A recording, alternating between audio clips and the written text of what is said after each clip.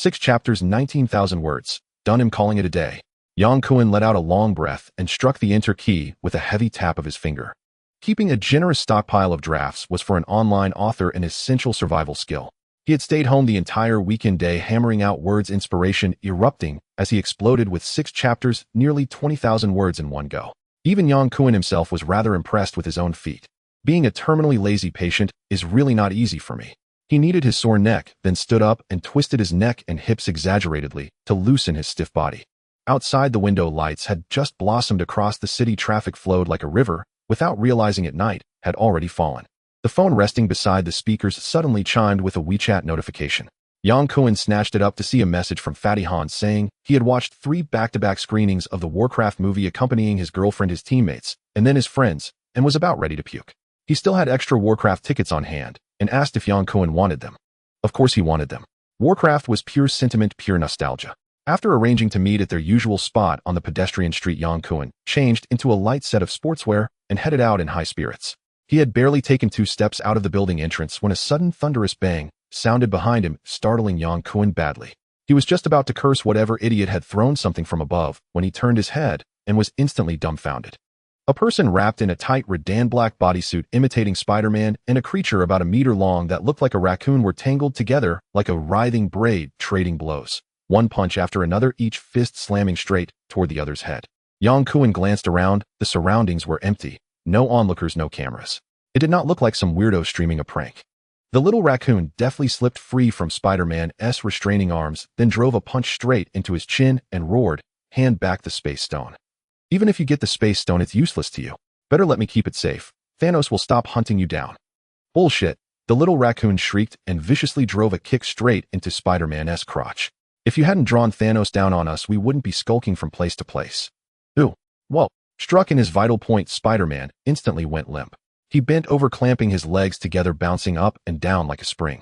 The moment the little raccoon opened its mouth to speak, Yang Kun was completely stunned. Since when could raccoons talk? And in fluent English at that. The term space stone also sounded familiar. After a brief mental jolt, he suddenly remembered it seemed to be one of the Infinity Stones in Marvel. The flashy costumes, impeccably fluent English, even the lines sounded pitch perfect. And that ruthless legacy-ending kick from the little raccoon was definitely not a joke. If this really were some live-stream stunt, then these two in front of him were investing far too much into the act. A thumb-sized oval gem slipped from Spider-Man's waist. It glimmered with dazzling blue light as it spun and rolled in circles, heading straight toward Yang Kun's feet. "Kid, don't move, or I'll blow your head off." With a swish, the little raccoon drew from its brown bulletproof vest a gun 2 or 3 times larger than its own paw and aimed it at Yang Kun, shouting a stern warning. The cold weapon gleamed with a metallic sheen, sending a chill through Yang Kun's heart. He hurriedly replied in English, "Okay, I won't move." Fortunately, Yang Kun usually loved watching British and American shows, and his spoken English was fairly fluent. Seeing that these two lunatics did not seem to be playing for a live stream, he decided it was best not to provoke them. The little raccoon held the gun in its right paw, still aimed at Yang Kun, while its left moved swiftly to draw a metal rod from its waist about as long as a TV remote. With a flick of its wrist, the rod instantly transformed into a chilling blue lightsaber, as dazzling as a Jedi Knight's blade. Brandishing the blue lightsaber, the little raccoon pointed it at Spider-Man in a show of intimidation and barked, "Wade, you'd better behave, or I'll slice off your balls and toss them out of the galaxy." Hearing the name, Wade, a spark flashed through Yang Kun's mind. A costume that looked suspiciously like Spider-Man, yet the name was Wade. Could this guy actually be playing Deadpool, Wade Wilson? And this lively little raccoon waving a gun at him. Was it supposed to be Rocket the Raccoon from Guardians of the Galaxy? "Hey, little raccoon." Wade broke into Yang Kun's train of thought, crossing his arms over his crotch as he walked toward the little raccoon. "Back off." All right, you win, I'll back off." Wade raised his hands in a show of ease. "Little raccoon, do you want me to take 1 step back or 2? Or should I just keep walking backward forever? Cut the crap. Keep moving until I say stop." Wade lifted his hand slightly. "Oh, little raccoon, you can't do this to me. I haven't had dinner yet. You know, I only had a tiny piece of sandwich for lunch, and the food on your ship is absolutely terrible. Star-Lord's been away from Earth so long he's completely lost a human palate." "Shut up," the little raccoon roared, waving the gun in its paw. "Back off." Only when Wade had retreated to a sufficiently safe distance did the little raccoon retract the blue lightsaber. It transferred the energy gun to its left paw and crept cautiously toward the blue gem lying on the ground. It slowly crouched down and picked up the gem, a trace of joy appearing on its fur-covered face. Seizing the instant when the little raccoon was distracted caressing the gem, Wade swiftly dropped his hands and pressed the teleport device at his waist. In the blink of an eye, he jumped to the little raccoon's back. Startled, the little raccoon fired blindly behind it, without even looking, pulling the trigger and unleashing a white beam of light. Wade was a step too slow. His left chest was completely pierced through a bullseye hole as clean as if cut by surgical precision. Taking the shot, Wade did not even grunt. He simply toppled straight onto the little raccoon, knocking it to the ground, and reached out to snatch the purple space stone from its paw. Man and raccoon once again wrestled together in a tangle. Suddenly, the blue gem erupted in radiant brilliance. Its blinding light flared like a tornado, and in an instant it swept Yang Kun, Wade, and the little raccoon into its core. In the blink of an eye, the two men and one raccoon vanished. Yang Kun had time for only a single cry before it felt as though his entire body were being shredded by countless blades. The searing white light nearly blinded him. He did not know how long had passed before Yang Kun opened his eyes again. Wade and Rocket the raccoon were still locked in their love-and-hate tangle, wrestling with each other, but the environment around them had completely changed. On a narrow street, cars were parked haphazardly in all directions. Several vehicles ahead were engulfed in roaring flames, and the air was thick with the stinging smell of blood. Just 2 steps behind Yang Kun, a white police car bearing a badge had streaks of blood smeared across its door, the sight shockingly gruesome. Holy shit, was that really the space stone? Had he actually traveled through worlds? What the hell is this place? Yang Kun finally exploded in a roar of fury, and Wade and the little raccoon stopped their scuffle. Wade looked relaxed and nonchalant, while the little raccoon kept a wary gaze fixed on him. Kid, hand over the space stone. The two of them said almost in unison. What space stone? I don't understand. Yang Kun shook his head blankly. Do you mean that blue gem you were fighting over? Yeah, hand it over. Wade was just about to lunge for Yang Kun when a blue lightsaber suddenly appeared before his eyes, abruptly halting his forward momentum. Give me the space stone, the little raccoon said, crooking a claw at Yang Kun. It's not on me. Check for yourselves if you don't believe me. Yang Kun raised his hands and bounced in place a couple of times, indicating that there was nowhere on his body to hide a gem. The little raccoon remained unmoved and pointed at Yang Kun's sweatpants. Turn out your pockets. Yang Kun did as told, pulling out both pockets, which were still completely empty. Looks like the space stone really isn't on this kid, Wade said, folding his arms across his chest with leisurely ease. Shut up, Wade. If you hadn't tried to snatch the space stone, Thanos wouldn't be hunting us down, and we wouldn't have lost it in the first place. It's all your fault, the little raccoon said coldly, putting away the blue lightsaber. Hey, little raccoon, if Star-Lord had listened to me earlier and handed the space stone over, we wouldn't be in this mess. Don't call me little raccoon. My name is Rocket. Rocket, got it. The raccoon raged, waving the hilt of the lightsaber as he shouted. Wade spread his hands. All right then, Rocket Raccoon. Rocket Raccoon bared his teeth, looking like a furious little tiger. All right, little raccoon, a rocket. Wade lazily wagged his finger, then pointed at Yang Kun. The space stone isn't on this kid, it's not on you, and it's not on me. We can fight all we like after we find it. Humph. The little raccoon lifted his head high, clearly displeased. You're Wade Wilson, Deadpool? Yang Kun asked in a weak voice. Everything had happened far too abruptly. One moment, and Yang Kun had crossed into another world. He needed time to process it. You know me.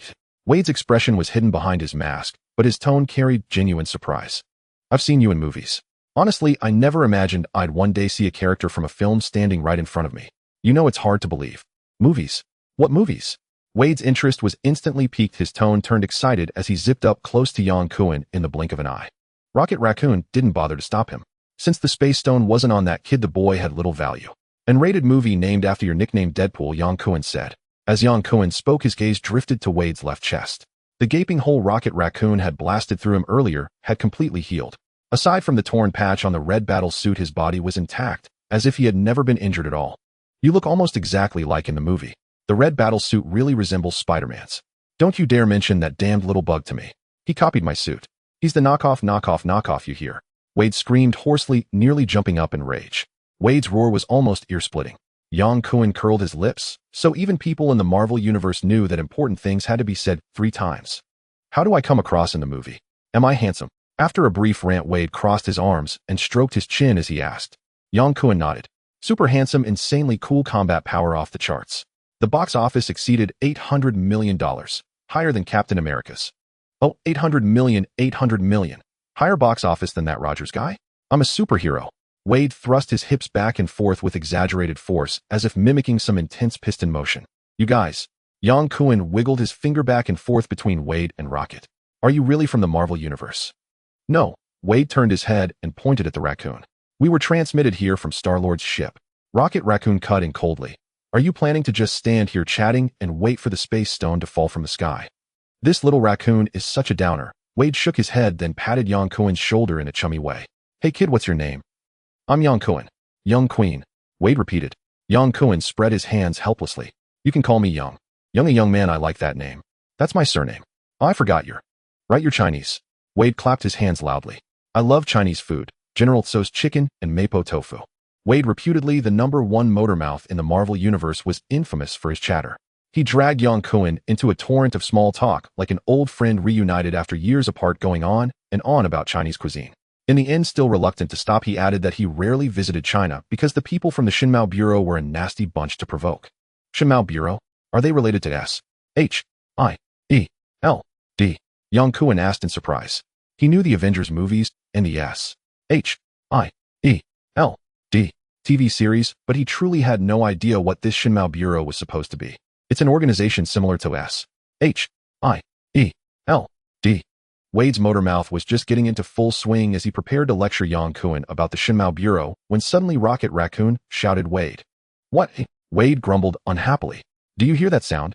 Rocket Raccoon asked, expression grave, as he drew his beam gun and slipped into a combat stance. What sound? Dragged out of his idle chatter, Wade focused and listened. Sounds like some kind of beast groaning. Not a beast, Yang Kun suddenly shouted, pointing ahead. They're zombies. This is Resident Evil. What Resident Evil? Wade asked, but before Yang Kun could answer, 3 stiff figures' bodies, smeared with blood, shuffled out of the darkness and into their line of sight. 3 zombies. The leading one had half its face completely gnawed away, exposing stark white bone. The exposed flesh had mutated into a sickening grayish white. Dragging a crippled leg, it limped toward Rocket Raccoon, emitting garbled growls from its mouth. Yang Kun's scalp tingled, and he sucked in a sharp breath. When he had first seen the burning police car and the ghastly bloodstains on it, his mind hadn't quite caught up. The scene had only felt vaguely familiar. But the instant he saw the zombies, everything snapped into place. Damn it. This was the world of Resident Evil. Yang Kun had written several novels. A rebirth and world hopping were everyday tropes to him, so crossing time and space didn't strike him as particularly shocking. But to step out just to watch a movie only to run into Deadpool and rocket fighting, then be inexplicably transported into the terrifying Resident Evil world, where a single bite meant instant death, was truly a stroke of rotten luck. What kind of monster is that? Rocket Raccoon muttered, raising his beam gun and firing without hesitation. A blinding white beam pierced the zombie's chest in an instant, streaking down the street like a shooting star. The zombie felt no pain. The massive hole blown through its torso did nothing to halt its advance. On the contrary, it seemed to provoke a feral bloodlust. Dragging its lame leg, it accelerated toward Rocket, its ferocious face nauseating to behold. Aim for the head. Zombies can only be taken down by the head. Yang Kun shouted. Fuck. Rocket Raccoon cursed, then raised his gun and blew the zombie's head apart with a single shot. Headless, the body crumpled to the ground like a leaf torn free by the wind.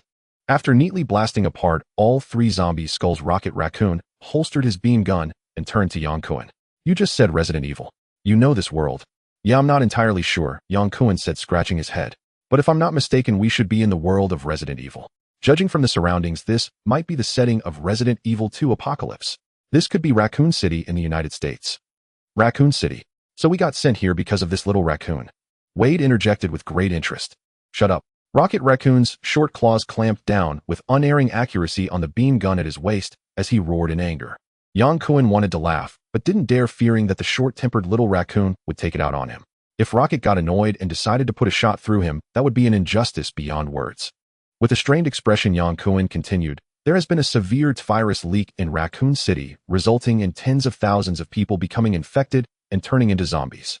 The police and armed rescue teams have been completely wiped out. It can be said that the entire city has turned into a zombie-infested area. The virus can spread through blood and even the air. If we stay here too long, we might also become infected and turn into mindless zombies. Tens of thousands of zombies. This is really bad. Oh, we are in serious trouble now. The little raccoon pondered, scratching his chin thoughtfully. Exactly, Yang Kun nodded in agreement. If we are scratched or bitten by these zombies, we will also become zombies. Like this, Wade said, mimicking a zombie's shambling gait, tilting his head and limping towards Yang Kun, making growling noises. Knowing Wade was just fooling around, Yang Kun still felt a jolt in his heart and reflexively kicked out. Wade swiftly dodged Yang Kun's flying kick, not forgetting to flaunt his sexy hips. Damn it, show off, Yang Kun silently cursed. We need to find the space gem to get out of here.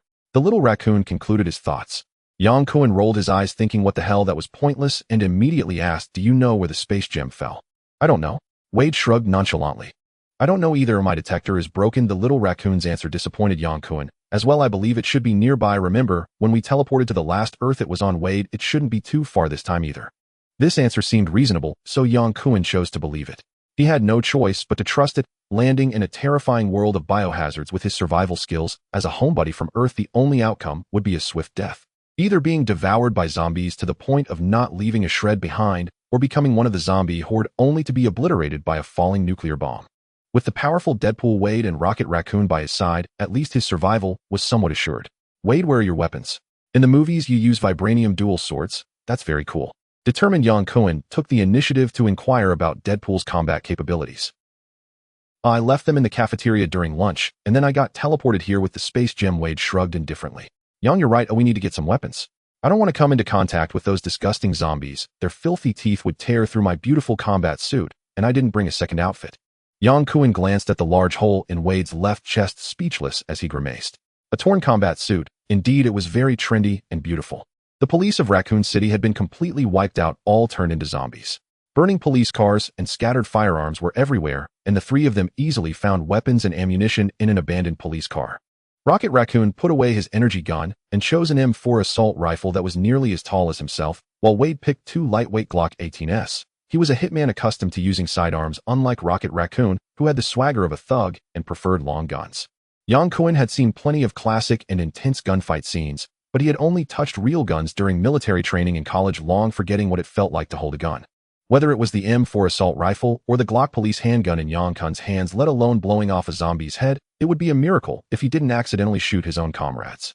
Knowing Yang Kun was unfamiliar with firearms, Wade casually made a couple of jokes and pointed out that he should use a Remington shotgun, which had a huge killing area and could hit zombies with eyes closed.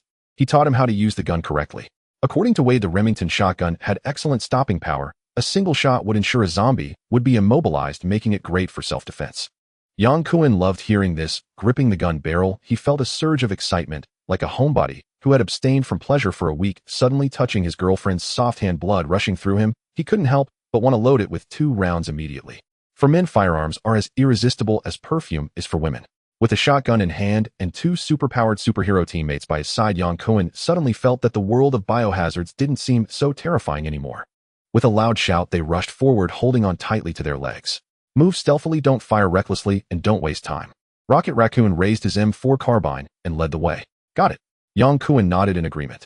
With their trio's weaponry, they could handle small-scale skirmishes, but if they encountered a large horde of zombies, firepower and ammunition would become an issue. Avoiding unnecessary combat was the best strategy. For small-scale searches, the 3 of them chose not to drive, but instead to advance in combat formation. Occasionally encountering stray, wandering zombies, Rocket Raccoon wasted no time and dashed up with his energy sword, swiftly slashing off the zombies' heads as if cutting vegetables.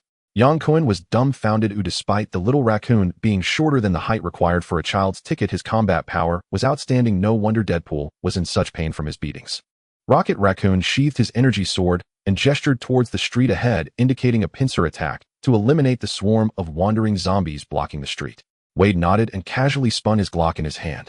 Suddenly, a sharp helicopter sound approached from afar, followed by a helicopter painted with conspicuous red and white markings flying over the heads of Yang Kun and the others heading northwest. Umbrella Corporation. Yang Kun couldn't help but shout, pointing at the helicopter as he instantly recognized the striking logo of the Umbrella Corporation. Rocket Raccoon turned his head and asked, "Is that the bio company you mentioned that studies the virus?" "Exactly. Oh, everything that has happened is the doing of the Umbrella Corporation." "Oh dear, I almost forgot about this." Before Rocket Raccoon and Wade could ask, Yang Kun quickly explained the helicopter that just flew by should be airdropping weapons for the Avenger, and we might have to face the wrath of the Avenger soon. "The Avenger?" Wade asked with interest. "Is she pretty?" Yang Kun rolled his eyes in exasperation. "The Avenger is just a code name. She is a modified bioengineered experiment, well-equipped and highly lethal." Hearing that the Avenger was actually a man and not a woman, Wade immediately lost interest. He had no fondness for bioengineered beings.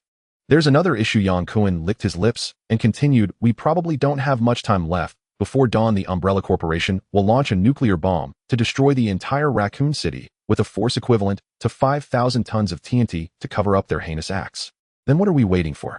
Let's quickly find the space gem and get out. I don't want to be blown away by a nuclear bomb." Wade rubbed his stomach. "Oh damn, Zombie City. I'm already starting to miss delicious Mexican chicken rolls." Rocket Raccoon's original plan was to engage the zombies up close, avoiding drawing large hordes of them. However, upon hearing Yang Kun mention that their time was limited, he immediately altered his strategy, and alongside Wade they raised their guns and fired accurately, hitting the zombies' heads, clearing them in mere moments. The loud noise attracted the nearby zombies with keen hearing, and soon a massive wave of them surged forward like a tide. Yang Kun and the others took turns providing cover while fighting and retreating. Wade, find a vehicle. We need to charge out. Wade whistled, quickly emptied his magazine, holstered his dual pistols, and smashed the window of a police car with a punch. He revved the engine and made a slick turn, stopping in front of the two, signaling Rocket and Yang Kun to get in. Rocket jumped onto the roof of the car, his carbine firing wildly to cover Yang Kun's exit from battle. Yang, get in the car. Okay, Yang Kun replied, loading his shotgun. He fired 3 shots, slowing the zombies' advance, and quickly ducked into the police car. Die, monsters! Rocket shouted from the speeding car top, only sitting in the passenger seat after emptying all his bullets. Whoa! Wade exclaimed, driving the Ford police car like a tank, crashing through a dozen zombies staggering in the street, his expression exhilarated as if he were on drugs. Yang Kun sat in the back seat, loading his shotgun 1 shell at a time, trying to calm his racing heart. This wasn't target shooting, it was a genuine battle. Remembering the disgusting faces of the zombies swarming towards him, Yang Kun couldn't help but feel a bit scared. If it weren't for Wade and Rocket, he would have been torn to shreds by the tide of zombies with just his gun. Wade continuously drove around the area where the three had emerged, looping through streets and alleys. Aside from the most basic visual search, there was no more effective way to look for the spatial gem. Creak. A sudden brake caused Yang Kun to lose his balance, crashing into the front seat. Just as he was about to say "fuck," he saw a man and a woman emerge from the darkness, appearing in front of the car. The African-American male was robust and wore a police uniform, while the woman had a neat short haircut, dressed in a blue strapless top and a black miniskirt with a pronounced posterior. Having watched every installment of the Resident Evil movies, Yang Kun immediately recognized the two in front of him as Jill Valentine, the second female lead, and her police partner. Wade, energized by the sight of the beauty, leaned out of the car window and said, "Hey beautiful, need a ride?" Jill eyed Wade warily, thinking the moving police car was a sign of surviving officers, only to find it was a bizarrely dressed group with a raccoon in the passenger seat and an Asian man in the back, looking panicked. No matter how one looked at it, these two were not trustworthy. "Who are you?" Jill asked. "As you can see, we are survivors," Wade replied with a smirk. Rocket frowned impatiently and snapped, "Wade, don't waste time." He didn't care about being survivors. Their goal was to find the spatial gem and leave as soon as possible. Jill was taken aback. The raccoon could actually talk. Instinctively, she raised her weapon in caution. "Hey Rocket, we have all night, don't we? This lady needs help." Wade completely ignored the displeased Rocket. Instead, he stared at the curvy Jill, sizing her up. "He's been bitten by a zombie," Yang Kun shouted, pointing at the bleeding arm of the African-American officer. Unlike Wade, Yang Kun had no interest in flirting. Even if the first female lead, Alice, appeared before him, he would remain indifferent. What Yang Kun cared about most was to leave the terrifying world of Resident Evil unscathed. Wade and Rocket were unfamiliar with the Resident Evil world, but Yang Kun was very familiar with it. His first reaction upon seeing strangers was to assess whether they posed a threat. The injured African-American officer was undoubtedly sentenced to death in Yang Kun's eyes. It wouldn't be long before he became one of the zombie horde, launching a lethal attack against them. Rocket Raccoon swiftly leaped onto the car roof, his carbine aimed down at the African-American officer, his tone grim. "You've been infected." Jill Valentine instinctively aimed her gun at Rocket Raccoon. "Put down the gun, or I won't hold back." Rocket remained unfazed. "Your companion has already contracted the virus. Killing him is the only solution." "If it comes to that, I'll do it myself," Jill replied, firmly refusing to back down. "Valentine, don't worry about me, just get out of here." The African-American officer gasped for breath, seemingly on the verge of losing consciousness. "We'll leave together," Jill said, switching her gun to her left hand as she reached out to support the officer. The officer waved his arm, brushing Jill's hand away. "Go. I can't hold on much longer. I'm losing control. I feel so hot. You need to get away." After saying his final words, the officer's eyes gradually lost their luster and his head drooped weakly. It seemed somewhat inconsistent with the plot of the movie. The timing of this guy's demise was off. He should have died during the battle between Alice and the vengeful goddess. A strange thought flashed through Yang Kun's mind, but he didn't dwell on it. He didn't have time to concern himself with a body that would soon mutate.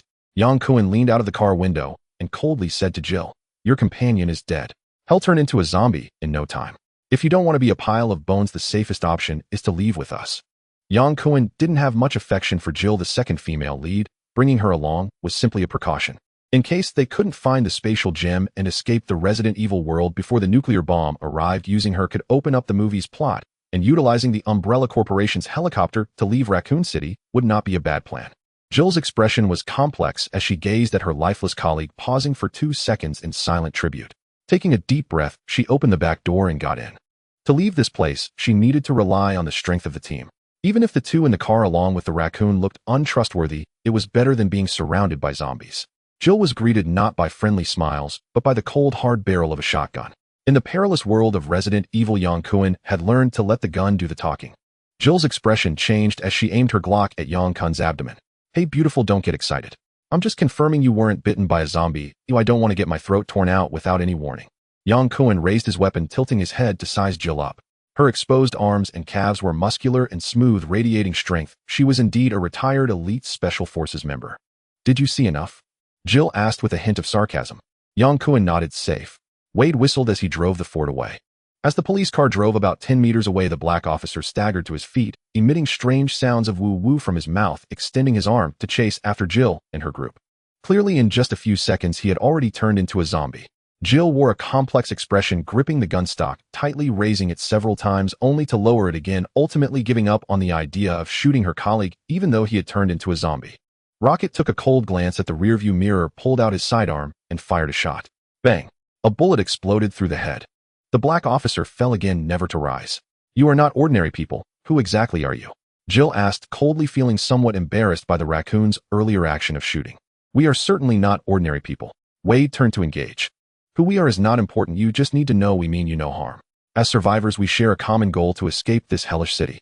Yang Kun interrupted Wade, fearing that if this loudmouth kept talking, he might reveal something unexpected, perhaps even the secret of the space gem. "What's the story with this raccoon?" Jill did not ease her vigilance, staring intently at Yang Kun. "Well, this is a long story." Yang Kun stroked his chin, thinking of a reasonable way to explain Rocket Raccoon's origins to Jill. "Oh, what the hell is that monster?" Wade's exaggerated shout diverted Jill's attention. A massive man comparable to Shaquille O'Neal stood like a tower in front of the car, fully armored in heavy gear, his grotesque face resembling a failed plastic surgery, with one eye gleaming with a beast-like light. "Shit, it's the goddess of vengeance. Get out of the car." Yang Kun shouted, the first to push open the door and jump out. Without Yang Kun's urging anyone, seeing the rocket launcher and heavy machine gun in the big guy's hands would no trouble was brewing, and fled the vehicle. Boom. A rocket hit the Ford, instantly transforming the vehicle into a massive fireball, flipping it 3 to 4 meters into the air, the shockwave from the explosion sending Yang Kun and the others flying. The goddess of vengeance made the 3 of them and the raccoon look utterly helpless with a single rocket. Meanwhile, at the temporary command tent of the Umbrella Corporation on the outskirts of Raccoon City, several staff members in military green uniforms were typing on keyboards, inputting commands to control the goddess of vengeance. Kane, a middle-sized white executive of the Umbrella Corporation, stood behind a female staff member with a serious expression, waving his arms and saying, "Ladies and gentlemen, the battle we have been waiting for is about to begin. Now is the perfect time to test the combat effectiveness of the goddess of vengeance." Across from him, an elite Special Forces member commanded the Goddess of Vengeance to eliminate all enemies in sight. With Kane's command, the orders were sent to the chip in the Goddess of Vengeance's brain. The thermal imaging in the Goddess of Vengeance's eyes captured the enemy's movements, and mechanically lifting her right arm, the 6-barreled Gatling gun tilted toward the direction of the Deadpool, unleashing a torrent of fire bullets, piercing through the vehicle's cover and hitting Wade's body without pause. "Damn it," Wade cursed as he suddenly stood up and exchanged fire with the Goddess of Vengeance. He possessed a powerful self-healing ability, but he still felt pain from injuries. The kinetic energy of the heavy machine gun bullets piercing through his body transmitted like ripples, forcing him to stagger back, unable to even aim accurately at the big guy's head.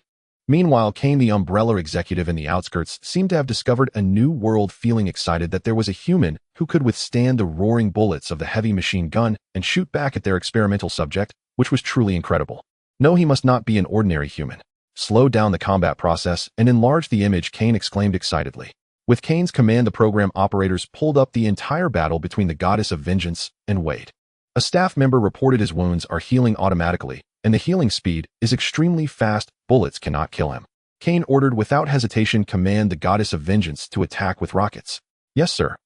The Goddess of Vengeance, with the chip implanted in her brain, acted entirely under the control of the hidden program.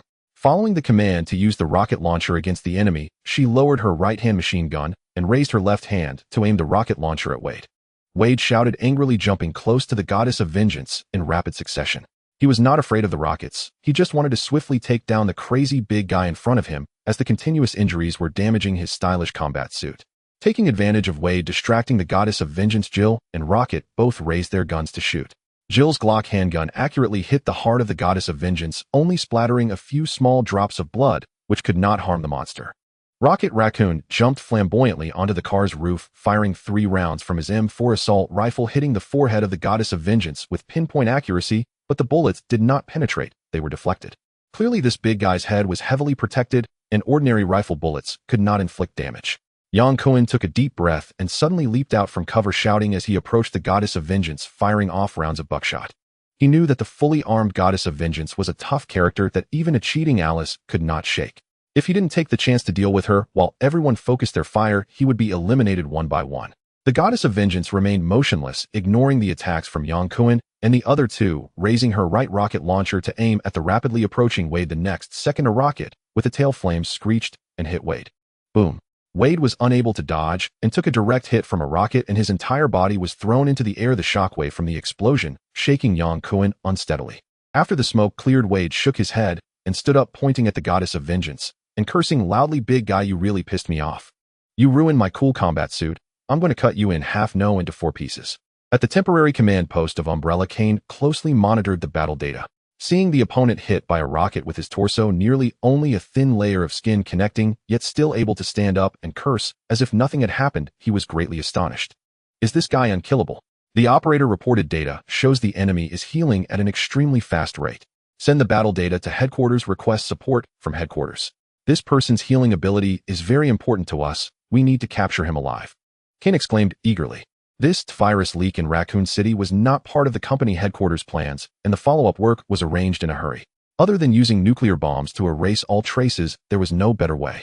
Testing the combat power of the goddess of vengeance in Raccoon City was merely a temporary plan, and they did not expect to encounter a mysterious person with extraordinary self-healing ability.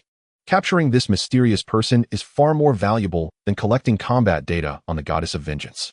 Wade's wounds were visibly healing at an astonishing rate as he confidently took 2 steps forward, completely ignoring the menacing goddess of vengeance, turning to Rocket and saying, "Little Raccoon, let me borrow your beam sword for a moment." Without a moment's hesitation, Rocket tossed the beam sword from his waist to Wade, saying, "Get it done quickly, don't waste time." Wade tilted his head and nodded, pressing the instant teleportation device at his waist, and in the blink of an eye he appeared before the vengeful goddess. "Hey big guy, do you prefer to be cut in half horizontally or vertically?" The vengeful goddess roared, her right arm heavy with a machine gun aimed at Wade. With a swift motion, Wade struck down a flash of blue light, and the vengeful goddess arm, along with the equipped machine gun and torso, were severed.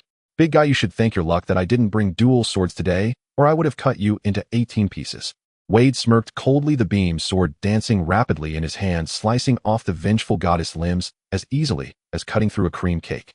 The vengeful goddess' massive body collapsed like a giant elephant. Wade leaped up the blue light sword, carving a cross-shaped lightning bolt, neatly cutting the vengeful goddess torso into 4 equal parts. 1 piece, 2 pieces, 3 pieces. 7 pieces, 8 pieces. "Oh, I accidentally cut 4 extra pieces," Wade remarked, feeling as if he was cutting steak.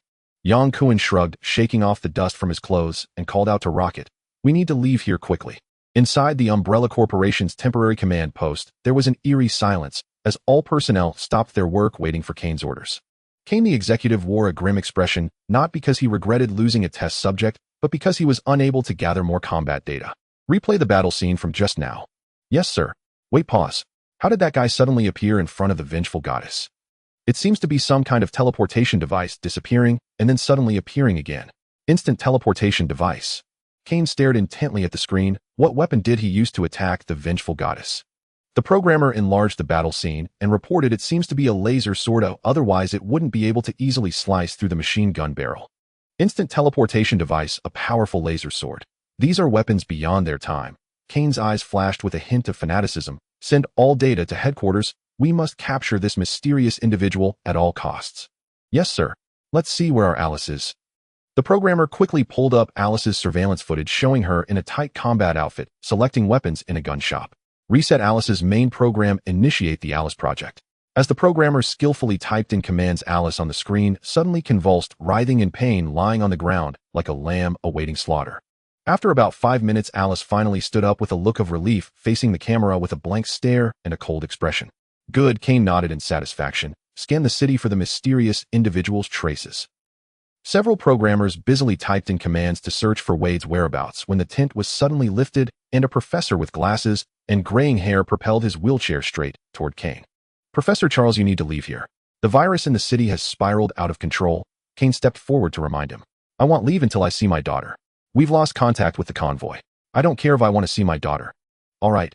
Kane nodded in compromise, turning around to issue the order. Instruct our people to search for the professor's daughter and bring her here.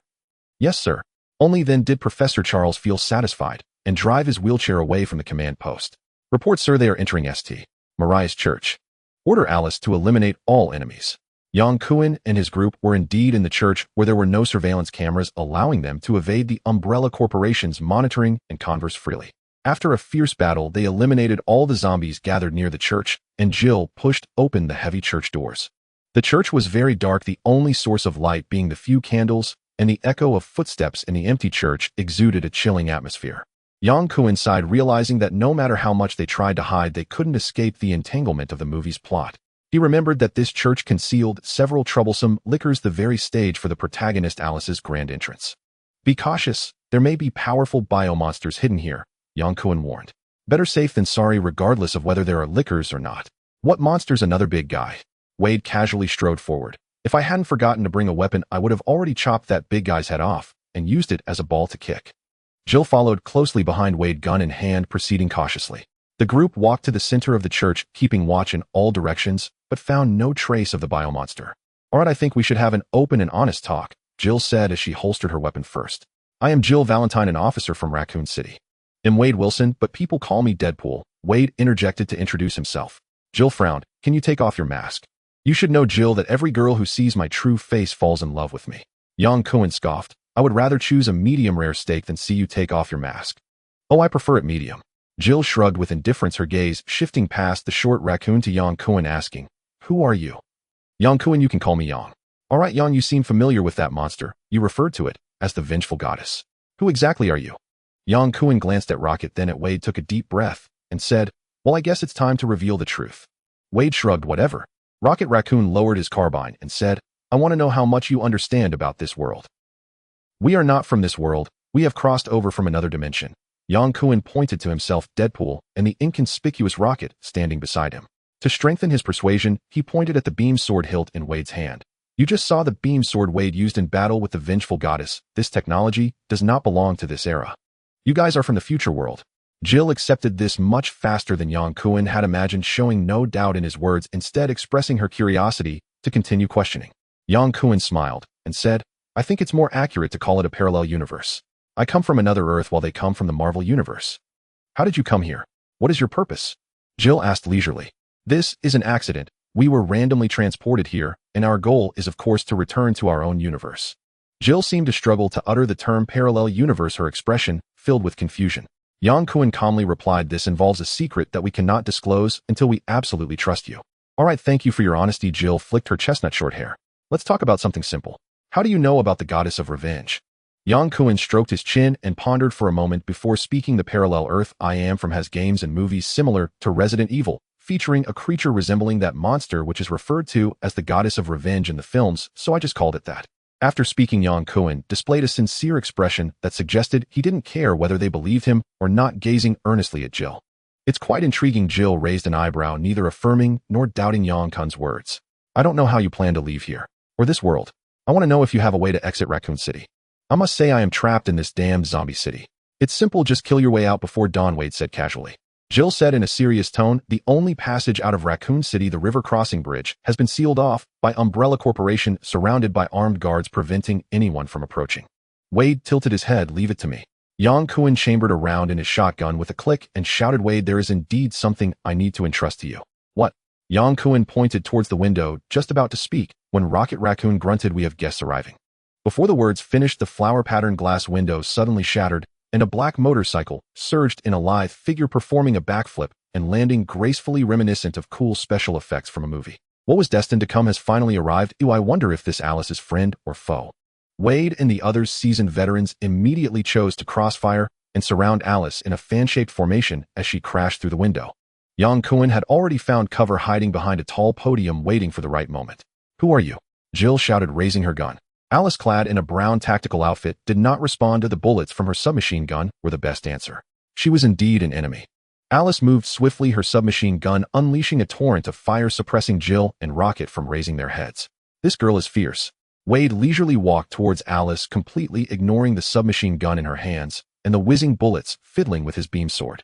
Yang Kun took a deep breath, gripping the Remington shotgun, tightly waiting for an opportunity to strike. The shotgun had tremendous power at close range, but shooting from afar was futile. With Alice's ghostly speed, he could not aim from such a distance. Tap! It seemed a drop of water splashed on his arm. Yang Kun shook his wrist and looked up at the ceiling, suddenly feeling a chill run down his spine. A blood-red licker perched on the iron chain of a cross, eyeing him hungrily, its scarlet tongue flickering like a snake. The drops on Yang Kun's hand were the creature's saliva. Reflexively, he raised his gun and fired rapidly in 3 bursts, but the licker nimbly jumped away, escaping the shotgun's range and vanishing from Yang Kun's sight. There's a monster on the roof. Yang Kun suddenly stood up, loudly warning his companions. As he popped his head up, he was met with a relentless barrage from the submachine gun, splinters flying everywhere, and the violent fire forced him to retreat behind cover again. Wade advanced towards Alice, braving the dense bullets from the submachine gun, saying, "Hey girl, you're not very friendly. Why not put down the gun and we can have a nice chat? How about sharing a cup of coffee?" "Sure." Alice indeed stopped firing, tossed away her submachine gun, opened her arms, and a strange smile crept onto her lips. "That's more like it. Oh, why start with violence upon meeting? Wade, watch your back." Just as Raccoon began to warn, a medium-sized licker dropped from above, pouncing on Wade, its sharp claws digging into his back, and its long tongue viciously yanked back on Wade's neck. Rocket immediately fired the bullets, striking the licker's body and splattering blood, causing the licker to howl in pain and abandon Wade, disappearing into the darkness with a few leaps. "Damn it," Wade cursed, standing up and flipping off the direction the licker fled. Alice drew dual blades, her gaze cold and fierce, slowly advancing on Wade. "Looks like you like it rough." Wade licked his lips, tilting his head, his right hand sliding down to his thigh. "Hot girl, I'm tough." Alice emptied her bullets and discarded her submachine gun, opting for close combat with Wade. Now that Alice's firepower was suppressed, Yang Kun and the others could finally show their heads. Jill quickly moved closer to Yang Kun, the two of them forming a back-to-back defense. "What kind of monster is this? It's too fast. It's a licker, a mutated bioweapon. Watch out for its sharp claws and long tongue." Yang Kun quickly explained, shouting towards Raccoon, "Rocket, let's concentrate our firepower." Without worrying about the chaotic firing of the submachine gun, the two could form a circular defensive formation to guard against the licker's surprise attacks. The only issue was that they were unsure how many lickers were hidden in the darkness. Invisible enemies were the most troublesome. Alice shouted and swung her dual blades at Wade, her Tweruz-enhanced physique, giving her speed, strength, and reflexes that far surpassed ordinary people, moving like a gust of wind. Yang Kun could not see the traces of Alice's short blades, only catching glimpses of silver glimmering. Wade did not activate his beam sword, but fought Alice barehanded, attempting to seize the weapon from her. As the king of mercenaries, he had absolute confidence in close combat. Crack! A loud sound echoed as Alice's right blade struck Wade's shoulder, cutting deep into the bone. Nice blade work," Wade said indifferently, as if he were not the one injured at all. Alice tilted her head, a mocking smile appearing at the corner of her mouth as her left blade swiftly aimed for Wade's abdomen. "Little girl, this is where it ends." Wade twisted Alice's right hand, disarming her of the short blade, and executed a side kick that struck Alice in the chest, sending her flying away. Alice performed a backflip in midair, landing steadily as she transferred the short blade to her right hand and charged at Wade again. Tat tat tat. Rocket seized the opportunity, raised his gun, and shot at Alice, firing 3 rounds, the whizzing bullets accurately striking her head. Alice fell backward, her body convulsing, clearly losing combat effectiveness. In Resident Evil 2, Alice was just at the initial stage of merging with the virus, nowhere near as monstrous as later versions, at best slightly stronger than an ordinary person. Being shot would still lead to her death. Yang Kun felt a bit dazed. The main character Alice had fallen just like that. Wouldn't the plot of the movie become a mess? His advantage of knowing the storyline would be rendered useless. Raccoon lowered his gun, his expression stern as he admonished, "Wade, you're wasting time." Unlike Wade, the little raccoon didn't have the bad habit of losing focus when seeing a beautiful woman, whether it was a zombie or a beauty. As long as it was an enemy, it would shoot them down mercilessly without an ounce of pity. "All right," Wade shrugged and walked over to examine the lifeless Alice, shaking his head with a sigh. He grabbed the twin blades from Alice's hands and waved them a couple of times. They were much lighter than his usual vibranium blades and would have to do. "Be careful," Jill shouted loudly, aiming her dual guns at the approaching lickers, targeting Yang Kun from behind. A licker leaped from side to side to dodge the bullets, quickly closing in on Yang Kun, its long tongue whipping out like a whip and wrapping around Yang Kun's calf, tossing him away like a sandbag. Rocket Raccoon hurriedly turned his gun to shoot at the licker, breaching their defensive perimeter. The rifle bullets only caused the monster to bleed, without inflicting fatal damage. Their weakness, like that of zombies, was in the head. Damn it! Yang Kun cursed in his native tongue as he fell in a disoriented heap. Struggling to get up, a terrifying low growl came from behind him, startling Yang Kun, who rolled on the ground, without even glancing at the shotgun in his hand. He fired twice with the gun. The massive damage area of the shotgun covered most of the licker's body, and the attacking licker let out a wail, leaping away with all its strength to avoid Yang Kun's gun barrel turning halfway to attack his back. Yang Kun lay flat on the ground like a turtle rolling around, while keeping his gun aimed at the licker, firing furiously. Bang, bang, bang. Each time the exposed licker took a hit from the shotgun, its body would momentarily pause, and the second shell hit the licker's hind leg, causing its jumping motion to suddenly halt. A licker that had lost its speed was just a chunk of meat.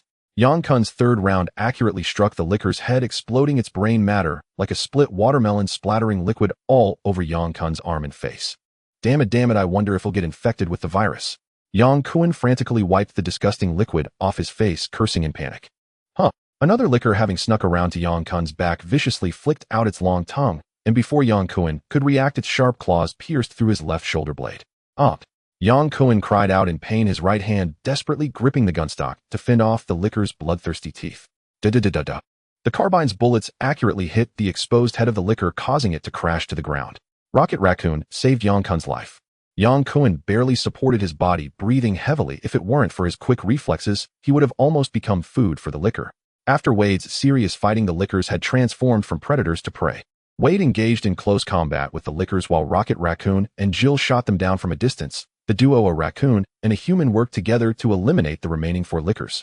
Confirming there was no danger, Jill put away her firearm, walked over, and helped Yang Kun up, asking with concern, "How are you?" "He's injured," Rocket Raccoon coldly remarked, glancing at the slumped Yang Kun on the ground. Yang Kun felt his entire arm go numb, looked at his blood-soaked left shoulder, and gasped, "I was stabbed by a licker." Wade observed Yang Kun from a higher position and nodded. "It seems you need to see a pretty nurse, Yang." "Hey, I really hope there's a pretty nurse."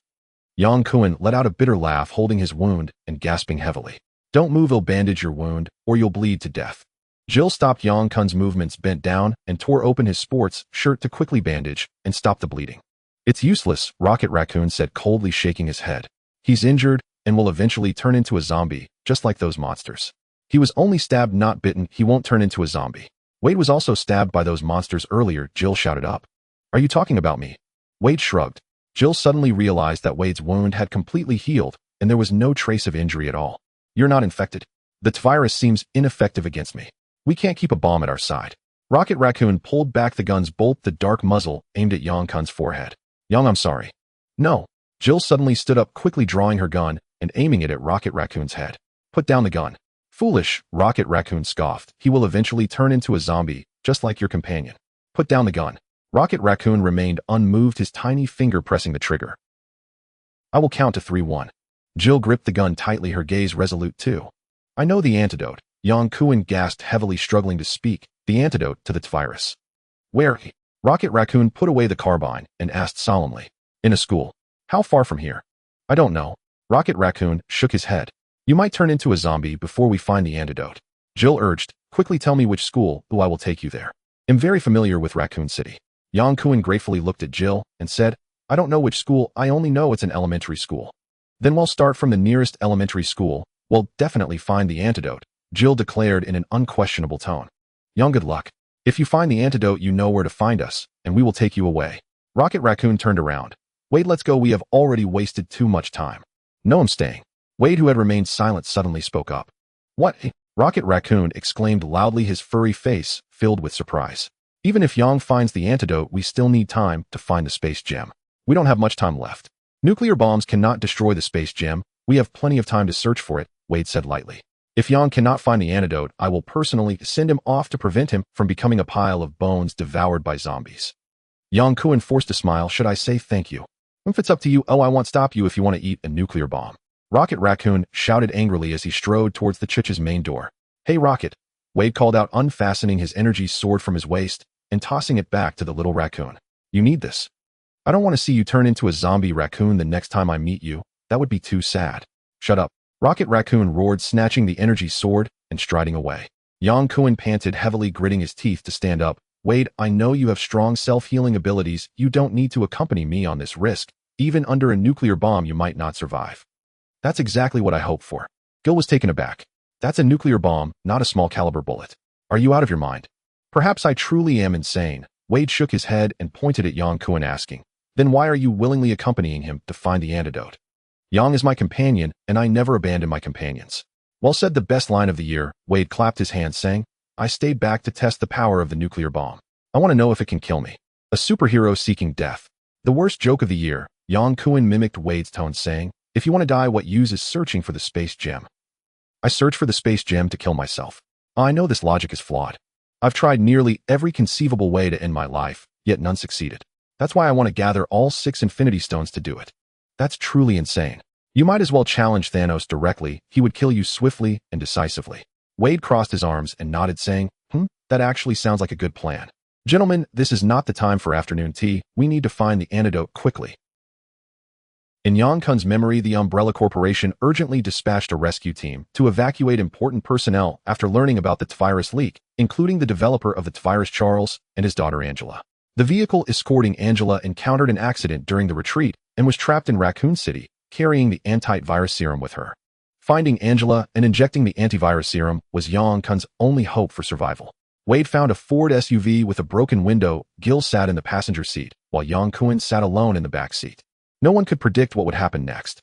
Perhaps, as Rocket Raccoon said, Yang Kun wouldn't be able to hold on until he obtained the antidote and would turn into a bloodthirsty zombie. He sat in the back to prevent himself from losing control and harming others. Yang Kun did not resent Rocket Raccoon's cruelty. He would have done the same in his place, eradicating threats in their infancy and ensuring no potential zombie-infected individual remained in the group. Yang Kun felt a deep gratitude towards Gil. Bringing her along was a spontaneous decision, but it unexpectedly gave him a glimmer of hope. Wade drove with unbridled enthusiasm, crashing into wandering zombies, while occasionally letting out strange cries. Yang Kun felt a faint heat spreading throughout his body, his mind in chaos, as if someone was shouting at him through a loudspeaker. After a frenzied drive, the Ford screeched to a halt in front of an elementary school. We've arrived. This is the place, the Pris private school. Gil shouted, opened the car window, and jumped out swiftly, dealing with several zombies in shirts blocking the school gate. Yang, are you okay? I'm fine. Yang Kun stumbled out of the car, clutching his shotgun. I hope the little girl you mentioned is in this school. Let's hope so, Yang Kun panted. He could already feel the virus rampaging within him, battling his immune system. If he could not find the antivirus serum quickly, he would soon be consumed by the virus, becoming a mindless, bloodthirsty zombie. You can use my gun. Gil saw Yang Kun struggling to operate the shotgun with one hand and handed him her Glock, taking the shotgun from his hands to check the bullets in the chamber. Go. Wade, dual guns in hand, led the way. Gil walked in the middle while Yang Kun brought up the rear, entering the school in single file. Unlike the fiery streets outside, the private school was eerily quiet, shrouded in darkness with not a sound to be heard. Is anyone really here? Wade said loudly. It's as quiet as a graveyard. Whether there's anyone or not, there are definitely plenty of zombies. Gil, on high alert, said, Wade, let's split up to search. Okay. Yang, stay close to me. We'll be in a group. Yes, ma'am. Gil smiled gently, saying, you still have the energy to joke. It seems the situation isn't too dire. The office building was pitch black, devoid of any light, and the air was thick with the stench of blood, with occasional low growls from zombies echoing. Gil activated her tactical flashlight, searching one room after another. The few zombies wandering in the hallway were swiftly dispatched by her precise shots, quickly clearing a safe passage. Scattered desks and chairs were everywhere, with horrifying bloodstains on the walls, clearly indicating that the school had experienced a hellish scene during the outbreak. No one here. Gil emerged from a classroom and searched the adjacent one. As Yang Kun felt increasingly hot, he grew impatient and couldn't help but shout, Angela, Angela, where are you? The empty hallway echoed with his voice, which took a long time to fade. Yang, over here. Gil pointed to a classroom on the right, saying, I heard movement inside.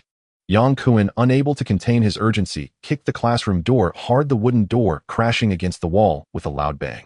Gil quickly swept her tactical flashlight across the classroom, suddenly spotting a group of pale children huddled together, staring blankly at her. She was momentarily stunned. Children. Gil, they are zombies.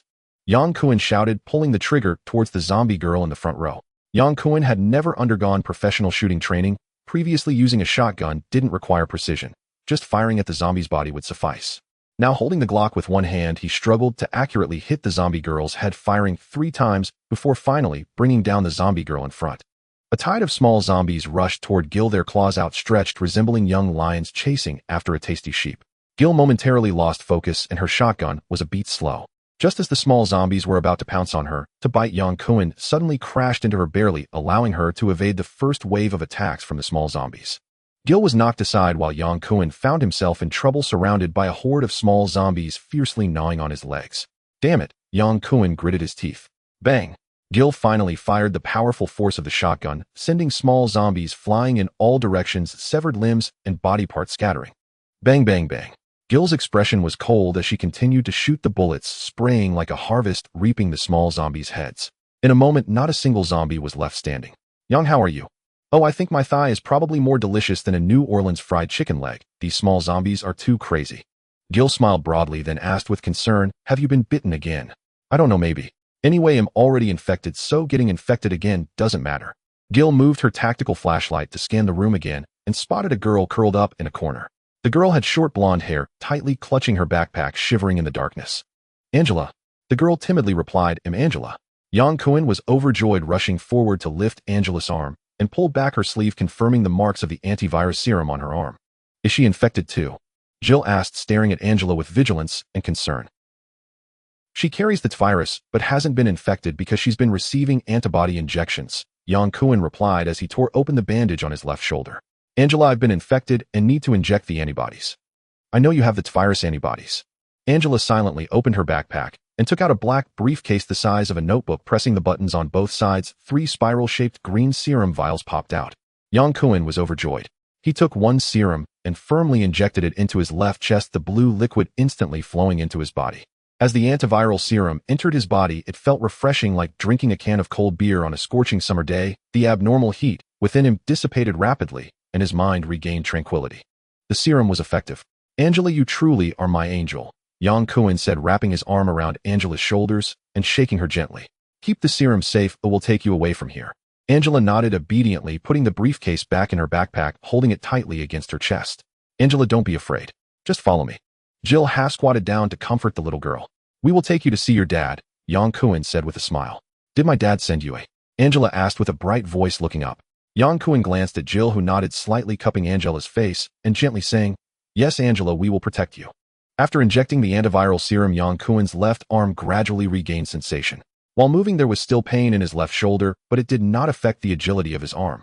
Yang Kun handed Jill her sidearm and said, Here's your gun back. I think I prefer using a shotgun. I can see that. Jill smiled teasingly, her azure eyes hinting at a playful mockery. I've never handled a gun before. I'm not good at shooting. Yang Kun candidly admitted his weakness, as everyone already knew. Jill nodded, changing the magazine. Stick with me, you protect Angela. At your service, my lady, Yang Kun playfully saluted. Jill smiled sweetly. Don't get bitten this time, chicken leg burger. Angela looked at Yang Kun with her clear eyes, a faint smile appearing on her calm face. She had been crouched in the corner of the classroom, clearly hearing their conversation, understanding what the New Orleans chicken leg burger referred to. The zombies in the hallway had already been cleared by Jill. The 3 of them retraced their steps without encountering any zombies, successfully leaving the elementary school and boarding the Ford vehicle. After waiting for about 3 minutes, Jill grew impatient, pushed open the car door, and was about to get out. I'm going to find Wade. Jill, Yang Kun hurriedly stopped her. Wade won't die, he'll come out eventually. Our primary task now is to escort Angela to see her dad. Mentioning Angela softened Jill's gaze, and she turned back to smile at the little girl. Angela, I'm Jill Valentine, you can call me Jill. Waiting for someone isn't a pleasant task, especially in a zombie-infested area where you might get bitten at any moment. If it weren't for having to take care of Angela, Jill wouldn't want to stay here for even a second. Did you say you came from a parallel universe? What's it like there? Jill broke the unbearable silence. Not much different. Well, maybe the president of the United States is black. Jill exhibited clear disbelief. A black president? Yeah. And, get down. Yang Kun shouted quickly, pulling Angela down as he crouched, while Jill instinctively concealed herself. Blinding headlights shone in their direction, mixed with the roar of engines and sporadic gunfire, as 2 battered black SUVs stopped in front of the Purist school. The doors were forcefully pushed open, and 6 or 7 fully armed mercenaries jumped out, forming a combat formation as they entered the school, disappearing into the night in an instant. Jill sat up. Umbrella Corporation personnel. Exactly, Yang Kun nodded firmly. They might have come after us. Wade is all alone in there. Jill said with concern. Remember what Wade said. He has tried every possible method and failed. A few mercenaries aren't enough to warm him up. With Angela present, Yang Kun didn't explicitly mention Deadpool's reckless behavior, but Jill understood immediately. Within 2 minutes, the school was filled with dense gunfire which lasted for a while before finally fading into silence. Maybe we should get ready to leave, Yang Kun said with a smile. Jill straightened up, starting the engine and preparing to hit the road. Before long, Wade's familiar voice drifted over from afar. Hey beautiful, I'm not in the car yet. Wade swaggered out of the school gates, his cool battle suit now tattered and resembling ragged clothes, exposing a body full of craters like meteorite impacts, with his originally intact leather pants shredded into strips hanging on his legs like a Hawaiian grass skirt. His body possessed a powerful self-healing ability, but his clothes did not share this feature. Jill glanced at Wade's ragged leather pants and said the battle must have been intense. Did you encounter mutated zombie dogs? Yang Kun suddenly asked. From afar, it was hard to see clearly. When Wade got into the car, Yang Kun noticed the damage on his leather pants seemed to be caused by claws and teeth, and suddenly recalled that there were several ferocious mutated zombie dogs at the school. He secretly rejoiced that he and Jill had not encountered them, otherwise it wouldn't just be a few holes in his pants. He might not have made it out alive. Yang, Wade suddenly turned around, raising his voice in a hostile manner. Did you know there were little dogs in there, and not warn me? I was infected, my mind was confused, and I just didn't think about it. Yang Kun spoke the truth, shrugging his shoulders. The little dogs don't pose a threat to you, do they? Oh, those are the most ferocious little dogs I've ever seen, not cute at all. They chased my butt and bit it. Okay, I've been bitten several times on my butt. Wade said, moving his body and sticking out his butt to show Jill and Yang Kun.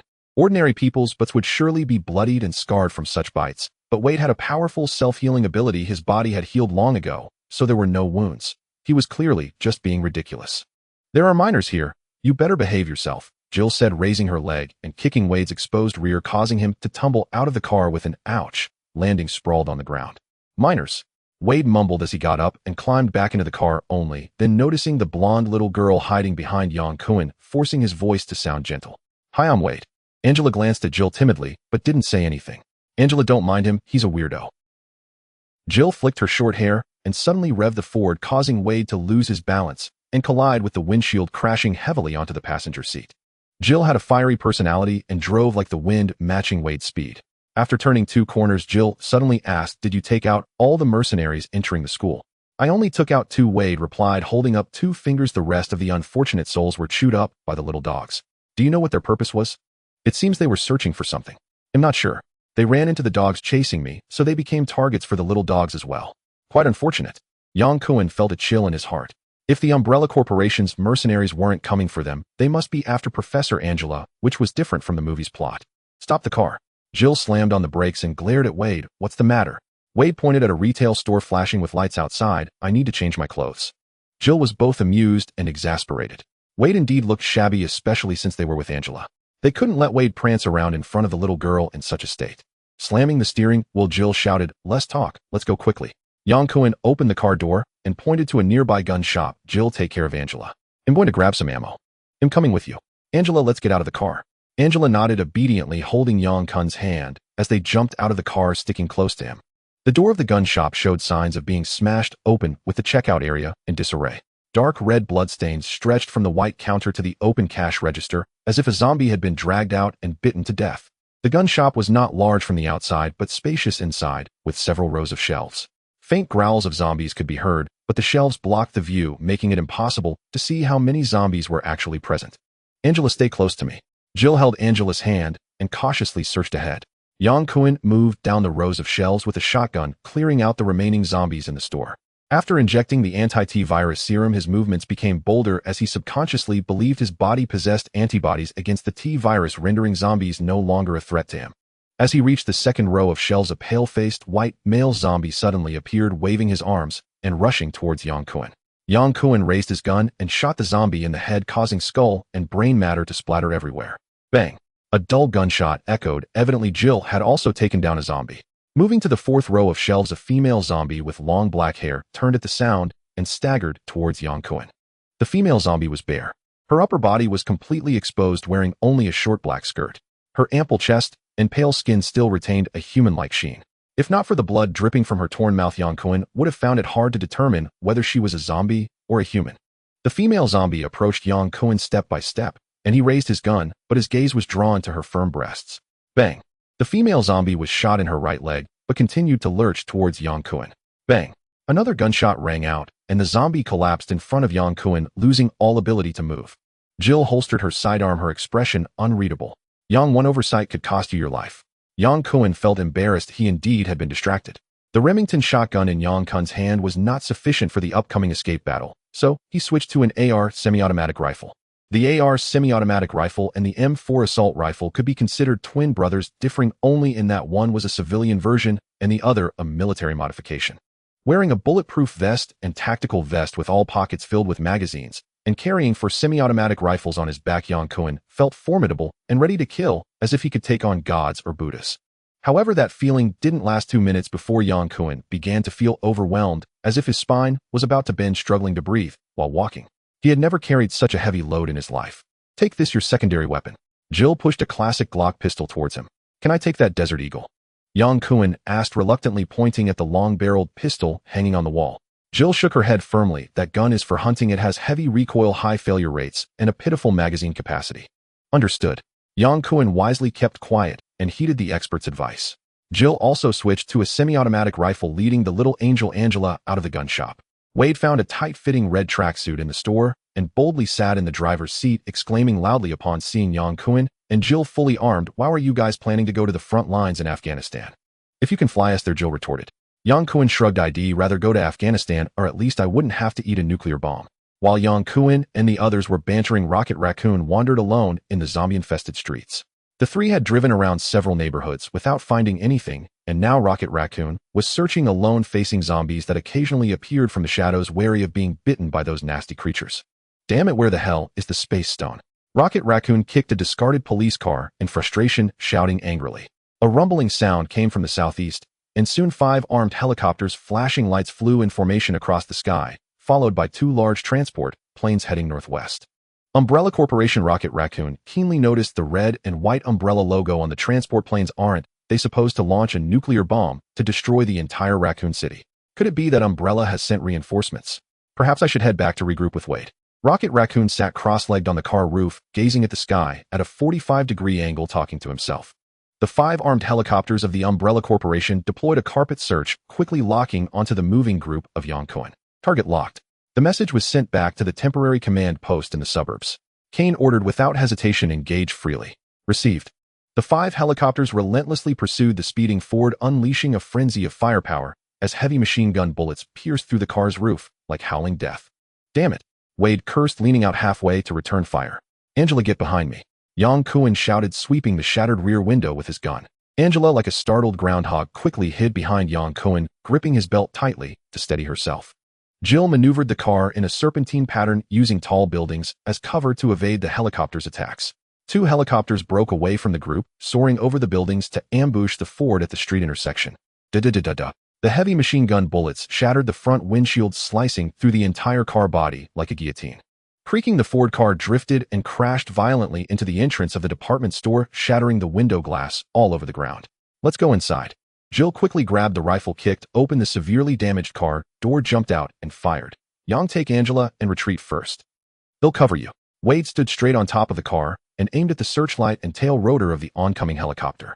The rifle bullets couldn't penetrate the armored helicopter's bulletproof glass, so he had to look for weak points under the tail.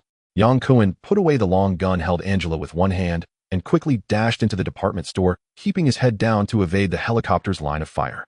Wade, retreat. Seeing Yang Kun and Angela retreat safely, Jill shouted and retreated into the building to avoid the helicopter's fierce firepower. Wade was singled out and locked on by 5 helicopters' searchlights, and dense bullets pierced his body like raindrops, quickly turning him into a sieve. Even his strong self-healing ability couldn't compensate for the damage caused by the machine gun bullets. Fuck. Wade looked down at his tattered sportswear, cursing unhappily. It was the style he had carefully chosen after a long selection. Wade discarded the rifle in his hand and raised his hands to surrender. The helicopter pilot above reported to the command center. Target has surrendered. Request ground troops to initiate capture operations. Ground forces in action. 2 transport planes had been following the armed helicopter, and after receiving the order, they landed, and squads of fully armed mercenaries surged towards Wade in tactical formation. Wade quickly activated the teleportation device at his waist, and in the next second he appeared inside the helicopter above, wielding dual blades that cut the throats of 2 crew members like the scythe of death. Kicking the pilot aside, Wade took the driver's seat and swung the gun barrel to shoot at the two helicopters on the left wing. The two helicopters had no time to react and were shot down in an instant. Target took control of the helicopter SHIT. The two helicopters on the right hurriedly turned, and two rockets spewed flames hitting the helicopter where Wade was. Boom. The shockwave from the helicopter explosion caused the two helicopters to sway. Lost target. Hey buddy, I'm right behind you. Wade smirked mischievously, then wickedly slit the pilot's throat. Using the elusive teleportation device, Wade easily took out the crew members on the two helicopters, maneuvering the only armed helicopter to confront the mercenaries pouring in like a tide. You little bastards, it's your turn to taste bullets now. Wade licked his lips as if preparing to enjoy a sumptuous French feast. Da-da-da. The heavy machine gun on the helicopter unleashed firepower indiscriminately at the dense mercenaries, while Wade occasionally fired a rocket scattering the mercenaries on the ground in panic. Yang Kun ran wildly, while holding Angela, stopping only when he was panting heavily. Angela, are you okay? Setting Angela down, Yang Kun noticed her pale face, her lips devoid of color, and when he opened his palm, he found it covered in blood. Jill quickly caught up and seeing the blood on Yang Kun's palm was startled and asked concernedly, "Are you injured?" Yang Kun slowly shook his head. "Not me, it's Angela." "Angela." Jill anxiously checked Angela's back, where the gray school uniform was drenched in blood. A bullet had penetrated Angela's right chest.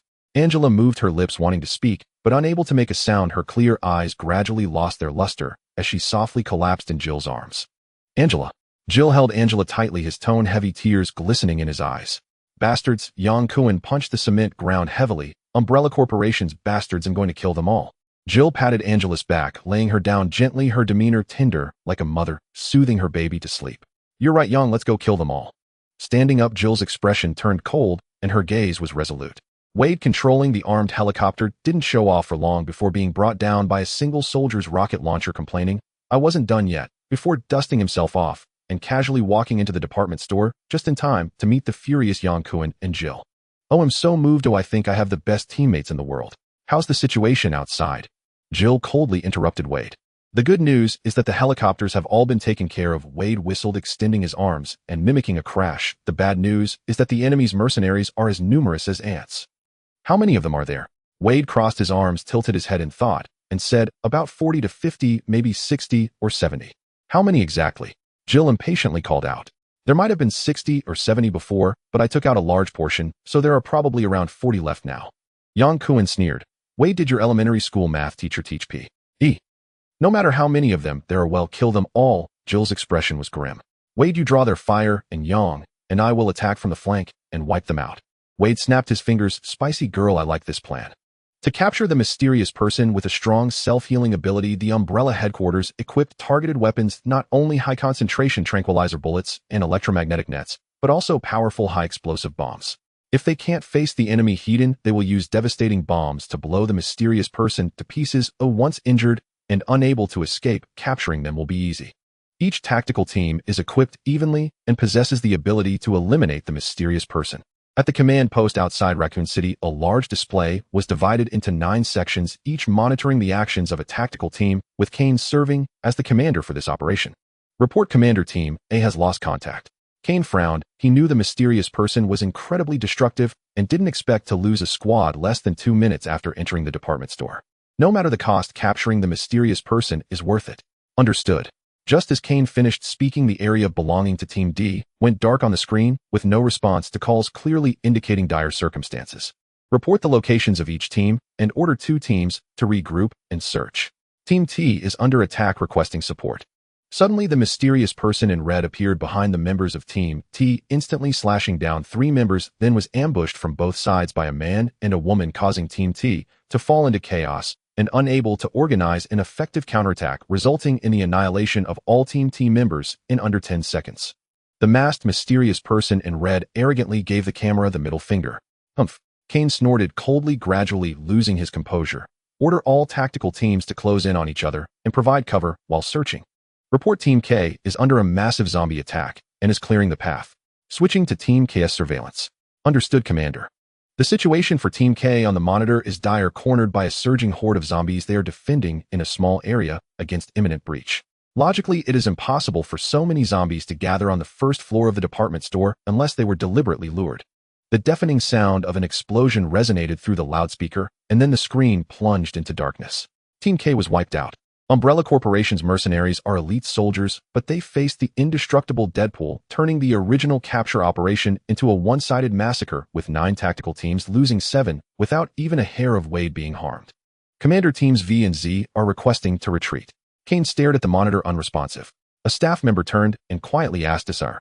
Kane took a deep breath and said request reinforcements from headquarters. The command center staff exchanged glances as it was clear from Kane's command that he intended to sacrifice the last 2 teams. Now, Kane roared. The staff quickly contacted Umbrella headquarters, and the orders from headquarters left Kane in despair. Umbrella headquarters stated that there were no extra troops available for reinforcement, expressing great disappointment in Kane's operational failure, and ordered him to immediately return to the underground laboratory in Nevada with Professor Charles. Receiving the order, Kane weakly waved his hand, order Teams V and Z to retreat. Commander Team V has been completely wiped out and Team Z is retreating to the transport plane. Kane stared at the monitor and suddenly said loudly, order Team Z to collect bullets contaminated with the mysterious person's blood. Tell them this is a mandatory task. Yes, Commander. Unable to capture the living mysterious person, relying on his blood samples might uncover the secret of his extraordinary healing ability, which was Kane's last hope. The only remaining Team Z hurriedly retreated after completing their last bullet collection task, no one willing to face the elusive and undying enemy in the narrow confines. It was not a battle or a chase, but a one-sided massacre. The temporary Umbrella command post in the outskirts also began an orderly retreat. Professor Charles insisted on not leaving until he saw his daughter and was knocked unconscious by 2 soldiers under Kane's orders and carried onto the transport plane, escorted by 2 helicopters out of Raccoon City. SIR-1 transport plane has lost contact. Kane's heart sank. These guys were quick, having hijacked the transport plane. Even if you escape Raccoon City, you cannot escape our control. Kane smiled coldly, commanding the staff in uniform request headquarters to monitor the hijacked transport plane. I want to know where they are flying to. The hijackers of the transport plane were not Wade, but Rocket Raccoon. After gazing at the deep cosmos at a 45-degree angle for a long time, Rocket finally made a difficult decision. He would step up to help his little buddy. Wade once said something very reasonable: nuclear bombs cannot destroy the space stone, and they still have time to search. If he lost Wade and Yang, he would be left all alone in this world. By the time Rocket Raccoon arrived at the battlefield, the fight was nearly over. Umbrella's mercenaries had almost been wiped out, and the remaining team was retreating on a transport plane. So Rocket Raccoon took advantage of the chaos to seize a transport plane preparing for takeoff, waiting for his friends to arrive. The first one to board was Wade, who never followed the conventional path and zipped through the wing. Wade had initially planned to control the pilot with teleportation, but found himself facing the dark muzzle of Rocket Raccoon's gun. Rocket Raccoon, shaking his little legs like carrots, looked at Wade's tattered combat suit with a victor's posture, clicking his tongue. Wade, did you just crawl out of a black hole? Hey Rocket, congratulations on not turning into a zombie raccoon. Rocket's little face instantly fell. Yang and Jill boarded the transport plane, surprised to see Rocket Raccoon. They didn't expect the guy obsessed with finding the space stone would leave with them, and his expression indicated he had found nothing.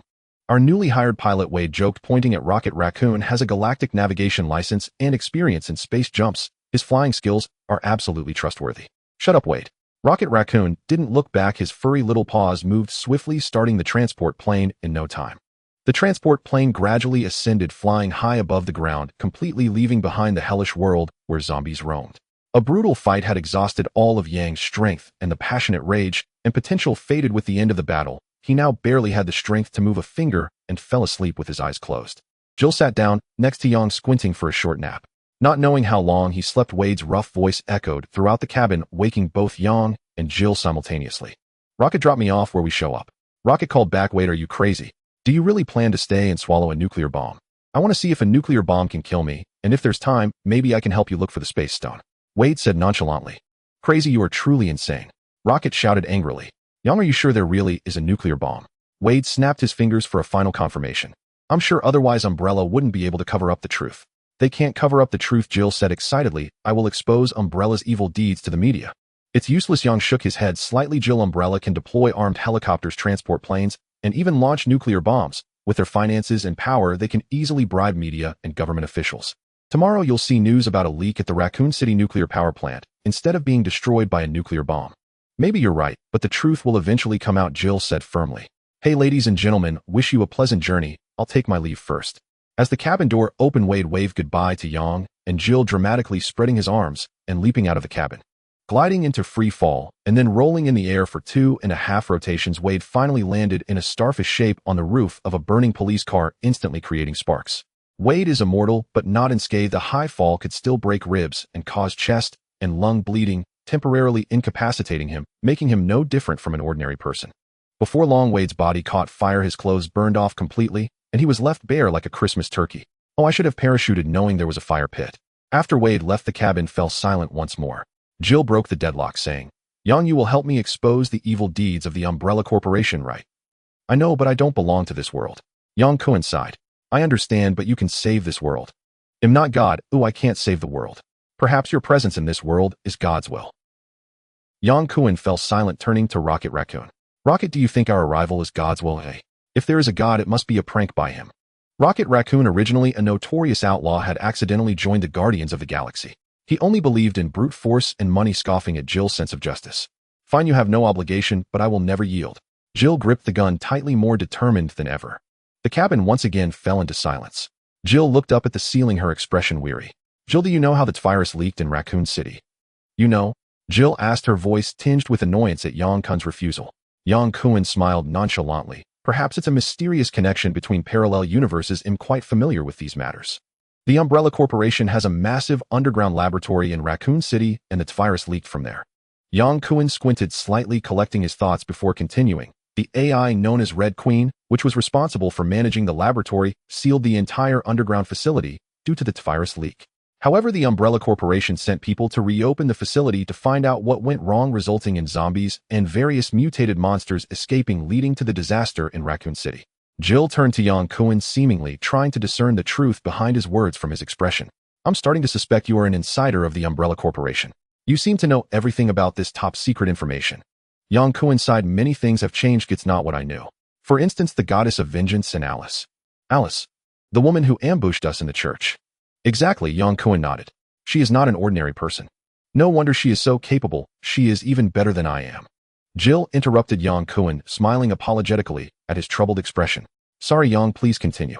Jill, you are the best.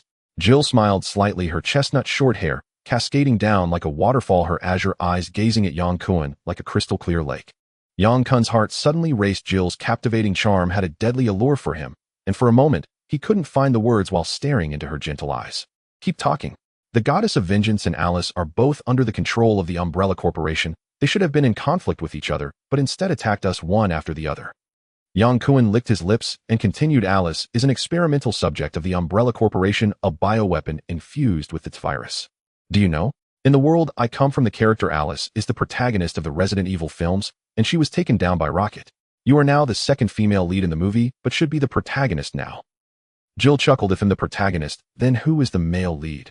Yang Kun shrugged. The answer is obvious. Jill scrutinized Yang Kun, a hint of humor in her gaze.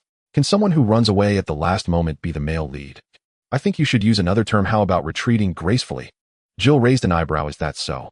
Yang Kun replied seriously. We need a space gem to leave this world. That is the secret we kept from you before.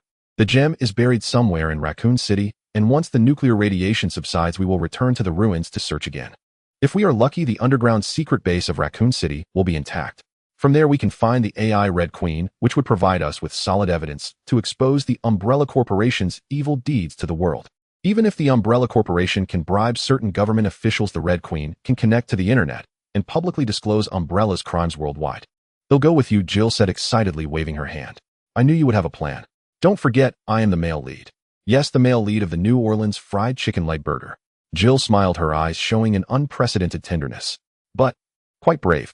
Yang Kun's heart fluttered, and he unconsciously leaned closer to Jill's cheek. Jill kissed him like a flash, sealing his lips with hers, wrapping her arms around his back, kissing him passionately. The kiss was like a raging fire, igniting Yang Kun completely, in an instant, gasping for breath as he desperately tore at their gear. Body armor, tactical vests. He had previously armed himself to the teeth, but now he only found it cumbersome. With a clatter, their heavy gear was discarded on the ground, and Yang Kun lifted Jill's fitted sports tank top, kissing the woman's alluring collarbone. Jill tilted her head back, eyes shut tight, as she clung to Yang Kun's head, as if wanting to meld him into her body. The sounds of gasping moans and heavy impacts rang incessantly. Yang Kun and Jill were like two lost beasts, indulging in the ecstatic pleasure of their bodies after a brutal battle. Rocket Raccoon glanced at the two entwined bodies rolling together, shook his head, and sighed softly. Humans. After an unknown amount of time, the storm subsided. Jill's fair back glistened with fine beads of sweat, as she straddled Yang Kun's legs, breathing heavily, her fingertips brushing over the wound on Yang Kun's left shoulder, her azure eyes filled with tenderness and affection. Scars are a man's badge of honor. Raccoon piloted the transport plane away from the nuclear explosion's attack range, landing in the dense forest of the Akank Mountains in the suburbs of Raccoon City before sunrise. They hijacked the Umbrella Corporation's transport plane, and to avoid being tracked, they had to abandon the aircraft and leave Raccoon City as soon as possible. Having left the plot of the Resident Evil films, Yang Kun was completely in the dark. He knew very little about the outside world of Resident Evil, including the geographical location of Raccoon City and the timeline of the events. The biggest problem was that Yang Kun and Rocket Raccoon came to this world through the space gem, and he was utterly a ghost in this world without any identification or bank card. He couldn't do anything, not even pay for a New Orleans fried chicken leg burger. Fortunately, there was Jill, who otherwise with Rocket Raccoon's temper he would have definitely teamed up with Yang Kun to rob a bank. In the Nevada desert, the underground secret laboratory of the Umbrella Corporation.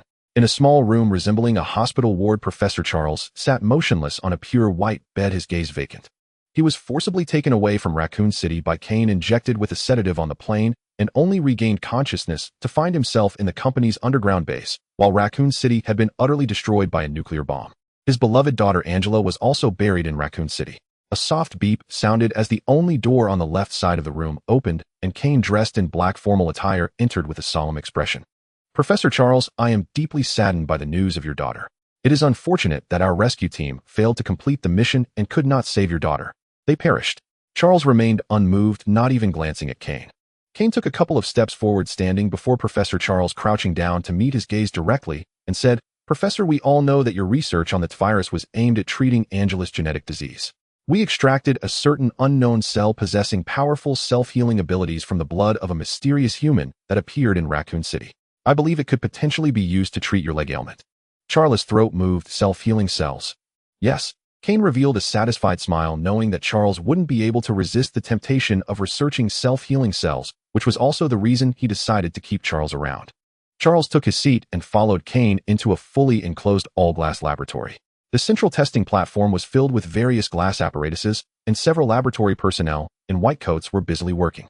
Kane and Professor Charles entered the laboratory one after the other, and a middle-aged man wearing black-rimmed glasses and a white coat approached them. How is the progress of the blood sample extraction? Kane asked in a grave tone.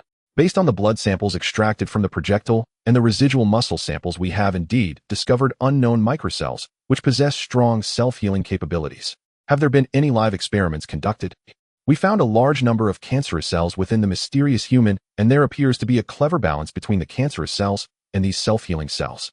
However, the results of our live experiments have shown that cancer cells spread and destroy the biological immune system, leading to death, and no self-healing phenomena occurred.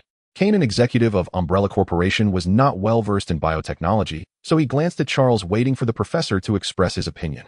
Professor Charles wore a serious expression and asked, Have you tried to separate the cancer cells from the unknown cells? The man in white nodded. We attempted, but the sample dosage was limited and the separation failed. Charles looked up at Kane. I need more blood and tissue samples. The ball was back in Kane's court as he was unable to capture the mysterious individual and had to collect blood and tissue samples from the mysterious person, hoping to uncover the secret behind their powerful self-healing ability. You will get it. Kane hastily left the laboratory after dropping that line, returning to the central control room. The central control room was not large. It resembled the cockpit of a starship in a sci-fi movie, with several personnel in black uniforms seated at their posts working methodically. Where are they? Almost as soon as he entered the control room, Kane impatiently asked.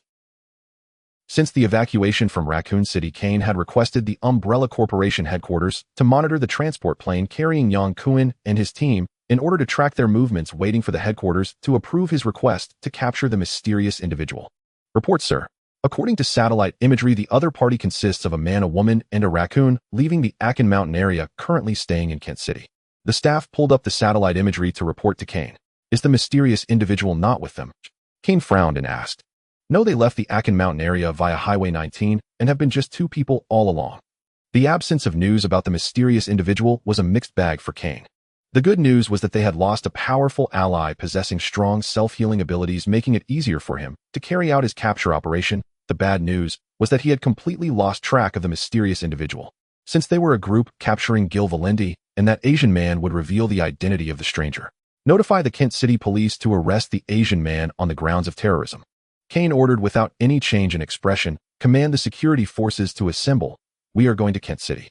The attempt to capture the mysterious individual failed, and the Umbrella Corporation headquarters did not approve Kane's request for further action, merely keeping a close watch on Yang Kun and his team, indicating that they wished to confirm the forces behind Yang Kun's group. The only personnel Kane could mobilize were the security forces responsible for guarding the underground laboratory. This time his opponents were just one retired elite special forces member and an Asian man, along with the ever-bouncing intelligent Raccoon. He would absolutely not fail again. Without an identity, and broke Yang Kun and Rocket were like two pitiful stowaways completely following Gil's command after leaving the Akin Mountain area. They first needed to shake off the Umbrella Corporation's surveillance, then purchase anti-nuclear radiation gear, waiting for the nuclear radiation in Raccoon City to subside before re-entering to search for the space gem and the hidden underground laboratory. Driving through Kent City, the three did not stop in the city, but chose a roadside motel in the suburbs for a brief rest. Yang Kun lay on the soft bed with his legs crossed watching the news, while Rocket the Raccoon lay on the adjacent bed drinking soda and eating fries with ketchup smeared all over his face. Gil was in a separate room just across from them. On the transport plane, Yang Kun and Gil had a spontaneous moment, igniting a passionate encounter, but that did not mean they had become a couple. At most they were close comrades.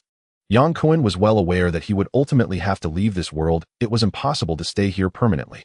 His relationship with Gil was merely a beautiful encounter across time and space. Recalling Gil's enchanting figure and the fiery passion they shared, Yang Kun couldn't help but smile. This is the latest news. Raccoon City is under complete lockdown due to a leak at the nuclear power plant. This is the latest report from our correspondent. The news report on the television caught Yang Kun's attention, almost indistinguishable from a movie plot. This was part of Umbrella Corporation's plan, using it to cover up their biochemical experiments and its virus leak. The slight difference was that Umbrella Corporation did not publicly pursue Gil and Yang Kun with the police and media. Yang Kun did not believe that Umbrella Corporation would let his group go. They were survivors of the Raccoon City incident and knew the truth behind its virus leak. Given the repeated attacks from the goddess of revenge, Alice, and numerous mercenaries in Raccoon City, it was clear that Umbrella Corporation had long been targeting them and was eager to eliminate them. The brief calm indicated a greater threat. Rocket, do you think Wade could survive a nuclear bomb? After turning off the television, Yang Kun lazily asked. Rocket tilted his head back and took a large gulp of cola, smacking his lips as he said, "Who knows? That guy Wade brought it on himself. Ooh, it's truly insane." Wade said he wanted to kill himself, and that stealing the space gem was to gather all 6 Infinity Stones to do so. Do you know why Wade wants to die? This had always been a pressing question for Yang Kun, and he casually asked it at that moment. If an ordinary person possessed such immense regenerative abilities as Wade Wilson, they would be overjoyed. At least Yang Kun with such superpowers would certainly be ecstatic. No one would be bored enough to seek death, which is why he could never comprehend Wade's reasoning. That madman who knows what's wrong with him. Rocket finished the last drop of cola, tossed the empty can aside, and opened another one, taking a big gulp. He wants to die, so he should go find Thanos or Ronan. They would fulfill his request. You don't know either? I don't know. Rocket the Raccoon shook his head without hesitation. Yang Kun was greatly disappointed, but then remembered Rocket mentioning Ronan, who seemed to be the Kree that looked like a giant blue Smurf in the Guardians of the Galaxy movie, only to be fooled by Star-Lord's flashy dance. Ronan, Thanos' subordinate. Yang Kun shot up tentatively, asking, "Isn't Ronan dead?" Rocket the Raccoon burped contently, shaking his head, and replied, "Who told you Ronan is dead?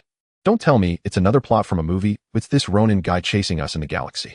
This time Rocket the Raccoon was indeed correct. Yang Kun had learned about this from the movies. Having experienced various unexpected events during the biohazard crisis, Yang Kun knew that completely believing in movie plots was foolish, so he curiously asked, "Is Ronan very powerful?" Rocket the Raccoon shook his small head like a rattle drum. "Ronan isn't powerful, he's just a Kree. It's the Power Stone in his possession that's too formidable." We nearly. Perhaps realizing it was a bit embarrassing to recount such a disgraceful experience, Rocket tilted his head back and took a large gulp of cola, not continuing his story. The Power Stone sounds exceptionally imposing, exuding a sense of power. Even without Rocket's explanation, Yang Kun could imagine that even the renowned Guardians of the Galaxy nearly fell into Ronan's hands, indicating the Power Stone's true might. Yang Kun only had a rough understanding of the several Infinity Stones from the movies, but he wasn't entirely clear on their specific powers and abilities. The more vague Rocket was, the more curious he became. Yang Kun lay back down, squinting his eyes as he considered how to entice Rocket the Raccoon to reveal information about the Power Stone and the other Infinity Stones. Suddenly Rocket's expression changed, and he leaped up, jumping onto the window to peek outside. "What's going on?" Yang Kun reflexively sprang up, asking nervously. "A whole fleet of police cars is heading our way. It seems they are coming for us." The genetically modified raccoon possessed both the characteristics of a raccoon and human intelligence with particularly sharp hearing and sight. Before Yang Kun could react, Rocket had already sensed something was off. "We need to go." Yang Kun showed no hesitation, swiftly retrieving his Glock handgun from under the pillow, standing up to call for Jill. Regardless of whether the police cars were indeed coming for them, the fact that both Yang Kun and Rocket the Raccoon were undocumented individuals meant that revealing their identities would be extremely problematic. In the 36 stratagems, fleeing was the best option. "Jill," Yang Kun shouted loudly while knocking on the door, "we might be in trouble." Jill quickly opened the door, fully geared for combat, clearly not relaxing his guard despite the brief respite. "What? There are police. I suspect they are coming for us. We need to leave immediately," Yang Kun said urgently. Jill nodded. The three of them hurriedly drove away from the motel, entering the highway, just before the police fleet arrived at the motel. The setting sun cast a remaining glimmer of light on the vast desert, making it appear exceptionally desolate. Yang Kun glanced at the rearview mirror and saw no police cars following them, feeling slightly relieved, and asked, "Jill, where are we going now?" Leaving the script of the biohazard apocalypse behind, Yang Kun's empirical approach no longer applied. Throughout the journey, he and Rocket the Raccoon followed Jill's lead. As they hurriedly left the motel, he suddenly felt a sense of uncertainty within him, as if in this vast world there was nowhere to go. He began to miss his Earth. At least he didn't have to live in fear every day. "We're going to meet my former teammates." Jill turned to Yang Kun and smiled. "We need more allies to fight against Umbrella Corporation. Are your teammates reliable?" "I'm not doubting him, just being cautious," Yang Kun asked in a low voice. "I understand." Jill nodded firmly. "Yang, rest assured they are my S.T.R.S. teammates, exceptional warriors, absolutely trustworthy. Chris and Rebecca may even be able to contact more retired members." Oh, Yang Kun suddenly realized. In the movie, the remaining members of the elite special forces S.T.R.S. were all taken out by the vengeful goddess, but with the arrival of Yang Kun, Deadpool, and Rocket the Raccoon, the movie's plot was altered. They had preemptively taken down the vengeful goddess. "These damned cops," Rocket suddenly cursed, interrupting Yang Kun's thoughts. Yang Kun turned his head to see a fleet of police cars tailing them, like a long centipede roaring fiercely, with the flashing lights on top, glaring intensely. "Humph." Rocket let out a cold snort, angrily pulled out his sidearm, fired 2 shots, shattering the rear windshield, then drew his beam weapon, focusing intently on targeting the cars behind. In the blink of an eye, a white beam streaked across the sky, hitting the lead police car with pinpoint accuracy. The front half of the police car was pierced through with a large hole. The vehicle flipped like a toy, veering off the road, and with a loud bang, it came crashing down into the desert. Rocket let out a quirky laugh and immediately fired another shot, sending the second police car flying out of the formation. By the time Rocket fired the third shot to take down the third police car, the pursuing police cars urgently swerved, fleeing off the road into the desert, trying to escape the terrifying laser beam attacks. Rocket's intimidation tactics were a resounding success. "Fuck." The little raccoon tilted his head and cursed, smugly stowing away his beam weapon, having the demeanor of a tiger that had been mistaken for a Hello Kitty. "Well done." Yang Kun gave a thumbs up, praising the little raccoon. Indeed, he was a notorious bandit across the galaxy. Rocket's sharp attack had interrupted the chase by the police cars, and the three of them temporarily evaded capture. Taking advantage of the cover of night, they moved swiftly, aiming to completely disappear before the next police car appeared. Having shaken off the pursuit of the Kent City police, Yang Kun and his companions vanished into the satellite surveillance of the Umbrella Corporation under the cover of night. They constantly changed their attire and modes of transportation, shuttling back and forth between Utah and Oregon, which border Nevada, ultimately stopping in a vast forest at the state line. "We have arrived," Jill said with a smile as she opened the car door and stepped out. The Rocket Raccoon impatiently yanked off his hooded sweatshirt and tumbled out of the vehicle. In an effort to avoid drawing attention, the poor little raccoon had to obey Yang Kun and Jill's arrangements, dressed in an exceedingly bright manner, resembling an adorable pet. The Rocket could no longer contain his impatience. As soon as he stepped out of the car, he shed his disguise and tossed the outer coat back into the vehicle. Yang Kun exited the pickup truck, revealing an old-looking wooden cabin before him. Not far from the cabin was a large body of water surrounded by dense forest with undulating mountain peaks faintly visible. Indeed, this area of Utah exemplified the notion of remote and treacherous terrain, making it an ideal hiding place. "This is our safe house." Jill turned to wave to Yang Kun. "I've already notified Chris and Rebecca. I believe they will join us shortly." Safe house was a term Yang Kun first heard in a television series featuring the SHIELD. Knowing it referred to a temporary residence for agents to hide, and he couldn't help but silently nod in agreement with Jill's arrangements. The exterior of the safe house appeared unremarkable, yet inside it was not simple at all, but rather modern, furnished with a sofa, television, refrigerator, and a laptop, everything one would expect. It seems no one has been here for a long time, Jill sighed lightly. I wonder how they are doing now. Have you not been in contact for a long time? Yang Kun inquired. Since the last restructuring of S.T.A.R.S., they have withdrawn from the team and gone their separate ways to search for evidence of Umbrella's crimes, Jill replied, brushing off the dust from the sofa as she gracefully settled down. So you decided to act independently, Yang Kun commented. Yes, I chose to stay in Raccoon City, but unfortunately, I still couldn't prevent the situation from escalating, Jill lamented. Jill let out a soft sigh, her expression somewhat forlorn.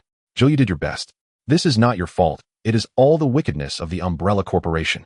Jill forced a smile as a response to Yang Kun's consolation. The Rocket Raccoon had no interest in Umbrella Corporation, biochemical weapons had nothing to do with him, he only wished to find the Space Stone and leave this world as soon as possible. More than anything, he was concerned about his stomach, opening the refrigerator to see what food was available only to find a few bottles of vodka, which he unapologetically began to drink. In the following days, aside from Jill going out once to buy food, the three remained in the cabin. The Rocket Raccoon set up a sniper outpost on the roof, while Jill diligently guided Yang Kun in familiarizing himself with various firearms and shooting skills. With a beautiful mentor teaching him, Yang Kun naturally put forth his utmost effort to learn shooting, making rapid progress. Of course, the process was not without playful embraces, occasionally eliciting laughter from Jill, resembling a couple on vacation. On the fifth day, an orange Ford pickup truck brought eagerly awaited teammates Chris Redfield and Rebecca Chambers to Jill. Chris was a middle-aged man with a beard robust in stature and possessing a sharp gaze, clearly a seasoned veteran, while Rebecca appeared several years younger than Jill, her smile radiating innocence and playfulness. Jill happily introduced Yang Kun as her former comrades-in-arms, and when it came to Yang Kun, she did not disclose their status as traversers, but instead stated, as previously discussed with him, that he was a survivor of the Raccoon City incident, privy to some internal information about the Umbrella Corporation and willing to assist them in exposing its nefarious deeds. As for introducing the Rocket Raccoon, she directly shifted the blame to the Umbrella Corporation, stating that the little raccoon was a victim of the corporation's genetic experiments, harboring a deep hatred for them, and they shared a common cause. Chris and Rebecca evidently trusted Jill and did not suspect the identities of Yang Kun and the Rocket Raccoon. Rebecca, however, displayed a strong curiosity towards the raccoon. Upon entering the cabin, Chris inquired about the truth of the Raccoon City incident, and Jill glanced at Yang Kun before recounting his words to her two teammates, finally asking Chris if the nuclear fallout suits he had reserved were ready. To evade the Umbrella Corporation's pursuit, Jill even abandoned her own bank account, specially entrusting Chris to handle matters on her behalf. Weapons and equipment are all ready. We can depart at any time, Chris nodded. That's wonderful, Jill replied, her joy evident. Having been silent for many years, Chris and Rebecca would not draw the Umbrella Corporation's attention. They set out ahead directly towards Raccoon City, while the three of Jill traveled by night, deliberately taking a long route from Utah to Raccoon City. In Nevada, within the underground secret base of the Umbrella Corporation, the central control room, Kane stood with his hands at his sides, visibly agitated. The original plan was for the Kent City Police to engage and hold Jill's group, allowing him to lead the security forces to capture them all, but unexpectedly the Kent City Police proved to be utterly incompetent, allowing their targets to escape right before their eyes. Afterward, Kane reviewed the surveillance and satellite images of all nearby cities, but found no trace of Jill and the Asian man. Two living beings and a lively little raccoon had simply vanished into thin air. Returning in disappointment, Kane had no choice but to return to the base to search for any clues regarding Jill. SDR, we have cracked Jill Valentine's email. One of the staff suddenly reported to Kane. Her most recent email was sent to a person named Chris Redfield. Kane's brow relaxed as he eagerly asked, have we found Chris details? Yes, this Chris was also a member of S.T.A.R.S., part of Alpha Team with Jill Valentine, and he withdrew from the Elite Special Forces 3 years ago. Where is he now? Entry and exit data shows he returned from France 2 days ago, with his last known location being Washington State. Kane shouted, shaking his fist, I want to know where he is now. Yes, searching immediately, the staff responded, quickly typing on the keyboard to find all of Chris' information. Found him. He is currently in Kent City, and the girl with him is also a retired S.T.A.R.S. member, Rebecca Chambers. They also ordered 5 sets of nuclear fallout suits. 5 sets of nuclear fallout suits. Kane smiled. That means there are 5 of them. They are planning to enter Raccoon City. Keeping an eye on Chris is tantamount to keeping an eye on Jill and that Asian man. He was not worried about them not showing up. However, before the main target appeared, Kane had to take care of one matter. Does Chris have any family? Chris' parents died in a car accident. His only relative is his sister Claire. When Yang Kun and Jill received Rebecca's email stating that she and Chris had measured nuclear radiation levels as high as 2,500 microsieverts per hour 15 miles outside Raccoon City, with a preliminary estimate that the radiation in the city center was 3 to 5 times that amount. The two decisively halted their advance towards Raccoon City. Yang Kun indeed longed to return home, but he would never risk his life to do so. If he accidentally got exposed to harmful alpha and beta radiation leading to cellular mutations and cancer, he would have nowhere to cry. Even if he returned to Earth, his life would be short-lived. Rocket Raccoon genuinely hoped to obtain the space gem soon, but compared to his own life, the space gem was insignificant. The two, along with a small raccoon, stayed at a motel in Utah to discuss their strategy. The secret underground base in Raccoon City has 2 exits leading to the surface, one near the city hall and the other near the library. Our biggest problem right now is not the nuclear radiation, but the fact that Raccoon City has been completely destroyed by nuclear bombs, making it very difficult for us to find an entrance to the underground base. Yang Kun analyzed the 3D image of Raccoon City on his notebook. You seem to know so much about the Umbrella Corporation's secrets. I really suspect you have worked in the underground base before, Jill said half-jokingly. Jill couldn't help but feel suspicious. The confidential information Yang Kun mentioned was something that insiders of the Umbrella Corporation shouldn't have known. His nonchalant mention of it indeed raised doubts in Jill's mind, something that couldn't be explained simply by watching a movie from a parallel universe. She didn't distrust Yang Kun, but the fact that he wasn't entirely truthful in certain aspects made her uncomfortable. Yang Kun couldn't explain. He had said all he could. The situation itself was quite strange, and whether to believe it was Jill's choice. With a helpless smile, Yang Kun said, "If I were a staff member of the underground base, I probably wouldn't be able to stand here talking to you. Jill, you should know that after the virus leaked from the base, the AI known as Red Queen sealed off the entire facility. The Umbrella Corporation tried to understand the anomalies at the base and sent mercenaries to forcibly open it, resulting in the underground base becoming a paradise for zombies, with only 2 people escaping in the end." 2 people? Jill asked curiously. Yang Kun nodded. "Those who attacked us in Raccoon City. The Vengeful Goddess and Alice. They were manipulated by the Umbrella Corporation." Exactly, they were infected with the virus and captured by the Umbrella Corporation after escaping the underground base, becoming bioweapons for the corporation. Their attack on us might have been a way for the Umbrella Corporation to collect combat data, and we became their free sparring partners. "Ha, free sparring partners, you say that so lightly." Jill shot Yang Kun a sidelong glance, a hint of teasing smile playing on her lips. "I wonder who almost became a zombie. Thanks to my angel." Jill smiled gently, her azure eyes brimming with tenderness. Rocket Raccoon, growing impatient with Yang Kun and Jill's exchange, exclaimed loudly, "Are we going to stay here for 10 years because the nuclear radiation in Raccoon City won't diminish for a decade?" Yang Kun withdrew his gaze and sighed. "Rocket, I understand your feelings. I too wish to return to my own planet soon, but Raccoon City has been reduced to ruins, making it even more difficult for us to find the space gem." Yang Kun trusted Jill and didn't mind discussing the space gem in front of her without any concealment. "I can try to repair the detector." "Wow," Yang Kun exclaimed. "Rocket, I didn't expect you to be both an excellent pilot and a remarkable engineer. I admire you." "Humph." The small raccoon snorted, raising his little head high, almost as if he wanted to reach the sky, his proud demeanor resembling a victorious general returning from war. Compared to Wade, who always bickered with him, Rocket preferred Yang Kun's compliments. Once Rocket Raccoon, feeling good about himself, left the room, Jill finally spoke. "Yang, do you think we can successfully extract the AI from the underground base?" Yang Kun crossed his arms, thought for a moment, and replied, "There shouldn't be any particularly powerful monsters in the underground base. The troublesome ones are just lickers and mutant dogs, which we can handle. The biggest trouble is still the Umbrella Corporation." "My." Jill raised an eyebrow, waiting for Yang Kun to explain.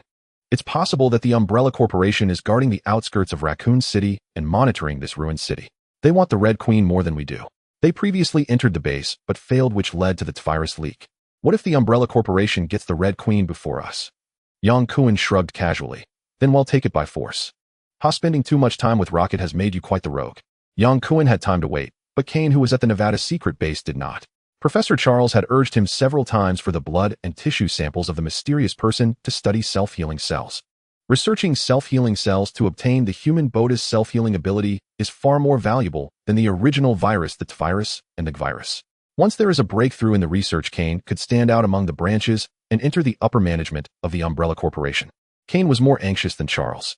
The problem was that Chris and Rebecca had not made any moves, and Jill had not appeared either, leaving Kane, who was eager to capture Jill, and the mysterious person extremely restless.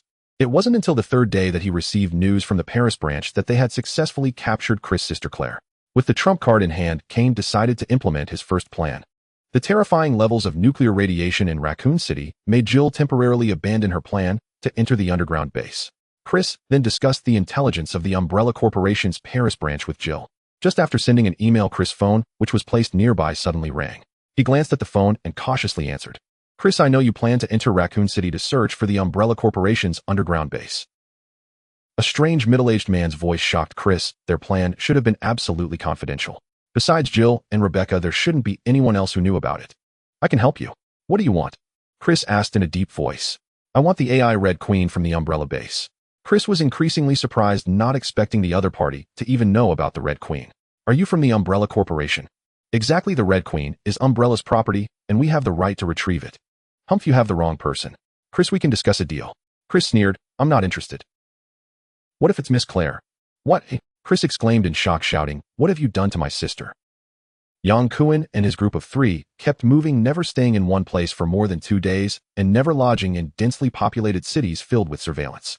They traveled from Utah to the neighboring Idaho, then made their way into Nevada. In a motel, Yang Kun and Jill were eating simple fast food while discussing their upcoming plans. Yang, I've written down your thoughts and suggestions for Chris.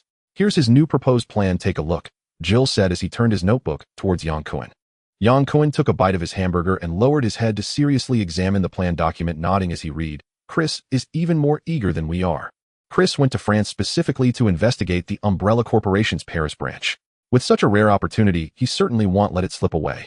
The entire plan is quite reasonable, but the biggest issue is Chris' suggestion to use explosives to blast open the hidden entrance beneath the ruins, which is too risky. Yang Kun said as he swallowed the chicken and vegetables, picking up the can of cola to take a sip. I know the plan isn't rigorous enough, but we have to try. It's a great opportunity to bring down the Umbrella Corporation. If we don't take action, are we just going to wait for the Umbrella Corporation to enter the underground base and retrieve Red before we make our move? Yang Kun smiled and said, I'm not denying this plan, but I hope it can be more feasible. Jill, we only have one chance. I know, Jill nodded. He'll confirm with Chris again. After moving for 2 days in Nevada, Raccoon announced that he had successfully repaired the gem detection device. Perhaps the gamma rays from nuclear radiation would cause some degree of interference with the device's sensitivity, but the error was within an acceptable range. With Chris' inquiries on one side and Jill and Rocket's urgings on the other, Yang Kun finally agreed to head to Kent City immediately to meet up with his teammates and commence the operation. The plan had been repeatedly discussed and modified by the team members, and with the resources they had, it was already the most feasible plan.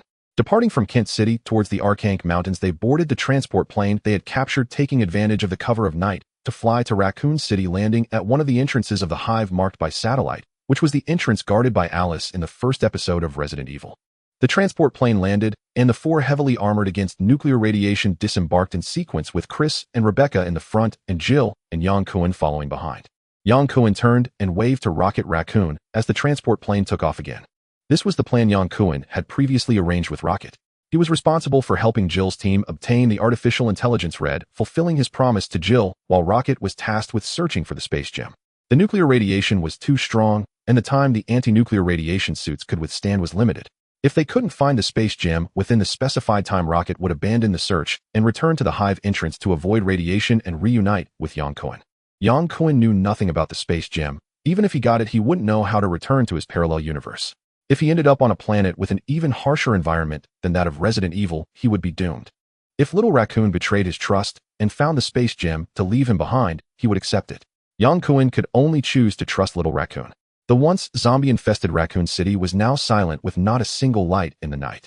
The entire city had become a concrete ruin resembling a hellish dead city. Chris and Jill placed explosives according to the markings, while Yang Kun and Rebecca stood guard with their guns drawn. For this exploration of the hive, all 4 were equipped with HKMP-5 submachine guns along with high-explosive grenades sufficient to deal with the lickers in the underground base. Boom! The immense blast echoed deafeningly, and Yang Kun felt the ground shaking beneath his feet. We found the entrance, let's go. Chris said that as he was the first to enter the blasted passage. The nuclear bomb that exploded in Raccoon City had only a yield equivalent to 5,000 tons of TNT, and its projection point avoided the 2 entrances of the hive, so the damage to the passage was not severe and remained largely intact. Jill stopped and asked, which way should we go? Chris and Rebecca also halted, scanning left and right, waiting for Yang Kun's instructions.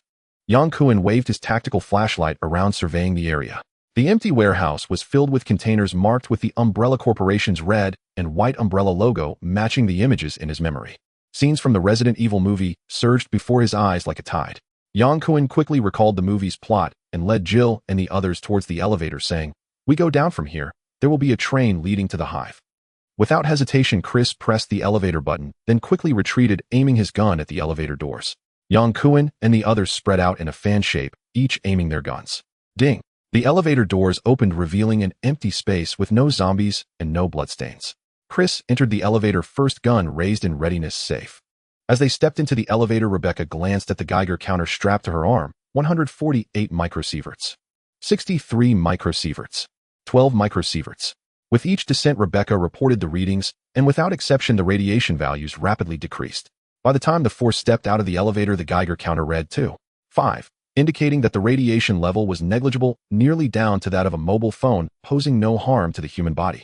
This showed that the Umbrella Corporation had considered the nuclear radiation when constructing the hive, isolating it completely. I think we can take off these cumbersome anti-radiation suits now, Rebecca said, tapping her large mask with the gun's barrel. I completely agree. Yang Kun responded first. Next we might face zombies and monsters, especially the fast-moving lickers. Okay. Jill decisively removed her hood, shook her chestnut short hair, and exhaled deeply. I can hardly breathe. Chris continued to hold his gun, remaining vigilant until all three had removed their heavy anti-radiation suits before he began to take off his own clothes.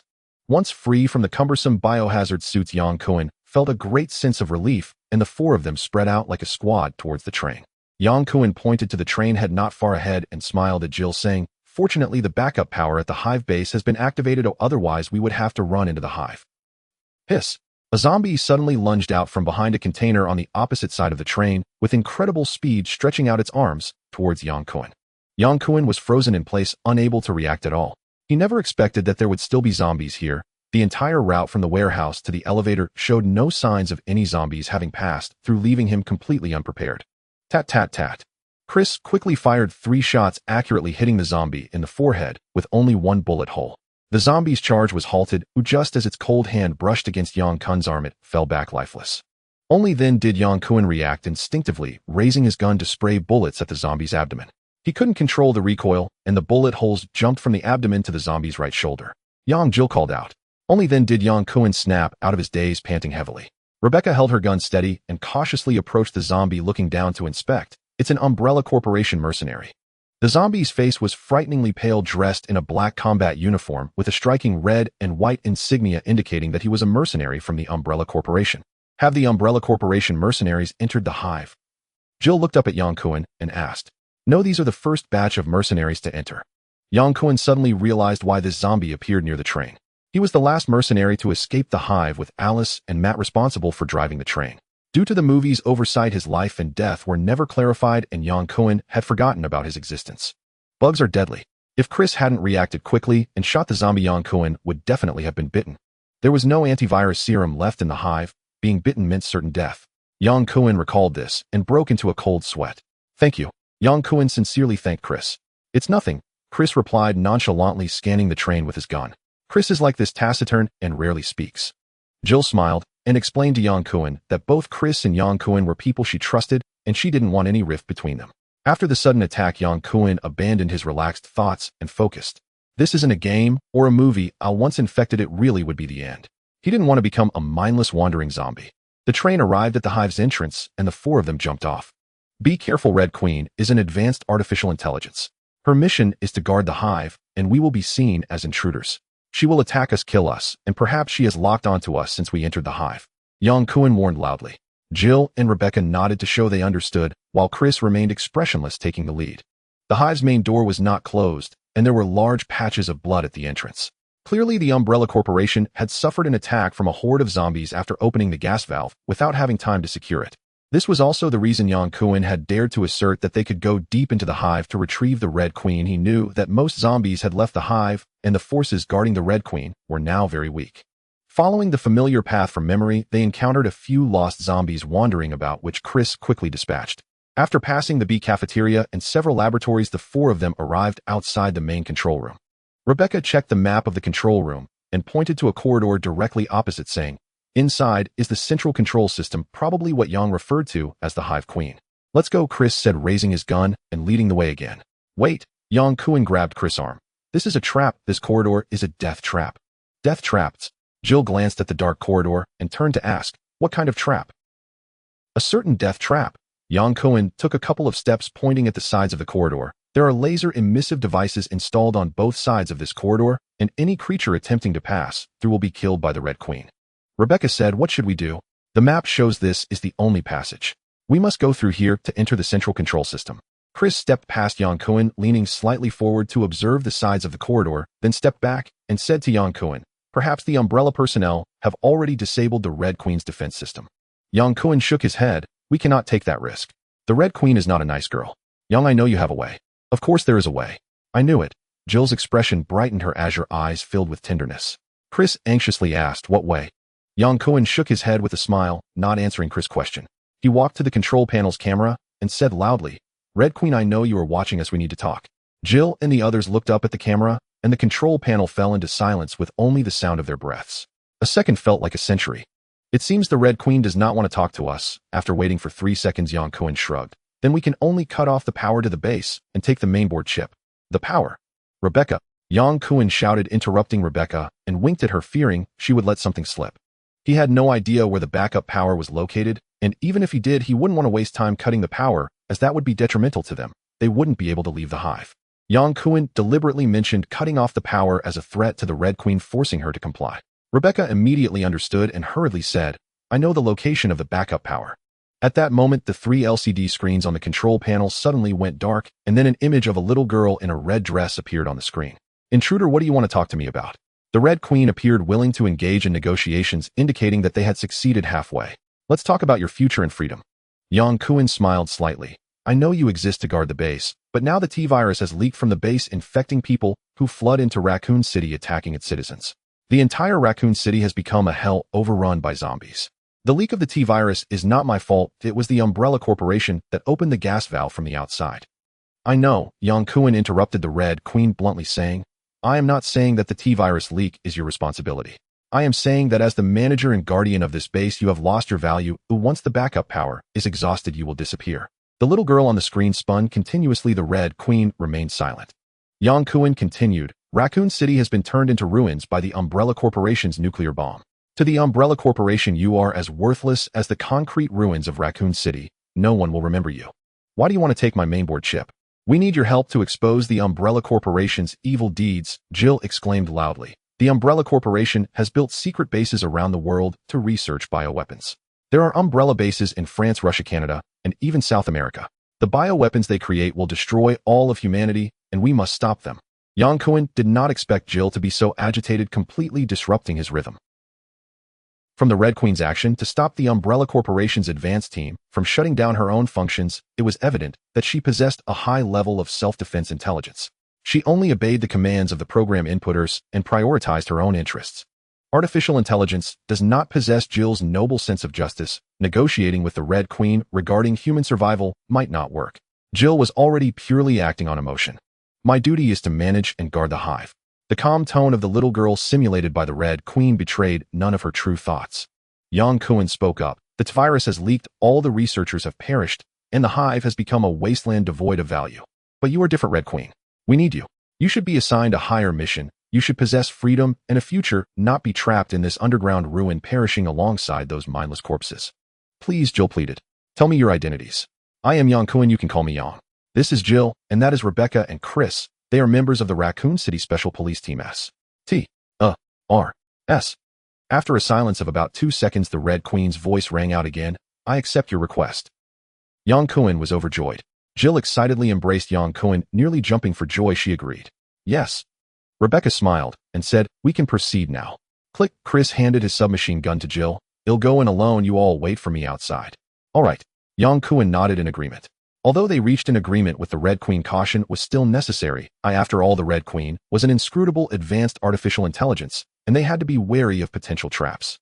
Chris took a deep breath and stepped into the dark corridor, cautiously advancing step by step. Yang Kun and the others held their breath. Every step Chris took felt like a pressure on their hearts, tugging at every nerve. On the final stretch, Chris practically sprinted into the central control room, escaping the suffocating laser corridor. Chris removed the package from his shoulder, turned to wave at Yang Kun and the others, and rarely showed a hint of a smile. Phew, Rebecca sighed in relief. The moment Chris took out the Red Queen's mainboard chip, the entire base lost power, plunging everything into darkness. Yang Kun felt a hand reach out and tightly grasp his. Without needing to ask, it was definitely Jill. Yang Kun felt a rush of joy in his heart, squeezing Jill's warm hand. She responded by squeezing his hand back. At that moment, silence spoke louder than words. About 4 seconds later, the base regained power. Chris, with a commanding presence, strode through the laser corridor like a victorious hero, making his way toward Yang Kun and the others. Yang Kun leaned in and gently kissed Jill's hand, causing her to blush and shyly slip away from his grasp. "Let's go," Chris' voice boomed. With their objective achieved, the four felt at ease. Chris still led the group, while Yang Kun and Jill walked side by side behind him, occasionally exchanging glances and smiles, warmth filling their hearts. As they passed through the last laboratory and entered the B cafeteria, Chris suddenly raised his hand, signaling everyone to stop and be alert. Hiss! Hiss! The faint sound reached everyone's ears, and Rebecca shouted, "Above us!" Yang Kun looked up, gasping in shock. 2 enormous lickers hung from the ceiling, their size more than double that of the lickers he had seen in the church, their bodies completely exposed. Their muscles were blood-red, flicking tongues lashed out like whips. This was an evolved licker. Tat tat tat tat tat tat. All 4 MP5 submachine guns opened fire, aiming at the lickers and unleashing a barrage of bullets. One licker jumped left and right while the other leaped to the ground, swiftly maneuvering between the gaps in the tables. The 2 lickers launched a combined attack on Yang Kun and the others. Too fast. Use grenades. Watch above us. The terrain was not advantageous for defense. They were in the center of the B cafeteria, and the 4 could only form a circular defense back-to-back against the rapidly moving lickers, unable to create effective crossfire. Bullets hitting the lickers' bodies failed to inflict fatal damage. The 2 lickers continued to leap and try to ambush the defensive circle from various angles, quickly depleting the ammunition of Yang Kun and his companions. "Retreat back to the corridor," Chris shouted loudly. "Yang," Jill called out, signaling him to go first. Yang Kun emptied his magazine and retreated to the corridor, quickly swapping in a new magazine, while crouching to shoot, followed closely by Jill and Rebecca. Boom! Chris threw a grenade and awkwardly retreated into the corridor. "These 2 monsters are too powerful. Well, find another way out." "We can't go on without the Red Queen's authorization," Rebecca said. "Yang, do you know the way out?" Jill's first instinct was to ask Yang Kun, believing that he knew the hive like the back of his hand.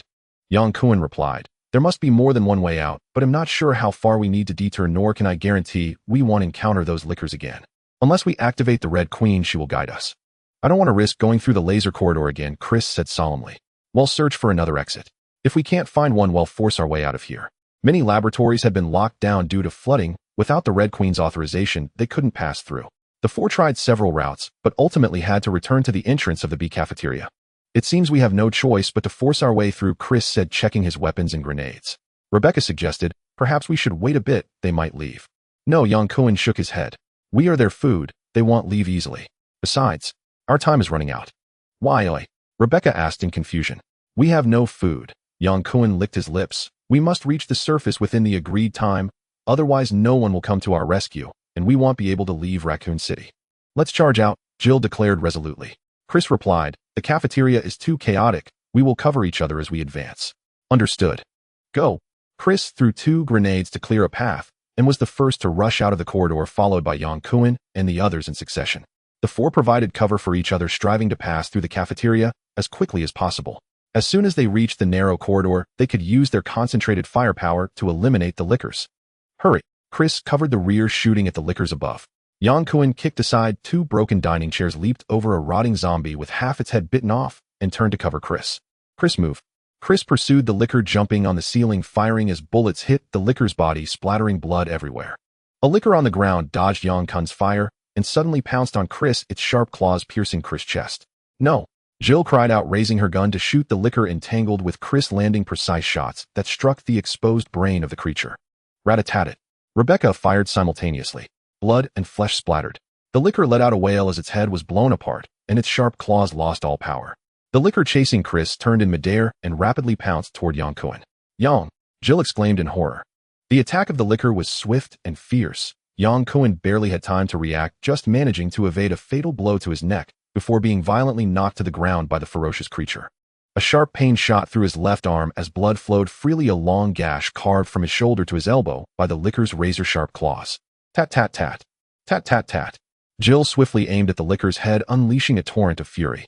The licker abandoned Yang Kun, leaping to the sides to dodge Jill and Rebecca's gunfire. "Yang!" Jill shouted anxiously, moving towards Yang Kun. Yang Kun gritted his teeth and raised his submachine gun, with one hand firing at the licker. With 3 submachine guns firing in crossfire, the liquor could no longer launch a surprise attack, howling as it was struck by the whistling bullets and turning to flee. Die, monster! Jill cursed as 2 shots hit the liquor's exposed brain with pinpoint accuracy. The liquor's head exploded like a balloon, its massive body crashing into the wall, blood and flesh staining the ground. Rebecca followed up with another burst, only relaxing once she confirmed the liquor was truly dead. Yang, how are you? Jill rushed over, gun in hand, and helped Yang Kun up, her expression tense. Yang Kun gasped as he stood, saying, I didn't expect the hive to have evolved liquors. It was my oversight. Chris, Rebecca said, lowering her submachine gun as she quickly moved over. Chris had been pierced through the heart by the liquor's claws, blood pooling from his mouth and chest, unable to speak, his gaze weakly directed at the package behind him. I know, Chris, I know, Rebecca said, her voice trembling with tears. We will get Red Queen out. Chris closed his eyes in relief. Chris. Rebecca finally couldn't hold back, embracing Chris and crying out loud. Jill's eyes welled up, slightly forcing back her tears, taking a deep breath and squatting down to comfort Rebecca softly. Yang Kun remained silent, thinking he believed there wouldn't be many zombies in the underground base due to the virus leak, and that retrieving the Red Queen from the hive would be an easy task. He never expected to be viciously attacked by evolved liquors, leaving him in such a predicament. Rebecca, my dear, we need to go, Jill said, taking the package from behind Chris and slinging it over her shoulder, pulling Rebecca to her feet. Rebecca nodded through her sobs, the two supporting each other as they made their way to the dining hall corridor. Yang. After taking a few steps, Jill suddenly realized Yang Kun had not followed, quickly turning around to shout, only to find him still standing there, showing no intention of moving. Yang, we need to leave here quickly. You guys go ahead, I will come later. Why, oi? Yang Kun looked at Jill with a slight smile, saying, Chris was an excellent soldier, he saved me. I don't want him to become a mindless zombie wandering the base. He should die with dignity. Jill nodded heavily. Thank you. Yang Kun waved his hand. Just go quickly. Rebecca, let's go. As Jill and Rebecca's figures disappeared from the dining hall corridor, Yang Kun gasped and drew a secondary weapon, the Glock Classic that Jill had personally chosen for him, which he had never used. I didn't expect the first bullet I fired from this gun would be aimed at my own teammate. Yang Kun mused, running his fingers along the silver barrel, staring at it for a moment before moving the muzzle to Chris' forehead, murmuring, Chris, I'm sorry. Bang! The loud gunshot made Rebecca's heart tremble, instinctively gripping the metal gun body tightly. Did Yang just shoot? Yes. Jill felt uneasy in her heart as well. She couldn't bring herself to shoot her zombified police colleague back then, and now she couldn't face the death of Chris. Yang Kun had helped her find relief. Yang was injured by the liquor, will he? Rebecca suddenly asked in a low voice. Jill's heart sank, and she quickly shook her head, calling out, No, Yang has injected the antivirus serum. He won't be infected, he won't. Yang hasn't followed us. He won't. Jill's expression turned frantic, repeatedly denying Rebecca's words. Yang won't be infected, he'll go find him. Jill, let's go together. Rebecca also felt uncertain, or if Yang had been infected and turned into a zombie, at least she could look after Jill. The two rushed back to the dining hall, but found no trace of Yang Kun. The liquor and Chris' body were still there, but Yang Kun was nowhere to be seen. Yang, Jill called out loudly without hesitation. Rebecca, holding her submachine gun, kept a vigilant watch, glancing at Chris and noticing a new bullet hole in his forehead. The blood on the ground. Jill looked down and saw a deep red trail of blood leading from Chris' feet to another passage in the dining hall, clearly a trace left by Yang Kun's injury. He went back. The two followed the blood trail, making their way through the laboratory back to the central control room, where Yang Kun was leaning against the wall, cleaning his handgun. Yang, Jill called out happily, running over in a hurry. Yang Kun looked up, his gaze sharp, waving the Glock, and shouted, Didn't I tell you to leave? Yang, let's go together. You all go ahead. Yang, you're bleeding. Let me help you bandage your wound, Jill said as she squatted down beside him. I should have bandaged your wound sooner. Yang Kun forcefully pushed Jill away, saying loudly, I told you to leave, didn't you hear me? Go. Jill, focused on bandaging Yang Kun, was caught off guard by his sudden shove and lost her balance, falling to the ground. Jill was not angry at all. Instead, she sat down on the floor and softly said, Yang, you've injected the antibody. You won't be infected. I hope I won't be infected either. Yang Kun's voice was low as he stared blankly at the Glock in his right hand. Yang, you are so familiar with the hive. You must know where the antidote is. Let's go get the antidote, just like last time. You'll be fine. It's useless. Yang Kun waved his right hand absent-mindedly. The hive no longer has its virus antidote. The only complete product was taken out by Alice. This place is just a den of zombies. There must be a way. If there were a way, I wouldn't be sitting here. I want to go home, or I want to live to go back. Outside, the rocket might have already acquired the gemstone, but unfortunately, I don't even know if I can last until I walk out of the hive. Yang, you can't give up. We will find the antidote together, or we will definitely find it. It's no use. My body is starting to heat up, indicating that the virus has begun to attack my immune system. It won't be long before the virus controls my blood, my heartbeat, Yang Kun pointed the gun barrel at his head, and then my brain. I will become a zombie, just like those rotting corpses. Joe, Rebecca, you guys should leave quickly. The rocket is waiting for you outside. Leave Raccoon City. Don't forget the purpose of your trip. Don't let Chris' sacrifice be in vain. Yang, don't say any more. Quickly go leave the hive. I'm not leaving you. I absolutely will not abandon you. Fine. Yang Kun aimed the gun at his own temple, saying fiercely, if you don't leave, then I will. No. Red Queen. Both Jill and Rebecca exclaimed simultaneously, with Jill being the one who said no and Rebecca calling for the Red Queen. If we activate the Red Queen, she might have a solution. Rebecca said urgently. Yes, the Red Queen must know where the antivirus serum is. Jill suddenly realized and stepped forward, tightly gripping Yang Kun's wrist. Yang, the Red Queen manages the hive. She must know. A glimmer of hope ignited in Yang Kun's heart. The plot of the Resident Evil movies was riddled with inconsistencies and hidden secrets. Perhaps there truly was an antivirus serum in the hive. Rebecca reloaded the mainboard chip and activated the Red Queen. 2 seconds later, a projection of a little girl in a red dress appeared before the three of them. I detect that we are still in the hive. What is going on?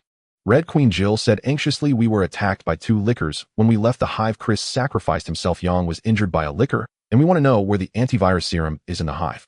There is no serum left in the hive. The latest batch of T-virus and the serum were stolen and taken out of the hive. The Red Queen's words plunged Yang Kun into despair. No, there must be another way. Red Queen, you are the manager of the hive. You must have a solution.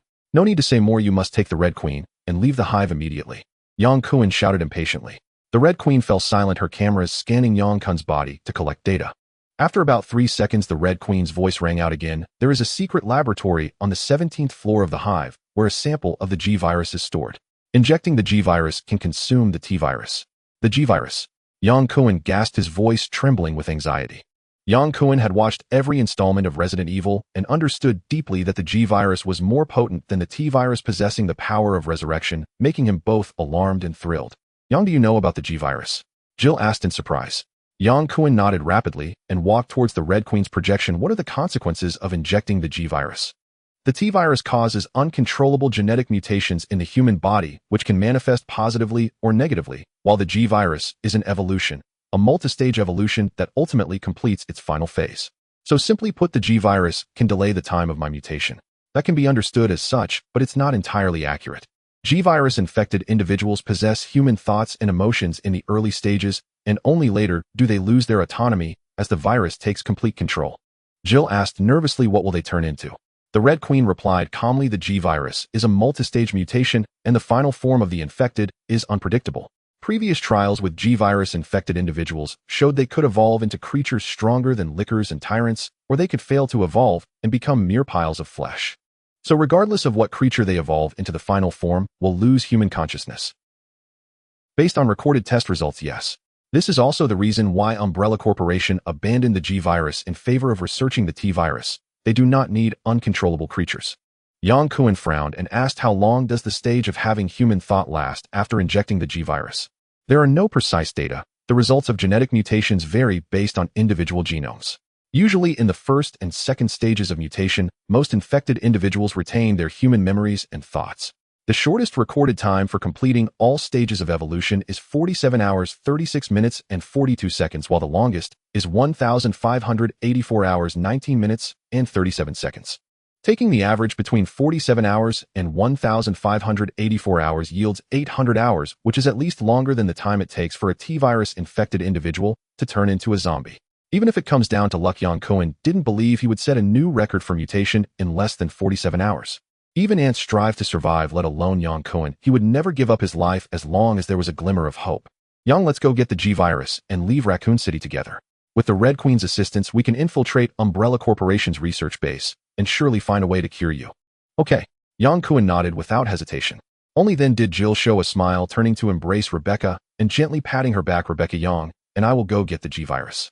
If we are not back in 20 minutes, you must take the Red Queen and leave the hive. Remember, go to Canada and find Barry. He will help you. Jill, Yang, I will wait for you. Passing through the deadly laser corridor again, Yang Kun left without a moment's hesitation, walking tall. The Red Queen revealed information about the G-virus, demonstrating her sincerity. She could not betray her promise, and Yang Kun could trust the Red Queen. With the Red Queen's guidance, Yang Kun and Jill felt as if they had activated the full map mode. Yang Kun charged ahead, undaunted by the corpses, wielding his Glock pistol like a divine weapon, taking down a zombie with a single bullet, reaching the 17th floor through the shortest path with minimal obstacles. Turn right at the intersection ahead the second room on the left after walking 130 yards. The Red Queen's crisp voice echoed from both sides like a well-equipped satellite navigation system. Jill excitedly called out, Yang, we're almost there. The secret room looked no different from ordinary rooms. The moment they pushed the door open, Yang Kun felt a chill wash over him as the entire room was evidently under extremely low temperatures. The room was not large. There was an operation table that looked like an incubator, but it was empty, lacking any medication. Red Queen, where is the G-virus? Yang Kun couldn't help but call out. Click. As if responding to Yang Kun's call, a row of medication drawers popped out from the bottom of the incubator with a purple vial glowing brilliantly in the center. Is this the G-virus? Yang Kun murmured to himself, putting away his Glock pistol and grasping the vial. A chill immediately seeped into his bloodstream. No matter what virus it was, as long as it could prolong his consciousness and prevent him from turning into a zombie, even if it was a poison, Yang Kun couldn't care less. He withdrew the purple vial and heavily stabbed it into his injured left arm. A wave of cold instantly flowed into Yang Kun's bloodstream, alleviating the symptoms of heat throughout his body triggered by the T-virus infection. Yang, how do you feel? Jill asked with concern. It feels different from the last time I injected the antivirus serum. This time, it seems more intense. Yang Kun cried out in pain, trembling as he held his left arm. Red Queen, why is this happening? This is a normal physiological reaction. The G-virus is consuming the T-virus, and the human immune system is simultaneously resisting the invasion of both the G-virus and the T-virus, causing pain. Yang Kun writhed in agony on the floor, feeling as if his body would explode. The wound on his left arm, cut by the liquor, healed at a visible speed. His arm swelled rapidly, and black spots appeared on his left arm, growing larger and covering the entire arm like fish scales. With a loud shout from Yang Kun, the palm of his left hand vanished, replaced by 3 spear-like tendrils shooting out. The first stage of mutation is complete, the Red Queen said calmly. Will Yang still turn into a zombie? The T-virus has been completely consumed by the G-virus. It will not mutate into a lower form of zombie. That's great. Yang Kun waved his left arm, feeling somewhat at a loss. Damn, this is the legendary Kirin arm. What is this? Yang Kun waved his arm, which had completely lost all semblance of human form, in extreme dissatisfaction. Crocodile skin and crab claws. I want to evolve into a monster with crocodile skin and 2 crab claws while I. The form and direction of evolution after injecting the G-virus is unpredictable. According to the analysis of experimental data, there is a 64% chance that genetic evolution is influenced by external environmental factors. So my arm was severed by the liquor, and the G-virus mutated and enhanced it. Arm evolution is a dominant mutation. Your body has undergone a complete evolution. Complete evolution? Why don't I feel anything? Yang Kun loudly questioned while examining his unchanged right hand. After the first stage of evolution, your physical condition is already far superior to that of an ordinary person. The strength of your bones and muscles is approximately 3 times that of an average adult, and your cellular activity is about 5 times that of an average adult. So am I considered a superhuman now? Immune to the T-virus? If the definition of a superhuman is someone who exceeds ordinary humans, then you are indeed a superhuman. The G-virus has completely consumed the T-virus, and you are now immune to its invasion. Okay. Yang Kun happily stood up, filled with the joy of survival, and hugged Jill tightly. Jill smiled brightly. Unable to resist, Yang Kun leaned closer to Jill's rosy lips, suddenly remembering that he was infected with the G-virus. He quickly leaned back. How can the G-virus be transmitted? No. Phew, that's good. Jill smiled charmingly and kissed him proactively. Their passionate and lingering kiss brought back long-forgotten feelings, and Yang Kun held Jill tightly, lost in the moment. There are 7 minutes and 54 seconds left until your appointment with Rebecca. I suggest you return to the control room immediately. Jill pushed Yang Kun away, panting, and said, Yang, we should go back. Oh, Yang Kun complained, raising his arm and shouting, Ho, you are really not a good girl. I'm a bad girl, that's what you said. I didn't expect you to hold a grudge. Jill laughed heartily. On their way back, Yang Kun and Jill did not encounter any zombies obstructing their path. Upon returning to the central control system, Rebecca couldn't help but cheer when she saw the two were safe and rushed to hug Jill. Great. Jill patted Rebecca on the back, saying, Take Ho, we are leaving. Rebecca skillfully removed the mainboard chip from Ho and placed it into her bag as they left with Yang Kun and Jill. Yang Kun's left arm had become a Kirin arm, making it impossible for him to wield a gun with both hands. He discarded the submachine gun, opting to carry a Glock pistol to lead the way, while Jill and Rebecca followed closely behind with MP5 submachine guns. As they stepped into the B cafeteria, Yang Kun suddenly stopped after taking 2 steps. Jill was startled and stood alert. Chris! Rebecca exclaimed, pointing at Chris' corpse, and cried out. Chris' face was a bloody mess, as if savaged by a beast, with his right hand bitten off and his wrist exposing a stark white bone. Liquor? Jill asked suspiciously. Yang Kun nodded, That should be correct. The liquor evolves by consuming organisms. Based on the severity of the wounds and the bite on the wrist, it can only be a liquor, perhaps even more ferocious than the 2 liquors we encountered. Jill pushed Rebecca. We need to leave quickly. Now is not the time to mourn our comrades. We must safely bring Hong Ho out of the hive, or Chris' sacrifice will be in vain. Yes. The 3 cautiously proceeded with vigilance towards the air valve door, encountering no liquors. When Rebecca saw the exit, she secretly breathed a sigh of relief, knowing they could leave the hive once they boarded the train. Hiss hiss. The sound was reminiscent of a venomous snake's hiss, sending chills down their spines. Above the cargo container, Yang Kun looked in the direction Jill pointed, spotting a massive liquor perched atop a metal cargo container its size at least 3 times larger than the liquor he had previously seen in the church. Its muscular body was a dark brown color, and its sharp claws resembled javelins. It's waiting for us here, Yang Kun said with a cold smile. Jill, Rebecca, you go to the train first, I'll deal with it. Yang, we fight side by side. Your task is to take Hong Ho and leave. Don't forget, Hong Ho said, I am immune to the T-virus, and as long as I am not attacked in a vital area by the liquor, it poses no threat to me. Yang, are you sure? Jill asked, concerned. Yang Kun smiled gently. Jill, never ask a man if he can do it. Having injected the G-virus, he is unafraid of T-virus infection and holds a psychological advantage against the liquor. If what Hong Ho said is true and he possesses 3 times the strength of an ordinary person, facing the liquor alone is not impossible, especially with his Kirin arm. Jill and Rebecca staying back would only distract Yang Kun. If they were bitten or scratched by the liquor, he would have no way to help them. The giant liquor leaped twice, landing less than 10 meters in front of Yang Kun, its scarlet tongue flicking in and out, staring hungrily at him. The liquor was not like the mindless zombies infected by the T-virus. It possessed a degree of intelligence, felt pain, and had a more developed brain. Its corresponding weakness was also exposed in the form of its brain outside the skull. Roar. The liquor let out a threatening roar, ready to attack at any moment. Ordinary liquors are smaller than adult males, but the evolved liquor before Yang Kun stood up and was likely a head taller than him. Yang Kun dared not be careless. He raised his left arm to protect his heart and neck. Based on the experience of the liquor attacking Chris, these monsters excelled at targeting human vulnerabilities. Bang, bang, bang. Yang Kun fired 3 quick shots at the liquor's head. The liquor leaped to avoid the bullets, soaring over Yang Kun's head. Before its body landed, it twisted its head, and its whip-like tongue lashed out, wrapping around Yang Kun's right arm.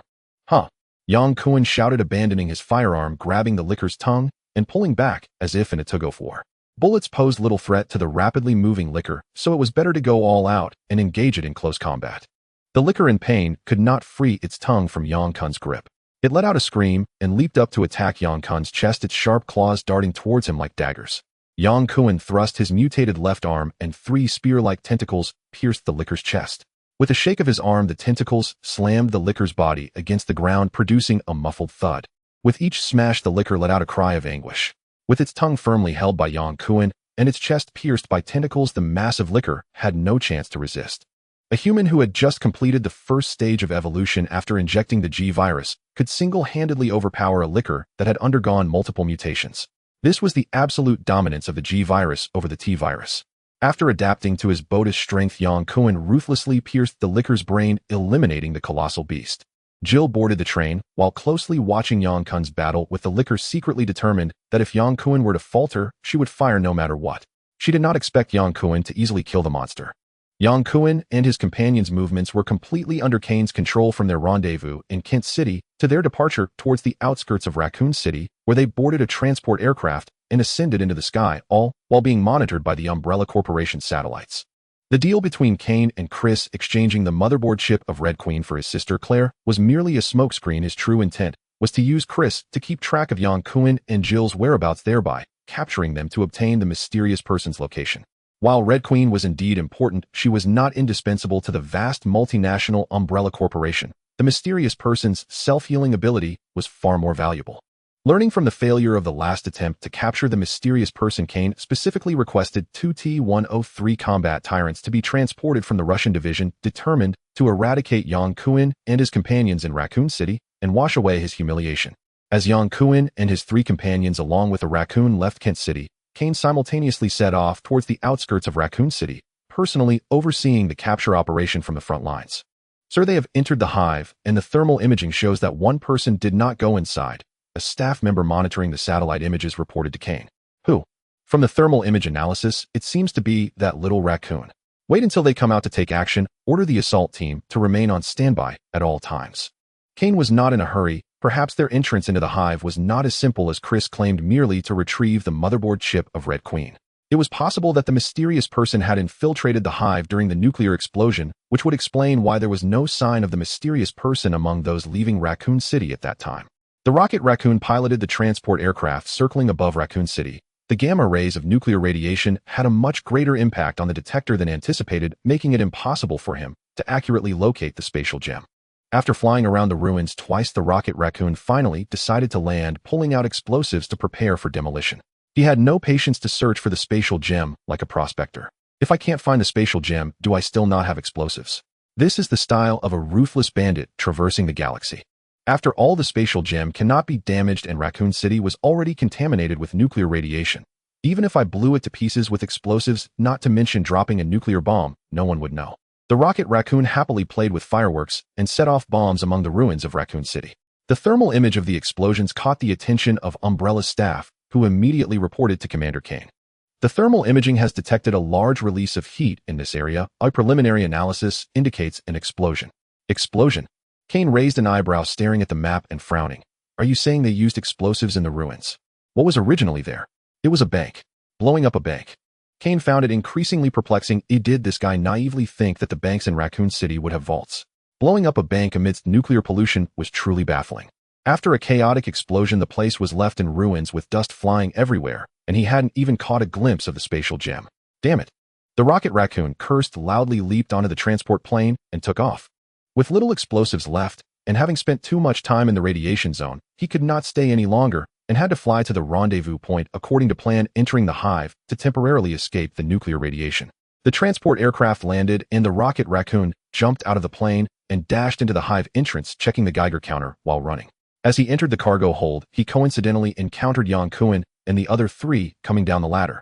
"Rocket, are you here to welcome us?" Yang Kun said with a smile as he removed his helmet.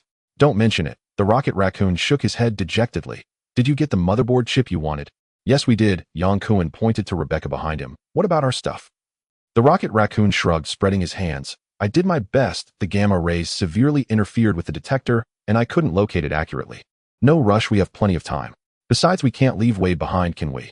For Yang Kun, the most pressing matter was to enter the secret research base of the Umbrella Corporation to stop the G virus from continuing to mutate. Otherwise, he would gradually be controlled by the virus, losing his memory and consciousness.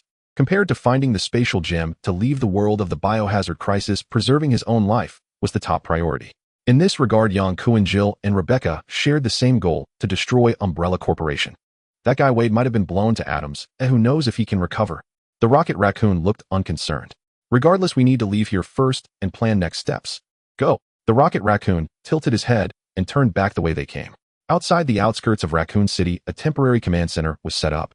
Kane personally sat at the control panel, closely monitoring the satellite scanning images, and couldn't help but smile as he saw 4 thermal sources emerging from the hive entrance. The fish had finally entered the net. "Order the assault team to move out."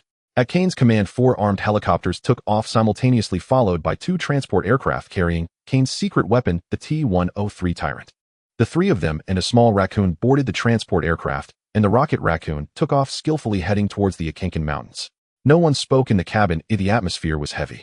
Rebecca, holding a black package, fell into deep thought, reminiscing about their fallen comrade Chris. Jill closed her eyes, contemplating how to quickly use Red Queen to dismantle the Umbrella Corporation, while Yang Kun repeatedly examined his bizarre Chilean arm, imagining his body covered in scales. Shivers ran down his spine. They had to find a way to stop the mutation as soon as possible. "Yang, what happened to your arm?" The rocket Raccoon couldn't help but ask.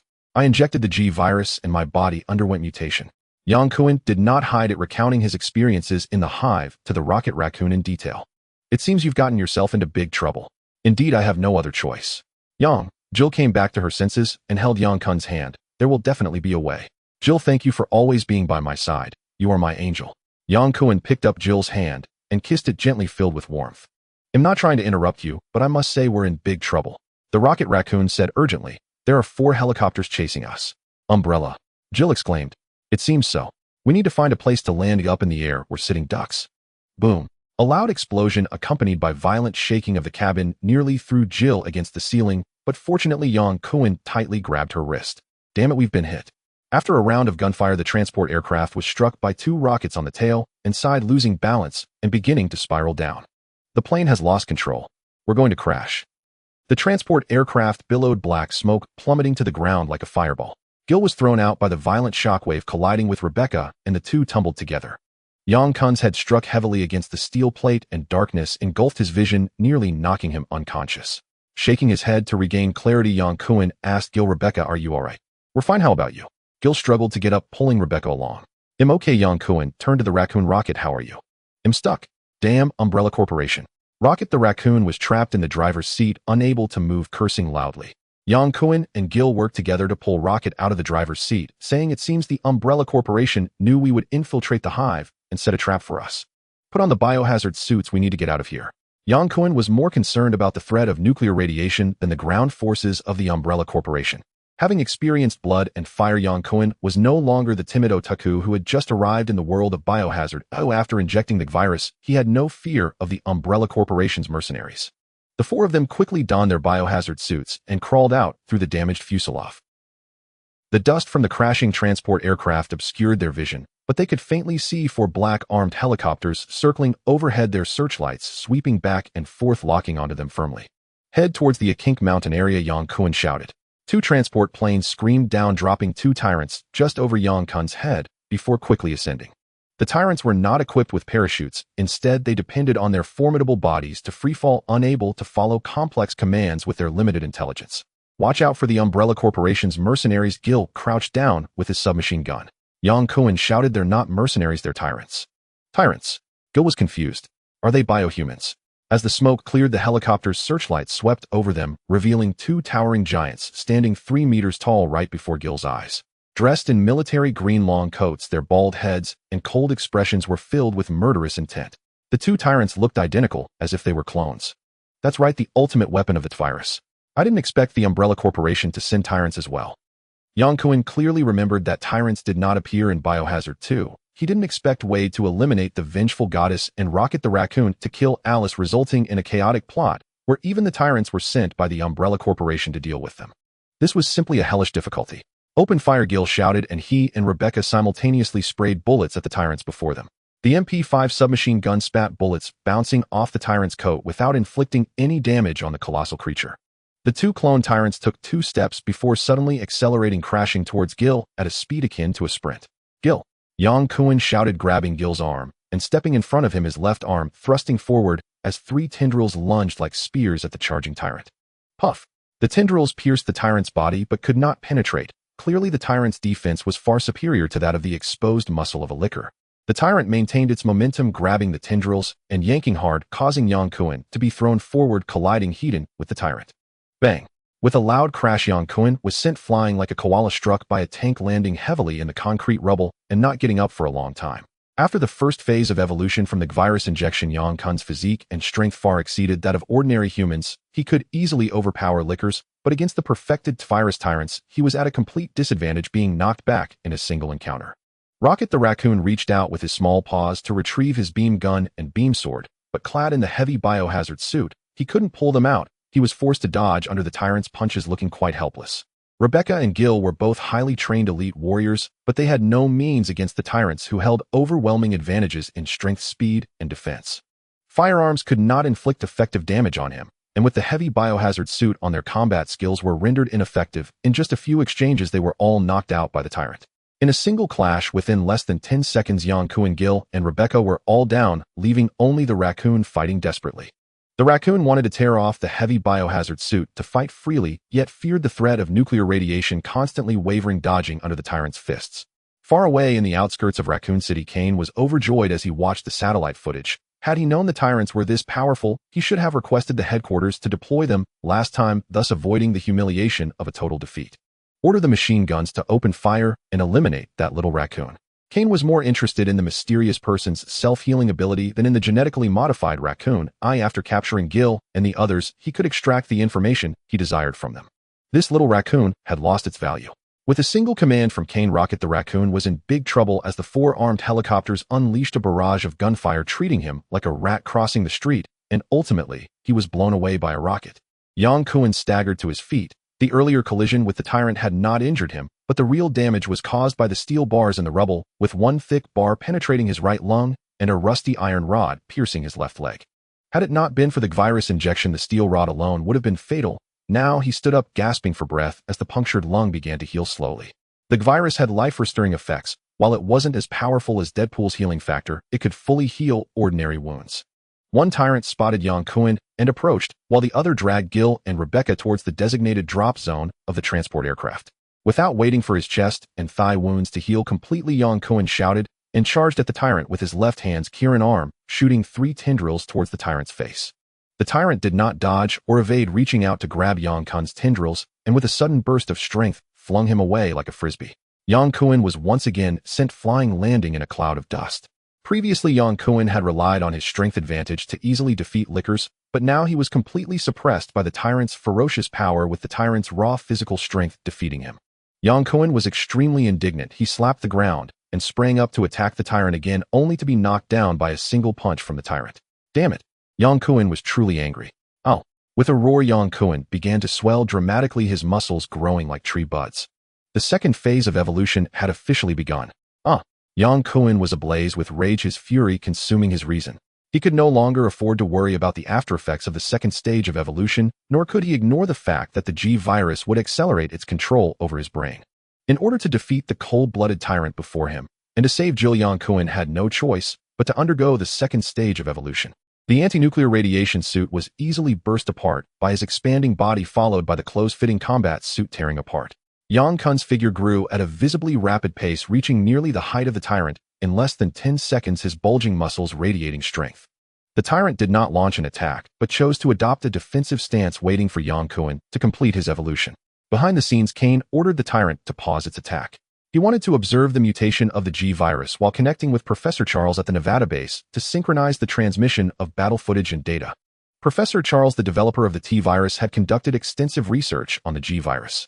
After the Umbrella Corporation abandoned the weaponization of the G-virus following multiple failed experiments, Charles had privately studied the G-virus, but unfortunately, he had not achieved any groundbreaking results. Now that a sample infected with the G-virus had emerged, it was a prime opportunity to research the G-virus anew.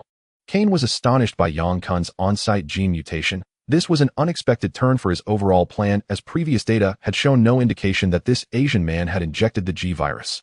The tyrant, the most perfect bioweapon created by the T-virus, was costly and time-consuming to produce and had yet to be deployed in actual combat. Similarly, the experiments of the G-virus, which was even more ferocious than the T-virus, had already been announced to be suspended by the Umbrella Corporation. It was surprising to encounter a G-virus-infected individual in Raccoon City. The T-virus was perfectly suited to combat the G-virus variant, promising an evenly matched battle that could yield detailed combat data, determining the strengths and weaknesses of these two mutant viruses derived from the original virus. Kane even ordered another tyrant to stand by the two captives, planning for both tyrants to attack the Asian man together, if necessary, ensuring they captured him. The second evolution was far more violent than the first. Black scales covered Yang Kun's body like a warrior's armor, and the tentacle of his Kirin arm evolved into a hard triangular bone spur. As the Red Queen had stated, evolution was influenced by environmental factors. In this brutal battle, the G-virus had evolved into a form conducive to combat, not the feared crocodile skin or crab pincers that Yang Kun had worried about, but muscular strength and fists suitable for close combat. Yang Kun felt as if every joint in his body had been forcibly broken and then regrown, akin to a rebirth, brimming with overwhelming power. With his evolution complete, Yang Kun roared and charged forward to attack the tyrant, aiming a punch at its bald head. The tyrant also threw a punch at Yang Kun, not targeting the head, but opting for the closest chest. Bang! Bang! Yang Kun and the tyrant struck each other almost simultaneously, punches landing solidly.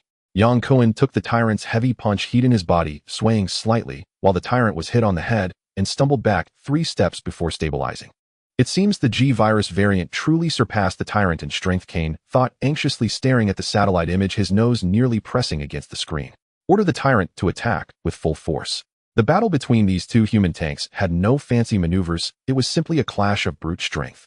As a shooting, Yang Kun was clueless about fighting techniques, but his experience in hunting zombies and lickers told him that when dealing with such bioweapons, one must strike the head, hitting hard to damage the central nervous system of the bioweapon.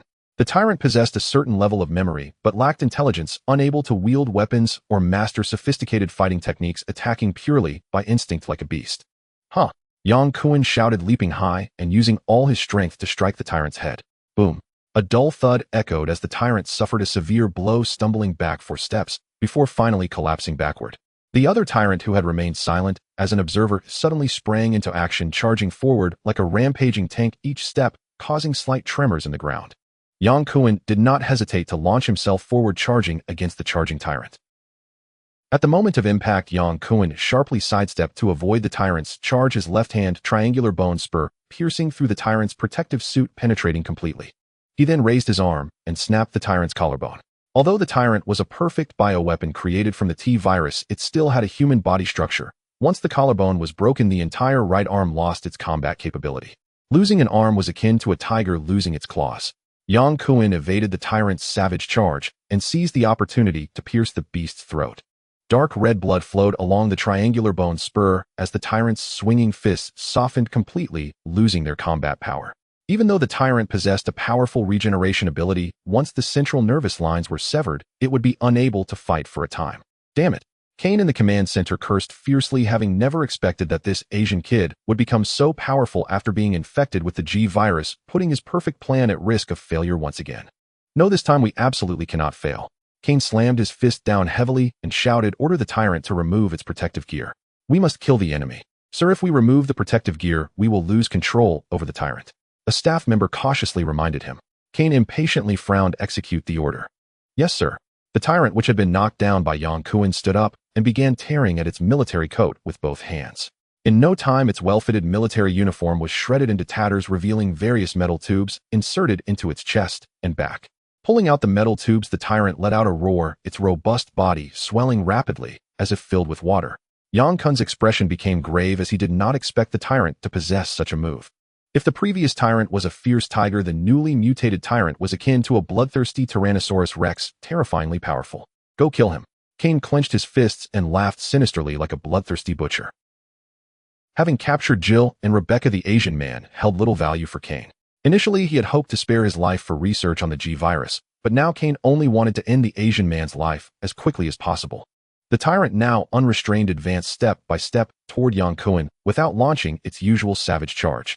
Its originally blue irises had turned blood red, glaring down at Yang Kun like a beast locking onto its prey. "So what if I ripped my clothes? I was already stripped bare, who's afraid of whom?" Yang Kun glared back defiantly. A bloody battle was about to commence.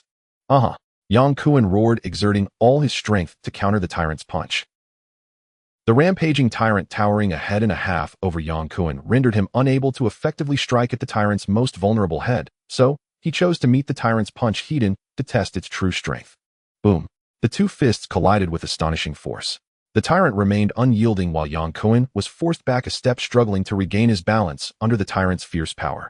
In terms of strength, the rampaging tyrant held the advantage, but the gap was not as vast as when Yang Kun first faced the tyrant. Yang Kun was confident he could deal with the rampaging tyrant with crimson eyes. After forcing Yang Kun back, the tyrant launched a series of attacks, throwing punches before tackling Yang Kun to the ground, where they wrestled together.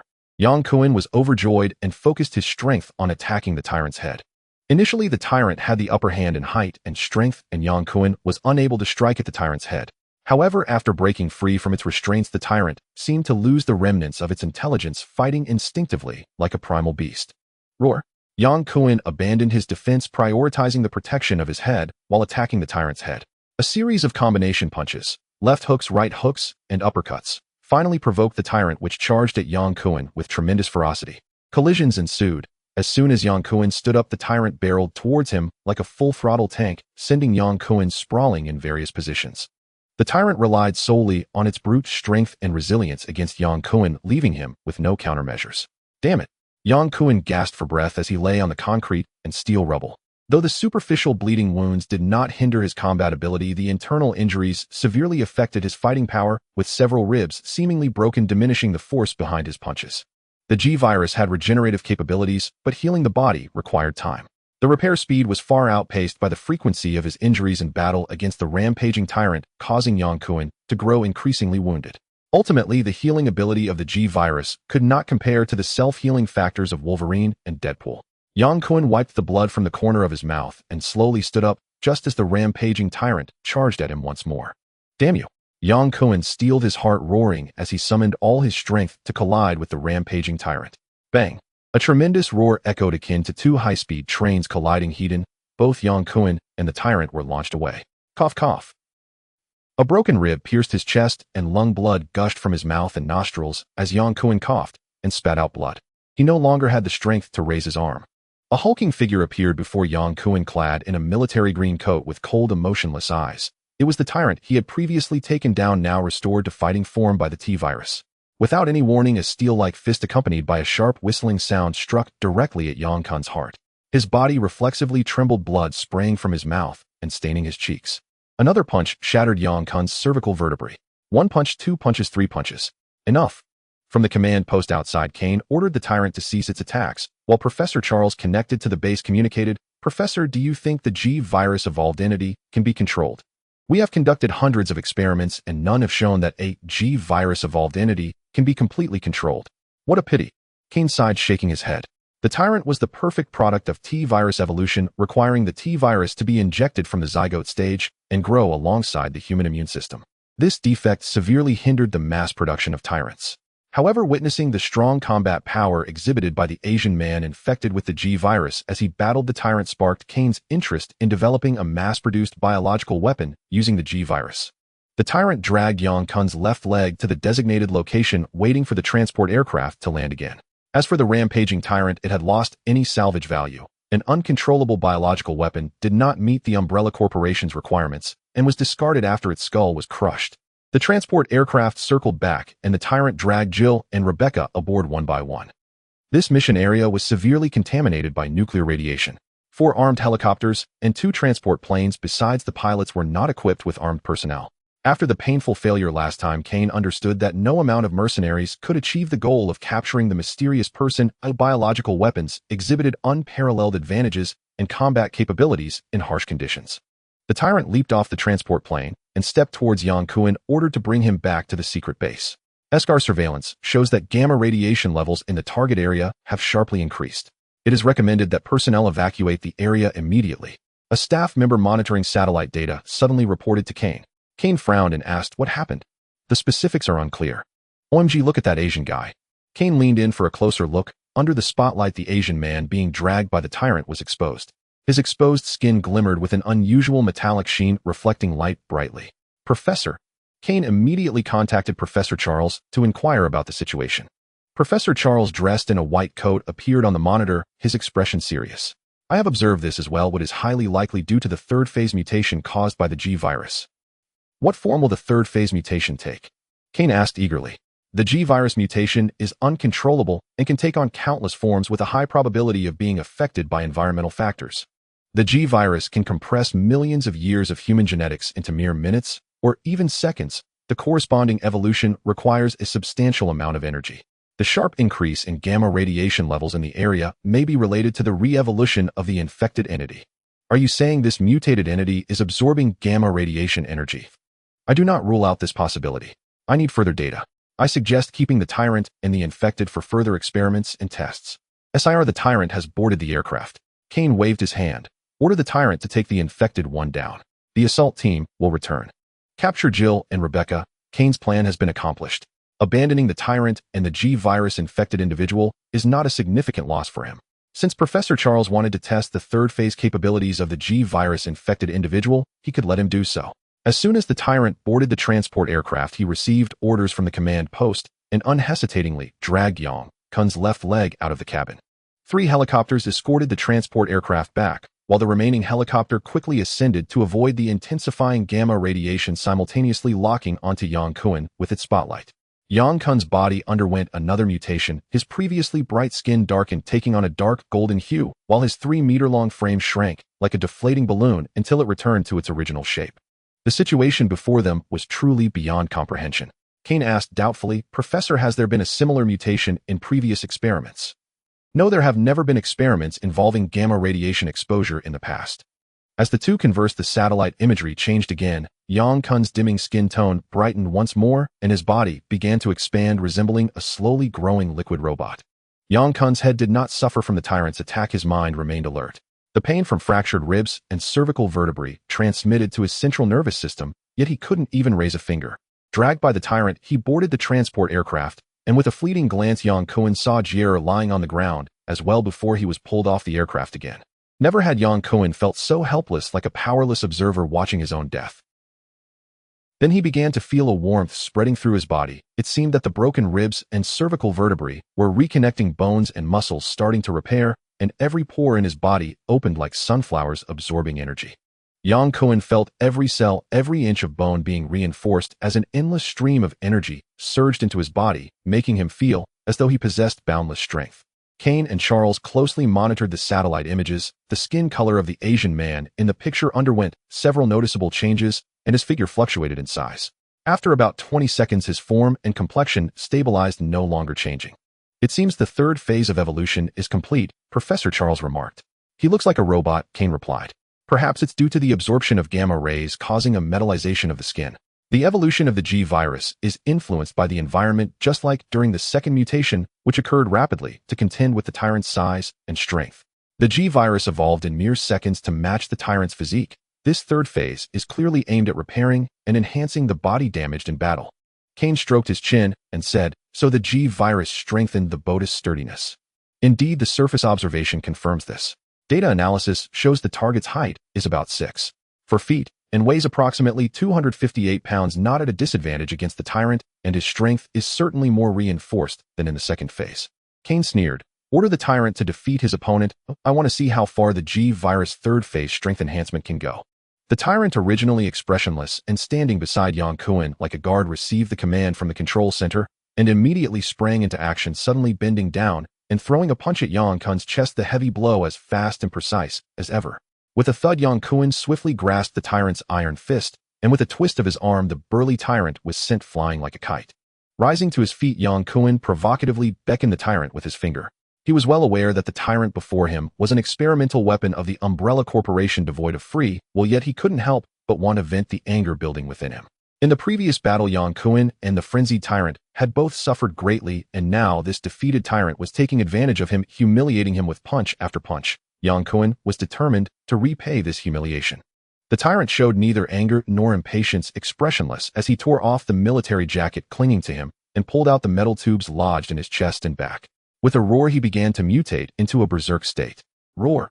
Like a furious titan, the mutated berserk tyrant charged at Yang Kun with the most savage and brutal collision, the wildest form of beastly combat. Out of tricks, Yang Kun lightly uttered those 4 characters. Just as the tyrant's shoulder was about to collide with his chest, he suddenly struck a punch into the tyrant's chest. The wild collision abruptly stopped, and the tyrant flew back like a bullet, crashing heavily to the ground. The once bulging muscles and bones sank, and the giant fist left an impression like a sunken valley. Yang Kun's punch shattered all of the tyrant's ribs and crushed the heart and lungs of the bioweapon. The tyrant had already lost his combat ability. Even if he stood up again, he would merely be a human punching bag with a skeletal frame. Inside the control center, the staff operating the computers exchanged glances, and their commander, Kane, was left dumbfounded. No one expected that the rampaging tyrant would be defeated by a single punch. Taking a deep breath to suppress his shock, Kane spoke. "Order the helicopter to attack with cannon fire and rockets." Kane did not expect the armed helicopter's cannons and rockets to take down the Asian man, who in fact, even the tyrant clad in protective gear could withstand such heavy weaponry. He was merely testing the strength of the G virus-infected individual's third phase evolution. The armed helicopter, which had been hovering in the air acting as a spotlight, received the order to lower its altitude, its lights locking firmly onto Yang Kun, and the cannons sprayed out blinding flames. Rat-a-tat-tat. "Damn it!" Yang Kun cursed, moving swiftly to evade the helicopter's bullets. With the regenerative ability granted by the G virus, even large-caliber bullets couldn't kill him. He would not stand there recklessly like Deadpool to face off against the helicopter. Getting hit by bullets hurt. Dodging left and right, Yang Kun cleverly maneuvered around the wobbling berserk tyrant, taking cover behind him to avoid the bullets. The helicopter's cannon fire rained down, chilling the tyrant's body with each hit, and a rocket exploded, sending Yang Kun, the live target, tumbling and biting his rear. Damn it, even friendly fire. Yang Kun awkwardly rolled twice, spotting Jer and Rebecca's discarded MP5 submachine gun, and hurriedly ran over to grab it and shoot at the helicopter. The small caliber bullets of the submachine gun couldn't penetrate the armored glass of the armed helicopter, but the helicopter's cannons frequently struck Yang Kun, creating a cacophony of sounds as the bullets scattered. "Hey, I didn't get hit." Yang Kun felt his chest, and then his abdomen, checking for bullet wounds. Apart from a sharp pain, there were no signs of bullets penetrating his body, and he was greatly relieved. Even the helicopter's cannon fire couldn't breach his defenses. It seemed he had truly become a Superman. Before Yang Kun could celebrate for 2 seconds, a rocket whistled towards him, blasting him into a tumble. "Damn it, I'm left wearing just a pair of boxers," and you're firing rockets at me. How much more of this is there? Fortunately, the helicopter ceased its rocket fire after 2 shots extinguished its searchlight and blended into the night, the rumble of the rotor blades fading away. Phew. Yang Kun sighed in relief, clearing the debris on the ground before sitting down. Suddenly losing the illumination of the spotlight, his eyes took time to adjust to the darkness. Yang Kun closed his eyes, his mind racing. Jier and Rebecca had been captured by the Umbrella Corporation. If they came for Red Queen, that would be one thing, they wouldn't torture her. But if they captured them to trace his connection to Deadpool and Rocket Raccoon, it would be troublesome. If the Umbrella Corporation found the space gem before him, he wouldn't be able to return to his Earth. Most importantly, he needed to find the space gem quickly and then go rescue Jier and Rebecca with Rocket Raccoon. Speaking of which, where is Rocket Raccoon? Could it be that this guy was taken out by the tyrant? Rocket Little Raccoon, Rocket Raccoon. Yang Kun immediately stood up and shouted loudly. Rocket! Yang Kun shouted loudly, calling several times before he heard the faint response of the Rocket Raccoon. I'm here. By the moonlight, Yang Kun followed the source of the sound and found the little raccoon among a pile of concrete rubble. The rocket shell hadn't hit the raccoon directly. He was only dazed from the shockwave, and fortunately his small size had wedged him in the debris without injury. Yang Kun quickly flipped over the concrete slabs, and the little raccoon jumped out, shaking off the dust from his body and muttering low curses against the Umbrella Corporation. Jill and Rebecca have been captured. We need to save them, Yang Kun said urgently. The Rocket Raccoon looked around and asked, have the Umbrella Corporation personnel retreated? The little raccoon thought that the 2 big brutes sent by the Umbrella Corporation were incredibly strong, and no one was their match. Since Jill and Rebecca had been captured, it must mean Umbrella had completed their mission and retreated. I took out the 2 tyrants, the rest flew away. You took them out? The Rocket Raccoon exclaimed in surprise, sizing up Yang Kun from top to bottom. I mean, how did you suddenly get so tall? I think it's due to the mutation caused by the G-virus, Yang Kun said, not wanting to discuss his own transformation. Rocket, we need to save Jill and Rebecca. Do you have any ideas? Of course I have ideas, the Rocket Raccoon said as he reached into his pocket and pulled out a round metal detector. Don't forget I installed a locator device on you guys. It was originally to prevent losing contact, and now it's coming in handy. The little raccoon adjusted the detector's frequency and said the target is moving southeast at high speed. They should still be on the helicopter. Knowing Jill's exact location, Yang Kun felt helpless to rescue her, as they had no means of transportation and their only transport plane had been shot down by the armed helicopter of the Umbrella Corporation. Rocket, we must find the space gem. If the Umbrella Corporation learns the truth, it will be very difficult for us to step into Raccoon City again. The Rocket Raccoon looked frustrated. I know that, but the damn gamma rays are interfering with the detector's sensitivity. I've turned everything upside down and still haven't seen the space gem. Let's search one more time. The Umbrella Corporation won't be back for a while. We still have time. All right. The Rocket Raccoon stared at the detector and said, the intensity of the gamma rays has weakened significantly. The gem should be in this direction. Yang Kun felt greatly encouraged and followed the Rocket Raccoon's footsteps in search of the space gem. After his transformation, his strength had surged, making him perfect for a violent demolition. The detector shows it's right here. It should be underground. After searching for a while, the Rocket Raccoon confidently pointed at the ground beneath his feet. Okay. Yang Kun agreed readily, transforming into a human excavator and vigorously swinging his arms to clear the obstacles. Beneath the concrete rubble was an empty building which appeared to be a bank. The small Rocket Raccoon was the first to crawl inside, raising a tactical flashlight to search around, and soon a joyful voice came out. Found it, Yang. The space gem is found. Really? Yang Kun exclaimed with delight. Pull me up. Yang Kun grasped the little raccoon's slender arm and lifted the rocket entirely out with almost no effort. The Rocket Raccoon was holding a shining oval gem in his left claws. Haha, we can leave this place. The Rocket Raccoon waved the space gem joyfully.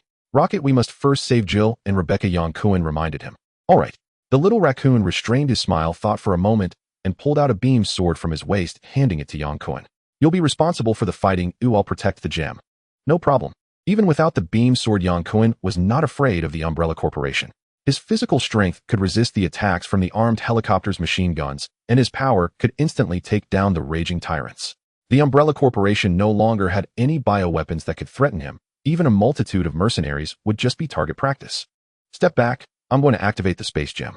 The Rocket Raccoon said seriously, waving his small hand for Yang Kun to step back. Seeing the little raccoon so serious, Yang Kun immediately took 2 steps back, waiting for the space gem to activate. 4 armed helicopters escorted the transport plane to land at a temporary command post in the outskirts, where Kane led 3 fully armed mercenaries aboard the transport plane. Jill and Rebecca were wearing white nuclear radiation protection suits, their helmets cracked by the tyrants, showing varying degrees of damage, lying motionless inside the transport plane. Kane waved his hand, and the three mercenaries formed a semicircle around the two unconscious women, their guns pointing downwards, remaining highly vigilant. "I know you're awake, Jill." Valentine and Rebecca Chambers, Kane said, pulling out a handgun and disengaging the safety, pointing it at Jill's body. "You don't need to play dead with me, otherwise I'll shoot." Jill and Rebecca opened their eyes simultaneously, slowly getting up. They had been knocked out by the tyrants and woke up during the descent of the transport plane. They initially planned to pretend to be unconscious and then suddenly launch an attack to take control of the transport plane, but they didn't expect to be discovered. Kane tilted the handgun, saying, "Behave and sit still." Jill and Rebecca exchanged glances and obediently sat down. Kane and the three mercenaries boarded the plane, and the entire crew flew rapidly towards the Nevada underground secret base of the Umbrella Corporation without any delay. "Everything is under control." Kane smiled contentedly. "Jill, Rebecca, do you know why I invited you here?" Jill snorted. "You sent monsters to knock us out and dragged us onto the plane. Is this how you invite someone?" "I believe my invitation is sincere.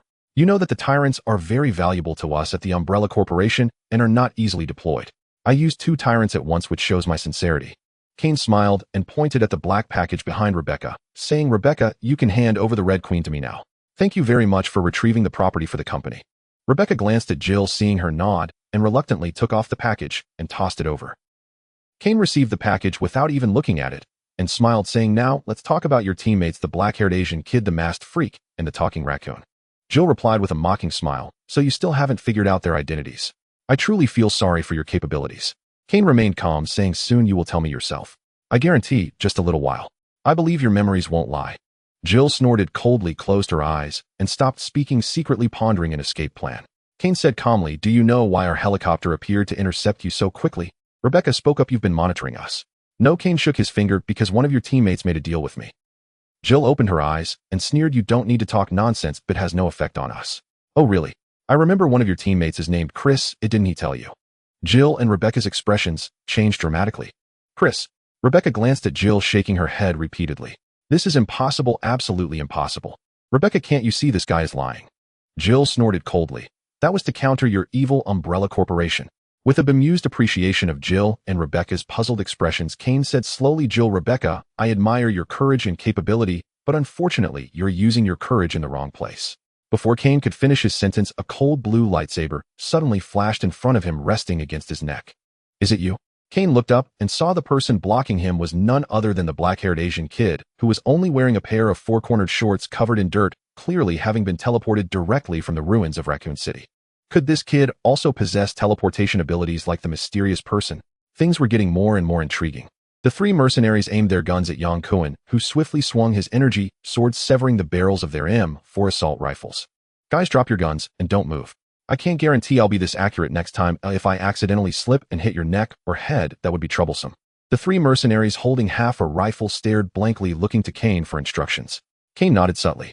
The mercenaries dropped the remaining parts of their rifles, and at Jill's insistence, they also threw down their sidearms. Jill and Rebecca picked up the scattered Glock pistols, aiming them at the enemies across from them. In an instant, the situation reversed, and Kane transformed from a confident conqueror into a constrained captive. The little raccoon boldly pulled out a beam gun and walked to the driver's seat, pointing it at the driver's head, saying, "Buddy, you better behave, and don't try anything funny, otherwise I won't hesitate to blow your head off and drive myself." Yang Kun grabbed the bag behind Kane, sheathed his lightsaber, and stepped back casually, sitting down, smiling. "I heard you were looking for us. Are you interested in Wade's self-healing abilities or the mini laser sword in my hand?" So the mysterious guy is named Wade. This was the first time Kane had obtained information about the mysterious person, and he feigned indifference, saying, "I'm interested in both. I appreciate your candor, but you still have to obediently be my captive." Jill shot a glance at Yang Kun, smiling. "How did you suddenly appear?" "You know, just like I appeared in front of you, I popped up just like that." Yang Kun raised his arm, mimicking a swift traversal motion. In front of everyone, he didn't disclose any information about the space gem. "Jill, you see, I was in such a hurry to save you that I didn't even have time to put on my pants." Yang Kun's banter not only made Jill and Rebecca laugh continuously, but even the 3 mercenaries sitting opposite, looking serious, couldn't help but crack a smile. "Is it funny?" Yang Kun asked the 3 mercenaries with a serious face, shaking his lightsaber. He commanded, "Drop your pants." The 3 mercenaries looked utterly confused, completely not understanding the situation. Yang Kun stood up, pointing the blue lightsaber at the abdomen of the black mercenary beside. "Kane, buddy, I'll give you 2 choices. Either drop your pants or lose your eggs." Yang Kun learned this threat from Rocket Raccoon, who had once used this tactic to threaten the undead Wade, and it worked surprisingly well. Using this threat against the Umbrella Corporation's mercenaries had unexpectedly good results, The black mercenary quickly dropped his pants, covering his groin, with both hands looking embarrassed. You drop your pants. Yang Kun waved his lightsaber at the other two mercenaries, then turned to Jill and Rebecca, saying, ladies, you also need to take off your clothes. Rebecca was taken aback for a moment, then her face turned red. We also take off. Jill, angered, clenched his fists and punched Yang Kun. What nonsense are you talking about? Oh, I meant we need to disguise ourselves as mercenaries to infiltrate the Umbrella Corporation's secret base, so we need to take off our clothes and change into the mercenary outfits. Oh, I see. Jill instantly brightened. Why didn't you say so earlier? Why say something about dropping pants? Yang Kun laughed. I never said to drop your pants. I said to take off your anti-nuclear radiation suits. Who told you not to clarify? Jill shot Yang Kun a glance, her charming demeanor captivating. Yang Kun and Jill joked and laughed while the three mercenaries, stripped of their outer jackets and pants, awkwardly covered their groins, looking like guilty criminals without saying a word. Kane was the only one who didn't laugh and asked solemnly, who exactly are you? Yang Kun glanced at Kane. Captives don't have the right to ask questions. Kane's face turned green with anger, and he suddenly stood up, but when Yang Kun pointed the lightsaber at him, he shrank back, forcing down his anger, and sat back down. 4 armed helicopters and 2 transport planes landed in the Nevada desert. With Kane's cover, Yang Kun and the others swiftly eliminated the surrounding armed forces of the Umbrella Corporation, pushing Kane into a small wooden house disguised as an umbrella base and taking the elevator down to the secret base. Kane, being the chief security officer of the base, guided Yang Kun and his group smoothly into the central control room. Taking the guards by surprise, Rebecca inserted the motherboard chip of Red Queen, and after a 10-second countdown, the Red Queen rebooted the entire base's systems, taking full control of the underground base. What do you want? Kane asked sharply. Shut up, Jill scolded. Red Queen, do you have data on the evolution of the virus? Yang Kun asked eagerly. After saving Jill and Rebecca, Yang Kun's biggest concern was virus infection. He had already evolved to the 3rd stage, and according to the data released by the Red Queen, the virus would usually become highly active after the 3rd stage mutation, beginning to invade the brain region of the human body. Losing his human memories and thoughts, being controlled by the virus in his brain, what would be the difference between him and a walking corpse? Yang Kun absolutely could not accept that. There are no more detailed data, but Professor Charles is in the base. He will have a solution. Let's go meet Professor Charles. Yang Kun decisively said. What about this guy? Jill pointed at Kane and asked. Yang Kun knocked Kane unconscious with a punch, turning to Rocket. Raccoon, Rocket, Rebecca, you stay here to guard Jill, and I will go see Professor Charles. Rocket, with his little short legs, instructed Yang. You'd better hurry. I can't wait to go back. I know. Leaving the central control room, Yang Kun strode forward, moving like the wind, while Jill barely kept up, suddenly asking Yang, are you leaving? Yes, after resolving the after effects of the virus, I will leave. What if you can't resolve it? Then I will become a monster. That won't happen. You won't become a monster. Let's hope so. Yang Kun hurriedly walked his eyes straight ahead. Jill suppressed her impulse to discuss Chris with him and followed his pace into the elevator. This secret base is completely different from the hive structure of Raccoon City, lacking closed laboratories resembling a department store, instead with a hollow center and oval workspaces scattered like branches. The surveillance from Red Queen showed that Professor Charles was in the monitoring room on the 12th floor. Yang Kun and Jill, dressed in black security uniforms, moved unobstructed through the base and easily entered the monitoring room where Professor Charles was located. Professor Charles, Yang Kun said politely. As it concerned his fate, he had no intention of resorting to violence. Charles turned his wheelchair and glanced at Yang Kun. You are a virus-infected individual. Do you know me? Yang Kun asked calmly. Of course, I watched your battle with the tyrant in its entirety. Charles did not inquire how Yang Kun entered the secret base and donned a security uniform. It was not of his concern. Yang Kun's heart stirred. Professor, I need to speak with you privately. After a pause, he added, about the G-virus. Follow me. Charles controlled his wheelchair and led the way out of the laboratory. Yang Kun was not worried about Charles being detrimental to him. With his abilities, he was not afraid of stepping into Umbrella's traps, especially since Red Queen had already taken control of the entire base's security system. Everything was under his control. After walking for about half a minute along the semicircular corridor, Charles remotely opened a metal door to a room. Just as Yang Kun was about to enter, Jill grabbed her arm and said concernedly, be careful. I know, Yang Kun smiled, patting Jill's hand. We'll go in alone, you wait outside. Okay. Yang Kun strode inside. The metal door behind him closed tightly, isolating Jill outside. Worried about Yang Kun's safety, Jill called the Red Queen in the monitoring room, only to be told that the room's signal was disrupted and could not be monitored, leaving her anxious and pacing back and forth outside the door.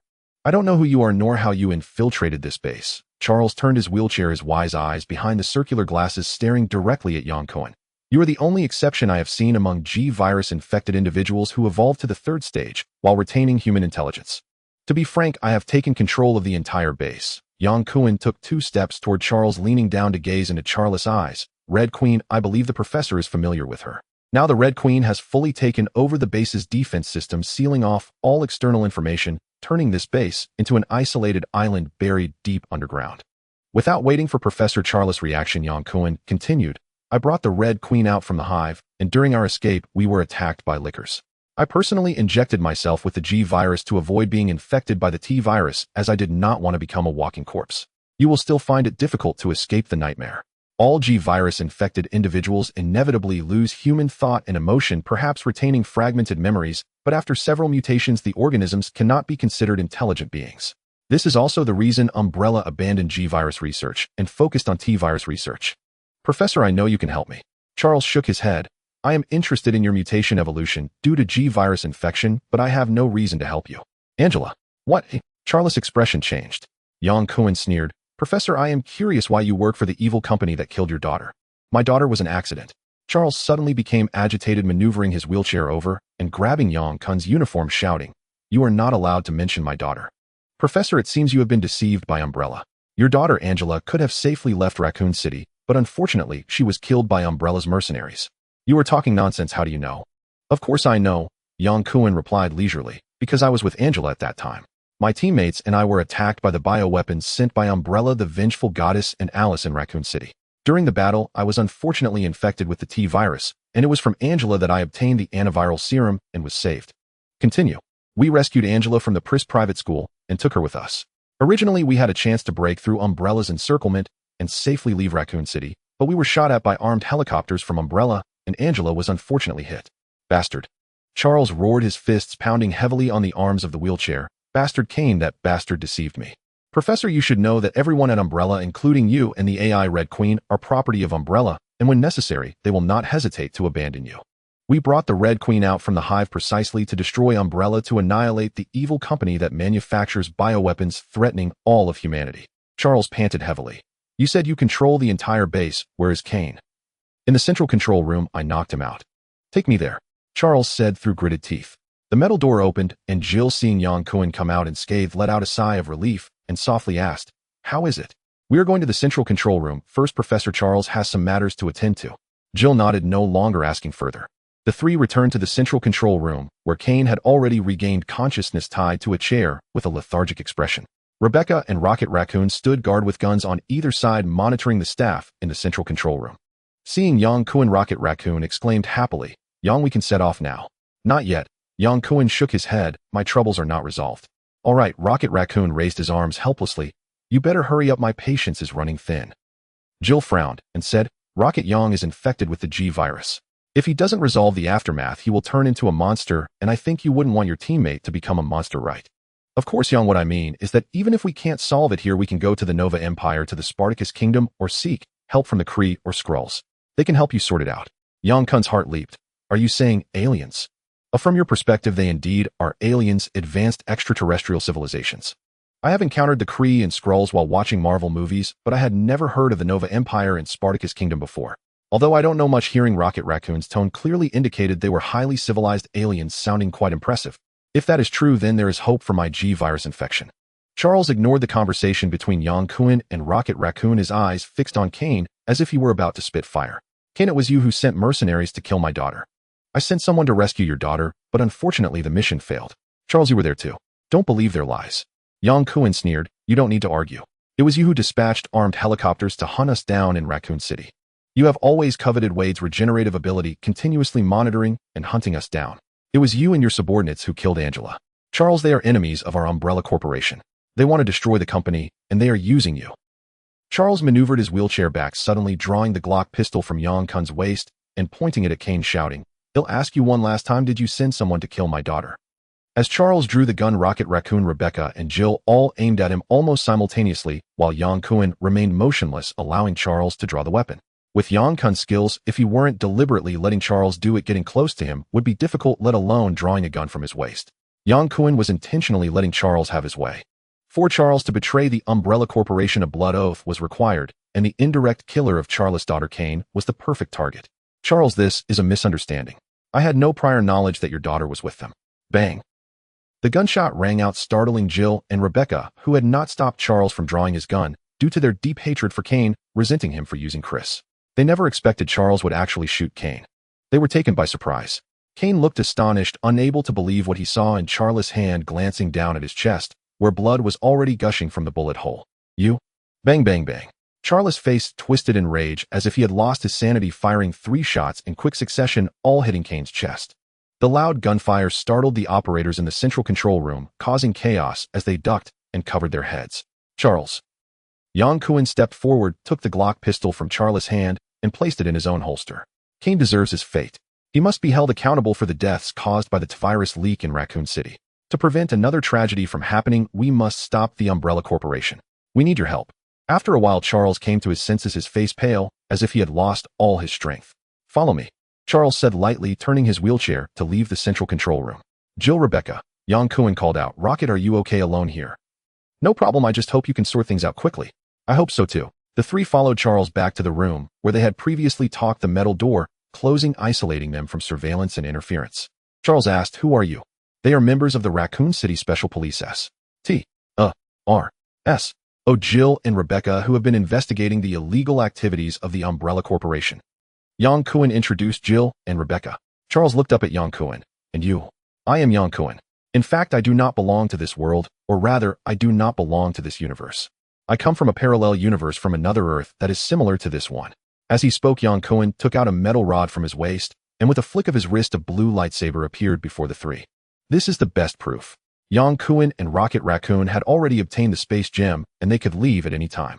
No one could stop them. Yang Kun did not mind revealing his true identity to Charles and Rebecca. Rebecca, like Charles, was hearing Yang Kun speak of his identity for the first time, and in surprise, she looked at Jill, who nodded, slightly suppressing her curiosity and not asking. Charles adjusted his glasses. If what you say is true, why not return to your own planet? I certainly want to go back, I dream of it, but I am infected with the virus, and there is no way to cure it back there. To be honest, the technological level of the planet I come from is not much different from here, and in terms of biotechnology, it may even lag behind this world. Professor, I need your help. This was already the 3rd time Yang Kun had requested Charles. He was indeed very anxious. Wasn't the one with the regenerative ability with you? No, Yang Kun shook his head. The one with the regenerative ability is Wade, and he comes from a higher technological civilization in the Marvel Universe, including that little raccoon rocket as well.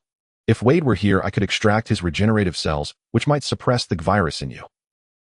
Unfortunately, he is no longer here. Charles was taken aback. He left. Jill said he perished under the nuclear bomb. Charles shook his head and sighed. He was not lamenting Wade's disappearance, but regretting the loss of the opportunity to research regenerative cells for himself. Due to the uncontrollable nature of the virus' multiple gene mutations, we have not developed an antiviral serum and cannot eliminate the virus in your body. It seems I have to listen to Rocket's advice.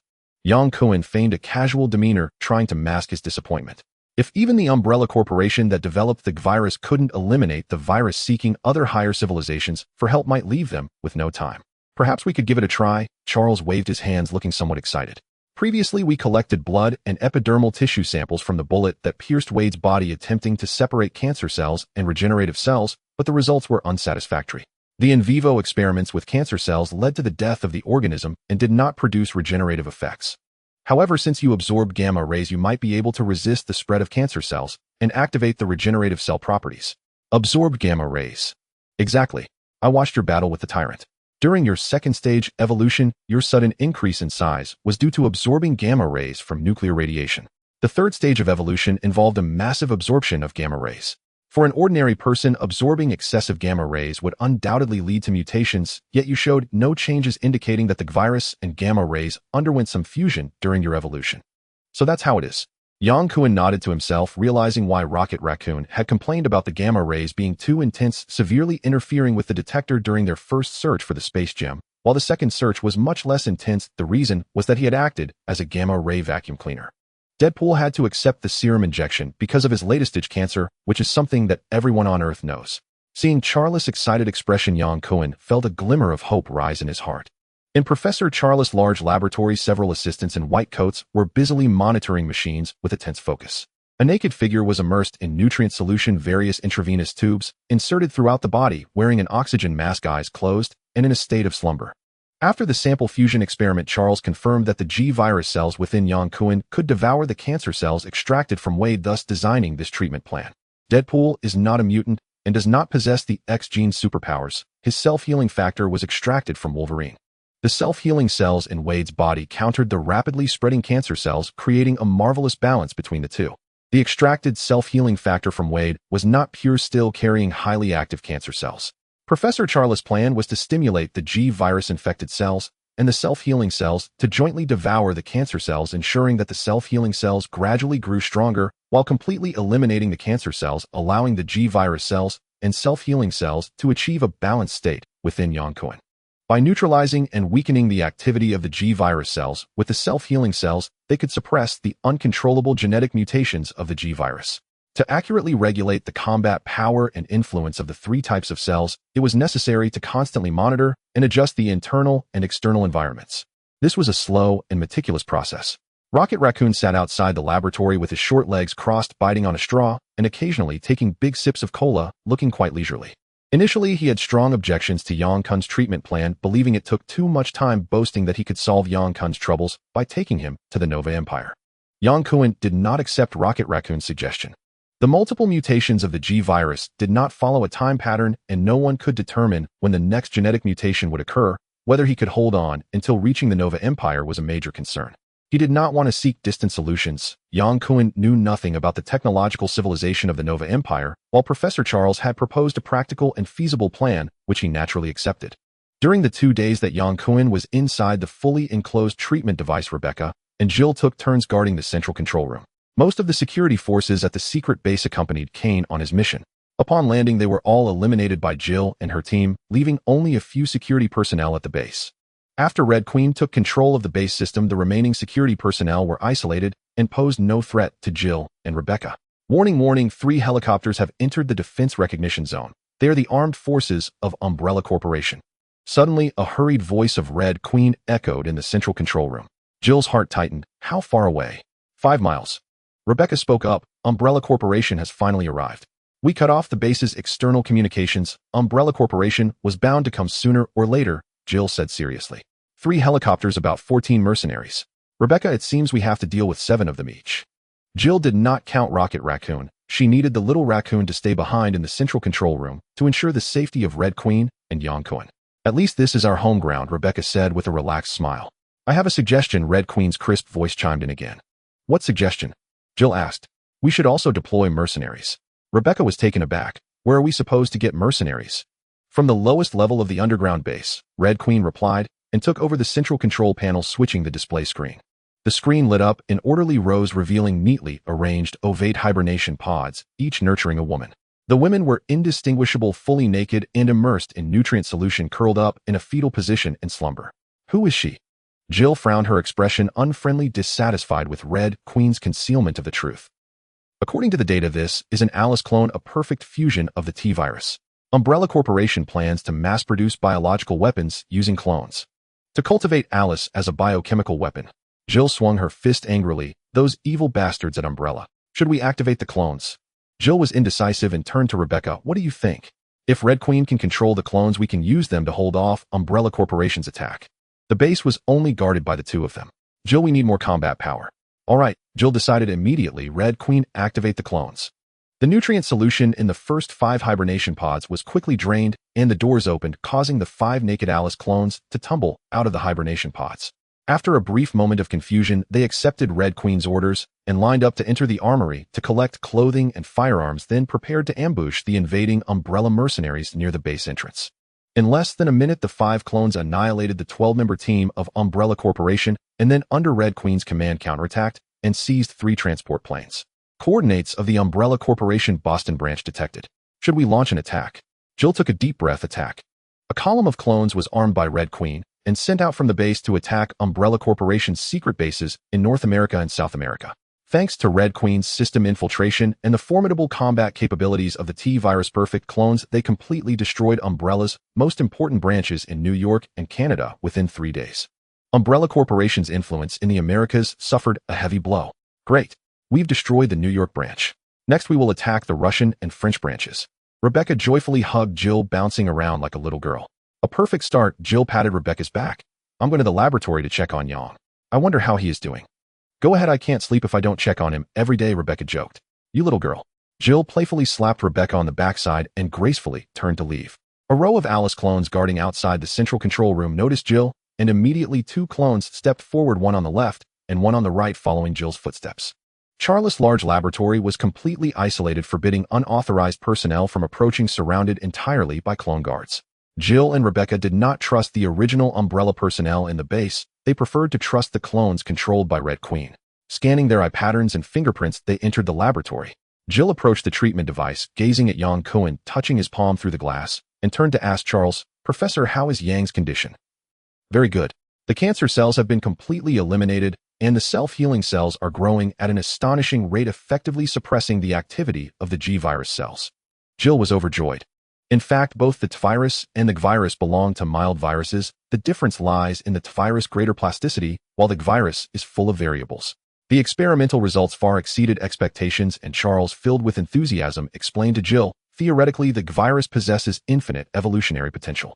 Now that Yang Kun has evolved to the 3rd stage, I am eager to see the astonishing changes he will undergo in the upcoming 4th and 5th stages. Perhaps he will gain incredible strength and speed, or even develop the ability to fly.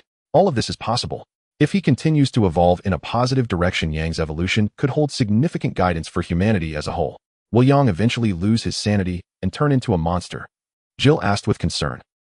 No, Professor. Charles shook his head. The self-healing cells will suppress the activity of the virus, making the likelihood of catastrophic mutations during future evolutions extremely low. When will Yang be able to wake up?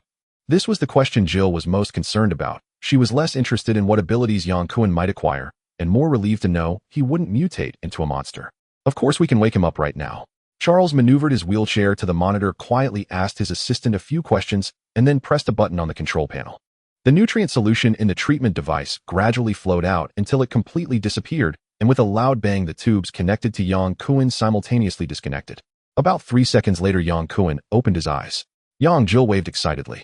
Yang Kun blinked, and once his body regained its senses, he slowly walked out of the treatment device. An assistant handed him a white lab coat, which he caught and put on, alleviating the awkwardness of being unclothed. Professor, how is it? Very good. The self-healing cells in your body have grown far beyond expectations. Does that mean I have stronger self-healing abilities now, eh? Professor Charles turned his wheelchair closer, his expression filled with excitement. Of course. With the regenerative ability of the virus combined with the rapid healing capacity of the self-healing cells, you now possess an unprecedented super healing ability. Unless you are directly hit by a nuclear bomb, I can't think of anything in this world that can stop your healing. I must say, Yang, you are a miracle in the history of human evolution. Yang Kun shrugged. I almost turned into a monster. You are a monster now, the kind of weapon Umbrella has always dreamed of. Jill watched the conversation between Yang Kun and Charles in silence, her face beaming with a smile. Hey buddy, I'm really glad to see you safe and sound. Before long, Raccoon also entered the laboratory, shaking his tail and speaking loudly. Raccoon had the privilege to enter the laboratory freely, but he rarely did, usually staying outside to watch Professor Charles and the assistants busy at work. Clutching the space gem, Raccoon remained wary of everyone. After Yang Kun fell into a sleep state, his only urgent wish was for Yang to quickly come out of the treatment device so they could leave the planet together and return to their familiar spaceship. Seeing Yang Kun wake up, besides Jill, the second happiest being was the little raccoon, as it meant they could finally go home. Thank you, Rocket. I feel amazing, like I've been reborn. Okay, it's time to go home. Buddy, do you know that the time wasted during your surgery was enough for me to pull off several jobs? My time is very valuable. The little raccoon set his tail, flicking back and forth, a proud look on his face. Hey, Rocket, thank you for keeping your promise. No matter how much you value your time, I'm willing to pay double. Double? Rocket's voice immediately rose several degrees. You said it yourself. Of course, Yang Kun always keep my word. What I want is not dollars, but currency from the New Star Empire. Yang Kun found himself in a difficult position, shrugging as he said, Rocket, you know I've never been to the New Star Empire. I can't provide any imperial currency. Rocket strutted over to Yang Kun, his furry little face seemingly bursting with joy. It doesn't matter that you haven't been there. If you partner with me, we can pull off some big jobs together, more than enough to cover my losses. The little raccoon knew that the Yang Kun standing in front of him was no longer the helpless rookie from Earth, but a super warrior with formidable combat power, capable of easily taking down 2 tyrants, showing how impressive his strength was, far surpassing his previous partner Groot. Having him as a partner, a free mercenary, would be a huge profit. Yang Kun nodded, turned, and walked toward Jill, opening his arms to embrace the silent girl heavily. Jill, thank you. It's so good that you're okay. Jill, meeting you is my greatest fortune. Yang Kun leaned close to Jill's ear, whispering softly, and kissed her warm lips. Jill let out a soft moan, wrapping her arms around Yang Kun's neck and responding passionately. The two kissed, deeply oblivious to their surroundings. Sigh, humans. The little raccoon shook his head, sighing as he left the laboratory. Professor Charles, however, ignored the affectionate display between the two and turned to the monitor to check the treatment data. He was very enthusiastic about Yang Kun merging with the self-healing cells, hoping to one day treat his hereditary diseases. I'm sorry, Jill Yang, I have to interrupt for a moment. Suddenly, the communicator in Jill's collar transmitted Rebecca's voice, hinting at a mischievous smile. Jill reluctantly pulled away from Yang Kun's lips and asked, Rebecca, what is it? Red Queen has locked onto the whereabouts of Umbrella Corporation Chairman Albert Weskier and requests the deployment of the clone army to attack. Wait a moment, he'll leave with Yang and return to the central control room. After speaking, Jill took Yang Kun's hand and walked out. Weskier. Yes, Jill nodded, her pace unwavering. The Red Queen has discovered Weskier's whereabouts. Do you know Weskier? I know a little. Jill smiled sweetly, her azure eyes gazing at Yang Kun. Every time you say you know a little, it's never just a little. Just as Yang Kun was about to explain, Jill laughed. No need to explain, I trust you, of course. The two walked out of the laboratory side by side, and two clone guards stationed outside immediately followed. Yang Kun was taken aback, pointing at the Alice clone and asking, the Red Queen cloned Alice? No, it was the Umbrella Corporation that cloned Alice. The Red Queen activated the clones. We have already dispatched the clone army to destroy the Umbrella Corporation's branches in New York and Canada, and now the Red Queen has locked onto Weskier's whereabouts. The Red Queen. Yes, it has been proven that your decision was very wise. By extracting the Red Queen from the hive, we can destroy all of Umbrella Corporation's important strongholds and dismantle their bioweapon manufacturing bases. That's right. Yang Kun nodded, simply choosing not to elaborate further. Yang Kun and Jill hurried back to the central control room. Upon seeing the clones standing neatly inside and outside the control room, Yang Kun's brows furrowed slightly, but quickly returned to normal. He stepped forward and warmly embraced Rebecca, celebrating his rebirth. Where's Weskier? Jill asked coldly. In a secret base in the far east of Russia, possibly the Russian branch of the Umbrella Corporation, Rebecca quickly replied. Rebecca's expression was filled with intense anger as she spoke through gritted teeth. From Rebecca's tone, it was evident that their desire to eliminate Weskier was not simply because he was the chairman of the Umbrella Corporation. There seemed to be a deep-seated animosity and profound hatred. After a moment of hesitation, Yang Kun asked, do you have a relationship with Weskier? Jill turned her face and stated word by word, Weskier is a shameful traitor. He betrayed us. That's right, Weskier is the captain of S.T.R.S. He is the captain of the Alpha team, and in order to test the combat data of the antivirus monsters, he lured our SWAT team into the Akron Mountains, resulting in the deaths of many of our teammates and the disbandment of the SWAT team. We are committed to destroying the Umbrella Corporation in pursuit of the truth. Yang Kun nodded, understanding why Jill and Rebecca looked so filled with hatred. I will deal with Weskier. You, Yang, aren't you leaving? Jill was both surprised and delighted, surprised that Yang Kun suddenly said he would deal with Weskier, and delighted that he wouldn't leave so soon. She was reluctant to see Yang Kun go. Yang Kun smiled. I promised to pay Rocket double the money to buy his time, and I believe he won't mind me spending a little more time. As long as we eliminate him, the entire management of the Umbrella Corporation will fall into chaos, and we can destroy the evil Umbrella Corporation in one fell swoop. What is your plan? Jill knew Yang Kun wouldn't speak lightly. He must have a complete plan to eliminate Weskier. The key issue was that Weskier was in Russia while they were in Nevada, USA, separated by the Pacific Ocean. Yang Kun winked at Jill. Have you forgotten how we came here? Jill suddenly realized. Rebecca didn't quite understand their conversation, but recalling Yang Kun saying he came from another planet and his sudden appearance to rescue her, and Jill from the transport plane, she figured he must have some unknown technological means to teleport. At this thought, Rebecca excitedly exclaimed, I want to join too. Yang Kun smiled and waved his hand. Rebecca, you and Jill stay at the base to guard against the Umbrella Corporation sneak attacks. It's enough for me and the clones to go. Rebecca wanted to argue, but Jill interrupted. Yang is right, Rebecca, we stay. All right. Rebecca sighed helplessly. She could ignore Yang Kun's words, but she wouldn't defy Jill's. Yang Kun loudly asked, Red Queen, confirm Albert Weskier's coordinates. Target coordinates confirmed. Latitude 57 degrees north, longitude 123 degrees east. How many clones are at the base? Currently, there are 12 clones at the base with 5 on duty. Good, order 6 clones to be fully armed and stand by on the helipad. Received. Before we depart, I think I need to change into a combat outfit. Yang Kun glanced down at his lab coat and muttered. Jill smiled lightly and glanced at Yang Kun charmingly. Follow me. I'll take you to change clothes. Yang Kun was so focused on talking that he didn't even mention it himself, and even Jill almost forgot that under his loose long coat, he was in a vacuum, unable to help but laugh. The underground secret base was large, with a complete ecological cycle system to sustain the daily lives of nearly 100 researchers and security personnel. Jill and Rebecca each had their own rooms, and Jill was leading Yang Kun to her own room. The room was not large, resembling a typical hotel single room, with all four walls painted pure white, and a huge LCD screen on the wall opposite the door, simulating a pastoral landscape, with blue skies, white clouds, and the sounds of birds and flowers. I hope the bad girl won't peek at us being affectionate, Yang Kun said half-jokingly. No, the private room has blocked the cameras. Jill closed the door, walked to the wardrobe. I'll help you find clothes. No rush. Yang Kun wrapped his arm around Jill's soft waist, pulling her close. I have something to say to you. What? Jill slightly bit her lip, her gaze irresistibly charming.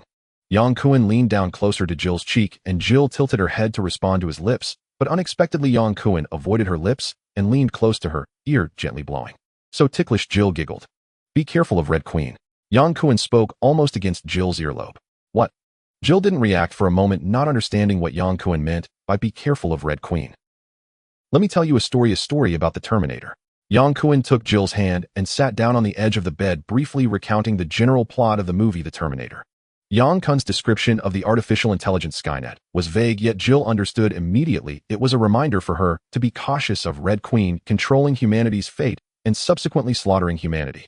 Jill laughed brightly. If I'm not mistaken, this must be something you saw in a movie. Of course.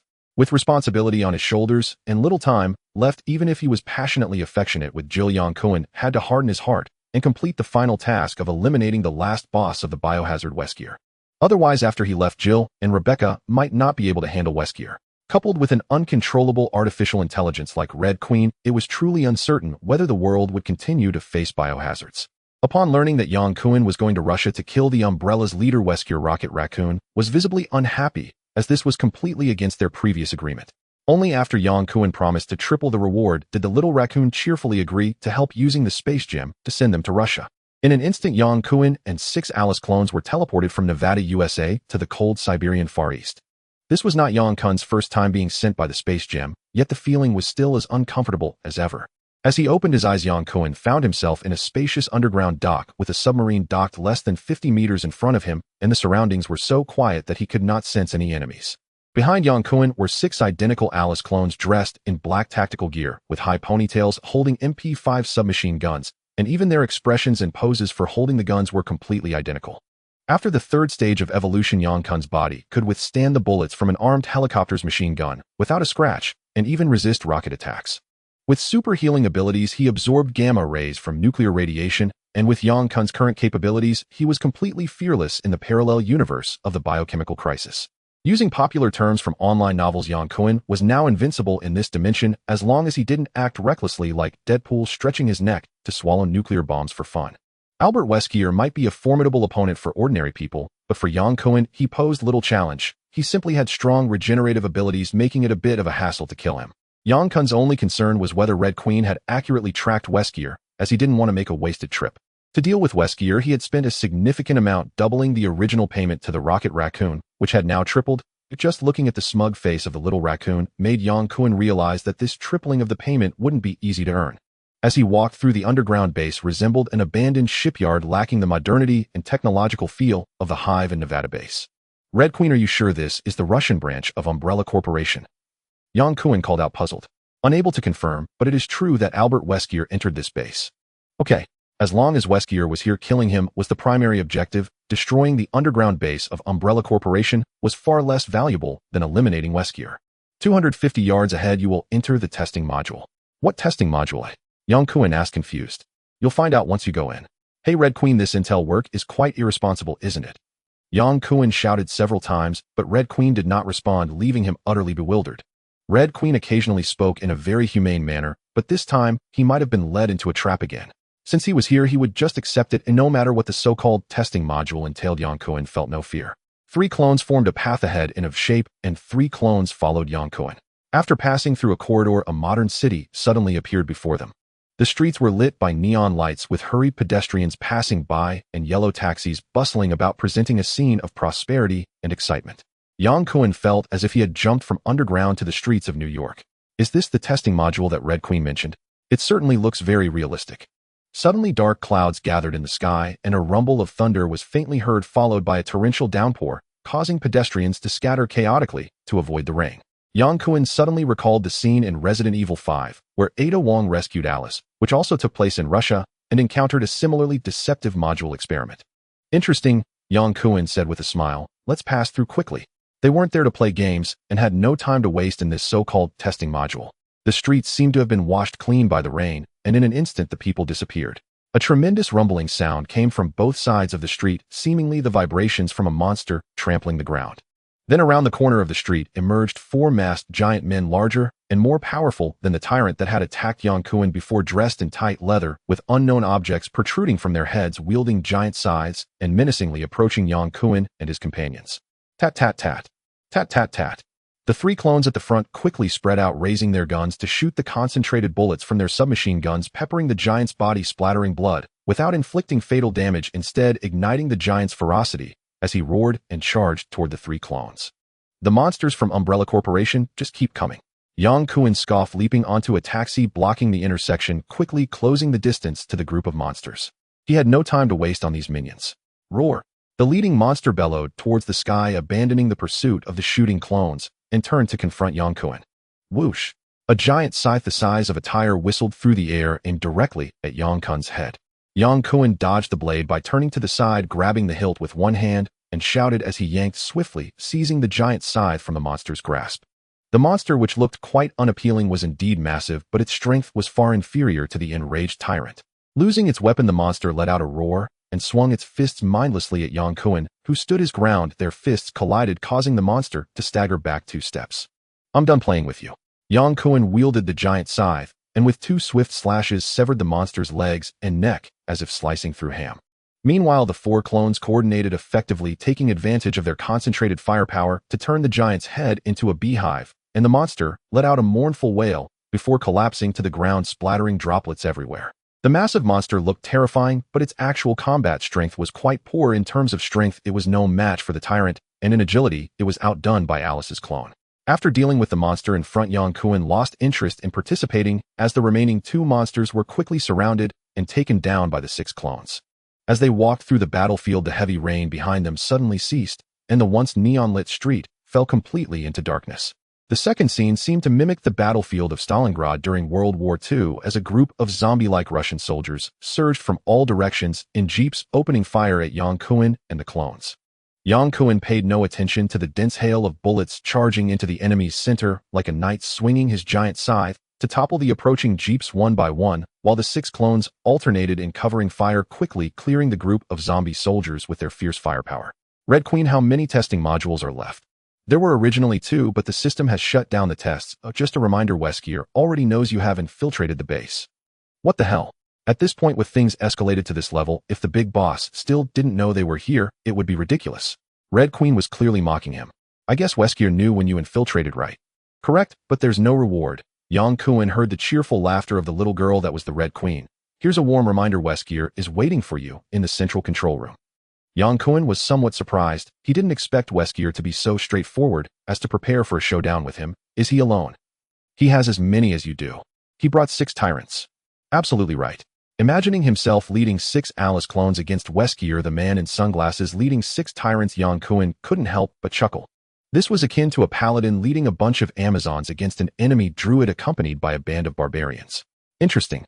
The central control room of the Umbrella Corporation's Russian branch is large, featuring a Slavic-style arched dome with soft light radiating from white LED lights. 6 tyrants in deep blue metallic uniforms stand in a neat row behind Weskier. With his unchanging sunglasses and black suit combined with the imposing backdrop of the tyrants, Albert Weskier exudes an air of darkness. His aura resembles that of a Taoist patriarch rather than a CEO of a multinational corporation.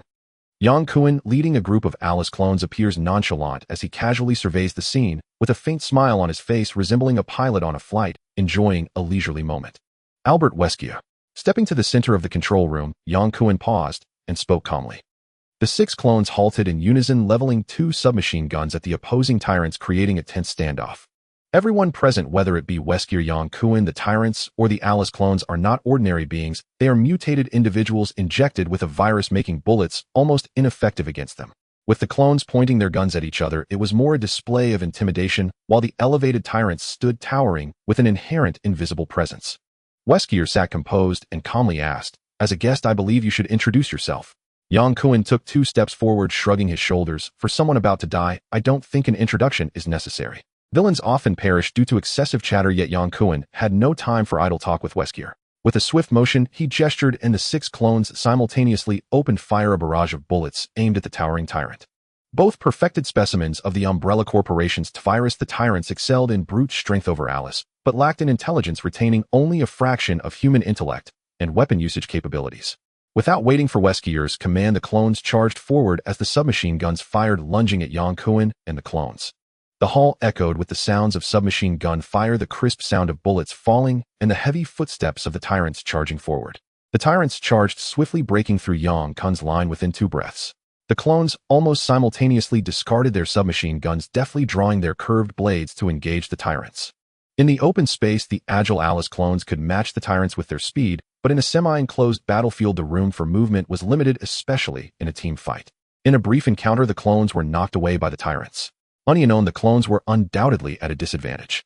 Yang Kun raised an eyebrow, quickly retrieving a metallic rod from his waist, and with a flick of his arm, a blue energy sword formed instantly.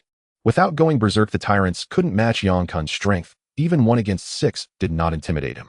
Now pressed for time, he opted for the energy sword rather than using his fists. G.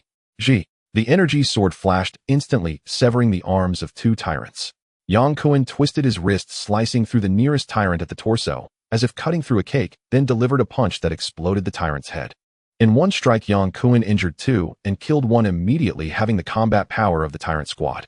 The 6 clones wielded their dual blades, concentrating their forces to 2 or 3 against 1 as blood and flesh splattered from the tyrants, who could only defend without the power to counterattack. Weskier had thought that 6 tyrants would be enough to deal with the enemies, but he did not anticipate how formidable the laser weapon in the hands of this Asian man would be. He could no longer sit still, removing his sunglasses and joining the fray like a whirlwind. Weskier's target was naturally Yang Kun, who wielded the energy sword.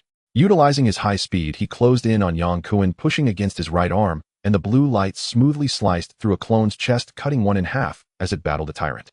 Yang Kun was startled, channeling his strength to strike back at Weskier, who swiftly evaded the energy sword's attack range, moving so fast that his figure was nearly impossible to track.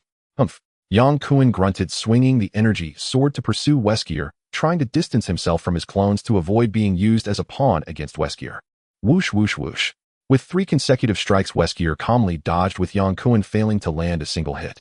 Having injected with the first phase of the virus evolution, Yang Kun's physical attributes had already surpassed those of ordinary humans, with strength tripling and significant boosts in speed and endurance.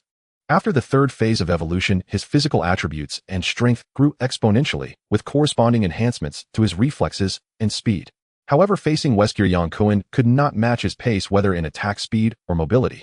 "You're too slow," Weskier coldly uttered, pulling out a handgun from his coat and firing 2 shots at Yang Kun's forehead. The supersonic bullets accurately struck Yang Kun's forehead and nose, ricocheting off without causing harm. The powerful kinetic energy of the bullets made his head ring instinctively, causing him to take 2 steps back, shaking his head in an effort to maintain composure. "You've evolved quite well." Weskier holstered his handgun and moved like a ghost, snatching 2 curved blades from the clones, severely wounding 2 of them, leisurely standing opposite Yang Kun while fiddling with the knives. "I'm in a good mood today, so we'll play with you a bit longer." "Is that so?" Yang Kun sneered, retreating instead of advancing, seizing the opportunity to cut down 2 clones while the tyrants were occupied. Both the tyrants and clones are perfected beings of the virus, possessing immense regeneration capabilities. As long as their brains remain intact, they can regenerate their bodies. However, being cleaved in 2 by Yang Kun would require a significant amount of time to fully regenerate, effectively rendering them combat ineffective. Currently, the situation involved 3 clones surrounding the tyrants while Yang Kun faced Weskier unknown. Yang Kun was not afraid of the blade in Weskier's hand, but he could not keep pace with Weskier's speed, making it difficult to land an attack. Weskier was wary of the energy sword in Yang Kun's hand, attacking with 1 strike and retreating. After a stalemate, the last tyrant was swiftly decapitated by a clone, collapsing to the ground, with a wail marking the annihilation of Weskier's tyrant squad. The 3 clones closed in, shrinking the encirclement, making it difficult for Weskier to maintain his high speed and attack as easily as before. "Weskier, did you think about this day when you betrayed Jill and Rebecca?" Seeing Weskier surrounded by clones and victory in sight, Yang Kun relaxed his demeanor. Humph. Weskier let out a scoff, utterly dismissing Yang Kun's question, his figure moving like a whirlwind as he struck left and right, simultaneously assaulting the clone biopeople. In the film, Weskier's speed is astonishing, almost akin to Neo from The Matrix, boasting a velocity akin to sound, effortlessly dodging bullets. It was only when Yang Kun faced him directly in battle that he realized how troublesome such speed could be. The Alice clone is an agile warrior created from the virus, significantly faster than the Tyrant, yet even when confronted with Weskier, who had injected himself with a mutated strain of the original virus, he remained at a disadvantage. The three clones were manipulated like puppets at his will. In a single encounter, Weskier sent the clone on the left flying, using the force to propel the clone on the right to stab at the one behind. Clang! The deep sound of two curved blades clashing pierced Yang Kun's eardrums. He swung his beam sword to attack Weskier's back, but Weskier calmly maneuvered the clone's arm to block, forcing Yang Kun to abandon his assault. Weskier controlled the rhythm of the battle, moving freely. If he were to simply clap his hands and disengage, Yang Kun would have no recourse but to stare helplessly. Yang Kun had no time to play a game of cat and mouse with Weskier. He needed to eliminate this biohazard boss here and now, and the three Alice clones were key to surrounding Weskier. He absolutely could not allow Weskier to use others as tools to kill him. Weskier, wary of the beam sword in Yang Kun's hand, dared not approach too closely, relying on the bodies of the three clones as meat shields while waiting for a chance to snatch the weapon. Yang Kun, being a homebody, had never undergone combat training, and in the heat of the moment, he relied purely on instinct.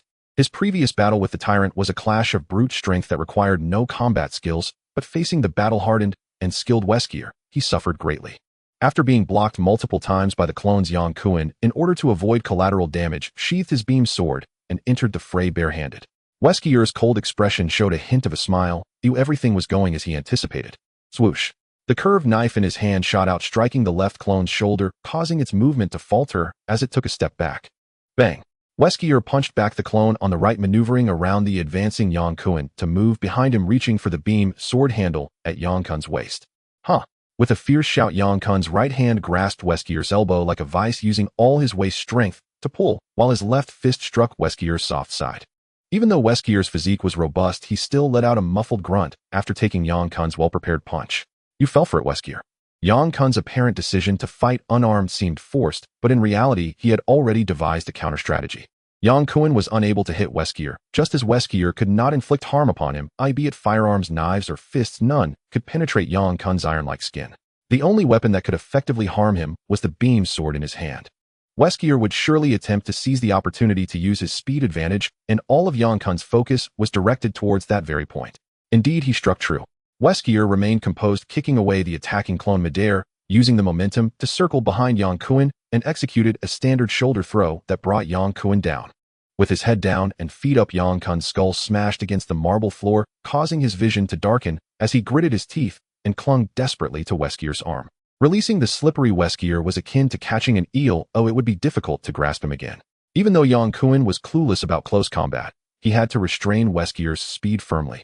Weskier quickly drew his gun and fired the bullets, accurately hitting the eye of the clone rushing at him, causing it to fall back, losing its combat effectiveness. Bang! Another bullet struck the chest of the clone on the right, the tremendous impact shattering the clone's attack. Avoiding the last clone's menacing curved knife, Weskier executed a side kick that sent the clone flying, then shot midair, hitting the clone's head. In an instant, two of the three clones lay dead, while one was gravely injured, all stripped of their combat capabilities. Weskier had refrained from killing the clones because he needed them to restrain the beam sword in Yang Kun's hands. Now that he was effectively confined, he needed to eliminate the threat as swiftly as possible. Shooting all the bullets at Yang Kun's head left him dazed as Weskier grabbed him and executed another forceful shoulder throw. Boom!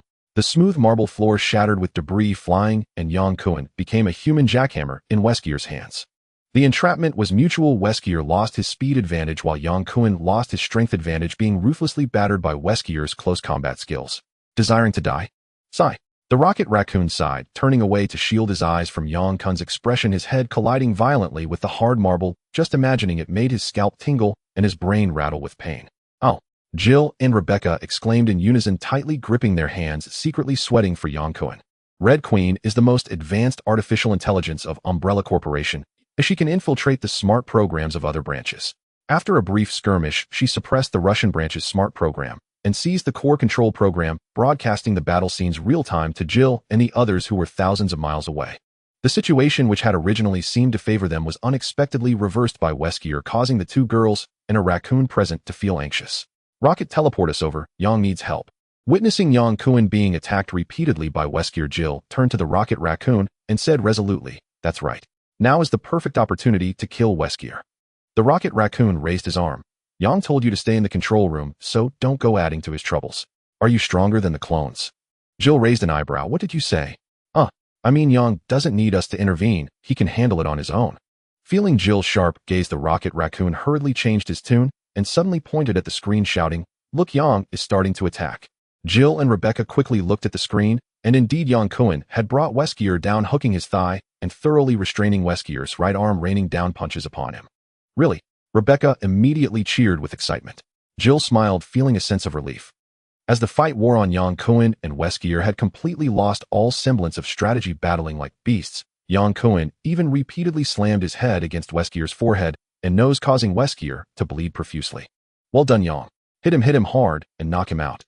The Rocket Raccoon, as if fueled by adrenaline, flailed his slender arms in excitement, chanting fervently. Having lost speed, Weskier lost his greatest advantage and was thoroughly suppressed by Yang Kun. Weskier's combat skills allowed him to outmaneuver Yang Kun by several streets, yet in terms of physical fitness and strength, he was no match for Yang Kun, who restrained his right arm and one leg, leaving Weskier's various fighting techniques without a place to be utilized. Blindly throwing punches, Yang Kun relied on his body and strength to overpower Weskier, landing blow after blow on his head, giving Weskier no chance to catch his breath. As he faced death, the mutated strain of the primitive virus residing within Weskier shot out like an arrow from his mouth, targeting Yang Kun's face, attempting to invade his body and turn him into a new vessel. Fortunately, Yang Kun reacted quickly, grasping the mutated strain and pulling it out from Weskier's body, swinging his energy blade to slice it in half. The two severely injured clones completed their regeneration and, following Red's orders, set explosives to destroy the Russian branch, annihilating the Umbrella Corporation's base for creating tyrants.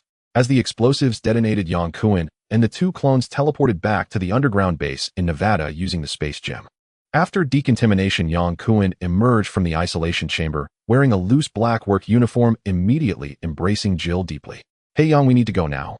Rocket Raccoon was already geared up, his mind long gone from this place, having soared out of the galaxy. Of course, Yang Kun nodded, patting Jill on the back and softly saying, "Jill, I have to leave now." Weskier was dead, and the Umbrella Corporation would descend into chaos. Once the news of their bioweapons production was made public, their downfall would not be far off. Jill, however, paid no heed, holding on to Yang Kun without any intention of letting go, her rosy lips kissing him. Rocket Raccoon shrugged helplessly, saying, "All right, it seems you need some time to say goodbye," before turning away. Rebecca also wisely returned to the central control console, not interrupting Yang Kun and Jill's sweet moment. As their kiss broke, Jill wrapped her arms around Yang Kun's waist, her blue eyes sparkling with laughter as she bit her lip and said, "Come to my room. I have something to tell you." Yang Kun's heart raced, smiling as he replied, "I have something to tell you too." Jill chuckled, her warm hand sliding down Yang Kun's abdomen. "Oh, really?" In Jill's room, they embraced and fell asleep together. Compared to their frenzied release after their first slaughter, this time was filled with the passionate entanglement of lovers. "Will you come back?" Jill did not look up at Yang Kun, squinting like a lazy Persian cat, relishing the wonderful sensation of her lover's hand stroking her back. "I'm working as a mercenary for Rocket to repay a debt. I'll return once I've fulfilled my promise." Jill's low, sultry voice was utterly alluring, and Yang Kun couldn't help but feel stirred. "Oh," Jill exclaimed, finally opening her eyes and bit down hard on Yang Kun's shoulder. The next day, when Rocket Raccoon saw Yang Kun, his eyes blazed with fury. If it weren't for the fact that they were fighting together, he would have pulled out his laser gun right then and blasted two big holes in Yang Kun to relieve his resentment. Initially thinking it would just be a brief goodbye, they ended up parting ways for an entire afternoon and night, leaving Rocket furious. Yang Kun put on a smiling face to apologize to Rocket, explaining that he lost track of time while chatting with Jill. "I'm chatting in bed, huh?" Rocket bared his teeth. "Let's go. Where are we going?" "To the Nova Empire," Rocket replied irritably. Yang Kun and Rocket left quietly, not informing Jill and Rebecca, as he couldn't bear farewells. On the empty tarmac, a blinding white light flashed, and the two completely disappeared from the planet. This time, the pain of teleportation was far more intense than the last time they teleported to Russia. It seemed to last much longer. Yang Kun felt as if he had fallen into an unfathomable well, struggling endlessly, but to no avail. Bang! The solid sensation on his buttocks and back indicated to Yang Kun that he had landed. Just then, the screaming rocket raccoon landed vertically on Yang Kun's belly, reminiscent of the scene when he first saw Wade and Rocket tangled together. "Is this the Nova Empire?" Yang Kun asked, glancing around. They seemed to be in a bustling street surrounded by all sorts of strange beings. Blue-skinned, overweight aliens, hairy creatures resembling unevolved gorillas, and short gnome-like aliens, among others. Yang Kun curiously observed the aliens, as if discovering a new world, but none of the passing aliens paid them any attention, not even noticing the sudden appearance of two uninvited guests on the street. Rocket Raccoon leapt up, exclaiming, "Ah, the Nova Empire am finally back." Yang Kun curiously asked, "Is the Nova Empire your hometown?" "Of course not. The Nova Empire is known as the cosmic police responsible for maintaining peace in the universe. We are here to take on a mission." Yang Kun grew even more puzzled, asking, "Rocket, weren't you a pirate before? Did you join the Guardians of the Galaxy and turn over a new leaf?" "Shut up," the raccoon roared. "I'm not a pirate, I'm a bounty hunter." "Do you know what a bounty hunter is?" "They specifically capture heinous pirates and criminals to turn in to the Nova Empire for a reward." "Fine, you call the shots." Yang Kun shrugged nonchalantly, as he knew little about Rocket Raccoon and nothing about the Nova Empire. As a member of a civilization that hadn't even conquered its own galaxy, Yang Kun gazed at the various flying vehicles soaring through the skies of the Nova Empire, feeling like Lu Lao Lao entering the Grand View Garden, filled only with envy and jealousy. "Let me see who the highest bounty criminal is now," Rocket said, pulling out a small LCD screen from his waist and sliding his little paws across it. "Aha, just as I thought, it's her, I knew it. 85,000 Yang, we're going to get rich this time." "Who?" Yang Kun leaned in closer. "Nebula, daughter of Thanos, known as the most terrifying woman in the galaxy." Rocket handed over the display screen, sharing the bounty target's information with Yang Kun. Yang Kun was indifferent to Nebula or Star-Lord, but the mention of her being Thanos' daughter made his heart skip a beat. The saying goes, to beat a dog, one must look at its owner. Regardless of whether they could defeat Nebula, provoking Thanos would certainly spell trouble. With blue skin, a pointed oval face, and a rather lovely facial structure if it weren't for her bald head, and the cold hard metal arm on her left side, ruining the overall beauty, Yang Kun would rate this most terrifying woman in the galaxy an 85. Just by looking at her appearance, she seems formidable. "You aren't really planning to hunt her down, are you? Aren't you afraid of Thanos hunting you down?" "It's us," Rocket Raccoon declared with righteous indignation. "Anyway, Thanos' henchmen have always been after us. Ronan the Accuser and this Nebula are the main forces pursuing us." "For the space gem." "Exactly," Rocket nodded. "Thanos intends to collect all 6 Infinity Stones." "Are we the only two going to capture that Nebula?" Rocket Raccoon looked up and said, "Dealing with Ghidorah is enough for us. She tends to act alone and doesn't have many Kree around her, making her movements hard to track." "Is Ghidorah a Kree?" Yang Kun asked in surprise. Kree appeared frequently in Marvel films, especially as major antagonists in the S.H.I.E.L.D. television series. Yang Kun had a vivid impression of the Kree, and he was taken aback to realize that the quite attractive Ghidorah was a Kree, prompting him to ask, "Just look at her blue skin, you can tell she's a Kree. Let's go, we need to purchase weapons." It's not feasible to confront Ghidorah without proper gear. Talking about weapons excited Yang Kun. Just looking at Rocket Raccoon's personal gear, the beam gun and beam sword were already impressive. Imagining the high-tech weapons of the Nova Empire made him feel anticipation, and he suppressed his curiosity about the Kree to follow the little raccoon. The Nova Empire's Freeport is the largest of the 3 major satellites of the planet, built as a completely open trading hub for goods from across the universe. Due to the immense volume of trade, a secure trading environment is essential, which gave rise to the Nova Empire's cosmic police system. They entered the Freeport through a teleportation gate. Upon entering the Freeport, a variety of duty-free shops filled with all kinds of aliens came into view. It seems that whether in interstellar civilization or Earth commerce, the desire to shop and the allure of duty-free stores are universal. "Young, over here." Rocket Raccoon pointed with his little paw towards a shop. Yang Kun thought the little raccoon was leading him to buy weapons and eagerly followed. To his surprise, the little raccoon was there to implant an interstellar language translator for him. Being the most free port in the universe, communicating without knowledge of interstellar languages was impossible. Implanting a language device here was as simple as applying a screen protector on a phone for Earthlings. And it comes with free upgrades, dear. The firearms trading area is located in the lower district of the Freeport, resembling a black market. The Nova Empire does not encourage weapon trading to ensure the safety of the Freeport. In the lower district, only seasoned traders would know how to navigate the trades. Shops in the lower district could not compare to the grandiosity of the upper district and the foot traffic. Well, one could say the alien foot traffic was less than 1/10 of that in the upper district. Rocket Raccoon skillfully found a weapons specialty store and expertly selected his gear. "Give me 2 ion cannons, 2 antimatter thrusters, and How much for that Kree reconnaissance armor?" The weapon shop owner was an alien with a fish head and human body speaking in languages Yang Kun couldn't understand. He switched between several languages from Cree to Hebrew to Skrull, and by the time Rocket and the fish-headed owner completed their transaction, Yang Kun still hadn't switched to a language he could comprehend. In the upper district, other than the Nova Empire's police, no one is allowed to carry firearms. In the lower district, the management is more lenient, or as long as one does not adopt an aggressive posture, the police generally won't intervene. Yang Kun and Rocket Raccoon geared up on the spot. The Kree reconnaissance armor felt lightweight and did not hinder movement. Unlike Iron Man's armor, which encases the entire body in a solid shell, this armor prioritizes protection for the torso, shoulders, and knees, resembling the saintly armors from the Saint Seiya series, mainly designed to defend against energy-based weapon attacks, like the ion cannons in their hands. Yang, I've spent all my savings on this. We must catch Nebula, otherwise I will go bankrupt. No problem, leave it to me. Yang Kun pounded his chest and shouted, filled with confidence, while fully geared up, eager to take action. After fiddling with the heavy firearms in his hands, he curiously asked, Rocket, aren't you and Star-Lord part of the Guardians of the Galaxy? Do you still need to work as a bounty hunter? Rocket Raccoon sighed, humanely, looking sorrowful. No one is paying me. Oh, of course I have to make money myself. Star-Lord used to work with us, but now he hardly works anymore to escape his father's troubles. So you haven't contacted Star-Lord? Of course I did. I just told him the Space Stone is still in my hands, and didn't mention that we are planning a heist. Rocket Raccoon shook his head. Star-Lord is the only prince of the Spartacus kingdom and may inherit the throne in the future. He's not on our wavelength. Where to now?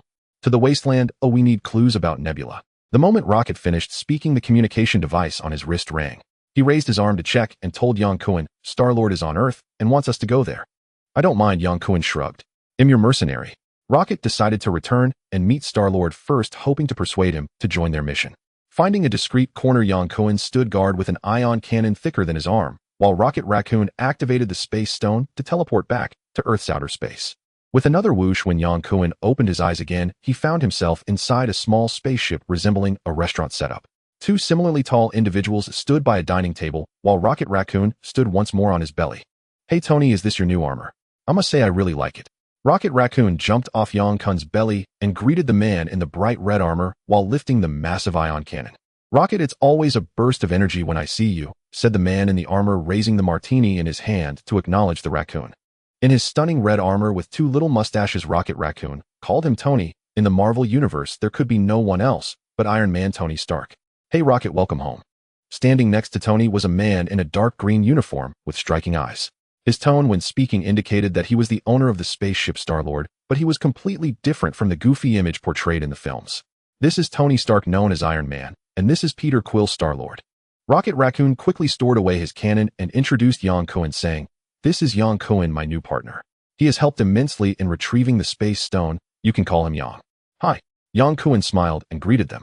Having met Deadpool Wade before, seeing Iron Man Tony and Star-Lord Peter again wasn't exactly shocking. What intrigued Yang Kun was how these two would intersect. Yang, welcome, Star-Lord smiled faintly. Rocket Raccoon took a bottle of martini from the fridge and poured a glass for himself and Yang Kun, pushing it over while looking up to ask Star-Lord, Is there trouble on Earth? A big trouble, Star-Lord frowned as he sat down. The Galactic Council has passed a new resolution to lift supervision and protection over Earth. War is coming, Tony Stark said calmly, swirling his drink. Star-Lord came to outer space to inform the head of the Heavenly Sword Bureau brand about the Galactic Council's decision to cancel the protection of Earth and coincidentally encountered Tony Stark testing his newly developed Mark 74 armor in the sky. Yang Kun's understanding of the Marvel Universe comes entirely from the movies. He could grasp about 2 or 3 out of 10 of the conversation between Star-Lord and Tony, while Rocket Raccoon showed no interest at all. Star-Lord has half Earthling blood, while the little raccoon has never been to Earth at all, so naturally, he couldn't care less. Yang, this is Wade's weapon, or I think you could make use of it, Rocket Raccoon said as he grabbed 2 katana and threw them over. Yang Kun caught both black katanas steadily with one hand, tilted his head back to down a martini, in one go set down the glass and drew the blades. The vibranium katanas looked no different from ordinary steel weapons. Had Yang Kun obtained Deadpool's vibranium katanas before traversing time and space, he would have regarded them as divine artifacts. Now, having traversed through mountains of corpses and seas of blood, the vibranium katanas were merely weapons in his eyes. Yang Kun casually waved the blades a couple of times, feeling their weight, then returned them to their sheaths, and said, I wonder how that guy Wade is doing in the world of biohazard. Who knows? That guy is really crazy. He can swallow nuclear bombs whole, Rocket Raccoon replied nonchalantly. Star-Lord stopped talking to Tony and interjected, even if Wade gets blasted into bits by a nuclear bomb, as long as there's a single cell left, he can regenerate. Even if that guy can regenerate, he probably won't come back. Rocket Raccoon poured himself another full glass. That's definitely worth a toast. Tony raised his glass and took a small sip. Our ears can enjoy some peace for a while now. Yang Kun raised an eyebrow, noticing that Wade's popularity wasn't great, though everyone seemed to be relishing the misfortune. Rocket, I plan to entrust the space stone to Tony for safekeeping. No way. Before Star-Lord could finish, Rocket Raccoon shook his head decisively, joking that he had just taken on the task of hunting down Nebula and Gamora, and if he lost the space stone, how would he complete the mission? We have a lot of trouble. Keeping the space stone will only attract Ronin's endless pursuit. It's better to give it to Tony, at least for now. Ronin wouldn't dare to launch a large-scale attack on Earth. Tony said, I'm afraid it won't be long before that changes. Star-Lord turned to look at Tony, spreading his hands. What's meant to come will come.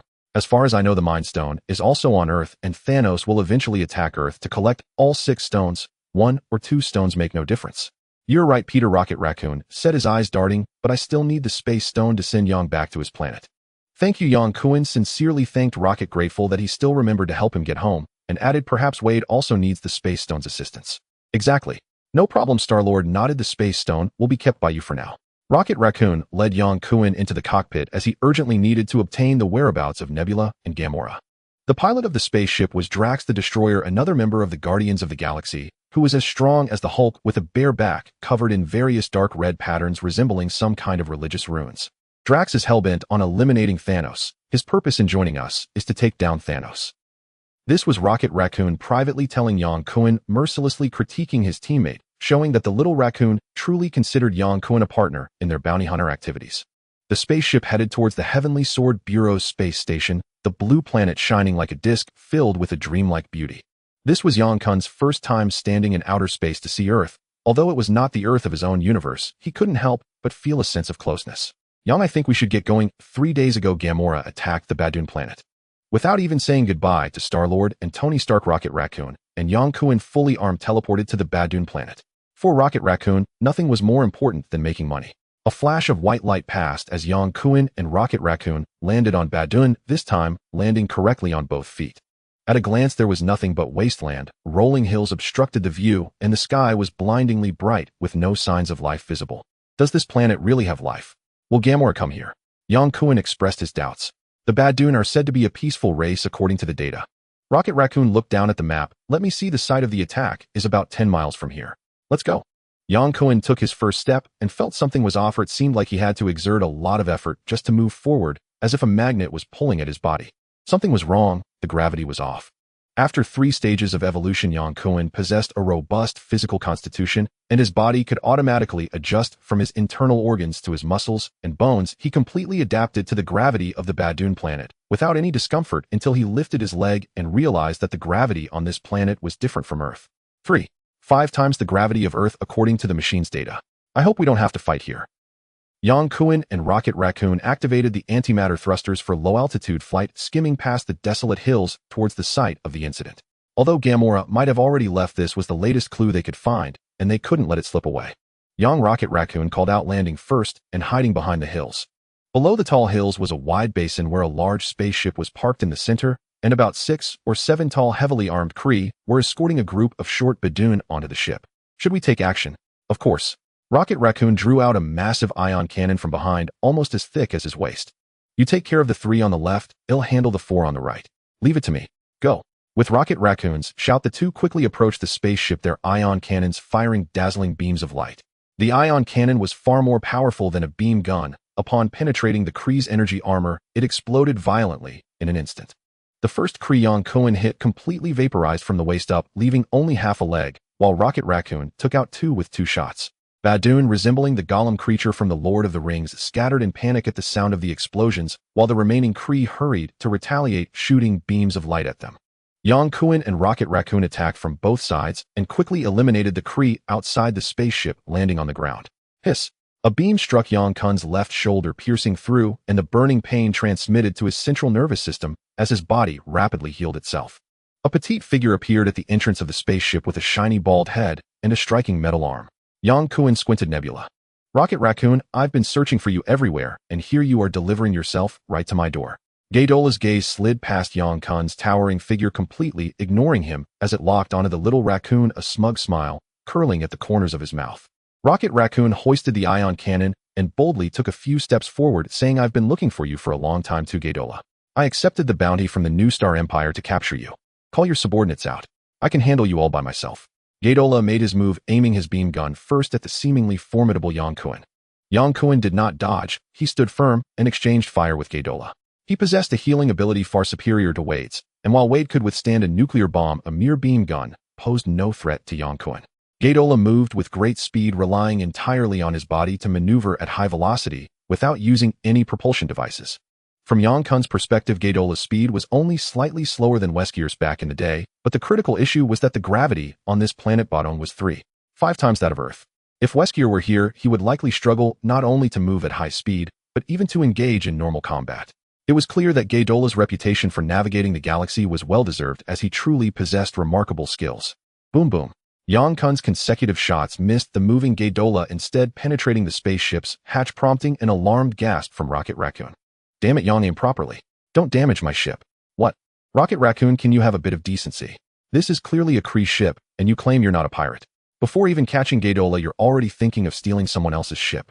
Gadola, being an experienced pirate, quickly switched to dual beam swords to attack Yang Kun when he saw the beam gun wasn't effective. A wound no larger than a bowl from the beam gun would heal quickly, but if the beam sword severed his arm, his fighting ability would be halved. Yang Kun wouldn't dare be careless. He stowed the ion cannon and drew out his vibranium twin daggers to engage Gadola in close combat.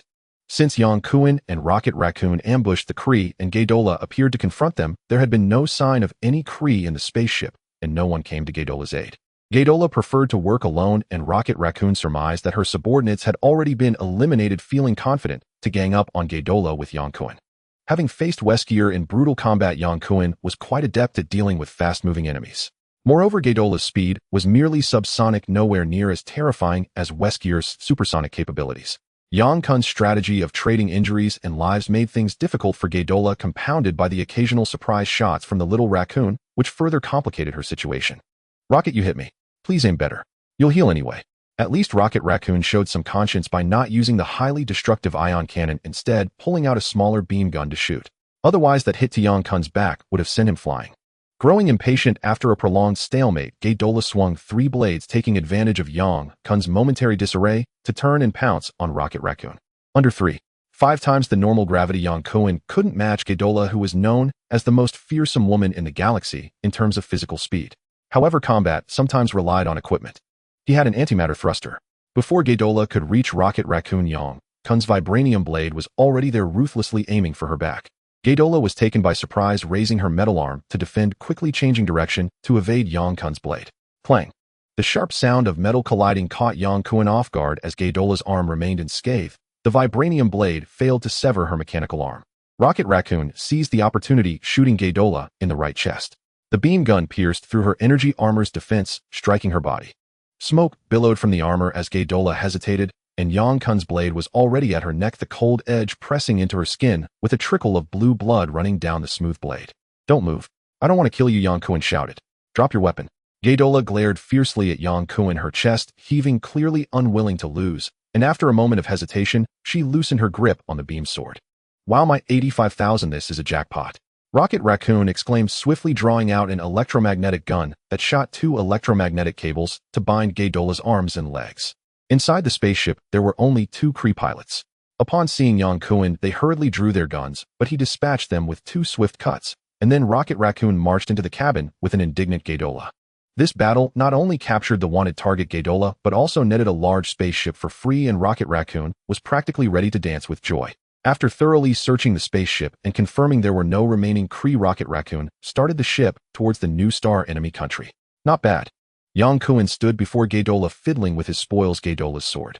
"I'm funny known you are no match for me," Gadola said coldly. "Perhaps you are right, but in an unknown fight, the one who dies will surely be you," Yang Kun said, raising the red beam sword and deftly slicing into his own arm's skin, almost instantly healing back to normal. "Do you see? I can regenerate. You cannot kill me. And I can kill you." Gadola's calm demeanor turned scornful. "So you are a lowly inhuman." "Inhuman?" Yang Kun shook his head vigorously. "No, I am not an inhuman. Also, I don't think your Kree people are particularly noble, especially the Kree who have fallen to become prisoners. When you fall into my hands, I will make you kneel and beg me." Gadola gritted her teeth, her eyes seeming to blaze with fire, wishing she could swallow Yang Kun whole.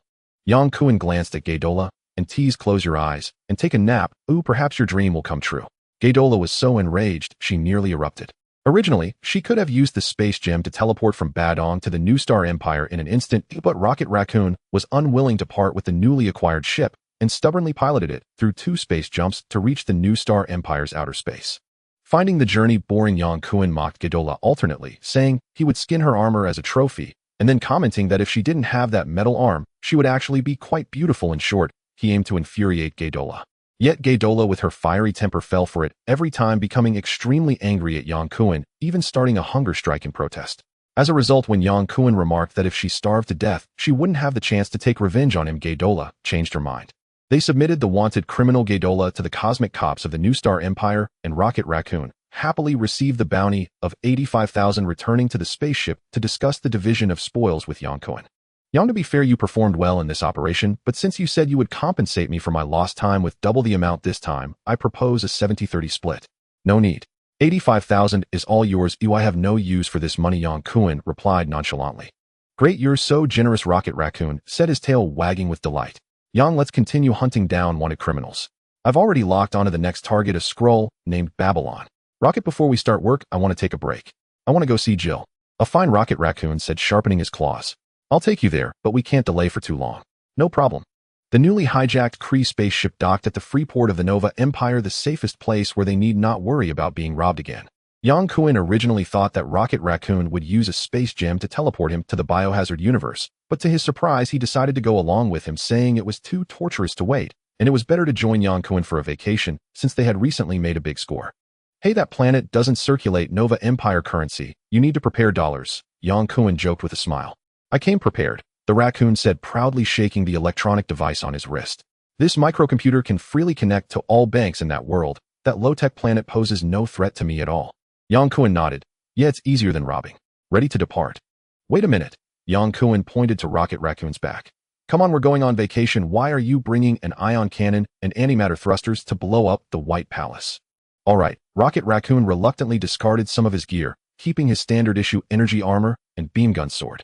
Yang Kun only brought 2 beam swords he confiscated from the Nebula Ghidorah. He preferred to play with the spoils rather than Deadpool's vibranium katanas. He did not wear armor as the technology of the biohazard world posed little threat to him unless it was a nuclear warhead. In the blink of an eye, Yang Kun and Rocket Raccoon were teleported from the Nova Empire of the Marvel Universe to the parallel universe of the biohazard world, landing at the same coordinates as the secret underground base of the Umbrella Corporation they had departed from. The landing pad was occupied by a transport plane and 2 side-by-side armed Black Hawk helicopters with no staff in sight. Since leaving the biohazard world, Yang Kun and Rocket Raccoon had been continuously traversing time and space. He had no idea how much time had passed in this world, nor whether Jill was still at the underground base, but this was Rocket Raccoon's marked landing point, and contacting Red Queen to search for Jill was undoubtedly the quickest way. I hope Jill is still here, Yang Kun chuckled, lightly stepping forward. Whoa! A sudden blaring alarm rang out. Rocket Raccoon stopped and drew his beam gun. Looks like the base isn't friendly to us. Yang Kun also sensed something was wrong, frowning as he said, to the central control room. Just as they stepped out of the landing pad, they were surrounded by 2 squads of fully armed soldiers with dark gun muzzles pointing at them.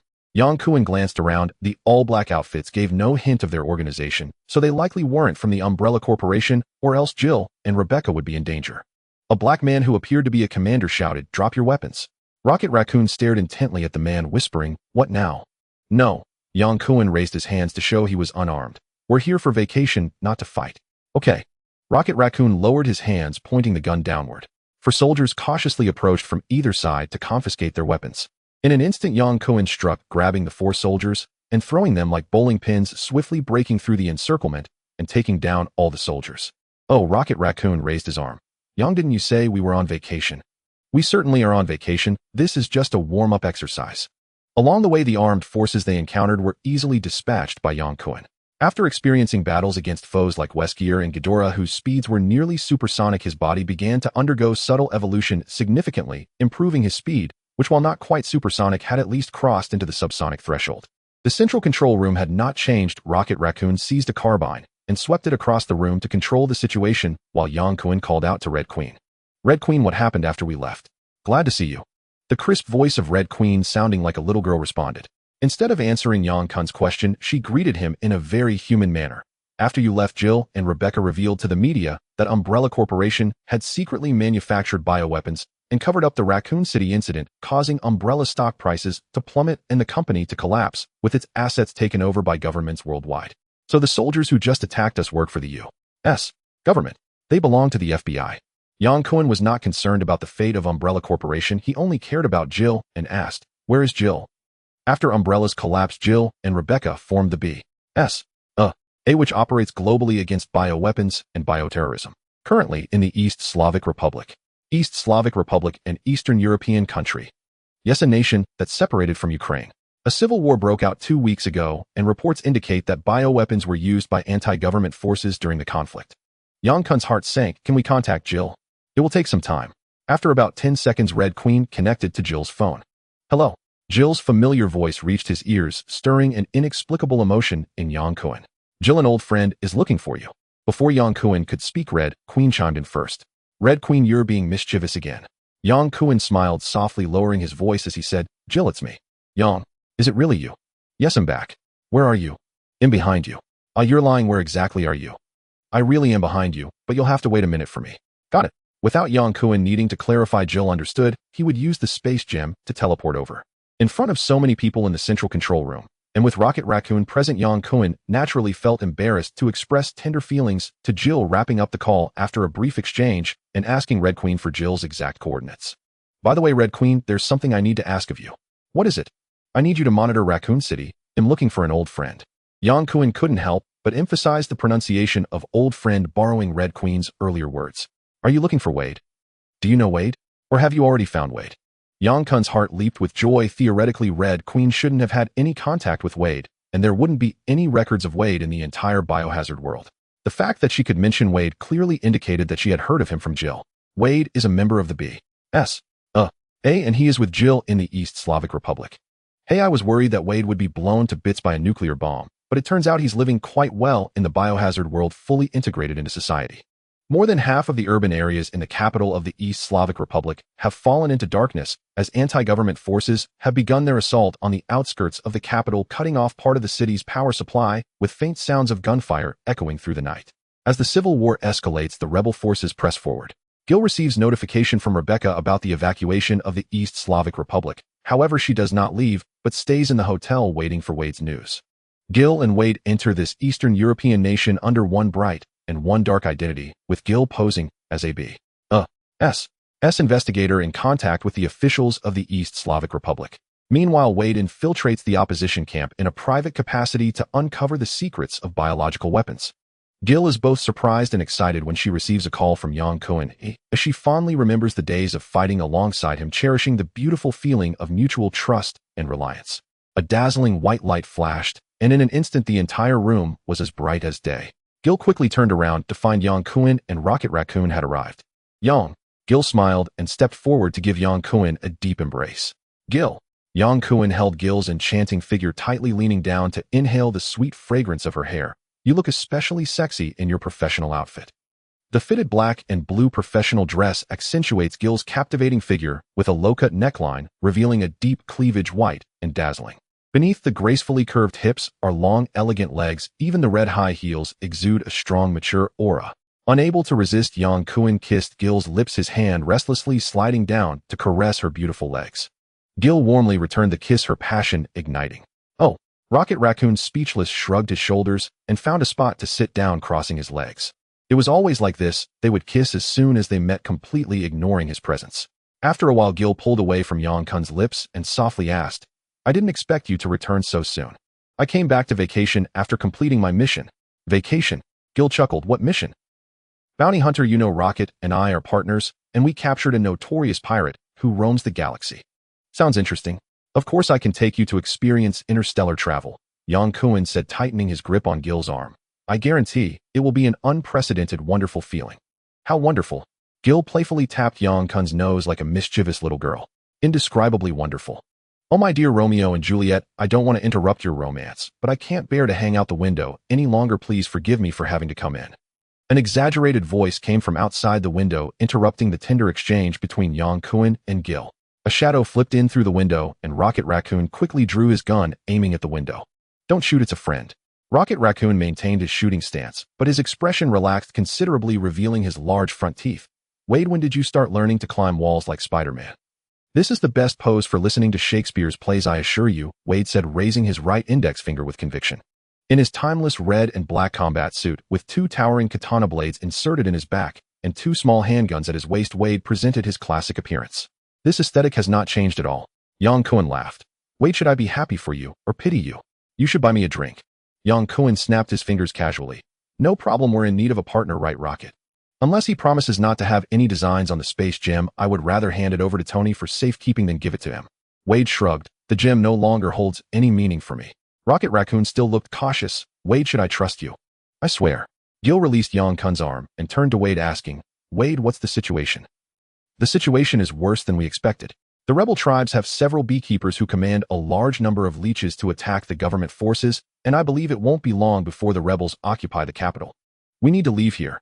Yang Kun stated firmly, Gil, this place is not safe.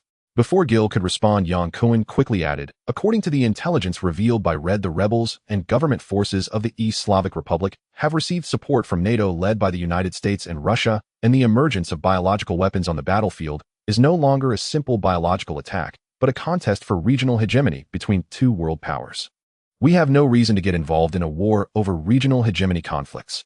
Wade nodded. Yang is right, we shouldn't get involved in the war. All right. Gil sighed helplessly. Rebecca had repeatedly notified her to evacuate, but Gil had insisted on uncovering the truth. However, the situation had exceeded anyone's control, and she no longer needed to insist. Wade, are you ready to go home? Or do you still want to stay in this world for vacation? Wade tilted his head. Of course, I've been preparing since the moment I woke up. Ooh, I don't want to miss the last bus. Gil, I will take you to the stars and the sea.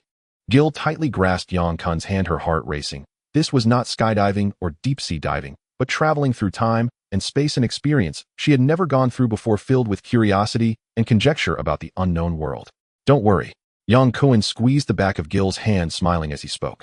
Saying she wasn't nervous would be a lie. Gil forced a smile as a response, exhaling deeply. Rocket Raccoon took out the space gem to activate the spatial transfer, and the dazzling white light flashed once more. Gil began to scream almost immediately after the transfer was activated, her screams rising and falling until they landed on the spaceship. Yang Kun, closest to her, suffered ear damage. After landing, he felt as if his ears were buzzing for a long time in a state of semi-deafness. Ladies and gentlemen, welcome aboard my spaceship. After landing, Rocket Raccoon quickly stowed away the space gem and opened his arms, saying proudly. Although Wade promised not to snatch the space gem, this guy always had no bottom line, so it was still wise to be cautious. Rocket stole my line, Yang Kun said, while digging at one ear. Is this a spaceship? Shh. Gil, coming back to her senses, looked around the ship body like a curious child. Gil, let me show you around, and we'll start with the cockpit. Yang Kun linked arms with Gil, strolling leisurely while introducing the structure of the spaceship. Outside the porthole, the stars twinkled like dazzling diamonds. The New Star Empire is located at the edge of the Milky Way, positioned centrally among the 3 major galaxies, the Milky Way, the Andromeda Galaxy, and the Large Magellanic Cloud, making its geographical location quite advantageous. It is a short distance from the New Star Empire to the 2 other galaxies. Rocket Raccoon has accepted the mission to capture the notorious outlaw Babylon, ranked 2nd on the Cosmic Bounty Hunter list, and has set off in his spaceship to the lair of the Skrull in the Andromeda Galaxy. Due to Jill being on board, Rocket Raccoon did not initiate a space jump, and besides, they were unaware of the specific location of their target mission. Yang Kun and Jill, hand in hand, stood by the porthole, affectionately leaning on each other as they gazed at the vast wonders of the universe. It was a marvelous feeling that could never be experienced on Earth. Do you see that whirlpool-shaped galaxy that looks like a silver plate? That is the Andromeda Galaxy, where the home planet of the Skrull is located. Yang Kun is not an astronomer. The reason he can point out the galaxies and speak so eloquently to Jill is that he had done his homework and thoroughly reviewed the information about the Andromeda Galaxy beforehand. The Andromeda Galaxy is moving toward the Milky Way at a speed of 186 miles per second, and it is expected to collide with the Milky Way in about 3 billion years, ultimately merging into an elliptical galaxy, which we can call the Milky Way Andromeda Galaxy. Jill was entranced, sighing, 3 billion years is far too long for us. By then we will have turned to cosmic dust. Indeed, human life is too fleeting. Yang Kun looked up at the sky and sighed. You know, Jill, when I first arrived in your world, the only thought in my mind was to find the space gem as quickly as possible and return to my own planet. The world of the biohazard crisis is too dangerous. I fear that I might accidentally be bitten by a zombie and die without knowing what happened. Jill withdrew her gaze, her azure eyes fixed on the man before her. Don't you want to go home now? I do. Yang Kun nodded firmly, but the desire to return home is not as urgent as it once was. Just as you said, human life is too brief. Returning to my original planet to live a mundane life is no different from being an ant. I truly enjoy the feeling of interstellar travel, experiencing the great significance of life's existence. That sounds like the musings of a poet. Jill chuckled softly. Yang Kun scratched his nose, a hint of a smile escaping his lips. I forgot to tell you I am a writer. Oh really? Jill stretched her arms around Yang Kun's neck. What works have you written? In fact, I am currently conceptualizing a science fiction novel about a man from a parallel universe who encounters a seductive and captivating female special police officer from another world, and together they embark on a beautiful journey through the stars. I am looking forward to your novel. I thought you would be more excited about the male lead. Maybe. Jill chuckled, pressing her lips to Yang Kun's passionately entwined. Jill spent 3 days aboard the spaceship, reluctantly bidding farewell to Yang Kun. The passage of time during interstellar travel is much slower than that on Earth in the parallel universe. Jill fears that if she stays any longer, her world might undergo drastic changes, making it completely unadaptable. Although she is reluctant to part from the romantic and beautiful days with Yang Kun, she must return to her own planet. After seeing Jill off, only 2 people and a raccoon remained aboard the vast spaceship, leaving Yang Kun feeling desolate. Buddy, your expression looks like you've been dumped by a girl several times, Wade said, sitting down across from Yang Kun with a bottle of liquor, tilting his head back to take a big gulp. Listen to me, if you like her, go after her, otherwise you'll regret it. No, Yang Kun shook his head. Jill has her own beliefs. She is kind, brave, and full of a sense of justice, dedicated to combating bioweapons and biological terrorism. She won't change until she achieves her goals. Can't you help her? Yang Kun's gaze was resolute. Of course, once I fulfill my promise to the Rocket. Hey guys, I think we're in big trouble. Suddenly, Rocket Raccoon's scream echoed in the dining hall, interrupting Yang Kun and Wade's conversation. The two exchanged glances and hurried to the cockpit. Neither of them understood how to pilot the spaceship, but from Rocket Raccoon's panicked tone, it was clear that something was seriously wrong. What's happening? Yang Kun asked urgently as he entered the cockpit. Rocket Raccoon wore a serious expression, pointing at the display screen above. We've detected massive electromagnetic energy fluctuations nearby, and the gravity has suddenly intensified. It is highly likely that a wormhole is opening. We need to leave quickly. Rocket Raccoon shook his head. We've already pushed to maximum speed, but we still can't escape the immense gravity. If we absolutely cannot break free, we'll abandon the ship and leave using the space gem. No way. Rocket Raccoon flatly refused. Having finally acquired a spaceship of their own, the Raccoon absolutely cannot give it up easily. Even if a wormhole opens, they can wait for the enemy ships to emerge from the wormhole, taking advantage of the moment when the gravitational pull weakens to escape. The once clear view gradually became murky, and the shimmering starlight vanished as if caught in some strange dark magic. A massive energy cluster continuously gathered, and a violent electromagnetic storm crashed against the teetering spaceship like a relentless tsunami. Damn it! Rocket Raccoon roared, his small paws tapping rapidly on the control panel, desperately trying to maintain the spaceship's balance. It was as if the dark canvas was tearing apart and the enormous energy cluster was being ripped apart. The cracks continued to expand, forming enormous passages, and then one after another whale-shaped battleships surged out from the passages, an endless stream. Damn it, it's the Skrull fleet. They are attacking the Kree. Yang Kun shouted, forget about the Kree for now. Let's take care of ourselves first. We need to leave quickly. In fact, we are Kree, Wade said calmly. Don't forget we are piloting a Kree ship, and it seems the Skrull have already spotted us. Indeed, a mothership resembling a whale broke away from the leading group and charged straight towards the spaceship where the 3 were. 6 small fighter jets flew out from the belly of the mothership, forming a battle formation and aggressively advancing. Go, go, go. Oh no. Just as the 6 fighter jets were about to launch their attack, the spaceship finally gained power and sped away from the wormhole. The 6 fighter jets pursued relentlessly, beams of blue light barely grazing the hull. Rocket, accelerate and shake them off. I'm accelerating, Rocket Raccoon shouted. Wade, Yang, you two go to the weapons control station and give those tailing Skrull a good lesson. The ship seized by Yang Kun and Rocket Raccoon from the Kree is not a standard warship. It is merely a pirate ship equipped with weaponry lacking the performance and protection of a true battleship. Simultaneously attacked by 6 fighter jets, even with Rocket Raccoon desperately dodging, there was no escape from the fate of being hit. Boom, boom. With the side and engines hit, the entire cabin shook violently, gradually losing balance. Damn those Skrulls, Rocket Raccoon cursed loudly. We must leave, Rocket. Yang Kun shouted, operating the pulse cannon to retaliate. You're right, I don't want to become floating human jerky in space. Wade echoed. Rocket Raccoon, with his eyes bloodshot, urged, hold on, ahead is the asteroid belt. If we get into the asteroid belt, the Skrulls won't be able to attack us. Are you crazy? We'll be smashed to pieces by the asteroids, Yang Kun yelled. Trust me, I can avoid the asteroids. Just as Rocket Raccoon finished speaking, the ship was hit again, completely losing control and beginning to spin rapidly. "Fuck, use the space gem to leave now," Yang Kun shouted in frustration. Rocket Raccoon, tied to the pilot's seat, felt his head spinning and, no longer daring to persist, reached for the space gem at his waist. Unexpectedly, the ship jolted violently, causing the space gem to slip from his hand and drift towards Yang Kun and Wade. Rocket Raccoon exclaimed in shock. Yang grabbed the gem. Yang Kun and Wade reached out simultaneously to grab the space gem, and suddenly the gem shone brightly, enveloping both of them. "No!" Rocket Raccoon wailed in terror as in an instant Yang Kun and Wade vanished, while the blue space gem changed its flight direction and began to fall. Rocket Raccoon quickly unfastened his seatbelt and used all his strength to lunge for the space gem, finally activating it to escape just before the ship crashed into the asteroid belt. When he opened his eyes again, a blue sky appeared before him. Rocket Raccoon sighed in relief, grateful to have finally escaped the Skrull's attack. But the next second, he felt something was off. His body began to plummet rapidly, the airflow lifting his fluffy tail like a damaged parachute, still unable to slow his descent. Rocket Raccoon flailed his arms mindlessly in midair, screaming in terror as he gazed at the towering buildings rapidly approaching his small head. Whoosh! A red figure flashed past him, and Rocket Raccoon felt himself embraced by a strong arm. Looking closely, he realized it was Spider-Man who had saved him. "Peter, you showed up just in time." "Hey Rocket, did you fall from outer space? I kindly remind you to bring a parachute next time." "Worse than that," Rocket Raccoon muttered. Whoosh! Spider-Man Peter Parker retracted his web and swung to the top of a tall building, setting down Rocket Raccoon. "Is the Guardians of the Galaxy on vacation? Or did that guy Star-Lord throw you out?" Rocket Raccoon sighed, lacking the mood to banter with Spider-Man, and plopped down on the concrete ground, staring blankly at the sky. After finally saving up for a ship of his own, it crashed into the asteroids and exploded into pieces. He had just received the task of capturing the infamous pirate Babylon and had no idea when he could complete it. Without partners, he feared he couldn't manage alone and wondered how Yang Kun and Wade were doing. Where exactly had they been sent by the space gem? No ship, no companions, no bounty, nothing left.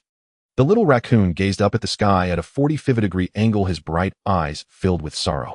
Yang Kun and Wade shared the same fate as Rocket Raccoon, fully enjoying the thrill of free fall. The only difference was that they were not falling alone, nor were they flying side by side. They were descending alongside many others. When Yang Kun opened his eyes, he saw white parachutes above and below him mushrooming, like each carrying paratroopers. The deafening sounds of explosions pierced his eardrums as ferocious anti-aircraft fire mercilessly rained bullets upon the paratroopers in the air. Bang bang! Yang Kun was hit by 2 bullets, the force spinning him in midair. Then he spotted Wade, who stood out like a red dot among the sea of white. Wade, in an exceedingly flamboyant manner, soared through the air with a stylish flair. One moment, he spread his arms to fly. The next, he lay flat with one hand behind his head, and then he rolled through the air, performing various difficult maneuvers like a circus performer. For Wade, falling from a great height felt more like an exhilarating extreme challenge, and he was having the time of his life. Wade also spotted Yang Kun extending his arms and diving straight down, grabbing Yang Kun's ankle, forming a human ladder in the air. To be fair, it at least ensured some balance to their descent. The massive transport aircraft, escorted by fighter jets, dropped paratroopers, while the roaring fighters engaged in fierce combat above. Single-winged fighters adorned with prominent black iron crosses occasionally zipped through the sky, entangled in dogfights with Spitfires. It was evident that they had been transported by the space gem to a battlefield, specifically the Second World War between the Allies and the Germans. Bang! With a loud crash, Yang Kun fell heavily to the ground, feeling as if all his bones had shattered like a scrapped vehicle crushed by a machine. Damn you! This was Yang Kun's last thought. Having undergone 3 stages of evolution after injecting the G-virus, Yang Kun's body was now tougher than steel. Falling from several thousand meters didn't harm him. The only injury was to his brain, which suffered a violent shock, causing him to black out. Since the last time he free fell in Raccoon City and was burned into a turkey, Wade had learned from experience. This time, during the high-altitude fall, he climbed onto Yang Kun's back, fully using him as a cushion. The broken ribs quickly healed, and in less than a minute, Wade sprang up from Yang Kun's back, crouching down to assess the surrounding situation. As the top-tier mercenary, Wade was inherently sensitive to the battlefield. From the drop and landing points of the paratrooper units, he realized they had suffered enemy fire suppression during this airdrop. The paratroopers were scattered like dandelion seeds, making it difficult to concentrate their forces. "Hey Yang, my dear little darling, time to wake up and pee.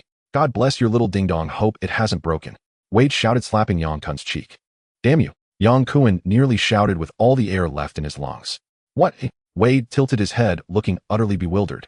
Yang Kun shook his head, propping himself up on his arms and gazing at the sky in silence. He wanted to go home, but he never imagined returning to a battlefield of World War II, especially the European front thousands of miles away from China. He didn't even know what year it was, 1943 or 1944, who knew? Anyway, it was all before liberation. This truly was a hard-earned decades of struggle only to return to a pre-liberation state in an instant. Scolding aside after venting his pent-up frustration, Yang Kun quickly calmed down and began to seriously contemplate a strategy. The rocket Raccoon did not teleport with them, which suggests the space gem is still in the possession of the rocket Raccoon. This means they cannot utilize space jumps and must remain on this planet. On the bright side, perhaps one day the little Raccoon will suddenly appear before them holding the space gem. At last there is a glimmer of hope. Being a bit more optimistic looking back, the situation isn't too dire. Yang Kun has at least returned to his own Earth, even if it is during the brutal Second World War. With his formidable self-healing ability, he can certainly survive and find an opportunity to return home. There are still over 70 years until the time he lived in. Typically in reincarnation stories, the reincarnator is incredibly powerful, and not becoming a billionaire would be a disservice to the audience. Investing casually in high-growth companies can easily make one a billionaire, such as Microsoft, Apple, or even Netflix. While those are a bit too far off, right now it should be companies like Boeing, Walmart, and Coca-Cola. Regardless, the first step is to leave the battlefield. Yang Kun stood up and said, "Wade, we need to leave here as soon as possible. What's your plan?" Wade simply plopped down on the ground, nonchalantly asking, "I think we might have returned to my Earth. This should be the European battlefield of World War II." Wade shook his finger dismissively. "Yang, you might be disappointed. The Marvel Universe also has World War II, and many parallel universes experience the same war." Yang Kun was taken aback. "So you mean we could be in a parallel universe of the Marvel Universe?" "I don't know." Wade casually threw out a statement, lying back with his legs crossed, gazing at the sky with an air of leisure, as if he were not on a battlefield, but rather a golf course. Yang Kun was skeptical. Just as he began to envision grand plans for his life, Wade's remark doused his enthusiasm. Wade had a point. They had been teleported via the space gem, not the time gem. If they truly are in a Marvel parallel universe, then the advanced technology of Marvel will undoubtedly assist him in returning to Earth. With that thought, Yang Kun felt much more at ease. Intense battles continued from the sky to the ground.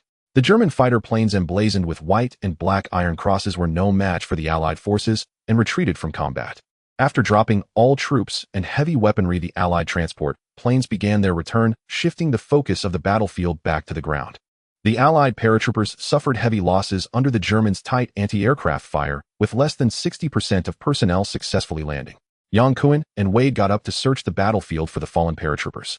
Wade, in his flamboyant red and black combat suit, was extremely conspicuous, while Yang Kun's spacesuit with energy armor looked out of place on the battlefield.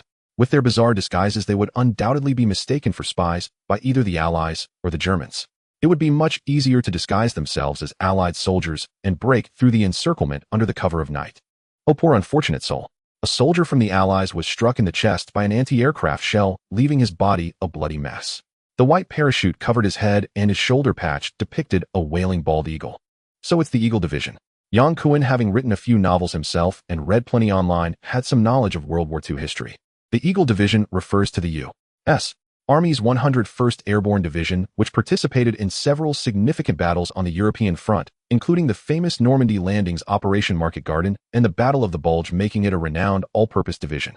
There was no battlefield information on the fallen soldier to reference, and from the current situation, it was unclear which battle the 101st Airborne Division was participating in. The two changed into paratrooper uniforms, smeared some dirt on their faces, and transformed into Allied soldiers, confidently patrolling the battlefield with their Thompson submachine guns. A newly landed lieutenant saw Yang Kun and Wade disguised as sergeants and immediately ordered them to follow him to the assembly point. The Allied paratroopers were scattered upon landing, and the surviving soldiers spontaneously gathered at the designated drop zone. In a hurried assembly, there were fewer than 50 soldiers in the unit. After a brief morale boost, this contingent quickly advanced towards their target best town. Yang Kun and Wade hung back at the end of the line to avoid exposing their identities. "Did you notice?" Wade suddenly said in a low voice. "What?" Yang Kun asked, confused. "The people in front of us." Yang Kun looked up and noticed a particularly striking figure in the line ahead, a tall and burly man resembling a brown bear, while the person next to him was much shorter than average. The contrast was indeed amusing. "What are you trying to say?" "I guessed it right. This is the Marvel parallel universe," Wade said with a smug smile. "Can't you see? That big guy is Sabretooth Victor, and the little guy is Old Wolf Logan." "Really?" Yang Kun couldn't help but shout. "I guarantee I'm not mistaken. Logan and Victor, I've fought them multiple times, and I can smell their stench across the Atlantic. Even if they turned into a pile of rotten meat, I could recognize them at a glance." In Yang Kun's memory, Wolverine and Sabretooth, the fierce brothers, indeed fought from World War I to the Vietnam War, so their presence on the European battlefield during World War II was not surprising. If it is really Logan, then other superheroes will eventually appear. The first hero that came to Yang Kun's mind from Logan's era was Captain America, followed by Magneto, and his good buddy Professor X Charles. The paratrooper units could not carry heavy weapons, their only advantage was speed.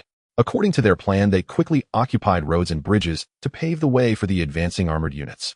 Yang Kun's unit captured 2 bridges without encountering effective resistance from the Germans. During the battle, Sabretooth and Wolverine discarded their firearms and charged into the German positions like beasts, achieving great success and significantly shortening the time for their offensive. The soldiers of the unit seemed accustomed to the two's beast-like combat style and did not find it strange, but their attitude remained distant. At night, all the companies of the 506th Regiment of the 101st Airborne Division were stationed on one side of the bridge preparing for a German counterattack. Yang Kun and Wade squatted in a foxhole smoking and chatting. Wade took a deep drag on his cigarette, enjoying the moment as he exhaled a smoke ring. He pulled out a map from his pocket and unfolded it. Yang Kun leaned in to check the map under the dim light. German. Yes, Wade nodded, pointing at the map where the borders of the Netherlands and Belgium were marked. This is our position.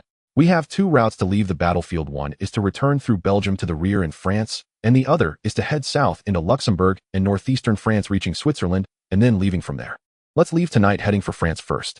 The sound of artillery on the battlefield never ceased as Yang Kun and Wade took advantage of their watch duty to slip away from the troop line heading southwest toward France. With their capabilities, even the entire 101st Airborne Division fully staffed could not stop them. They intended to quietly bypass the German positions under the cover of night. The nearest Allied forces were the 30th Infantry Division of the U.S. Army. Less than 30 miles away. If luck was on their side, they could reach the Allied lines before dawn. Thinking their actions were covert, Yang Kun and Wade were unaware that 2 agile figures were stealthily following them. It wasn't until they exited the troops' defensive zone that the 2 figures surged forward. Wade turned around warily, assumed a defensive stance, and shouted, "Who goes there?"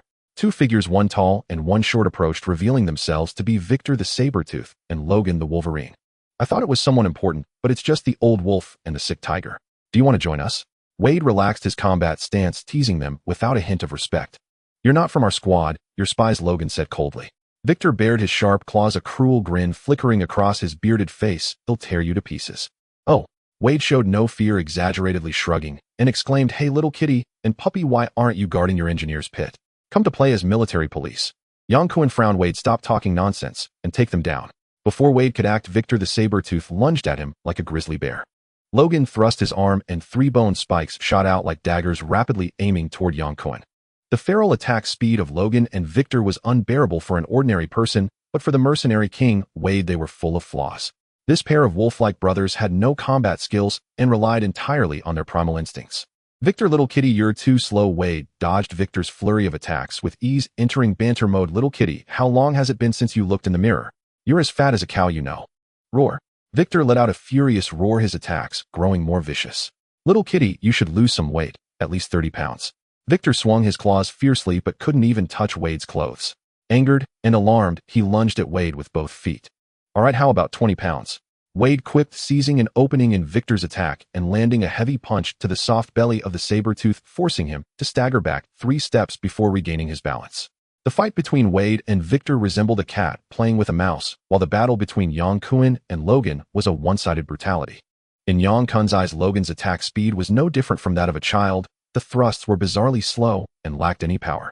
With a swift turnaround, Yang Kun landed a punch on Logan's tailbone. The immense impact burned through Logan's central nervous system like fire, causing a momentary severance of sensation between his upper and lower body, rendering his spine numb. Puff! Logan flew out like a cannonball, unable to stand for a long time, magnificently collapsing. Victor, caught in a frenzied battle, was oblivious to Logan's plight and unleashed his fury on Wade. "Wait!" Yang Kun called out impatiently, reminding Wade to stop playing around and finish the fight quickly. "Okay." Wade deflected Victor's claws, delivering a punch to the latter's abdomen, followed by a series of close-range attacks raining down like a storm. Elbow strikes, knee blows, and iron fists, leaving Victor with no chance to retaliate. In the distance, Logan finally managed to stand up, shook his neck, and turned to charge at Yang Kun again. Yang Kun coldly smirked and suddenly launched himself, his speed instantly reaching subsonic levels. Crack! A sonic punch broke Logan's ribs, sending him flying like a cannonball once more. Wade, skilled in various combat techniques, had the advantage against the primal Victor, but unfortunately, his vibranium dual blades were buried at the landing site. Fighting barehanded could not inflict fatal damage on Victor, leaving him struggling to shake off the frenzied beast. Yang Kun drew his energy sword and cleaved the saber-tooth in half with a single stroke. Due to the movie's influence, Yang Kun held some fondness for Logan, so he refrained from using weapons. However, he showed no mercy to the bloodthirsty saber-tooth, swiftly cutting him in two. Even with the saber-tooth's regenerative abilities, it would take some time to recover enough for them to escape from the clutches of these feral brothers. Let's go. They vanished into the night. The German forces relied on the Rhine River to confront the Allies, with the two armies' lines intertwining. Even their respective command centers were unclear about the troop deployments on either side. Without satellite positioning or landmark references, Yang Kun and Wade relied solely on a seized German map, but they strayed off course and inadvertently stumbled into the elite German unit's defense zone. The German defenses were solid as a rock, with searchlights, barbed wire, and machine gun trenches. Sneaking past was nearly impossible. It seems we took a wrong turn. Yang Kun and Wade squatted in the forest, troubled by the heavily fortified position before them. Let's just charge in. Wade licked his lips, drew his vibranium dual blades, and looked eager for action. His previous encounter with Victor had been unsatisfactory, all because he hadn't had weapons at the time. Now, with the blades in hand, a bloodthirsty impulse surged within him. Without air support at night, the ground troops can't stop us. Good. Yang Kun nodded in agreement. The two stealthily exited the forest, and around the corner of the road, bright headlights suddenly flashed, revealing a convoy of trucks approaching. Wade quickly signaled to retreat, waiting for the convoy to pass before infiltrating the German positions to catch them off guard. 5 trucks rumbled past the two, making a cacophony of clattering sounds. Yang Kun and Wade targeted the last truck, leaping onto the roof like ghosts, pulling aside the canvas at the back and jumping inside. Upon entering, they saw a person in a blue tight suit with a white star on his chest, sitting calmly in the vehicle, surrounded by a number of German soldiers sprawled haphazardly in the truck. Yang Kun was taken aback. Before he could react, a shield flew towards him, hitting his chest with a dull thud. Even with Yang Kun's body being as tough as steel, being struck by the sharp shield still hurt. It felt like his bones were misaligned, inducing a wave of nausea. Wade reacted quickly, drawing his dual blades to strike at the blue-clad man. Clang! The blades met the shield with a clear ring. Both men instinctively withdrew their weapons, clearly not wanting to alert the truck driver. The blue-clad man took a step back, scrutinizing Yang Kun and Wade's paratrooper uniforms. You are Allied soldiers. Wade pointed his blade downward as a gesture of goodwill, sidestepping to display his shoulder insignia. 101st Airborne Division. Looking at your helmet and shield, suddenly I realize you are Rogers. I am Steve Rogers. The blue-clad man nodded. Wow, Captain America is here. Is it really this dramatic? Aren't you supposed to be saving your good friend Bucky? Yang Kun rubbed his chest and angrily complained. More than half of the urban areas in the capital of the East Slavic Republic have fallen into darkness as anti-government forces have begun their assault on the outskirts of the capital, cutting off part of the city's power supply, with faint sounds of gunfire echoing through the night. As the civil war escalates, the rebel forces press forward. Gil receives notification from Rebecca about the evacuation of the East Slavic Republic. However, she does not leave, but stays in the hotel waiting for Wade's news. Gil and Wade enter this Eastern European nation under one bright and one dark identity, with Gil posing as a B.S. investigator in contact with the officials of the East Slavic Republic. Meanwhile, Wade infiltrates the opposition camp in a private capacity to uncover the secrets of biological weapons. Gil is both surprised and excited when she receives a call from Yang Kun, as she fondly remembers the days of fighting alongside him, cherishing the beautiful feeling of mutual trust and reliance. A dazzling white light flashed, and in an instant the entire room was as bright as day. Gil quickly turned around to find Yang Kun and Raccoon had arrived. Yang. Gil smiled and stepped forward to give Yang Kun a deep embrace. Gil. Yang Kun held Gil's enchanting figure tightly, leaning down to inhale the sweet fragrance of her hair. You look especially sexy in your professional outfit. The fitted black and blue professional dress accentuates Gil's captivating figure with a low-cut neckline, revealing a deep cleavage, white and dazzling. Beneath the gracefully curved hips are long, elegant legs. Even the red high heels exude a strong, mature aura. Unable to resist, Yang Kun kissed Gil's lips, his hand restlessly sliding down to caress her beautiful legs. Gil warmly returned the kiss, her passion igniting. Oh, Raccoon, speechless, shrugged his shoulders and found a spot to sit down, crossing his legs. It was always like this. They would kiss as soon as they met, completely ignoring his presence. After a while, Gil pulled away from Yang Kun's lips and softly asked, I didn't expect you to return so soon. I came back to vacation after completing my mission. Vacation? Gil chuckled. What mission? Bounty hunter. You know, Rocket and I are partners, and we captured a notorious pirate who roams the galaxy. Sounds interesting. Of course I can take you to experience interstellar travel, Yang Kun said, tightening his grip on Gil's arm. I guarantee it will be an unprecedented, wonderful feeling. How wonderful. Gil playfully tapped Yang Kun's nose like a mischievous little girl. Indescribably wonderful. Oh my dear Romeo and Juliet, I don't want to interrupt your romance, but I can't bear to hang out the window any longer. Please forgive me for having to come in. An exaggerated voice came from outside the window, interrupting the tender exchange between Yang Kun and Gil. A shadow flipped in through the window, and Rocket Raccoon quickly drew his gun, aiming at the window. Don't shoot, it's a friend. Rocket Raccoon maintained his shooting stance, but his expression relaxed considerably, revealing his large front teeth. Wade, when did you start learning to climb walls like Spider-Man? This is the best pose for listening to Shakespeare's plays, I assure you, Wade said, raising his right index finger with conviction. In his timeless red and black combat suit, with 2 towering katana blades inserted in his back and 2 small handguns at his waist, Wade presented his classic appearance. This aesthetic has not changed at all. Yang Kun laughed. Wade, should I be happy for you or pity you? You should buy me a drink. Yang Kun snapped his fingers casually. No problem, we're in need of a partner, right, Rocket? Unless he promises not to have any designs on the space gem, I would rather hand it over to Tony for safekeeping than give it to him. Wade shrugged. The gem no longer holds any meaning for me. Rocket Raccoon still looked cautious. Wade, should I trust you? I swear. Gil released Yang Kun's arm and turned to Wade, asking, Wade, what's the situation? The situation is worse than we expected. The rebel tribes have several beekeepers who command a large number of leeches to attack the government forces, and I believe it won't be long before the rebels occupy the capital. We need to leave here. Yang Kun stated firmly. Gil, this place is not safe. Before Gil could respond, Yang Kun quickly added, according to the intelligence revealed by Red, the rebels and government forces of the East Slavic Republic have received support from NATO, led by the United States and Russia, and the emergence of biological weapons on the battlefield is no longer a simple biological attack, but a contest for regional hegemony between 2 world powers. We have no reason to get involved in a war over regional hegemony conflicts. Wade nodded. Yang is right, we shouldn't get involved in the war. All right. Gil sighed helplessly. Rebecca had repeatedly notified her to evacuate, but Gil had insisted on uncovering the truth. However, the situation had exceeded anyone's control, and she no longer needed to insist. Wade, are you ready to go home? Or do you still want to stay in this world for vacation? Wade tilted his head. Of course, I've been preparing since the moment I woke up. Ooh, I don't want to miss the last bus. Gil, I will take you to the stars and the sea. Gil tightly grasped Yang Kun's hand, her heart racing. This was not skydiving or deep-sea diving, but traveling through time and space, an experience she had never gone through before, filled with curiosity and conjecture about the unknown world. Don't worry. Yang Kun squeezed the back of Gil's hand, smiling as he spoke. Saying she wasn't nervous would be a lie. Gil forced a smile as a response, exhaling deeply. Rocket Raccoon took out the space gem to activate the spatial transfer, and the dazzling white light flashed once more. Gil began to scream almost immediately after the transfer was activated, her screams rising and falling until they landed on the spaceship. Yang Kun, closest to her, suffered ear damage. After landing, he felt as if his ears were buzzing for a long time in a state of semi-deafness.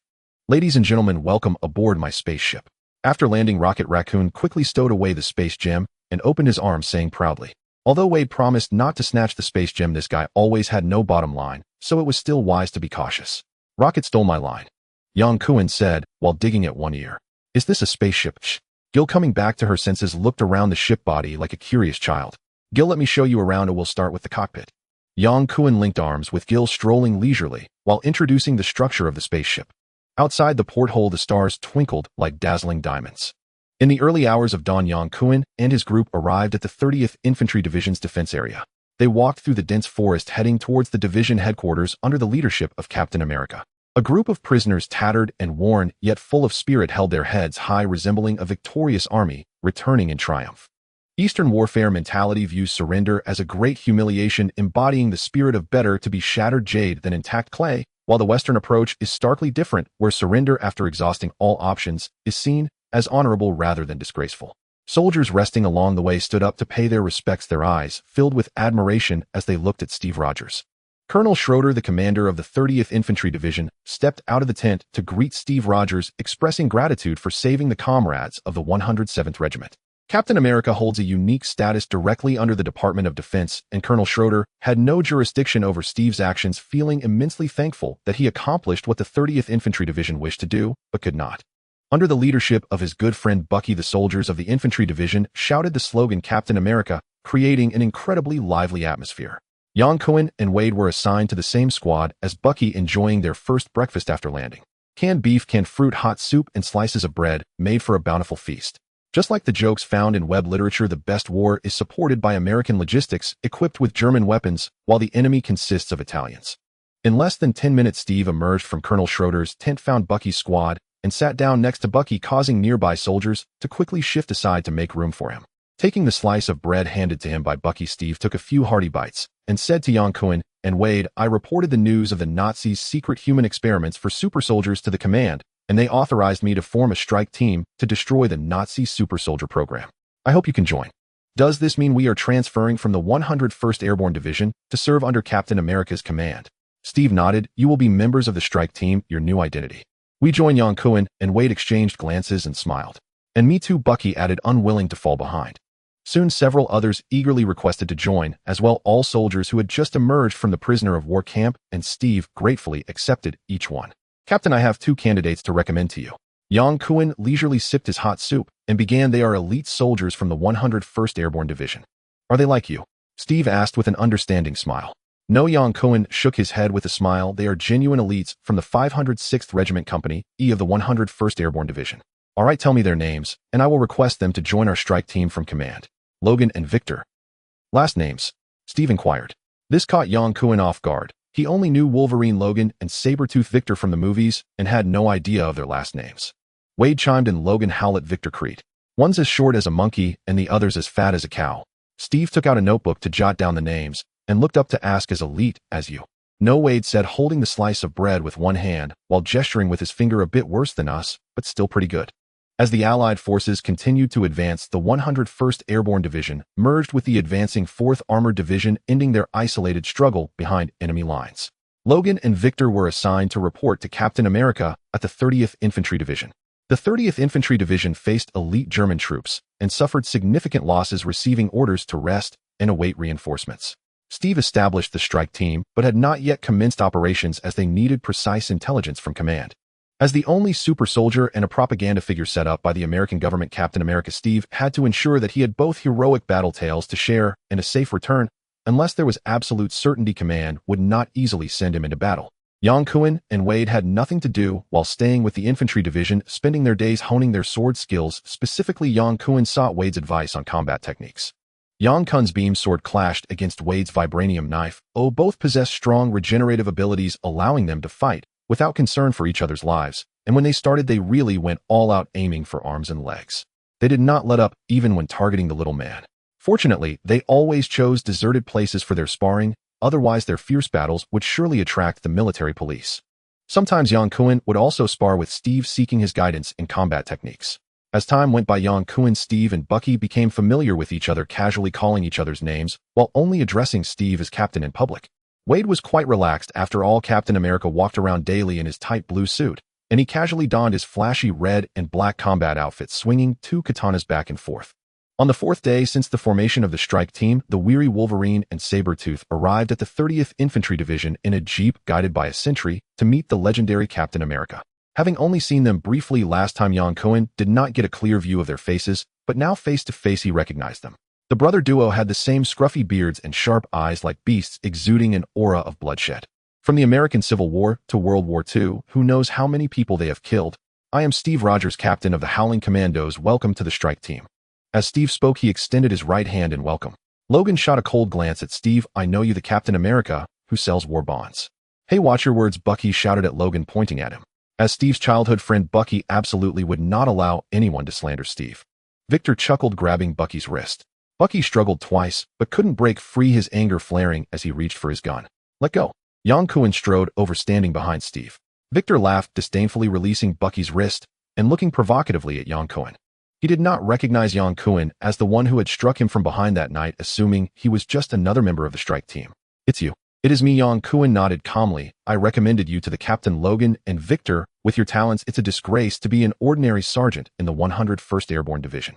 Joining the strike team will allow you to showcase your strengths." Victor let out a tiger-like roar, and his sharp claws struck at Yang Kun like unsheathed swords. Victor had fought through countless battles, emerging from mountains of corpses and seas of blood, wounded beyond measure. Yet it was the first time he was cleaved in two by a sword, and the agonizing wait for his self-healing drove him to madness.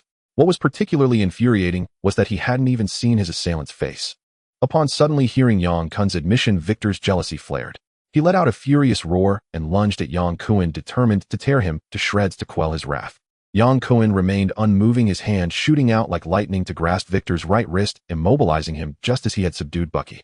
Victor's left claw swept horizontally, targeting Yang Kun's neck, aiming for a deadly strike. With a twist of his wrist, Yang Kun slipped behind Victor.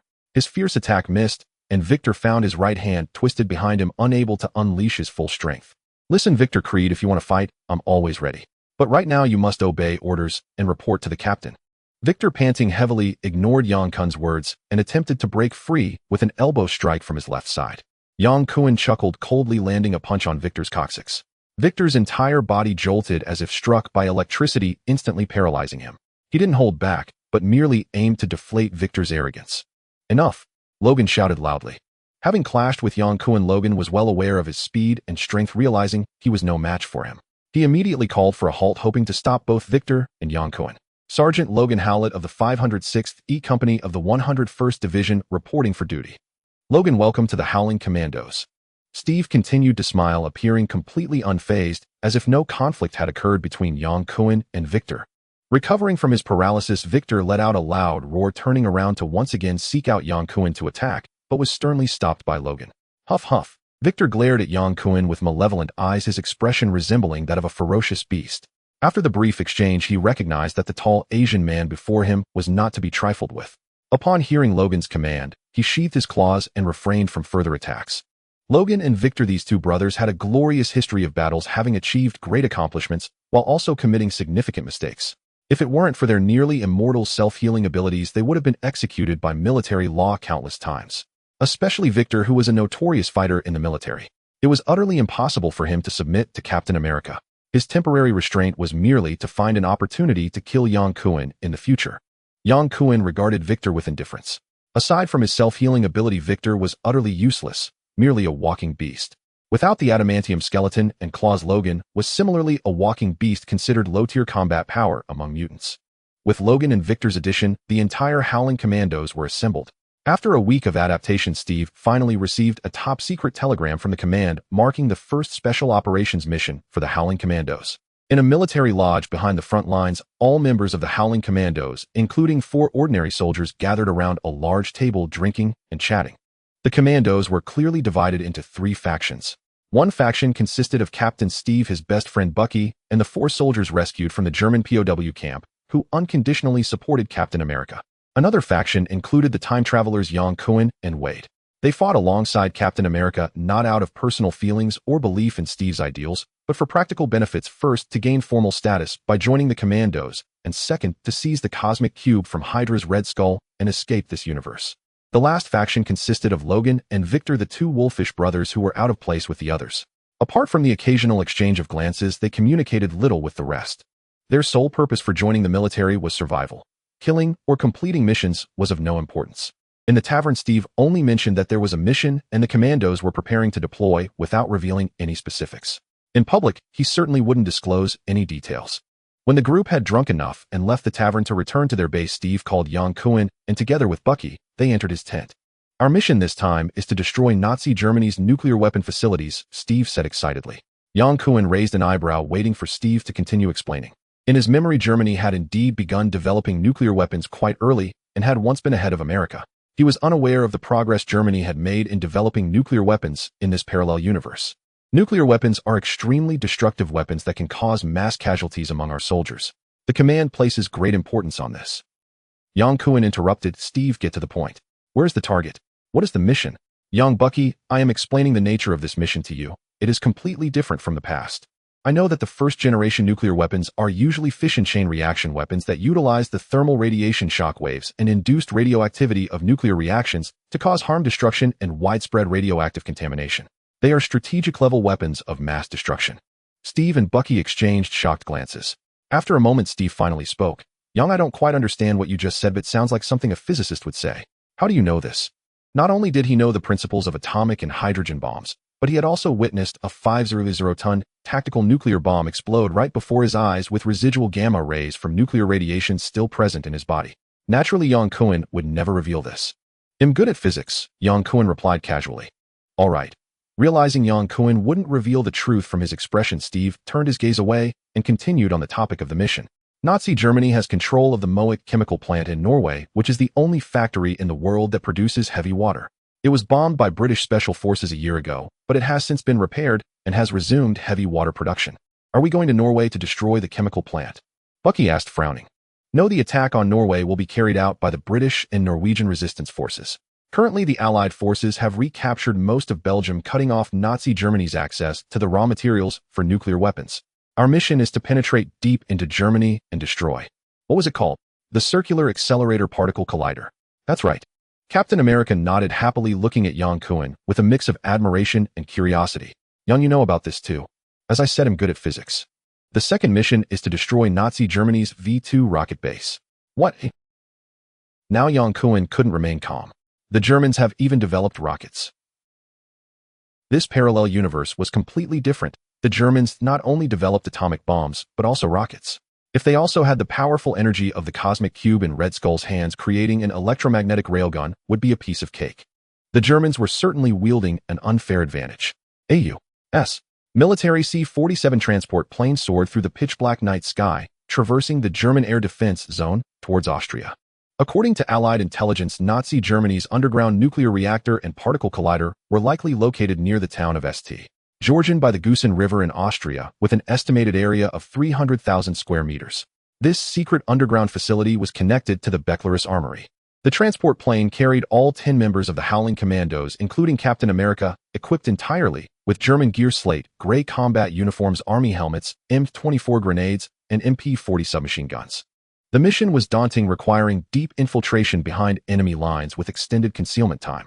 Obviously, Captain America couldn't flaunt his Broadway-tight suit in public. Such flashy scenes belong to movies, and in real special operations, such frivolities would only lead to death.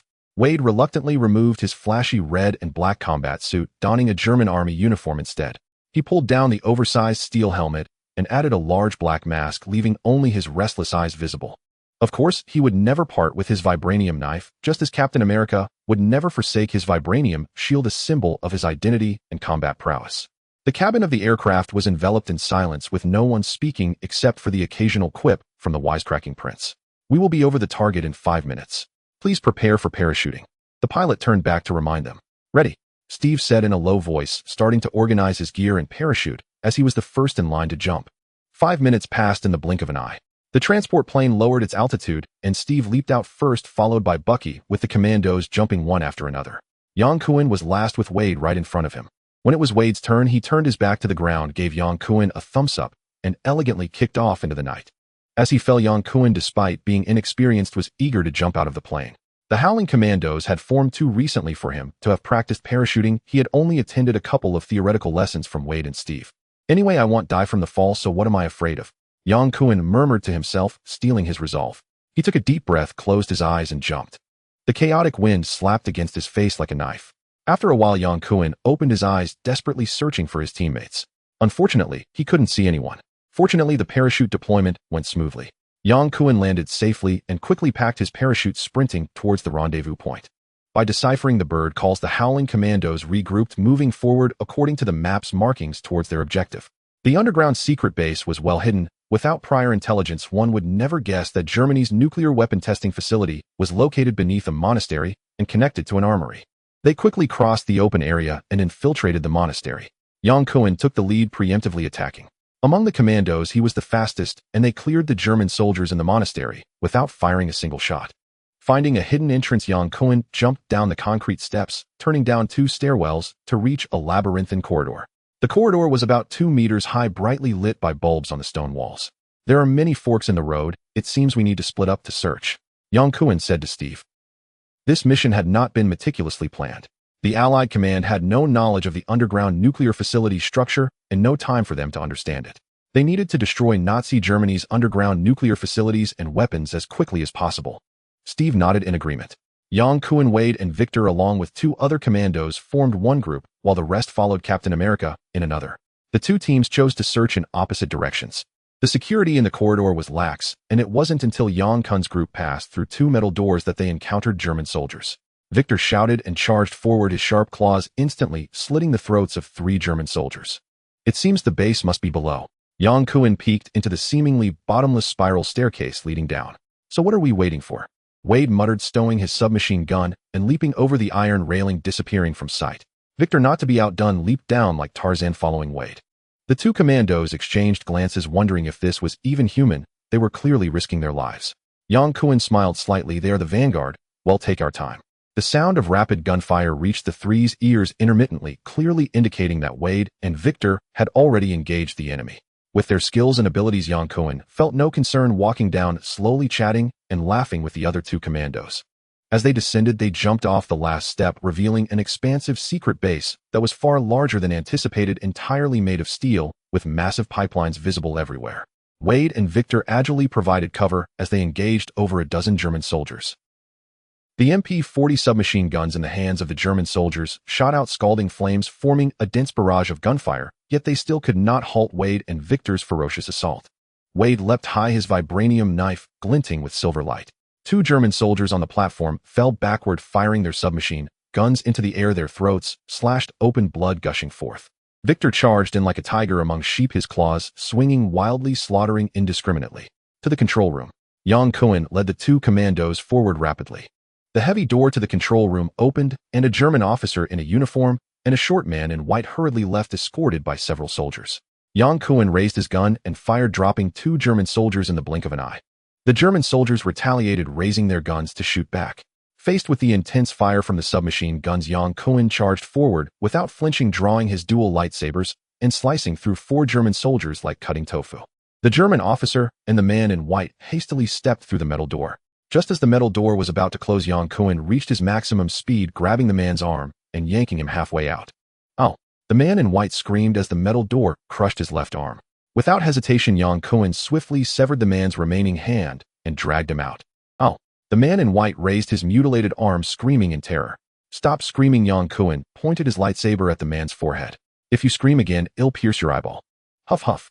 The man's eyes nearly bulged, staring unblinkingly at the crimson lightsaber, beads of sweat the size of peas rolling down his forehead.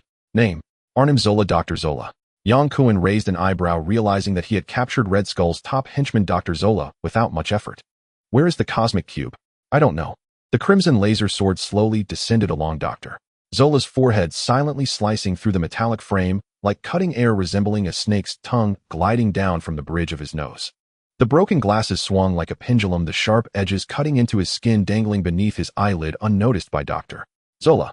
A pair of eyes were fixated on the laser sword, resembling the scythe of death. The tension in the air was palpable, afraid that even the slightest movement would cause the laser sword to slice off his nose. "Doctor, do you know what I am thinking?" Yang Kun calmly asked, a slight smile on his lips. "If I were to cut open your head, what would I see first, the brain, the cerebellum, or the brainstem?" "No, don't." Dr. Zola exclaimed.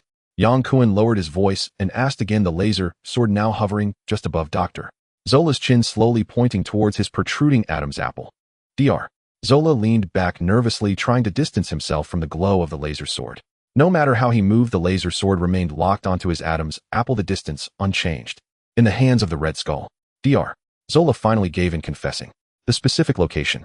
In Germany, the Red Skull is using the cosmic cube to power electromagnetic cannons. He has created a large number of electromagnetic tanks and is planning a counteroffensive. Foolish.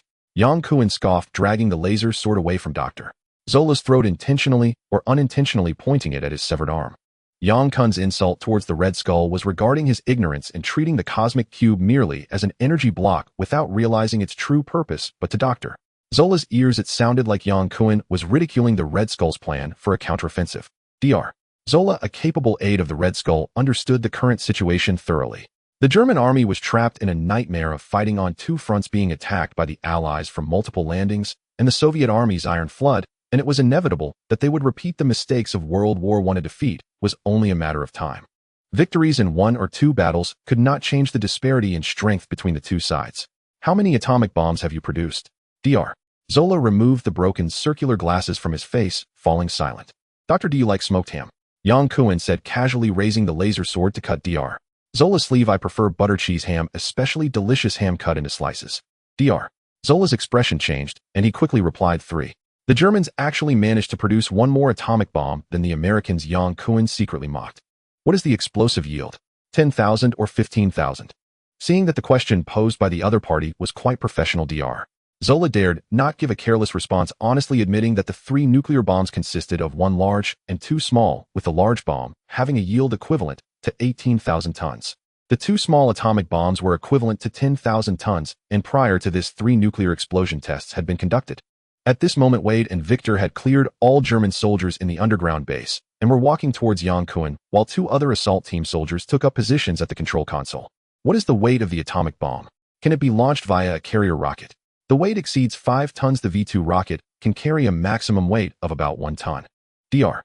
Zola readily disclosed the truth. He did not want to be turned into ham by the Asian man before him. Then it can only be delivered by a long-range bomber.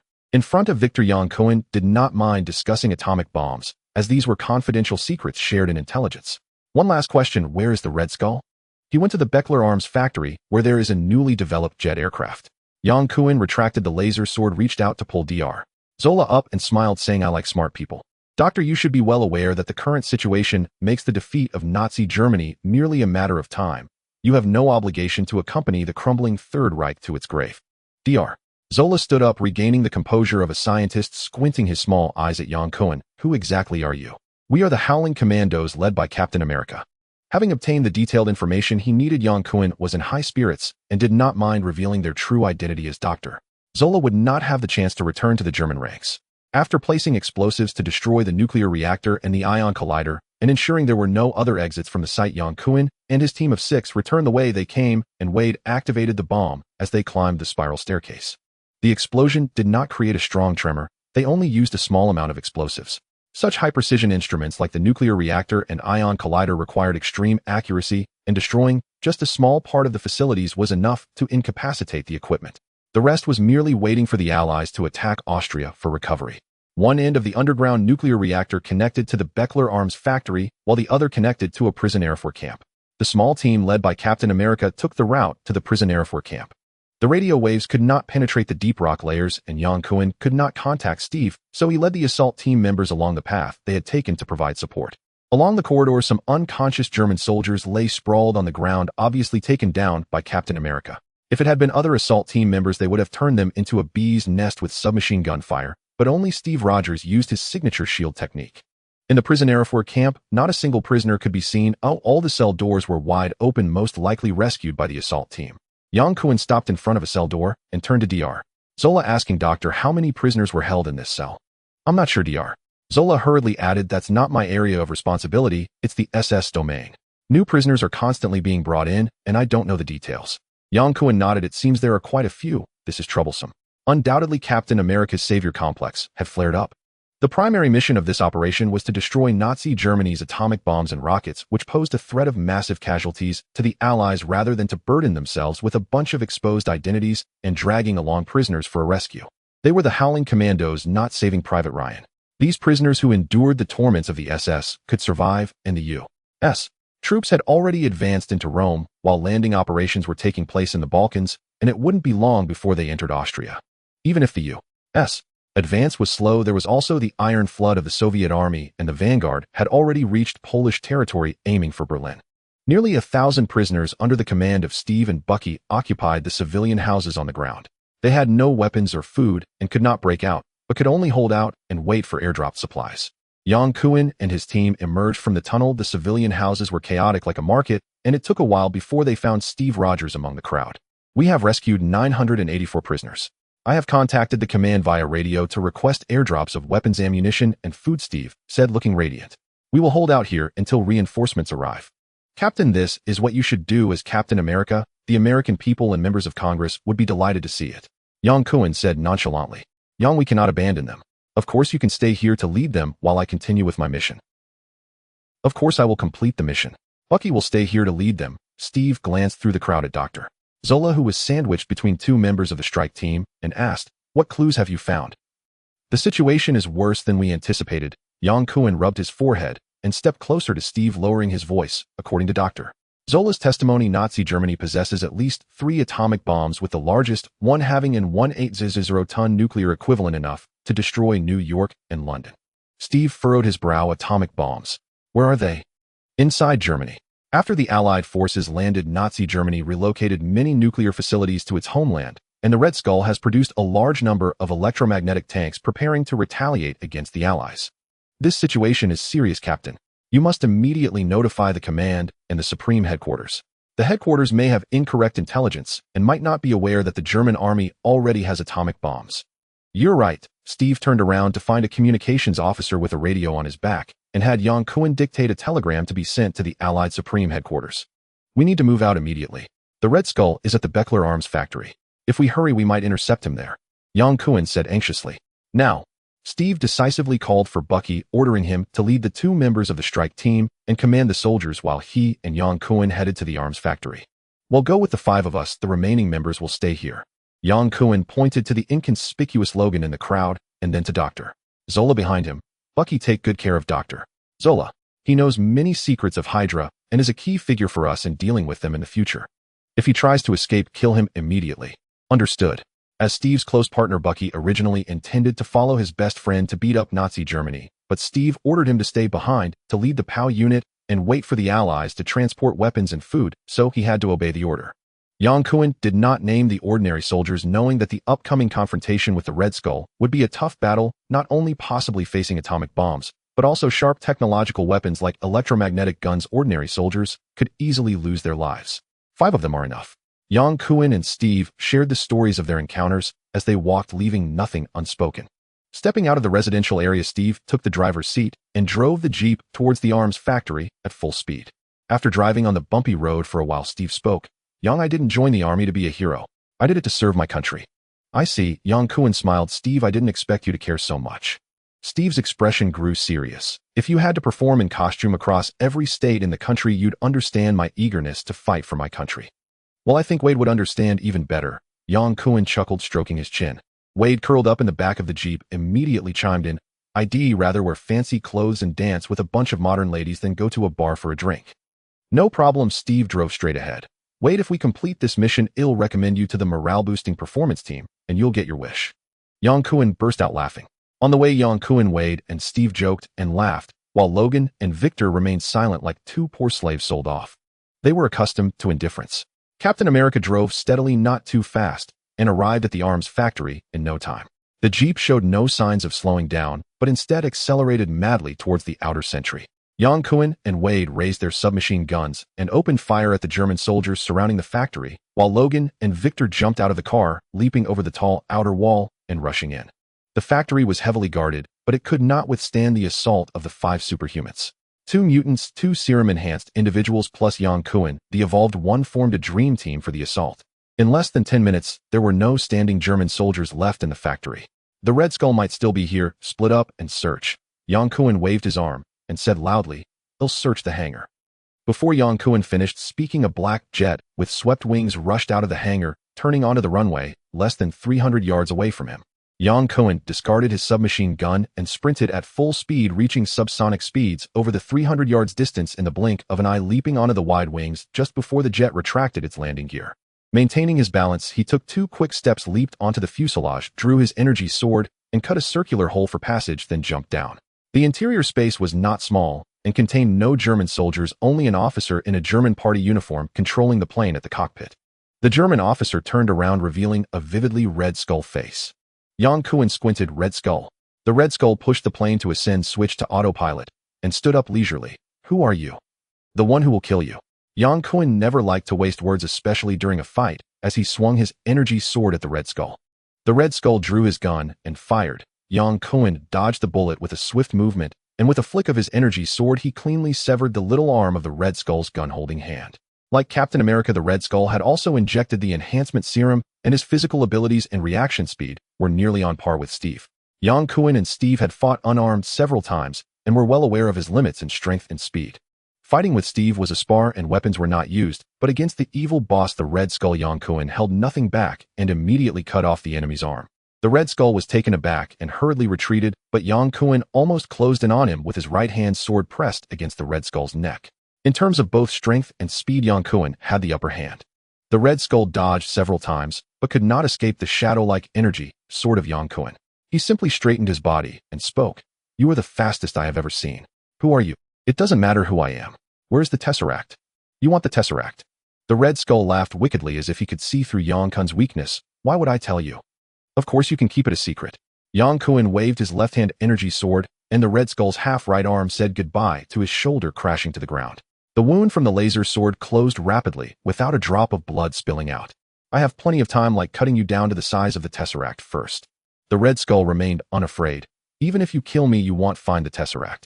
At least I can stop you from launching atomic bombs. Yang Kun pointed his energy sword at the Red Skull, raising his right-hand sword to cut off the Red Skull's left hand. The laser cutting through flesh caused no pain, but Yang Kun's nonchalant expression made the Red Skull feel a chill. He couldn't be sure whether Yang Kun would really cut him down to the size of the Tesseract, leaving only a head. Do you know Arnim Zola, your #1 subordinate? Answer my questions too slowly, and one of your legs will be sliced into ham slices by me. The Red Skull coldly asked, did you kill him? Yang Kun smiled, you can take a guess. The ugly skull mask was blood red with hollow nostrils and eye sockets resembling black holes, evoking a sense of dread. Yang Kun looked at the Red Skull mask, reminded of the grotesque lickers from Resident Evil, wishing he could slice it in half with a single strike for satisfaction. Suppressing the urge to swing his sword, Yang Kun retracted his beam sword, confident that the Red Skull, with its arms already severed, could not pose any threat, and even if it could, he felt no fear. You did not kill him, the Red Skull stated with certainty. Of course, Dr. Zola renounced the darkness, realizing that following the Nazis would lead only to destruction, and he decisively chose to ally with us, now aboard a special plane heading to the Allied command. Yang Kun took his seat in the cockpit, relaxed, and said, Dr. Zola has revealed many secrets regarding the SS and Hydra, such as the explosive yield and weight of the 3 atomic bombs, and Hydra's secret weapon under development, the electromagnetic tank. That traitor, the Red Skull cursed bitterly. Though hidden behind the mask, his tone conveyed his fury, and Yang Kun felt increasingly at ease. The Allied command knows that the 3 nuclear bombs cannot be launched via V-2 rockets, and will focus on defending against the Luftwaffe bombers. Without air superiority, the bombers cannot even cross the English Channel, and can only be used to detonate over Berlin. The atomic bomb is not a weapon that can save the German army. They are trapped in the nightmare of a 2-front war reminiscent of World War I, and failure is inevitable. Resistance is futile. The hundreds of thousands of Allied forces on the front line are the best targets. The atomic bomb can obliterate the fighting forces of both nations and drive the Allies into the sea. Red Skull, do you not understand? Today I can capture you, and tomorrow our strike team will destroy the atomic bomb. The Red Skull stared at Yang Kun, his tone mocking. You will not find the atomic bomb, just as you cannot find the cosmic cube. Yang Kun raised his arm, the beam sword pointing at the Red Skull's forehead. I will ask you one last time, where is the cosmic cube? The Red Skull raised half of his arm against the Hydra metal on his chest, shouting loudly, cut off 1 head, 2 more shall grow. Long live Hydra. Damn brainwashed fools are enough, yet they even believe their own propaganda. Yang Kun smirked. I want to see if you really can grow 2 heads. Without a moment's hesitation, his sword fell, and the Red Skull's grotesque head silently detached from its neck, thudding to the ground like a basketball. Yang Kun stepped forward and kicked the disgusting skull of the Red Skull. Hydra so low. In fact, Zola had said that the cosmic cube was in the hands of the Red Skull, and had revealed possible locations, all situated within Hydra's underground secret bases in Germany. Yang Kun's inquiry was merely to seek confirmation of whether he spoke or not was not critical.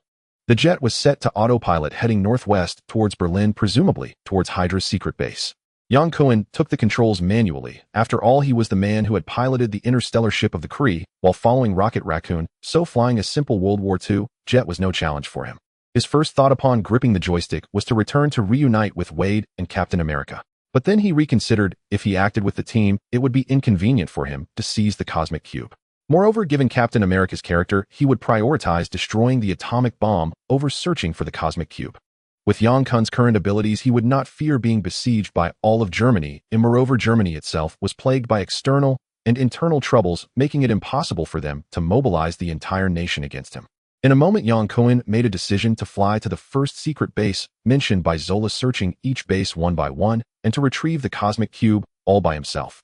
As the jet entered the German air defense zone, Yang Kun quickly ascended to a higher altitude, evading most radar. However, when approaching Berlin, he was still detected by air defense radar, and 4 new FW-190 fighters took off to intercept the incoming jet.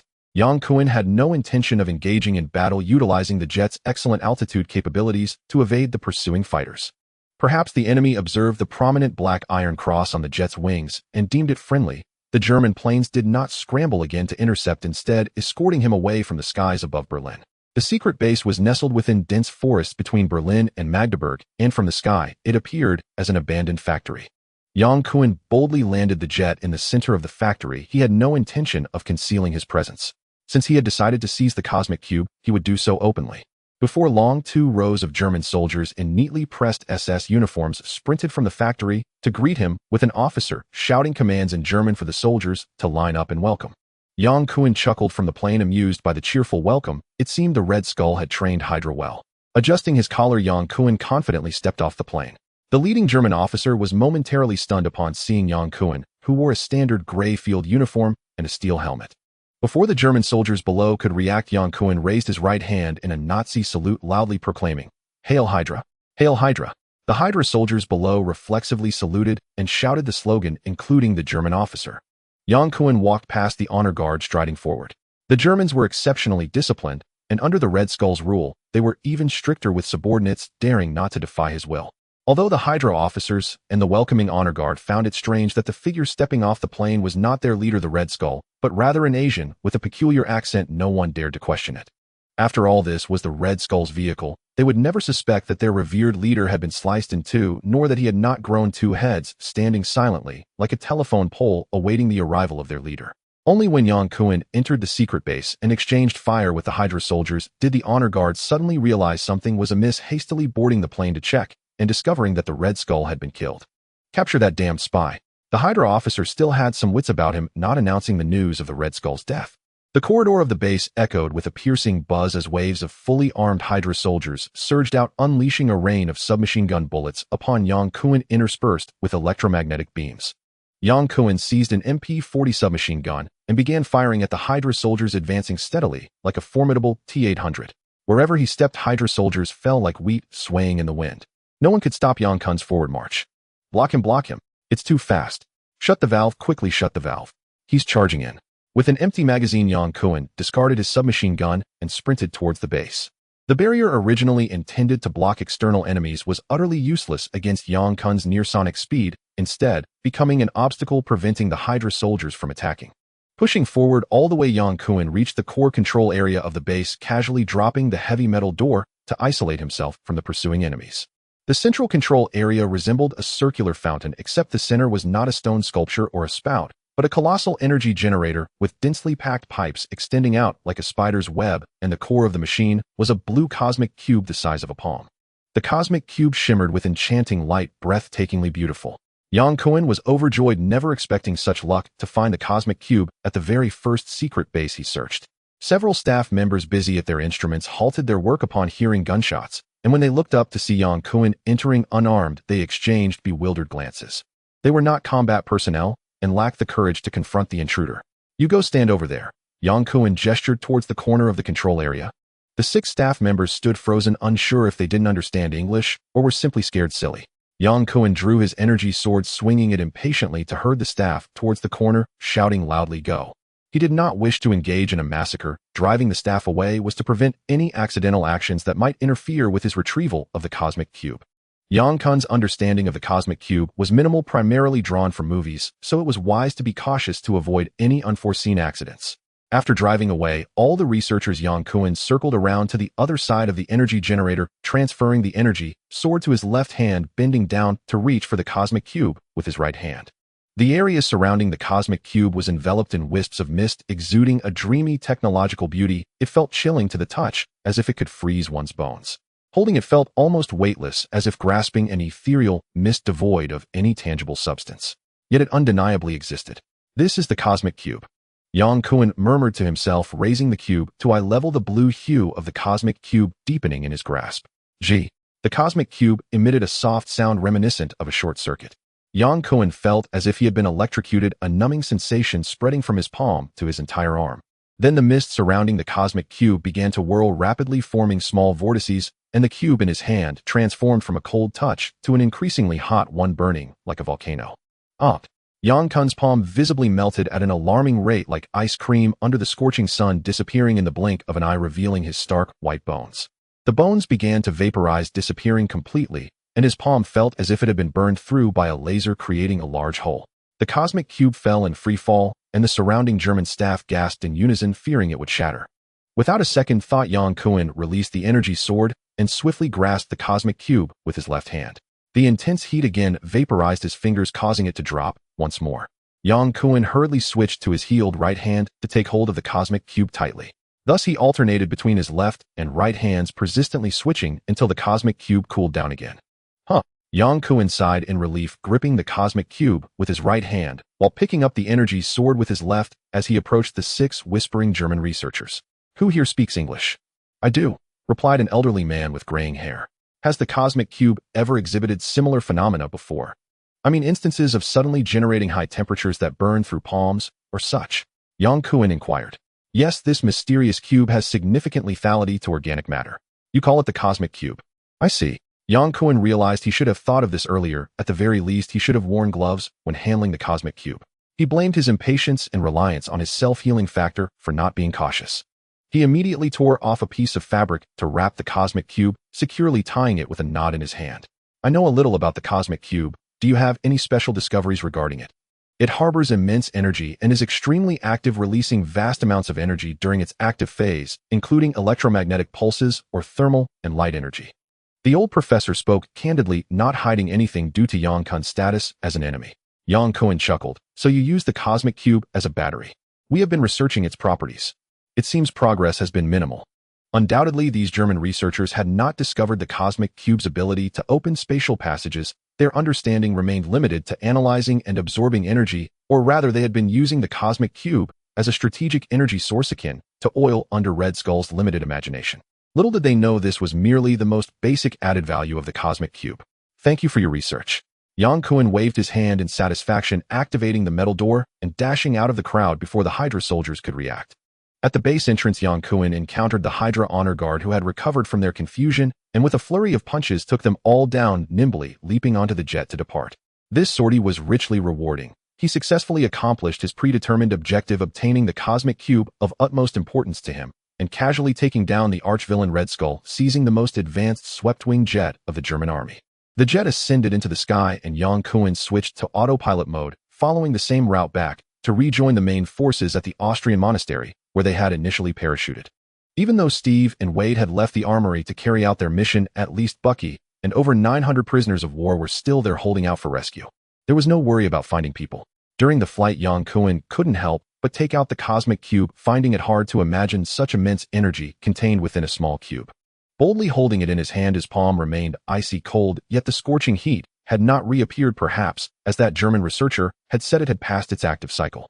The mist surrounding the cube gradually thickened, and Yang Kun sensed something was amiss, hurriedly shaking out the fabric wrapping, only to find that the cosmic cube seemed to stick to his palm. No matter how he tugged, it wouldn't budge an inch. "This is troublesome." Yang Kun sighed, softly staring blankly at the cosmic cube. Before long, the mist swirling around the cosmic cube began to rotate, and Yang Kun no longer felt the cold in his palm. Instead, a warm current pierced through the skin, reaching his cells and bones, almost like it was circulating through his blood. This sensation felt eerily familiar, reminiscent of his experience absorbing gamma rays during the 3rd evolution of the virus. Was I absorbing the energy of the cosmic cube? Yang Kun was very familiar with this feeling, the sensation of absorbing energy.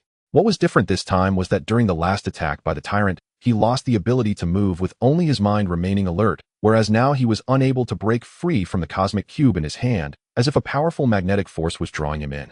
The cosmic cube was not only a two-way door connecting spaces, but also a powerful source of energy, continuously releasing energy outward. In the movie, both Hydra and S.H.I.E.L.D. attempted to harness the immense energy of the cosmic cube to power their war machines.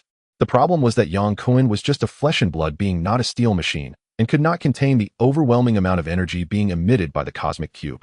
After a few breaths, Yang Kun felt his entire body heating up, as if his phone were connected to a poor-quality charger about to explode. It felt as though every cell and blood vessel in his body was burning, erupting like a volcano, releasing immense heat. Haha! Yang Kun unconsciously opened his mouth to shout, tearing at his clothes and lying on the cabin floor in an attempt to cool down his body. Gee! The cosmic cube suddenly flickered with dazzling light, and the energy released surged exponentially, flooding into Yang Kun's body. Yang Kun cried out in pain, rolling on the ground. In the previous 3 evolutions, each genetic mutation was accompanied by excruciating pain, which Yang Kun endured through gritted teeth. However, this time the pain was particularly intense, and the energy he was absorbing far exceeded what his body could withstand. With a cry of agony, Yang Kun's tightly clenched left fist suddenly shot out an extremely brilliant beam of light. The gamma rays absorbed within Yang Kun's body were stimulated at high frequency, and the chaotic flow of gamma ray particles instantly converged into a terrifying gamma ray burst piercing through his body and the left wing at light speed. The emission of gamma particle flow lasted nearly 2 seconds, causing Yang Kun's entire arm to disappear at a visible rate, as if it had been suddenly disassembled, leaving no trace behind.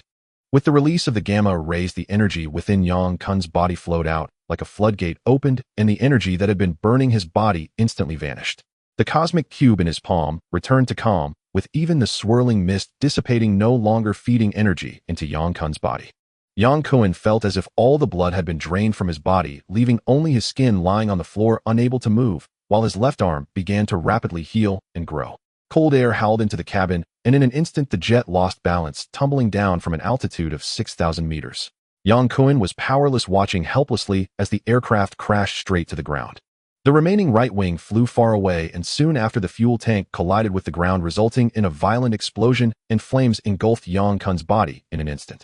The impact injuries and penetrating wounds from the fall were not severe for Yang Kun. His powerful self-healing ability quickly repaired his bodily wounds, but the repeated burns caused by the flames left him in excruciating pain. Could he end up like Deadpool, burned and disfigured? This was the first thought that flashed through Yang Kun's mind. After finally regaining some strength, Yang Kun's first reaction was to raise his arm to protect his face. Strangely, the flames swirling around him disappeared the moment they touched his fingers. Yang Kun was astonished. He extended his arm to touch the blazing flames nearby, and the strange phenomenon occurred again. All the flames he touched with his palm vanished. Could it be that I absorbed the flames?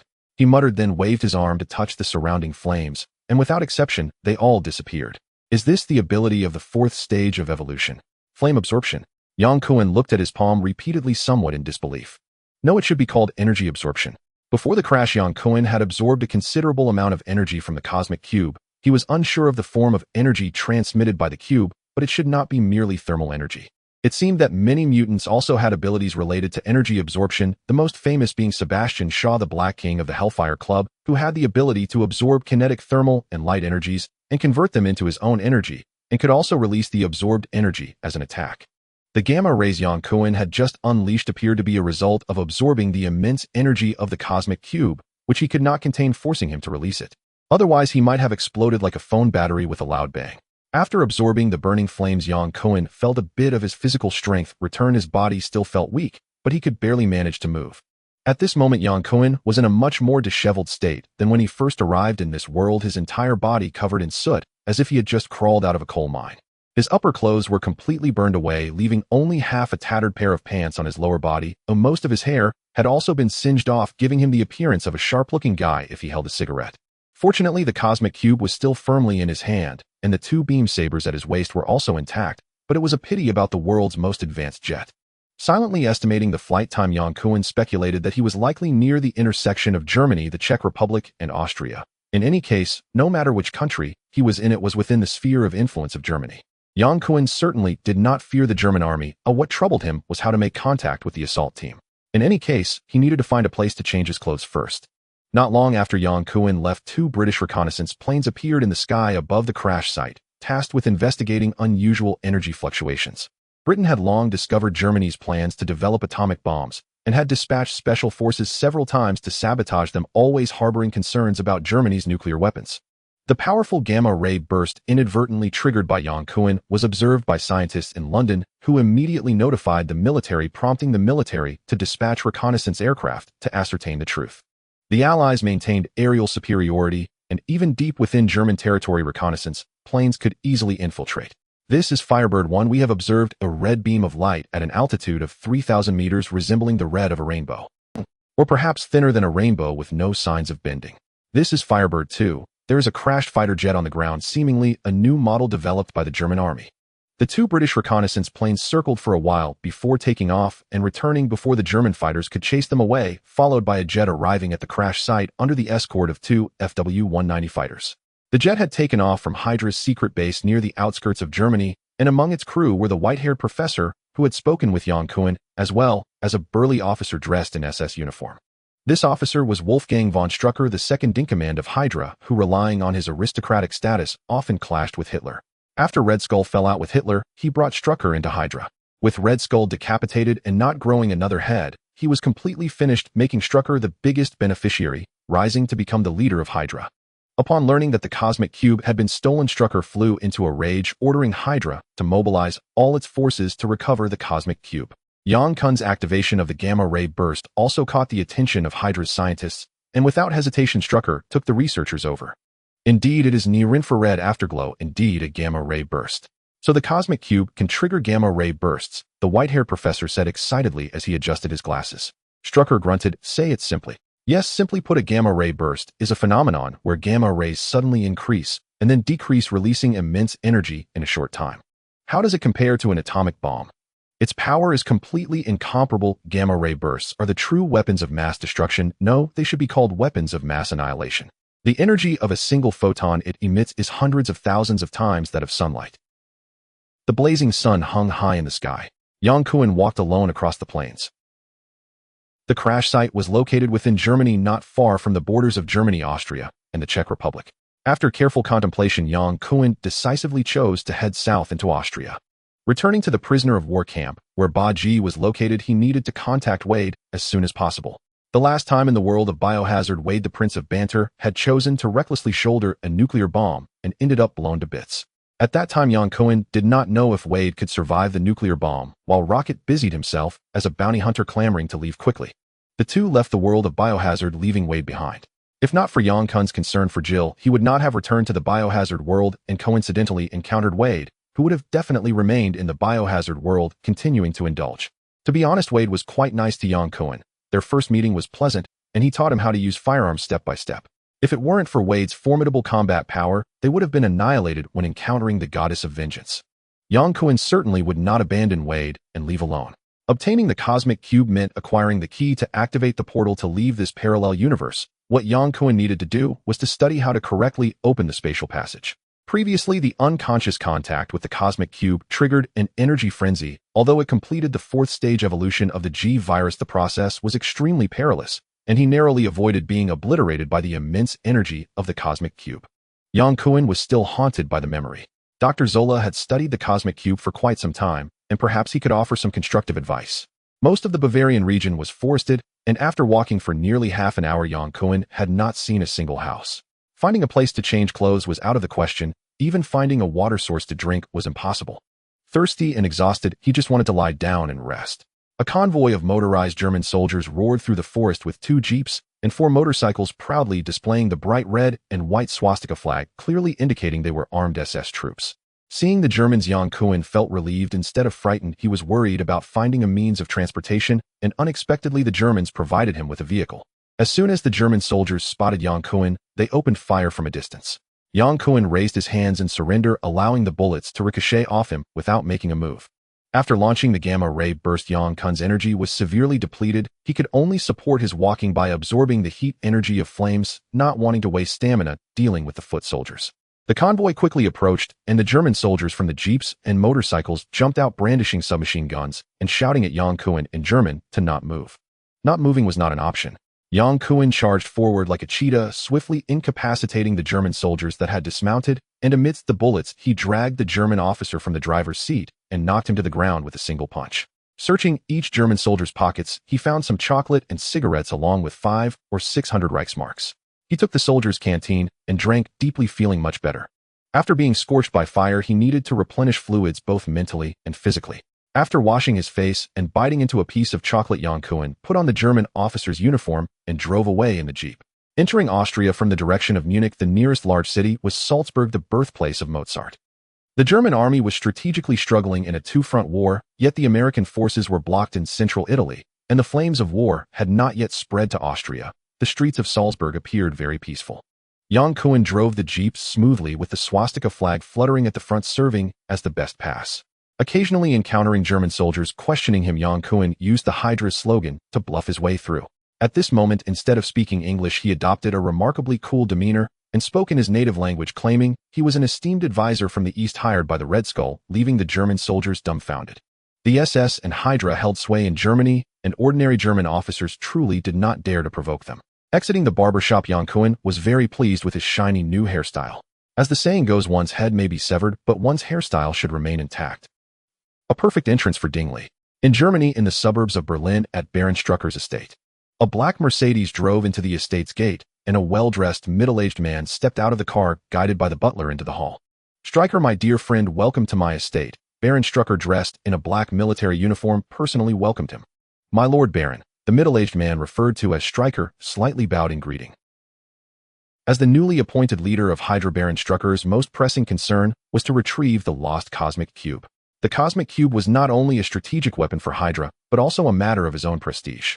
As the newly installed leader of Hydra, Baron Strucker needed a victory to establish absolute authority. If he could not handle a superhuman who had stolen the cosmic cube, how could he lead Hydra? Strucker understood that ordinary soldiers could not deal with superhumans, especially when the opponent possessed steel skin and powerful regeneration. With the speed of jets and the defense of Tiger tanks, the superhuman who seized the cosmic cube was practically a walking war machine. German soldiers could not stop Yang Kun, no matter how many soldiers or how strong their firepower. Strucker had no choice but to seek the help of Sebastian Shaw, another superhuman. "Shaw, I have a piece of news. I think you would be interested in. A superhuman with regenerative abilities and steel skin has appeared in Austria." After a brief exchange of pleasantries, Strucker got straight to the point, throwing out a bait to Sebastian. Ever since discovering the explosive abilities of Erich Lenscher at the Auschwitz concentration camp, Sebastian Shaw had been engrossed in studying superpowers, attempting to replicate those powerful superhuman talents, and had gathered several superhumans around him, making them the best candidates for dealing with superhumans. Sure enough, when Sebastian heard regenerative abilities, his eyes sparkled, showing great interest. After briefly introducing the superhuman's abilities, Strucker and Sebastian reached an agreement. The two would cooperate to capture the superhuman, with the cosmic cube going to Hydra and the superhuman going to Sebastian.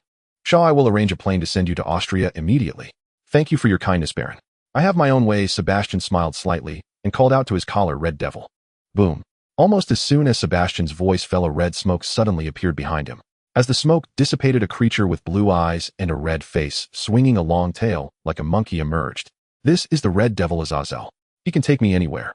Yang Kun drove to a restaurant with the fewest patrons, as his identity did not suit high-profile displays. Upon entering the diners in the restaurant, noticed his uniform from the party's security, and their eyes reflected clear fear. However, the young waitress was quite enthusiastic, and upon learning he could not speak German, she quietly switched to English to converse with him. The most common and characteristic dish in Austria is the schnitzel, akin to the hamburger in America or kimchi in Korea in terms of representation. Since traversing through time and space, Yang Kun hadn't properly enjoyed a sumptuous dinner.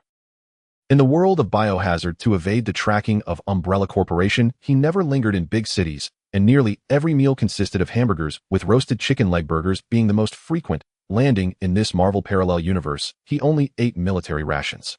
Although the U.S. military's food is considered the best globally, it is still far from culinary masterpieces. A golden schnitzel larger than his face, crunchy and refreshing potato salad, distinctive apple strudel, and cheese rolls filled the entire table. Listening to Mozart's compositions and savoring authentic Austrian cuisine, a sense of satisfaction arose. Suddenly, Yang Kun felt a surreal sense of dislocation, as if all the time travel had been a dream, and he was back on his own Earth, seemingly able to buy a plane ticket to return to his homeland. As he ate his salad, Yang Kun inexplicably thought of Jill, wondering how she was, and when he might return to the world of Biohazard. Jill Valentine. Perhaps he would never have the chance to see that sexy girl again who was willing to draw her gun for him in anger. Or perhaps the next time he saw her would be like Captain America meeting his former lover Carter, with the passage of time, leaving her aged and changed. With this thought, Yang Kun felt a wave of frustration, sighed deeply, and set down his knife and fork, subconsciously fiddling with the cosmic cube tucked under his arm. Whether he could leave this Marvel parallel universe depended entirely on the cosmic cube in his possession. Otherwise, he could only wait for this planet to ascend technologically. While Yang Kun was lost in thought, 4 men in black pushed open the restaurant door, and a tall, muscular man rudely shoved aside the welcoming waitress, pointing towards the table where Yang Kun sat as the 4 strode over. "May I sit here?" A middle-aged man's gentle voice interrupted Yang Kun's thoughts. Yang Kun looked up at the middle-aged man across from him, dressed in a refined suit, his blue eyes strikingly different from the rest, and a gentlemanly smile on his face, projecting a seemingly amiable demeanor. Behind the middle-aged man were 3 others, one of whom had an odd appearance, his face reddened like Guan Yes, with a long tail, swaying from side to side. "Mutants." Yang Kun narrowed his eyes, glancing at the 2 men behind the middle-aged one being a tall, muscular figure seemingly made entirely of muscle, with tiny eyes revealing a fierce glint. The other was of medium height, with a well-proportioned physique that exuded a sense of strength. These two looked like ordinary people at first glance, yet they were indeed genuine mutants. Retracting his gaze, Yang Kun nonchalantly said, "Sorry, I don't understand German." "You've already sat down, haven't you?" Yang Kun picked up his knife and fork to continue eating, keeping his head down and not even glancing at the other. "Did Hydra send you?" "We are here to retrieve what belongs to us," the middle-aged man said with a still smiling demeanor. "Allow me to introduce myself. I am Sebastian Shaw." "Oh, Sebastian." Yang Kun looked up with interest, or if he remembered correctly, this person was the actual power holder of the Hellfire Club in the future, possessing the same ability to absorb energy as he did. "You know me?" Sebastian seemed pleased, smiling. "I didn't realize I was so famous." "You will become even more famous," Yang Kun smirked. "If you are indeed under Hydra, then there's no need to speak further. I will not return anything." "What if I invited you to join us as a mutant?" Sebastian leaned slightly closer to Yang Kun, his expression sincere. "Join the mutants." "No, I'm not interested." Yang Kun shook his head vigorously, indicating his strong opposition with his cutlery. "I am not a mutant, nor will I join any mutant organization." "Don't joke. Even if Yang Kun were a mutant, he wouldn't join. It's too low. At the very least, he should aim to join the Avengers for a more prestigious standing." "Mutants? An interesting term. You refer to us as mutants. It seemed you don't even understand the nature of mutants." Yang Kun scoffed. "Of course we possess gifts unparalleled by ordinary humans. We are the new direction and victors of human evolution," Sebastian said proudly. Yang Kun chuckled disdainfully, set down his utensils, took a sip of water, and then spoke. "Shaw, you've made a logical error by mistakenly equating difference with superiority. Being different from ordinary humans simply because mutants carry this gene does not imply that they are superior, nor does it represent the direction of future human evolution. For mutants who are all muscle and no brains," Yang Kun held them in contempt and couldn't be bothered to waste time. He was willing to converse with Sebastian, who displayed clear thinking unlike the dazed mutants. "We possess abilities that humans can only look up to. We are more powerful and superior to humans. The power of strength is ultimately meaningless and will eventually be surpassed by technology." Yang Kun shook his head in disappointment. "Mozart and Beethoven were not mutants. Is there anyone among mutants who surpasses them?" "Not now, but that doesn't mean there won't be in the future. What you say is what it is." Yang Kun couldn't be bothered to argue with Sebastian, burying his head to continue eating quietly. "If you want to fight, let me finish this dinner. If not, you can leave now." "Kid, you're too arrogant." The Red Devil behind Sebastian couldn't help but exclaim loudly. Yang Kun lifted his head. "Red Devil interrupting someone's meal is very rude." The Red Devil was taken aback. "You know me?" Yang Kun didn't want to waste words. The more mysterious Yang Kun appeared, the more curious Sebastian became. Terms like mutants and gene were ones he was hearing for the first time. He prided himself on having deep knowledge of mutants, not realizing he was far inferior compared to this young man. "You claim you are not a mutant. How do you possess such powerful abilities?" "To my knowledge, you have skin as hard as steel and strong regenerative abilities, don't you?" Sebastian could no longer suppress his curiosity, clasped his hands, leaned closer to Yang Kun, and asked. "No comment." Yang Kun's simple reply silenced Sebastian, as there was no reason to inform someone he was not familiar with. Sebastian remained calm and composed, showing no signs of displeasure. The burly man behind him clenched his fists, glaring at Yang Kun with eyes that seemed ready to burst into flames. The Red Devil bared its teeth, revealing sharp fangs as if it intended to swallow Yang Kun whole. "What a spoil sport." Yang Kun set down his knife and fork, wiped the corner of his mouth, and waved to the waitress to signal for the bill. The waitress in the red dress carefully avoided the Red Devil and cautiously approached Yang Kun. After paying the bill, Yang Kun pulled out 100 Deutsche Marks and handed it to the waitress. "Here's your tip." The waitress was both surprised and delighted, bowing repeatedly to thank him, as 100 Deutsche Marks was more than her 2-month salary. "Let's go." Yang Kun dropped a casual remark, rising first to leave the restaurant. Today's situation could not be resolved without a fight. Sebastian had come with 3 mutants to reclaim the cosmic cube. They would not back down until they had been thoroughly dealt with. Sebastian and his 3 companions followed him out.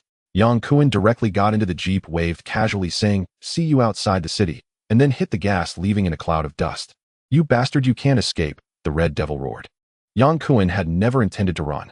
He knew the Red Devil's nickname and was well aware of his abilities, practical teleportation that could also carry others and goods. A courier service would greatly benefit from such a specialized employee. Once outside the city of Salzburg, Yang Kun veered off the main road and turned off the engine, stepping out of the vehicle. Several plumes of red smoke flashed by, and the Red Devil, along with Sebastian and the others, appeared before Yang Kun in an instant. "Kid, I told you not to think about running away." Yang Kun tilted his head and smiled. "Red Devil, if you get beaten up later, don't cry and call for your mommy." "Humph." The Red Devil became furious, its tail raised high, the triangular tip pointing directly at Yang Kun's brow. "Shall let me introduce myself. I am Yang Kun from the distant east." You can call me Yang. Yang, you truly are an unusual person, Sebastian said gracefully, extending his hand for a handshake. Yang Kun shook his finger. Shall I know your mutant ability is energy absorption. Don't expect me to shake your hand, you know, I didn't eat enough just now. You seem to know a lot about us, Sebastian remarked, staring into Yang Kun's eyes, trying to read any hidden information.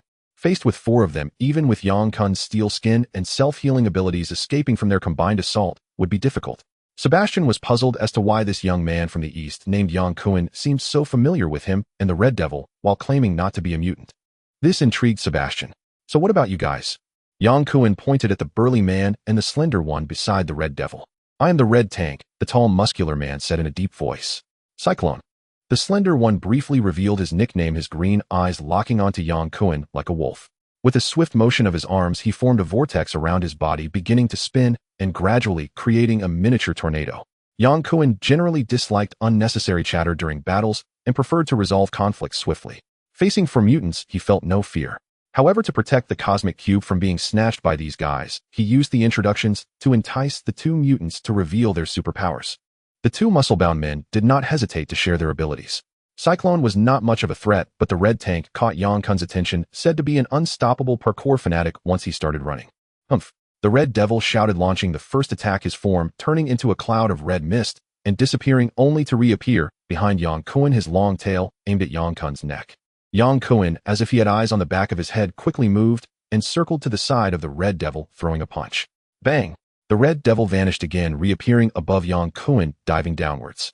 At the same time, the Red Tank let out a furious roar, launching himself towards Yang Kun like a rampaging Trex. Wow, are you possessed by a tyrant? Yang Kun dodged the Red Devil's ambush, his speed instantly reaching subsonic levels, delivering a sonic punch that struck the Red Tank squarely in the chest. The Red Tank stood firm, absorbing Yang Kun's sonic punch as if it were nothing.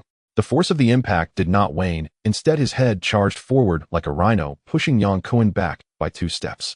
The Red Tank truly lived up to its name, its body as resilient as a tank. It was known that Wolverine had his ribs shattered and lost all combat ability after taking a sonic punch from Yang Kun, yet the Red Tank showed no reaction. Yang Kun sidestepped the Red Tank's iron fist just as a tornado sliced into the fray, stirring up dust that filled his ears and eyes, blurring his vision. Seizing the opportunity, the Red Devil lunged and closed his claws, aimed at Yang Kun's back. Clang! A heavy sound echoed as the claws failed to penetrate even a fraction. Yang Kun retaliated with an elbow strike, but the Red Devil vanished again. The combined attacks of the Red Devil and Cyclone posed no harm to Yang Kun. They could only disrupt his movements while the Red Tank's brute force exerted pressure on him. Of course, it was just pressure. Yang Kun had long since learned to deal with attacks that relied solely on brute strength, like those of a tyrant, and handled them with ease. Sebastian did not intervene, standing quietly to the side, appearing as relaxed as a bystander. Is this all you've got? Yang Kun mocked loudly, swiftly charging through the incoming tornado, landing a punch on Cyclone's chest. Cyclone flew away like a kite on a short string, blood oozing from the corner of his mouth. Huh. The Red Tank revved up again, charging towards Yang Kun, who easily dodged and delivered a punch right to the Red Tank's forehead. The powerful momentum caused the Red Tank to lose balance, stumbling 2 steps before crashing to the ground with a thud, creating a human-sized crater. Attempting to sneak up again from behind, the Red Devil was seized by Yang Kun, who slammed him down to the ground and unleashed 3 punishing punches, causing the Red Devil to convulse from the blows. You are all too weak. If this is the power of mutants, I am greatly disappointed, Yang Kun said as he stood up, addressing Sebastian loudly. Sebastian removed his coat and slowly approached Yang Kun, saying, quite the opposite, the real battle is just beginning. Oh, Yang Kun raised an eyebrow. I'm in a hurry, so you might as well all come at me together. Cyclone wiped the blood from the corner of his mouth, spitting out a mouthful of blood as a vicious glint appeared in his eyes. He summoned 2 tornadoes to lift himself into the air and flew towards Yang Kun, unleashing a continuous wave of sound waves. Meanwhile, the Red Tank, in perfect synchronization, madly accelerated to crash into Yang Kun's chest. The infrasonic pulse vanished without a trace, penetrating with extreme intensity, precisely attacking Yang Kun's mind under the control of the whirlwind. Yang Kun felt as though he had been struck on the head with a hammer, his mind buzzing with chaos, as if every nerve were trembling involuntarily, and his scalp felt like it was about to be lifted.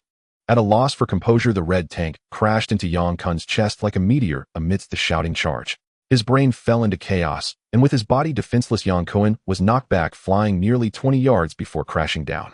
Fortunately, this strike had evaded the range of the infrasonic attack, allowing his mind to clear. Now this is interesting. Yang Kun stood up, a fleeting smile appearing as he drew his right-hand beam sword. With a flick of his wrist, a bright red laser sword materialized in his grip. The reason he did not use his left-hand sword was that the cosmic cube was hidden under his left armpit. Using a two-handed sword would hinder his left arm's movement, making it difficult to attack, while he also wanted to keep his left arm free to protect the cosmic cube. The whirlwind drove two tornadoes closer, opening its mouth to unleash a sonic attack. This time Yang Kun was prepared, swiftly moving out of the range of the sonic attack, swinging his sword at the red tank. Clang! The beam sword struck the red tank's arm, producing a metallic clash, but the laser sword could not slice through the red tank's body. Damn, it's tougher than the metal arm of Ghidorah. The red tank grinned, swinging its arm to attack Yang Kun. This guy was far more difficult to deal with than the tyrant. While the tyrant was strong, it lacked intelligence, unlike the red tank, which charged in invincibly and knew how to coordinate attacks with its partner. Finding the soft targets, Yang Kun struggled to take down the floating whirlwind and the moving red tank, so he decided to target the red devil, turning like the wind to strike at the elusive red devil.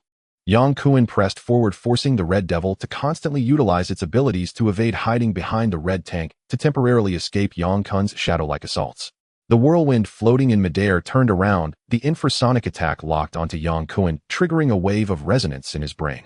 Yang Kun's movement halted momentarily as the red tank charged in wildly, but its target was not Yang Kun's body. It was Sebastian, who stood facing him. Sebastian pressed a hand against the red tank's chest, and the originally ferocious red tank instantly lost its power, becoming as still as a statue, while the immense kinetic energy was absorbed into Sebastian's arm. Sebastian calmly extended his finger and pointed at Yang Kun's chest, unleashing the accumulated kinetic energy. Like a tsunami, the surging energy compressed to the tip of his finger, easily piercing through Yang Kun's chest. Cough, cough. Yang Kun shook off the interference of the infrasonic waves, stepping back 2 paces, coughing violently. Sebastian's method of attack was indeed unexpected, akin to the scarlet needle of the golden saint, sharp and lethal. Hunched over, Yang Kun struggled to alleviate the pain in his body, gasping as he said, a perfect collaboration. Sebastian smiled slightly. I told you the battle has just begun. I also mentioned that I am in a hurry. Yang, as long as you hand over the cosmic cube, I can let you go. Sebastian pointed to Yang Kun's left chest. You are surrounded. Escaping in front of the red devil is impossible. I know the cosmic cube is on you, tucked under your left armpit. Sebastian initially stood by to observe Yang Kun's combat skills and abilities, and then keenly noticed how he often subconsciously protected his left chest, and upon closer inspection a small bulge was evident under his armpit, clearly hiding an object. If Yang Kun didn't give it up, then Sebastian would take it by force. Yang Kun snorted, if you want the cosmic cube, then come and take it. This time I won't hold back. Sebastian proclaimed with arrogance. I will kill you. Yang Kun, expressionless, drew his left-hand beam sword and pointed it at Sebastian. I will kill all 4 of you. Since the opponent already knows that the cosmic cube is hidden on him, Yang Kun need not hide any longer, so he decided to fight with both swords. Arrogant and presumptuous. Seeing their side gaining the upper hand, the red devil stepped forward, opening its blood-red maw to roar. Yang Kun snorted, charging full speed at the red devil. In the moment, the red devil transformed into red mist and vanished. Yang Kun suddenly leapt high, swinging his double-handed sword towards the pursuing whirlwind. The whirlwind had originally intended to use the same tactic to launch an infrasonic attack, but was caught off guard by Yang Kun's sudden assault. Momentarily astonished, it hurriedly activated 2 tornadoes to shield itself from Yang Kun's beam sword, hoping to slow his speed. Since the conversation with Sebastian had yielded no results, Yang Kun began to strategize, feigning an enraged attack provoked by the red devil when his true target was the whirlwind, which posed the greatest threat from the start. Without neutralizing the whirlwind's infrasonic attacks, Yang Kun could not concentrate, whether in attack, defense, or thought. He faced overwhelming interference, making it impossible to dismantle the combined assault of the 4. Swish! A soft sound echoed as the beam sword flashed past, slicing the whirlwind's body in 2 like a steak, splitting it in midair. Damn it! The red devil cursed, trying to conceal its chill. The whirlwind had actually been cut in half by this brat. The beam sword now in Yang Kun's hand appeared formidable, making the red devil increasingly wary. You can still leave now if you wish. Yang Kun swung his double-handed sword loudly, a smirk curling at the corners of his mouth, a hint of mockery on his face. Sebastian's eyes remained fixed on the beam sword in Yang Kun's hand as he asked, are you using a laser sword? Exactly. I'm becoming more and more curious about your identity. I have no obligation to answer. I will kill you. The red tank grunted, moving closer, adopting a stance for a charging assault. The moving red tank was unbeatable. Not even the laser sword could cut through its skin. Yang Kun had no way to deal with the red tank unless he could immobilize it. This was evidently impossible. Yang Kun retreated step by step under the brute force of the red tank. Red devil! Sebastian shouted, signaling the red devil to launch an ability attack. The Red Devil possessed not only the ability to teleport, but also psychic powers which it had refrained from using due to their high energy cost. This was the confidence Sebastian had in facing Yang Kun after he had slain the whirlwind. He had come to understand that while Yang Kun had exceptionally high physical defenses, his defenses against sonic and psychic attacks were extremely low. The G-virus injected by Yang Kun theoretically possesses the potential for infinite evolution capable of easily rewriting the genome, with its greatest feature being its ability to adapt and evolve according to the environment. The first evolution occurred after being wounded by a liquor repairing the damaged arm and significantly enhancing it, resulting in the growth of a peculiar Kirin arm. The subsequent two evolutions were aimed at combating the formidable tyrant, evolving into a body as strong as steel and gaining immense power, and later, while battling the incredibly swift Weskier and Nebula Ghidorah, he gradually evolved super speed. It can be said that the ability to evolve mainly enhances survival capabilities, physical attack power, and defensive strength, while there is a complete blank regarding mental evolution, which leaves Yang Kun utterly defenseless against subsonic attacks. The mental shock unleashed by the Red Devil is far more tyrannical than subsonic pulse attacks, unlike subsonic pulses that temporarily paralyze the enemy's movements by affecting their brain's resonance. Mental shock can momentarily render the enemy unconscious. The Red Tank charged first, buying time for the Red Devil to launch a mental attack. Yang Kun dodged the Red Tank's charge and swung both swords towards Sebastian. The leader of the mutants, as long as he could take him down, the attack could be dismantled. Sebastian, lacking a steel body and self-healing abilities, could not believe he could absorb the laser sword swung at supersonic speed. Huh. The Red Devil shouted loudly, a tremendous sound crashing into Yang Kun's eardrum, leaving him stunned. Yang Kun's mind went blank, as if all his neural connections had suddenly been severed, staring at Sebastian in a daze. Hurry, I can't control him for long, the Red Devil urged. Unlike Professor X and the White Queen, the Red Devil is not a mutant specialized in psychic abilities. He merely possesses a bit of mental attack power sufficient to deal with the defenseless Yang Kun. Sebastian didn't dare to hesitate. His palm sliced into Yang Kun's right chest like a blade, and indeed, he discovered a palm-sized wrapped cube holding it in his hand, emanating a cold aura. This is the cosmic cube cherished by Strucker. Sebastian previously had no knowledge of the cosmic cube, as Strucker had not explained it to him. Their agreement was that the cosmic cube belonged to Strucker, making it inconvenient for Sebastian to inquire. Given Strucker's regard for the cosmic cube, even someone as formidable as Yang Kun would attempt to seize it, indicating the immense significance of this cosmic cube. Sebastian believed the cosmic cube was certainly more than just the energy block described by Strucker. In fact, within Germany, only a limited few like Hitler and the highest echelons of Hydra were aware of the cosmic cube's existence. Sebastian was extremely curious about the cosmic cube, but no one provided him with answers. At the moment Sebastian was slightly distracted, the Red Tank had already completed its turn and charged back with a murderous intent, each step creating deep craters as if the very earth began to tremble. The rapid, brutal collision struck Yang Kun like a stone thrown into a lake, creating ripples in his mind that pulled him back from his daze, freeing him from the Red Devil's mental control. Yang Kun's 260-pound body flew out like a domino, falling towards Sebastian. This idiot. Being too close, Sebastian had no way to evade and could only curse, hastily extending his left hand to press against Yang Kun's forehead to absorb the kinetic energy transmitted from him. Yang Kun's beam sword flashed, and without hesitation, he swung it towards Sebastian's hand, gripping the cosmic cube. In terms of speed, Sebastian was no match for Yang Kun. With his reflexes, he couldn't evade Yang Kun's attack, and in a moment of desperation, he activated his palm to push Yang Kun away using the absorbed kinetic energy. Chop! Just a hair's breadth away, the beam sword struck the cosmic cube in Sebastian's hand. The covering fabric floated down, revealing the true appearance of the cosmic cube. The pale blue energy body suddenly burst into brilliance. The surrounding mist thickened, and the violent energy surged into Sebastian's body like a tidal wave. Ah! Sebastian screamed in pain. Damn it!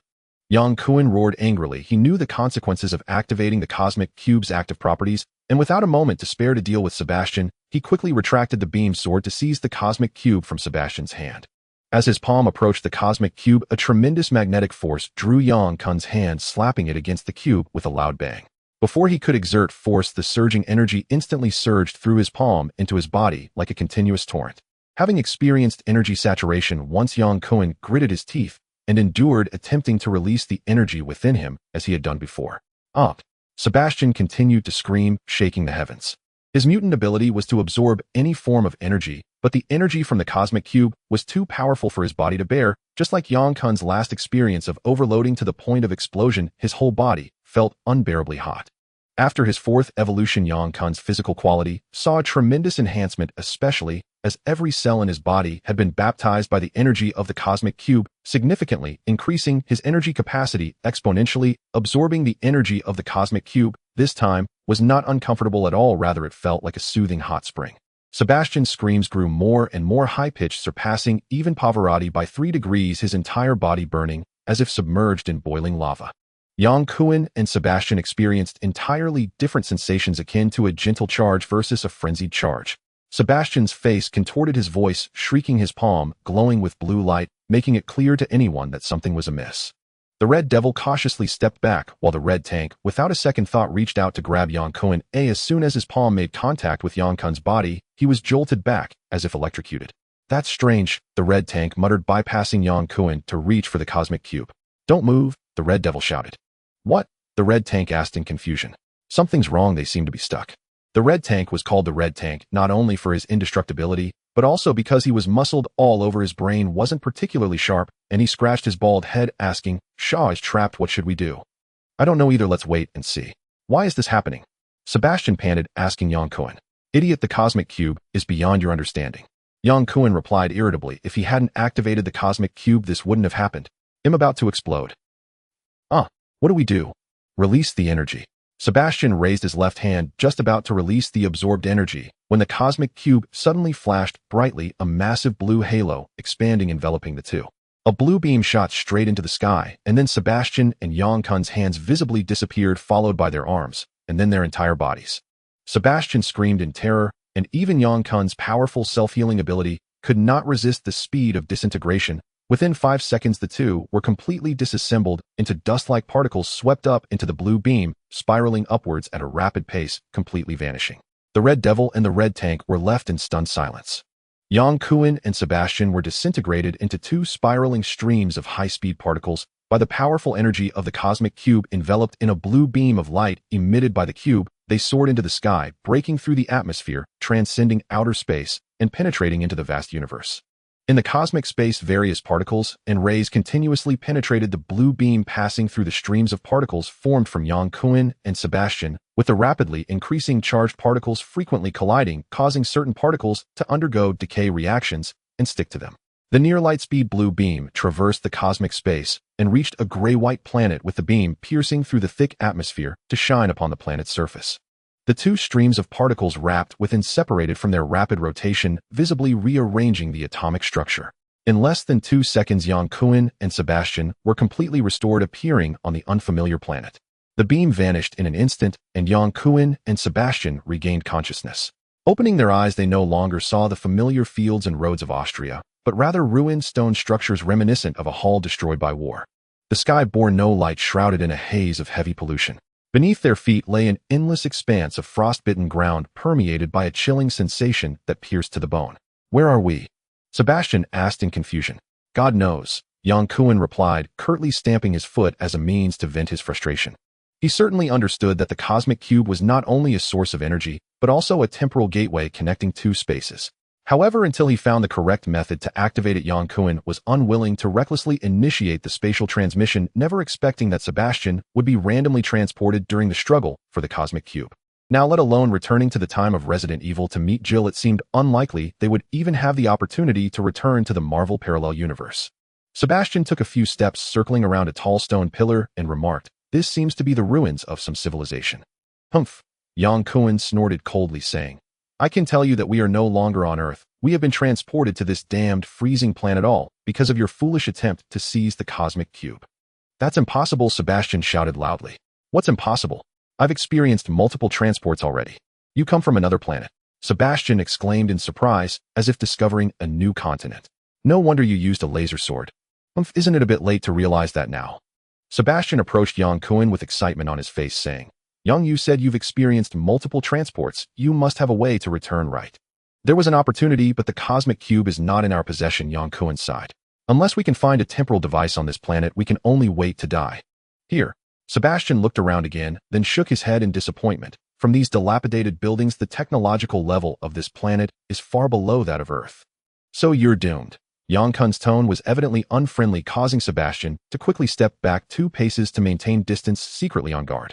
Yang Kun possessed formidable self-healing abilities and skin like steel. In an unknown fight, Sebastian could never defeat him, fearing that if Yang Kun's temperament turned malicious, he might suddenly attack. I had no prior knowledge of the Cosmic Cube's secrets.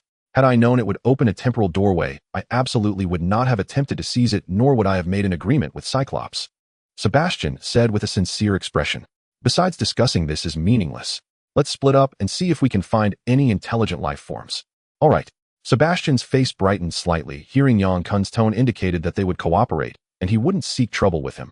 We'll work together sincerely. We will surely find a way.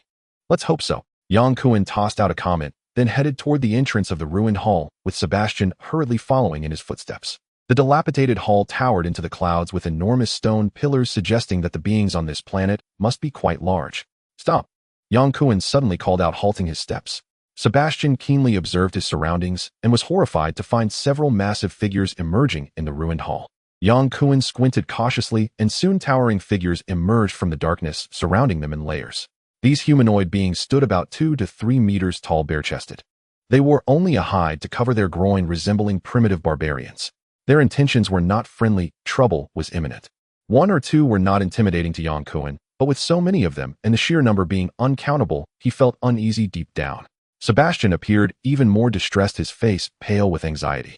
As someone who had never left Earth, Sebastian, despite being a mutant with abilities, had never encountered so many extraterrestrial beings, especially ones that were all large and fierce-looking, indicating they would not be easy to deal with. We mean no harm, Yang Kun shouted loudly. Fortunately, the alien language device implanted in him during the restoration of their forms was also fully restored. Pressing a device at the back of his neck, the translator shouted sequentially in various popular cosmic languages like Kree Skrull and Hybo, hoping to communicate with the wild men before them. As he adjusted to speak in the language of Asgard, a thunderous voice emerged from among the giants. Asgardians who step into Jotunheim shall meet their death. We are not Asgardians, Yang Kun quickly clarified, suddenly struck by a flash of inspiration in his mind. The term Asgard seemed familiar, as if it had appeared in the movie Thor. Damn, they are frost giants, Yang Kun quickly realized, muttering to himself. Look at this desolate frozen planet, and these rough barbarians, they are definitely frost giants. We are from Earth. Midgard. Yang Kun attempted to say Earth, but suddenly wondered if these frost giants understood the concept of Earth. He quickly corrected himself, using the name of Earth from Norse mythology. The frost giants surrounding Yang Kun and Sebastian parted to make way for a leader-like giant towering above the ordinary frost giants, with blood-red eyes scrutinizing Yang Kun from a high vantage point. Midgardians, how did you come to our Jotunheim? Well, it's like this. A scientific experiment we were conducting went wrong, resulting in a massive explosion in the laboratory, and as a result we were transported here. We truly mean no harm. Yang Kun's mind raced, quickly concocting a plausible explanation. Just the 2 of you? Yes. I happen to be in need of 2 Midgard slaves. The giant leader threw his head back and laughed maniacally, prompting a group of frost giants to join in a raucous laugh. You want to be my slaves? I spare you from death. Yang Kun smirked coldly. Damn is just one word, and I'll say it only once. The arrogant demeanor of the frost giant chief has already indicated that there is no possibility for negotiation. It is either to kneel in servitude or to draw swords and fight. Yang Kun unhesitatingly chose the latter. Even if he were to die in Jotunheim, he would die with dignity. Surrounded and outnumbered, Yang Kun knew he must strike first. Yang Kun swiftly drew his beam sword, his speed instantly reaching its peak, as 2 blazing laser swords slashed toward the chest of the giant chief, filled with unwavering determination.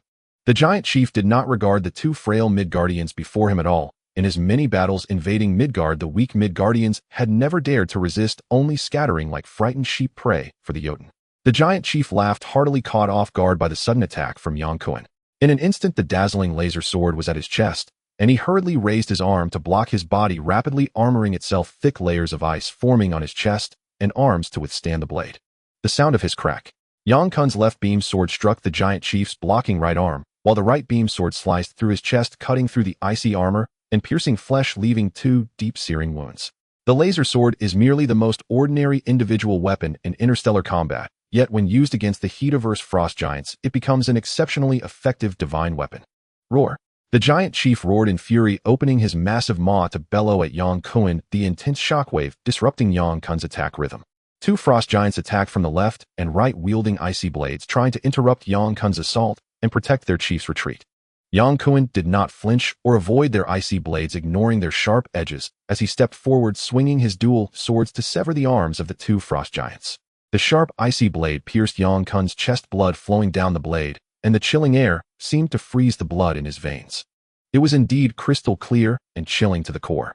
With a mighty shout, Yang Kun expelled the invading cold from his body, shaking off the fatigue as he flashed his dual swords, beheading the two frost giants and locking his gaze firmly on the giant chief's head. To capture the thief, one must first capture the king. Killing the enemy's leader at the fastest speed was his only chance for survival. The giant chief's crimson eyes flickered with anger as the leader of the frost giants being driven to such desperation by a mere Midgard ant was utterly humiliating. His icy blade extended like a spear, and the giant chief roared, launching an attack at Yang Kun. Yang Kun wielded his sword with lightning speed, slicing through the icy blade as if cutting paper, aiming his sword at the giant chief's head. While Yang Kun negotiated with the giant chief, Sebastian remained on high alert. The moment he saw Yang Kun launch an attack, he immediately acted, firing energy beams at the nearby frost giants. Thanks to absorbing the immense energy of the cosmic cube, the energy within Sebastian was far more abundant than all he had absorbed before combined, exceeding his own limits. Had it not been for the sudden space-time traversal, he would not have been able to contain such vast energy. Sebastian felt the previously explosive heat within him become exceptionally refreshing in the icy wilderness of Jotunheim. The cosmic rays absorbed during the traversal of space and time became a powerful means of attack for Sebastian as he unleashed gamma-ray particle streams while enhancing his body, striking down the frost giants besieging him.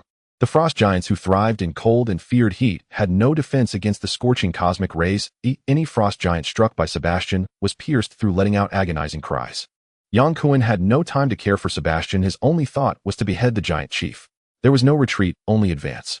Several frost giants leaped high into the air, wielding massive ice blades to strike at Yang Kun. He nimbly dodged his dual swords, never straying from the giant chief's head. Upon landing, the leaping frost giants struck the ground with their fists, creating a crack from which ice columns rapidly spread, suddenly rising like claws to firmly freeze Yang Kun's legs. Huh! Yang Kun shouted, exerting all his strength to lift his legs, but they remained immovable. His greatest advantage was speed, a losing that would eventually lead to being overwhelmed by the frost giants' tactics. From behind, four frost giants that had successfully ambushed him lunged at Yang Kun, their straight icy blades aimed at his back. Yang Kun crossed his swords, turning to unleash four gamma rays, each taking down the frost giants, and then he shot energy beams to melt the thick ice beneath his feet. Delayed by the minions, Yang Kun lost the opportunity to pursue the giant chief. The chief retreated safely behind his ranks, his eyes glaring viciously at Yang Kun, urging his subordinates to attack frantically.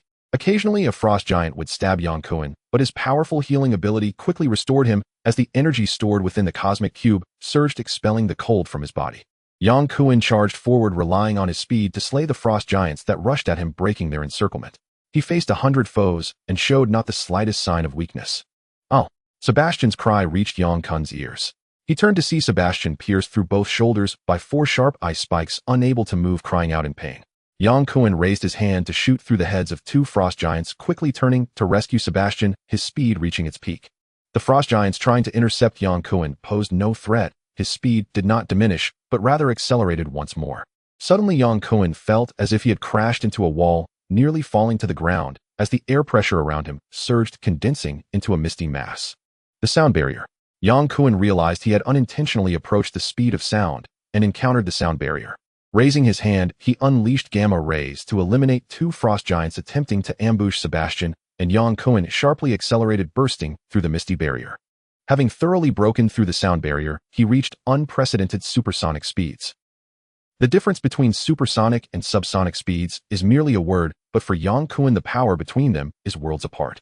After breaking the sound barrier, his genome swiftly evolved, with his body's organs, especially his eyes and firing nerves, quickly adapting to speeds exceeding Mach 2. "How are you?" Yang Kun asked urgently while cutting through the hard ice spikes with his sword. "I want die," Sebastian replied breathlessly after repelling 3 frost giants. He did not possess self-healing abilities, but could manipulate energy to enhance his physical condition. The ice spikes did not strike a vital area, and preventing the wound from worsening allowed him to continue fighting. "We need to break through and charge out." Yang Kun quickly surveyed the surroundings and said, 3 o'clock direction, a cliff, jump over it. Okay. Surrounded, they saw only a path to death, and the relentless frost giants would exhaust them. They could only break through. "They'll clear the way," Yang Kun shouted, swinging his beam sword to carve a bloody path. In the face of absolute speed and sharp laser swords, the frost giants never formed a surrounding net. Yang Kun was determined to charge forward, and not a single giant could withstand his strike. With both hands swinging the sword rapidly, the severed limbs of the frost giants and shards of ice flew through the air. Sebastian followed closely behind Yang Kun, occasionally firing energy beams to repel the pursuing enemies. The two soon broke through the encirclement, racing to the edge of a cliff. "Jump!" Yang Kun shouted, pulling Sebastian's arm as they leaped high, landing on a solitary island across the cliff. Many frost giants that followed them leaped, with more than half falling off the cliff. The only fortunate giant that crossed the cliff was swiftly cut in two by Yang Kun's sword before being kicked into the abyss. The area of the island was about 20 square meters, and with the size of the frost giants, it could hold a maximum of 6 people. Any more would be pushed off the cliff. Even though the frost giants on the opposite side were densely packed, only 6 or 7 could jump over to engage them, making it quite manageable.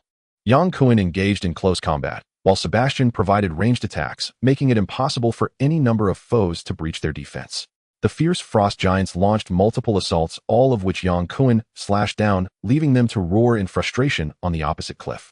"I think we're safe for now," Sebastian said, still with a vigilant expression. "Perhaps," Yang Kun replied, swinging his sword slightly as he looked up at the gray sky. "It seems it's going to snow. Even if they don't attack, we could freeze to death here. Unless they set up barbed wire and dug trenches over there. We will find a way to break out," he said. "How those muscle-bound fools are not the Gallic roosters." Yang Kun laughed heartily. As he spoke, the leader of the frost giants emerged from the crowd, covered in thick ice armor, with blood-red eyes glaring at Yang Kun with a fierce expression. "Unknown, come over here." Yang Kun provocatively pointed at the giant leader. "You come over here," the giant leader roared. "Fine, have your men step back 5 paces, and I will come over." The frost giant leader gestured for his soldiers to retreat, knowing that once the opponent jumped over, he would immediately command his men to surround him, leaving no chance for him to return to the island. So obedient. Yang Kun laughed heartily, retracting his dual laser swords. Just as the giant thought he would really leap over, he suddenly unleashed 4 streams of gamma ray particles, scorching many frost giants.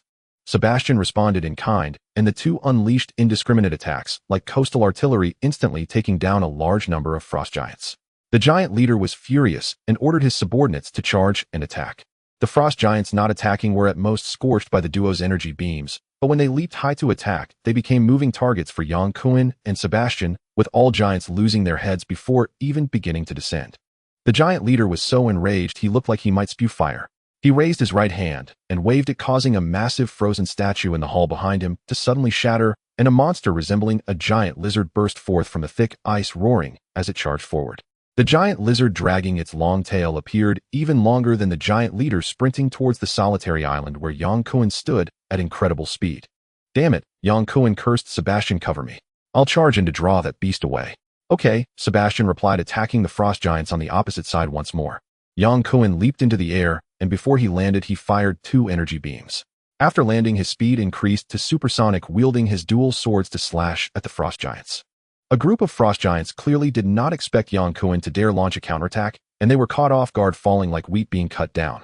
The giant leader departed the battlefield under the protection of his guards. The lizard monster indiscriminately swept through many frost giants, roaring as it lunged at Yang Kun. Yang Kun took advantage of his speed, guiding the lizard monster away from the cliff and crashing into the dense formation of frost giants, using the beast's strength to eliminate them. The massive frost giants appeared as fragile as paper before the lizard monster, easily swept aside by a single claw. Yang Kun maintained his lead, with the lizard monster trailing closely behind. Eventually, when the frost giants saw Yang Kun charging towards them, they all turned and ran, fearful of being crushed by the beast. Having led the monster to disperse the dense formation of frost giants, Yang Kun chose a narrow path to proceed, intending to single-handedly take down the lizard monster. "Whoa!" Yang Kun shouted as he leaped high, crossing a slanted valley. Just as his feet touched the ground, a radiant multicolored light descended before him, blocking his path like an iron curtain. Bang! Yang Kun's head collided hard against it, losing his balance and falling backward. Shit! As the light dissipated, 6 fully armored knights appeared before him. One of them wore dazzling golden armor, draped in a red cape, wielding a large square iron hammer. Beside him, a knight held a sword and shield, his armor shimmering with a high ponytail, revealing she was a female warrior. A large hammer. Hammer brother. Yang Kun felt a bit dazed. It couldn't be so coincidental, could it? This isn't how the script for a superhero movie is written. A battle has clearly taken place here, the female warrior said, glancing at the scattered frost giants. She quickly raised her shield and drew her sword. What a grand welcome! The knight with the large hammer pointed at the roaring lizard monster. The dwarf-clad warrior behind the hammer knight joked. Bang! Hammer brother soared through the air, crashing into the lizard monster. That move was impressive, a knight with a goatee laughed. Yang Kun shook his head and stood up as a group of knights who were busy watching the commotion finally noticed the presence of others beside them. The female warrior pointed her long sword at Yang Kun's chest. "Who are you?" Yang Kun patted his backside. "I am from Midgard." "Who are you?" "We are warriors from the divine realm." "Asgardians?" The female warrior nodded. "How did Midgardians end up in Jotunheim?" A scientific experiment went wrong, and then I was transported here." Yang Kun replied without thinking directly, using the fabricated excuse he had prepared earlier. "Just you alone?" The female warrior scrutinized Yang Kun's German officer uniform, sounding skeptical. "I have a companion stranded on that island over there," Yang Kun said, raising his arm and pointing to the southwest direction. At that moment, snow began to fall from the sky, making it hard to see, and he wasn't sure if he was pointing in the right direction. The female warrior smiled slightly. "Today is your lucky day." "Indeed," the dwarf warrior laughed heartily. Brother Hammer was dominating the small monsters, swinging left and right with his hammer, causing the lizard beast to roar in anger, yet it was utterly helpless against him. Who could blame Brother Hammer for being able to fly? With a mighty swing, he sent the small monster soaring, shouting, "I am Thor Odinson, son of Odin. Laufey, come out and face me. I know who you are. You came all this way to deliver yourselves to death." The frost giant leader Laufey stepped out from the crowd, his crimson eyes gazing down at Thor. "How did you get into Asgard?" Laufey did not answer Thor's question, instead turning his gaze towards Yang Kun, who was walking among the six. "Midgardian, if you wish to fight, step forward. Are you seeking refuge behind the Asgardians?" Everyone's eyes suddenly focused on Yang Kun. From Laufey's tone, it seemed they had fought before, but could a mere Midgardian stand a chance against Laufey? It was inconceivable. Yang Kun stepped past Thor and proclaimed loudly, "I am right here.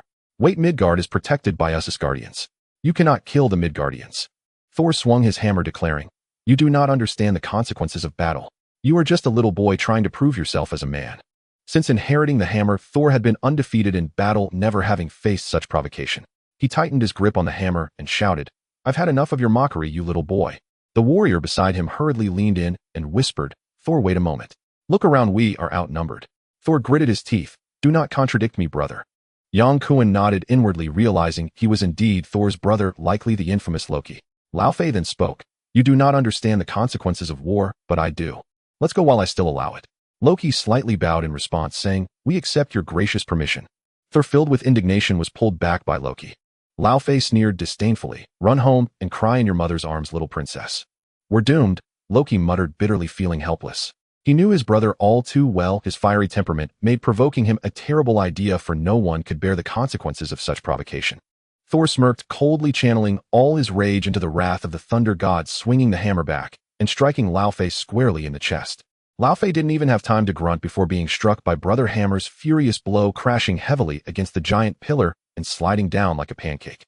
Next, Thor shouted demonstratively, officially entering battle mode. The 5 warriors accompanying him, except Loki, were experienced commanders, brandishing their weapons and forming a line against the frost giants. "Stay behind me, I will protect you," the female warrior declared as she slashed down a frost giant, returning to her position beside Yang Kun. "Thank you, but I am more accustomed to protecting women," Yang Kun replied with a slight smile, drawing out his dual energy swords and launching an attack like the wind. With one sword, he severed a frost giant's arm, and with another, he decapitated another. Yang Kun escalated to supersonic speed, swiftly picking off enemies before the frost giants could encircle him. In the blink of an eye, Yang Kun had slain 7 frost giants, his demeanor as relaxed as if he had just enjoyed a mug of malt beer. "Beautiful lady, I am Yang Kun. What is your name?"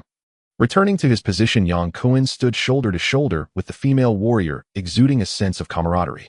"Sif," she finally snapped back to reality. "You are impressive, but I am not the woman who needs protection." "I can see that." The frost giants, led by Yang Kun, were thrown into chaos as they clashed with the lizard monsters, unable to form a solid formation.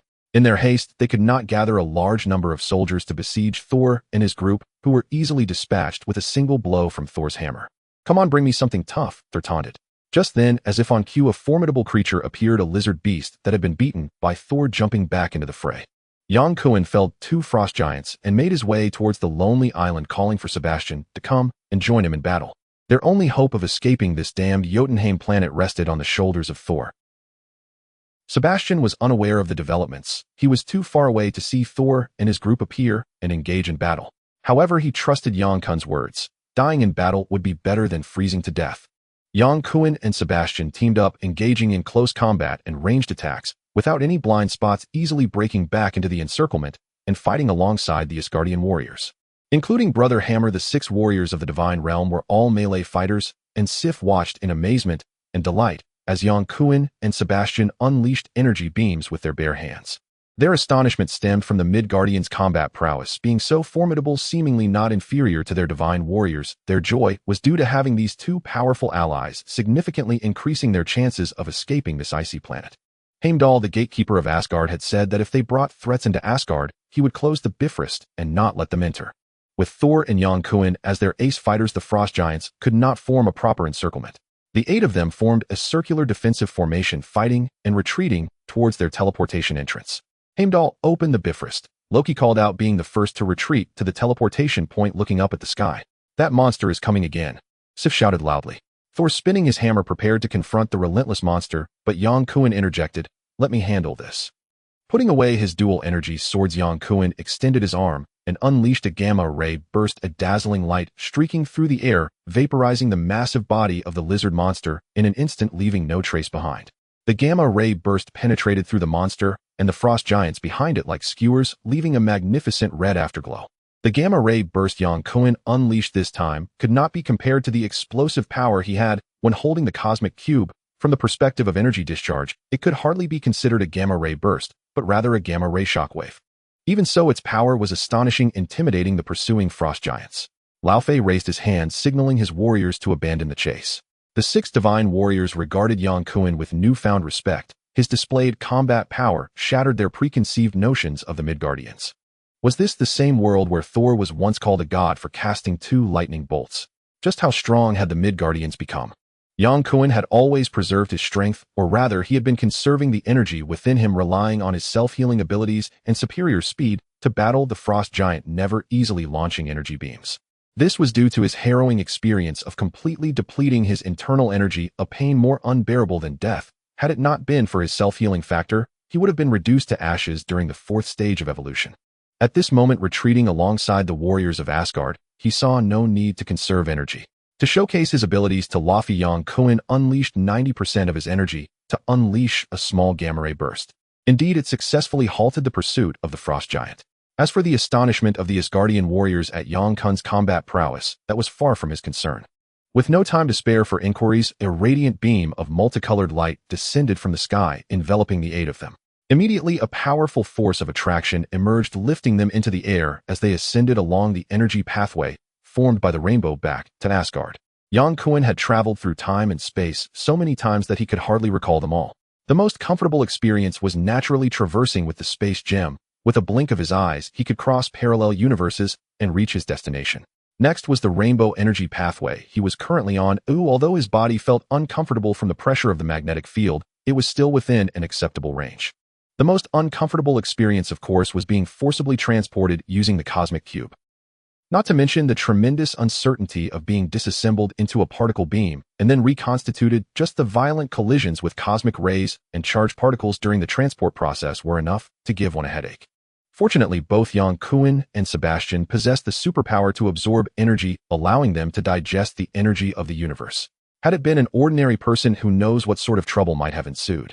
If the experience of traversing with the space gem was akin to riding a high-speed train, then entering the rainbow energy pathway felt like boarding a bus, while the experience of being transported by the cosmic cube was truly dreadful, akin to riding a hand-pulled tractor. Not even in the same league. The information Yang Kun received from the movie Thor indicated that Asgard was situated at the pinnacle of worldly knowledge, whereas Midgard was positioned mid-tier, referred to as the Nexus. The Jotunheim they departed from seemed to be located above Midgard and below Asgard. Yang Kun certainly didn't know the distance between the 3 planets. From his perspective, it felt as if leaving Jotunheim to reach Asgard was far quicker than their journey from Midgard to there. Perhaps it was the speed difference between a hand-pulled tractor and a bus. At the end of the Rainbow Bridge was a large corridor resembling an oversized washing machine. Thor was the first to step out, followed by his 4 generals and his love-hate brother Loki. Yang Kun and Sebastian, the 2 Midgardians, were the last to emerge. It was a circular enclosed space resembling an astronomical observation platform, with both the floor and walls shimmering with dazzling golden light, appearing resplendent.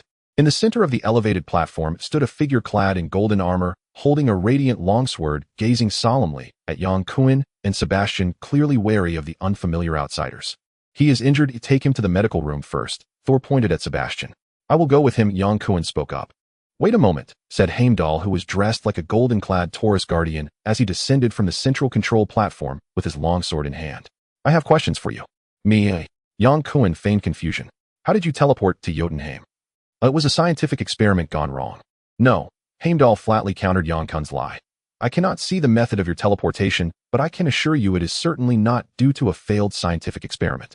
Thor approached with his hammer, casting a suspicious gaze at Yang Kun, as if the moment this unknown man gave a poor answer, he would swing the hammer down on him.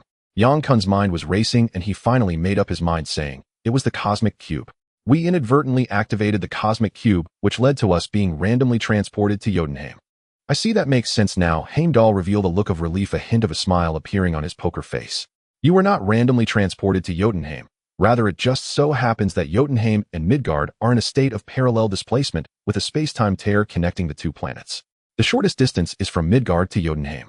Yang Kun roughly understood and seized the opportunity to ask, I have a question. Can the cosmic cube be used to teleport to other parallel universes?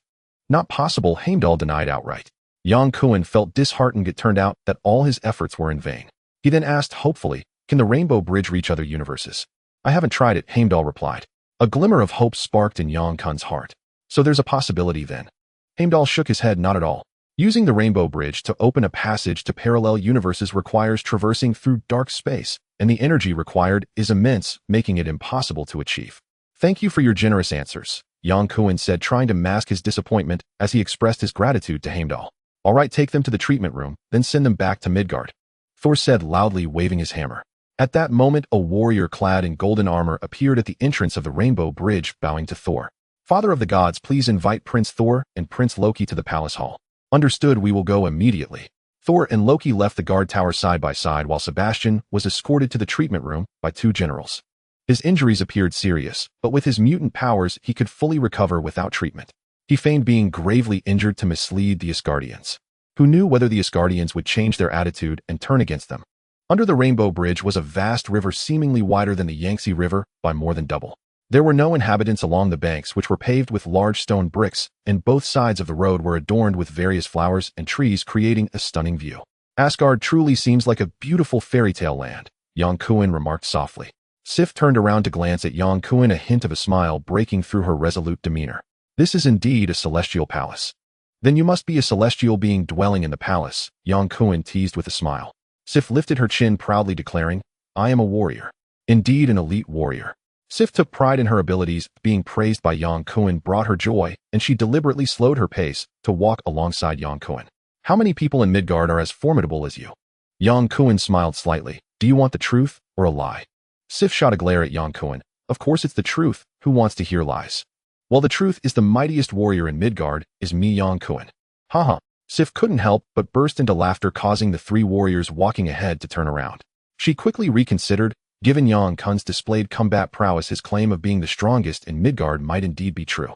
Deep down, Sif was reluctant to accept the fact that the warriors of Midgard might be stronger than herself, and couldn't help but curiously ask, what about lies then? Lies? Midgard has hundreds or thousands of people as powerful as me. Indeed, that's quite a lie. Sif turned her face away, no longer looking at Yang Kun. If Midgard had 1,000 warriors as formidable as Yang Kun, they could easily defeat Jotunheim and sweep across the 9 realms. Sebastian, not understanding the Asgardian language, could not comprehend Yang Kun's conversation with these people and silently observed the surroundings. Meanwhile, Yang Kun was chatting enthusiastically with the 4 legion commanders.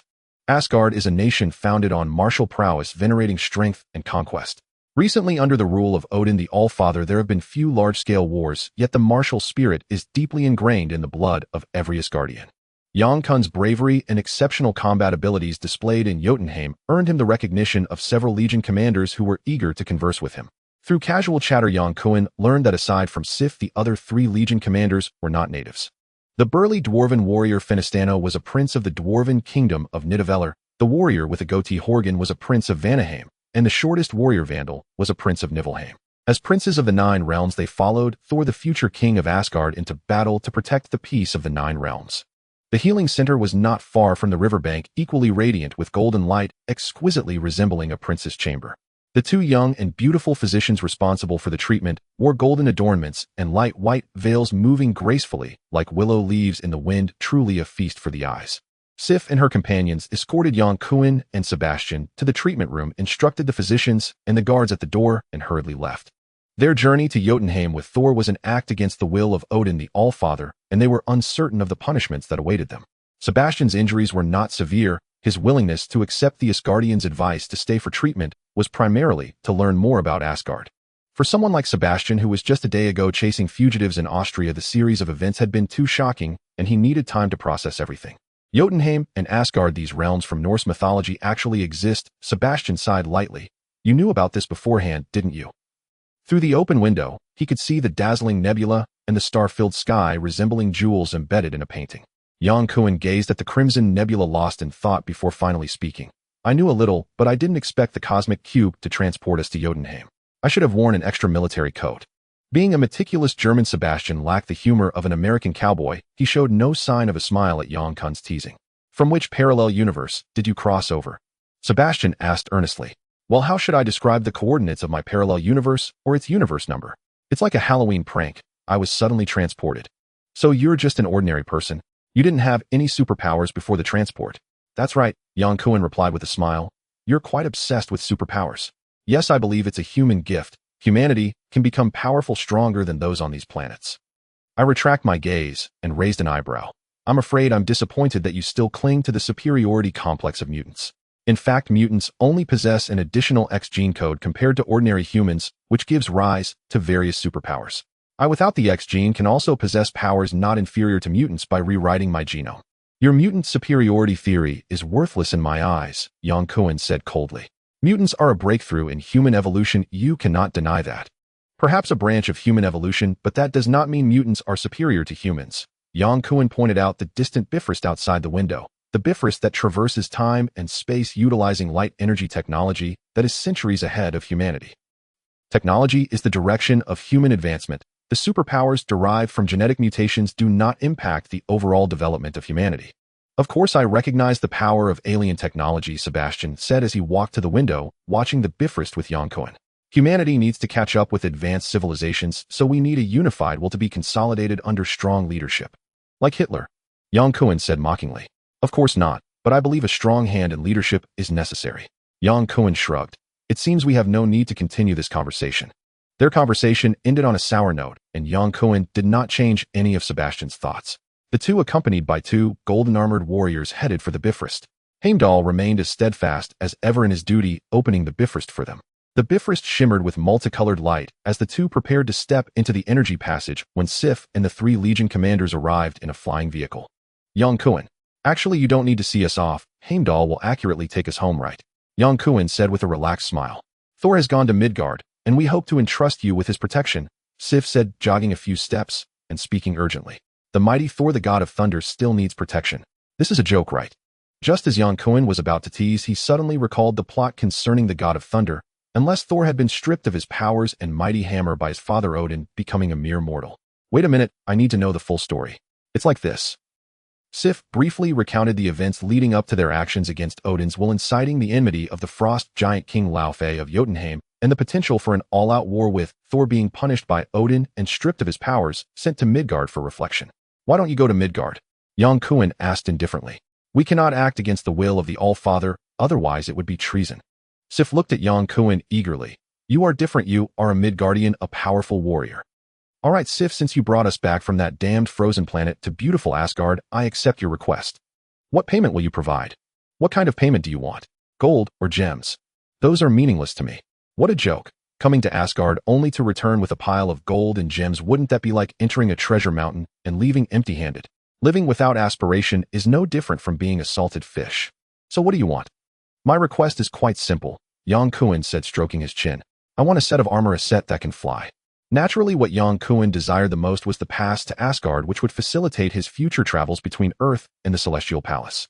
However, given Sif's status, she clearly could not agree to this request, as she probably couldn't even persuade Heimdall before her.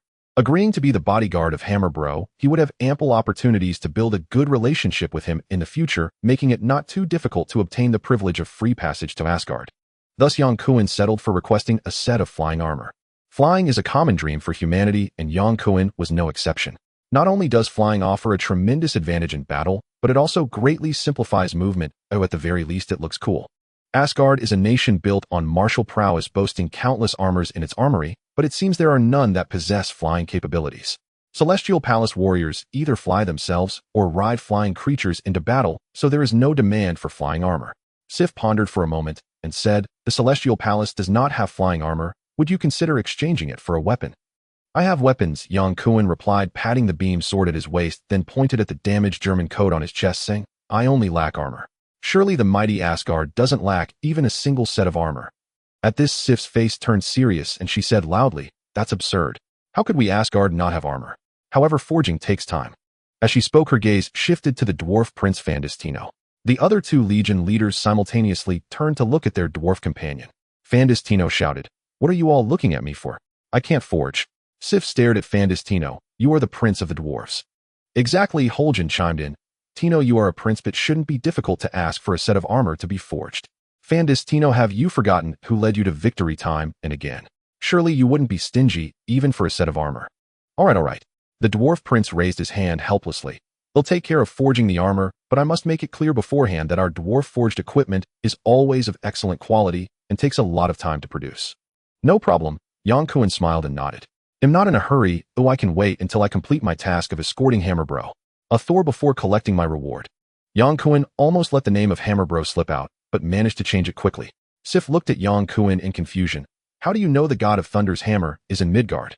"I guessed," Yang Kun said seriously. "Given Thor's divine power, if he were not separated from his hammer, you wouldn't need to entrust me with his protection, would you?"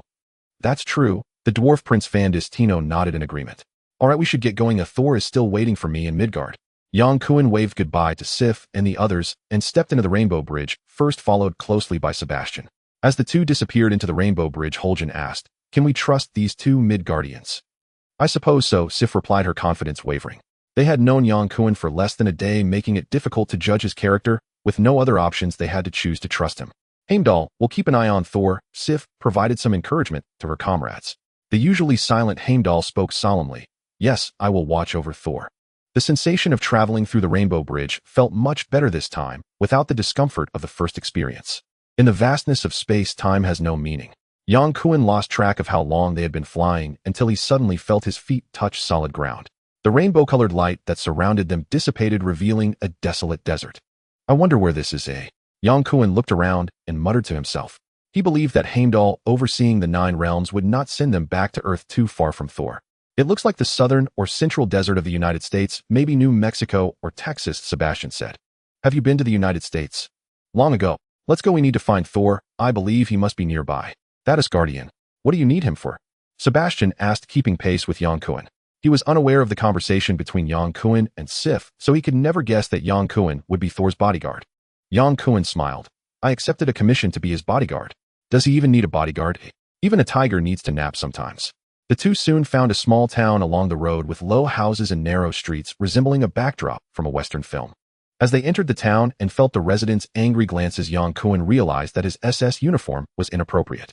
While this disguise would be unobtrusive in the German-occupied areas in America, it would surely draw tomatoes and possibly even bullets. Sebastian, being a proper German, had no trouble dressed in black. Quickly discarding the German military uniform, Yang Kun was left wearing only a white tank top. He couldn't remove his pants, so he could only force himself to walk towards the center of the town. After turning around 2 corners, Sebastian pointed to a tall figure ahead and said, "There, that is Guardian." "Really?" Yang Kun asked uncertainly and called out loudly, "Thor, Thor." The figure, dressed in a white tank top and blue pants, turned around, revealing the unmistakable face of Hammerbro, adorned with a golden beard. Upon seeing Yang Kun waving his arm, Thor recognized him, after a moment breaking into a smile as he realized he was looking at someone he had met before. Having been cast down to the mortal realm by the father of all gods, Thor was completely disoriented. Finally seeing someone he knew felt like reuniting with family. "Hi." Thor laughed as he ran over. Bang! A pickup truck suddenly crossed the road and crashed into Thor, sending Hammer Brothers' smile flying before it even had a chance to blossom. At that moment, Yang Kun couldn't help but imagine Thor's inner turmoil. "Are you all right?" Yang Kun rushed over.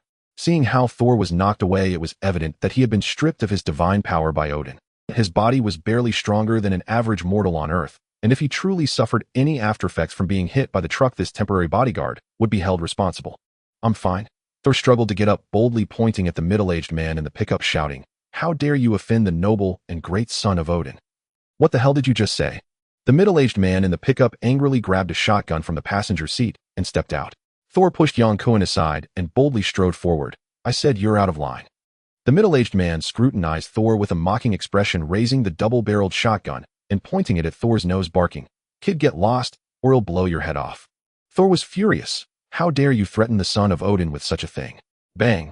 A gunshot rang out as the middle-aged man unhesitatingly pulled the trigger. Of course, this shot did not hit Hammer Guy. If it had hit, Yang Kun would have failed his duty, losing the promising job of a bodyguard. Just as the middle-aged man pulled the trigger, Yang Kun made his move, almost instantaneously appearing in front of the man's eyes, gripping the gun barrel and lifting it up, causing the shot to fire harmlessly into the sky. He swiftly snatched the double-barreled shotgun, followed by a straight punch, sending the middle-aged man's bulky body flying, crashing heavily against the pickup truck with a thunderous sound. Yang Kun used only 20% of his strength for this punch. He merely intended to teach this blind fool a lesson, not to cause a fatal incident. Even at 20% strength, an ordinary person could hardly endure it. The middle-aged man gasped, unable to move, lying on the ground like a fat turtle laying eggs. Casually twisting the gun barrel into a spiral and tossing it to the middle-aged man, Yang Kun did not even look back, turning to Thor and saying, "Let's find a place to have a drink." All right. Thor had a belly full of questions for Yang Kun, and the suggestion of drinking was perfectly in line with his thoughts. The town was small, and the three quickly found a fast food restaurant just around the corner. Inside the restaurant, there were only 2 tables occupied. The three found a window-side table, and as soon as they sat down, Thor eagerly asked Yang Kun why he was also here. "This is Midgard," Yang Kun said with a smile. "Heimdall brought us back. Did he not say he would pick me up?" Thor asked with a hopeful expression. "Thor, Sif has told me everything about your situation. The All-Father has issued a decree. They cannot come to Midgard, or it would be considered treason. Therefore, Sif entrusted me to protect you." "I don't need protection," Thor shouted angrily. "All right, forgive my rudeness. Let me rephrase. Sif entrusted me to take care of you in Midgard. You know I am from Midgard." The proud Hammer Guy gladly accepted Yang Kun's words, affectionately patting Yang Kun on the shoulder. "I will definitely thank you properly when I return to Asgard. By the way, what was your name again?"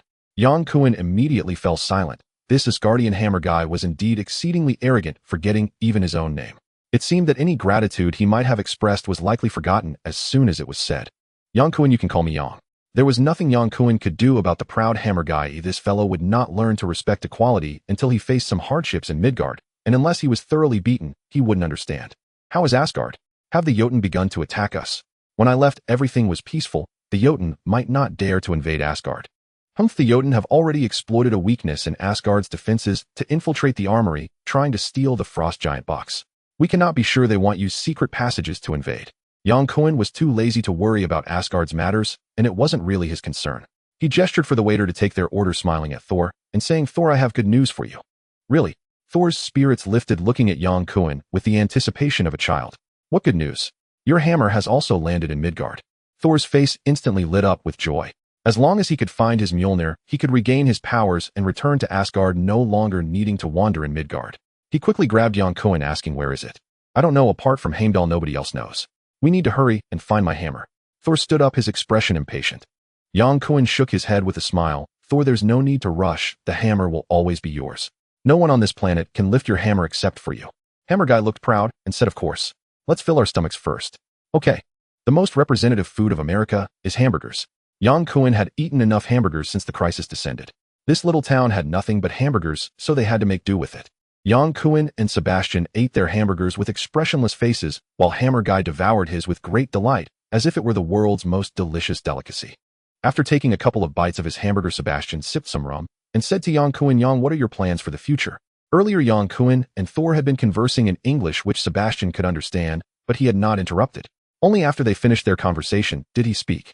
"You see," Yang Kun said, holding the hamburger with both hands and nodding towards Thor to be his bodyguard.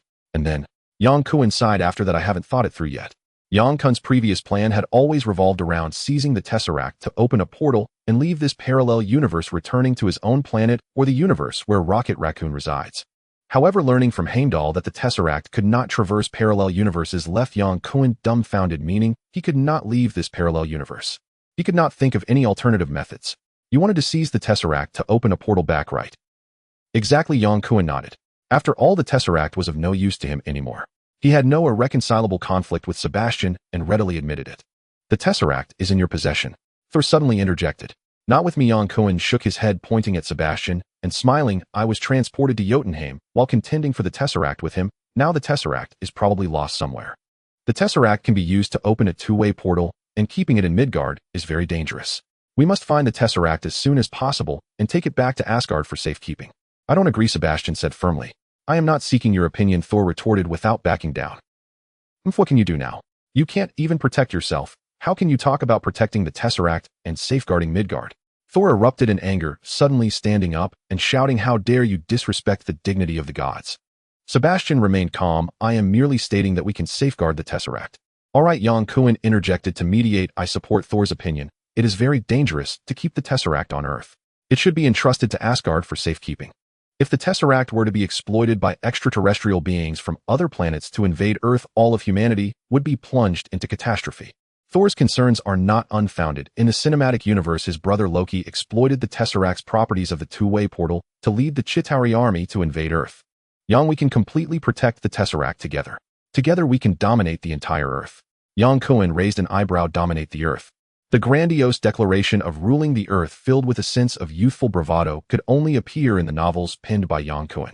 Even in his dreams, he would never entertain such a nearly mad notion, so Sebastian's sudden mention of it truly shocked Yang Kun. In the past, Yang Kun would have merely smiled and not thought much of it. His goal was to return to the familiar Earth he once lived on, not to the Midgard spoken of by Thor. However, after hearing the explanation from Heimdall, the guardian of Asgard, Yang Kun suddenly lost his ambition. If the Cosmic Cube and the Rainbow Bridge could not open the dark space leading to parallel universes, he truly had no thoughts left. Sebastian's timely invitation indeed made Yang Kun a bit tempted. Since returning home was not an option, staying behind to become someone of significance seemed like a good choice. Yang Kun did not think Sebastian was arrogant. This calm German was the future Black Emperor who would control the Hellfire Club. He had the funds, talent, intellect, and strength, making his claim of ruling the Earth far from mere words. According to the movie's plot, if it weren't for the powerful telepath Professor X, who had the hottest connections, even 10 Magnetos would be no match for this Black Emperor. If Yang Kun teamed up with Sebastian, plus the assistance of the White Queen, defeating Professor X and Magneto would be a sure thing. The people of Earth would no longer be able to stop them. Thinking of the exciting prospect, a faint smile involuntarily appeared at the corners of Yang Kun's mouth. Sebastian had been observing Yang Kun's expressions. Seeing him lost in thought, clearly intrigued, he felt a rush of joy and immediately said, with our strength, if we gather a group of mutants, ruling the Earth will be as easy as pie. Yang Kun sighed and replied, even if I were to rule the Earth, I would hope to see a prosperous society rather than a ravaged planet. Of course, we can utilize Hydra's financial and manpower. As long as Yang Kun agreed, the rest of the plans could be negotiated slowly. Hydra. Yang Kun shook his head. A bunch of terrorists. Sebastian smiled and said, Hydra is not just about Red Skull. What has surfaced is merely the tip of the iceberg. The important thing is that Hydra has the resources we need. Thor, having just devoured a massive hamburger, spoke up. Are you really planning to become kings? To Thor, the rulers of all Midgard were merely kings. I need to think about it seriously, Yang Kun said, lightly shrugging his shoulders. Thor, my current task is to help you find Mjolnir. We'll talk about the rest later. Yang, I await your good news. Sebastian raised his glass and said, perhaps it won't be good news. I believe it will be. Yang Kun and Sebastian shared a drink. The German then got up to chat with the white-beard bartender, clearly inquiring about the current time and their location. Sebastian's questioning was quite skillful, seemingly not raising the bartender's suspicion. Yang Kun listened for a while and learned that they were in Texas, USA, and 6 years had passed since they left Earth. World War II had already concluded with no discrepancies compared to the history Yang Kun knew. The Axis powers had surrendered to the Allies on the European and Asian fronts, and the entire world was under the control of the superpowers of the USA and the USSR. After a brief chat, Sebastian returned and cheerfully told Thor, I've got good news. Your hammer should be near Yorktown, New Mexico. Many people are reportedly lining up to try and lift it. Thor laughed heartily, a proud expression on his face. No mortal could ever lift Mjolnir. Of course. Let's go, Thor said, impatiently, unable to stay put after learning the exact location of his beloved hammer, and he immediately headed outside. Yang Kun rummaged through his pockets for money, only to remember that he had only German marks while they were in Texas, USA. This was troublesome. Yang Kun inwardly lamented that he should have asked Sif for 2 big gold bars. Shall do you have any dollars? Sebastian smiled slightly. I've already paid. Oh, it's unbelievable that a German would have dollars in his pocket. I don't have dollars, but I have gold. Yang Kun sighed. I'm starting to like gold now. Yang Kun and Sebastian were not initially on friendly terms, having clashed and even fought upon their first meeting. Yang Kun had even taken down one of his mutant subordinates. If they had not been accidentally transported to Jotunheim and fought side by side, they would have likely been mortal enemies and definitely wouldn't be joking around like they were now. After exchanging pleasantries, Yang Kun and Sebastian caught up with the hurried Thor. "Thor, do you know how far New Mexico is from here?" Yang Kun asked. Thor looked confused, saying, "I don't know. We need to find a car. The mortal who attacked me just now has a car." Thor suddenly had a bright idea and exclaimed excitedly. Yang Kun and Sebastian exchanged smiles. This plan seemed quite good. Since crossing through time and space, Yang Kun had relied on stealing for all his transportation means, from robbing Umbrella Corporation's cargo planes and armed helicopters during the biohazard crisis to taking Kree spaceships on Padang, and now in America, he was about to steal a Texas Cowboys pickup truck. Having gotten used to stealing, they returned to the spot where they had met. The brown small pickup was still parked there, and the twisted double-barreled shotgun had not been moved, but the Texas Cowboy, who had been lying on the ground like a turtle, was nowhere to be seen. Sebastian took the driver's seat without hesitation, acting like the owner, and started the pickup. Thor and Yang Kun got in, one in front and one behind. The pickup roared to life, kicking up two clouds of dust as it sped out onto the street. Passing through Dallas, the largest city in Texas, Sebastian made a phone call, and the Red Devil appeared with a poof behind the three of them, startling Yang Kun. To his surprise, after 5 or 6 years, Sebastian could still contact the Red Devil immediately. Having such a person readily available was indeed convenient. Before leaving, Sebastian instructed the Red Devil to bring $2,000 to Yang Kun for travel expenses, knowing that Yang Kun's pockets were empty. If he didn't rob, he would end up with nothing. As for Thor, the down-and-out prince of Asgard, it goes without saying that he had no means to steal. Yang Kun's impression of Sebastian immediately improved significantly. Waving goodbye, Sebastian and the Red Devil vanished in a cloud of red smoke, leaving Yang Kun and Thor armed with their precious dollars on their way to New Mexico to search for the hammer. Europe, plagued by war, did not see Sebastian return. Instead, he chose to stay in New York, USA. Upon landing on the streets of New York, Sebastian's first question to the Red Devil was, "Where is the cosmic cube?" In the hands of Strucker, the Red Devil replied, flicking his red tail, "After you disappeared, I handed it over to Strucker as agreed." "Where is Strucker?" "In South America, perhaps in Brazil." The Red Devil licked his lips. "Should we kill him?" "For now, keep him alive. We will deal with him after we take control of Hydra." This was about the Infinity Stones, the cosmic cube, and the Tesseract. First, I should mention that most of the settings in this book are based on comics rather than movies. The cosmic cube, a source of energy and a two-way portal created by a highly advanced civilization in the universe. The Tesseract, created by the transcendent gods of an unknown dimension possessing it, allows one to easily create multiverses, from controlling particles to altering logic, time, and space. The highly advanced Skrull created a Tesseract that was much weaker than the one created by the transcendent gods, which gained consciousness and ultimately destroyed the Skrull's home planet and its galaxy, killing 2/3 of the Skrull race. Infinity Stones, the earliest existing entities in the universe and the most powerful objects. Collecting all 6 Infinity Stones grants one immense power. The depiction of the Infinity Stones in movies is quite forced, to say the least, and can be described as terrible and set for the sake of the plot. For instance, the Cosmic Cube is set as the Space Stone, while also possessing the function of a two-way portal, allowing Loki to easily teleport and seize it. According to this logic, the holder of the Cosmic Cube cannot hide or escape. Anyone stronger than Loki can teleport over using it. Unless the strongest person possesses the Cosmic Cube, anyone else holding it is effectively seeking their own demise. This is not a stone, it is clearly a death sentence.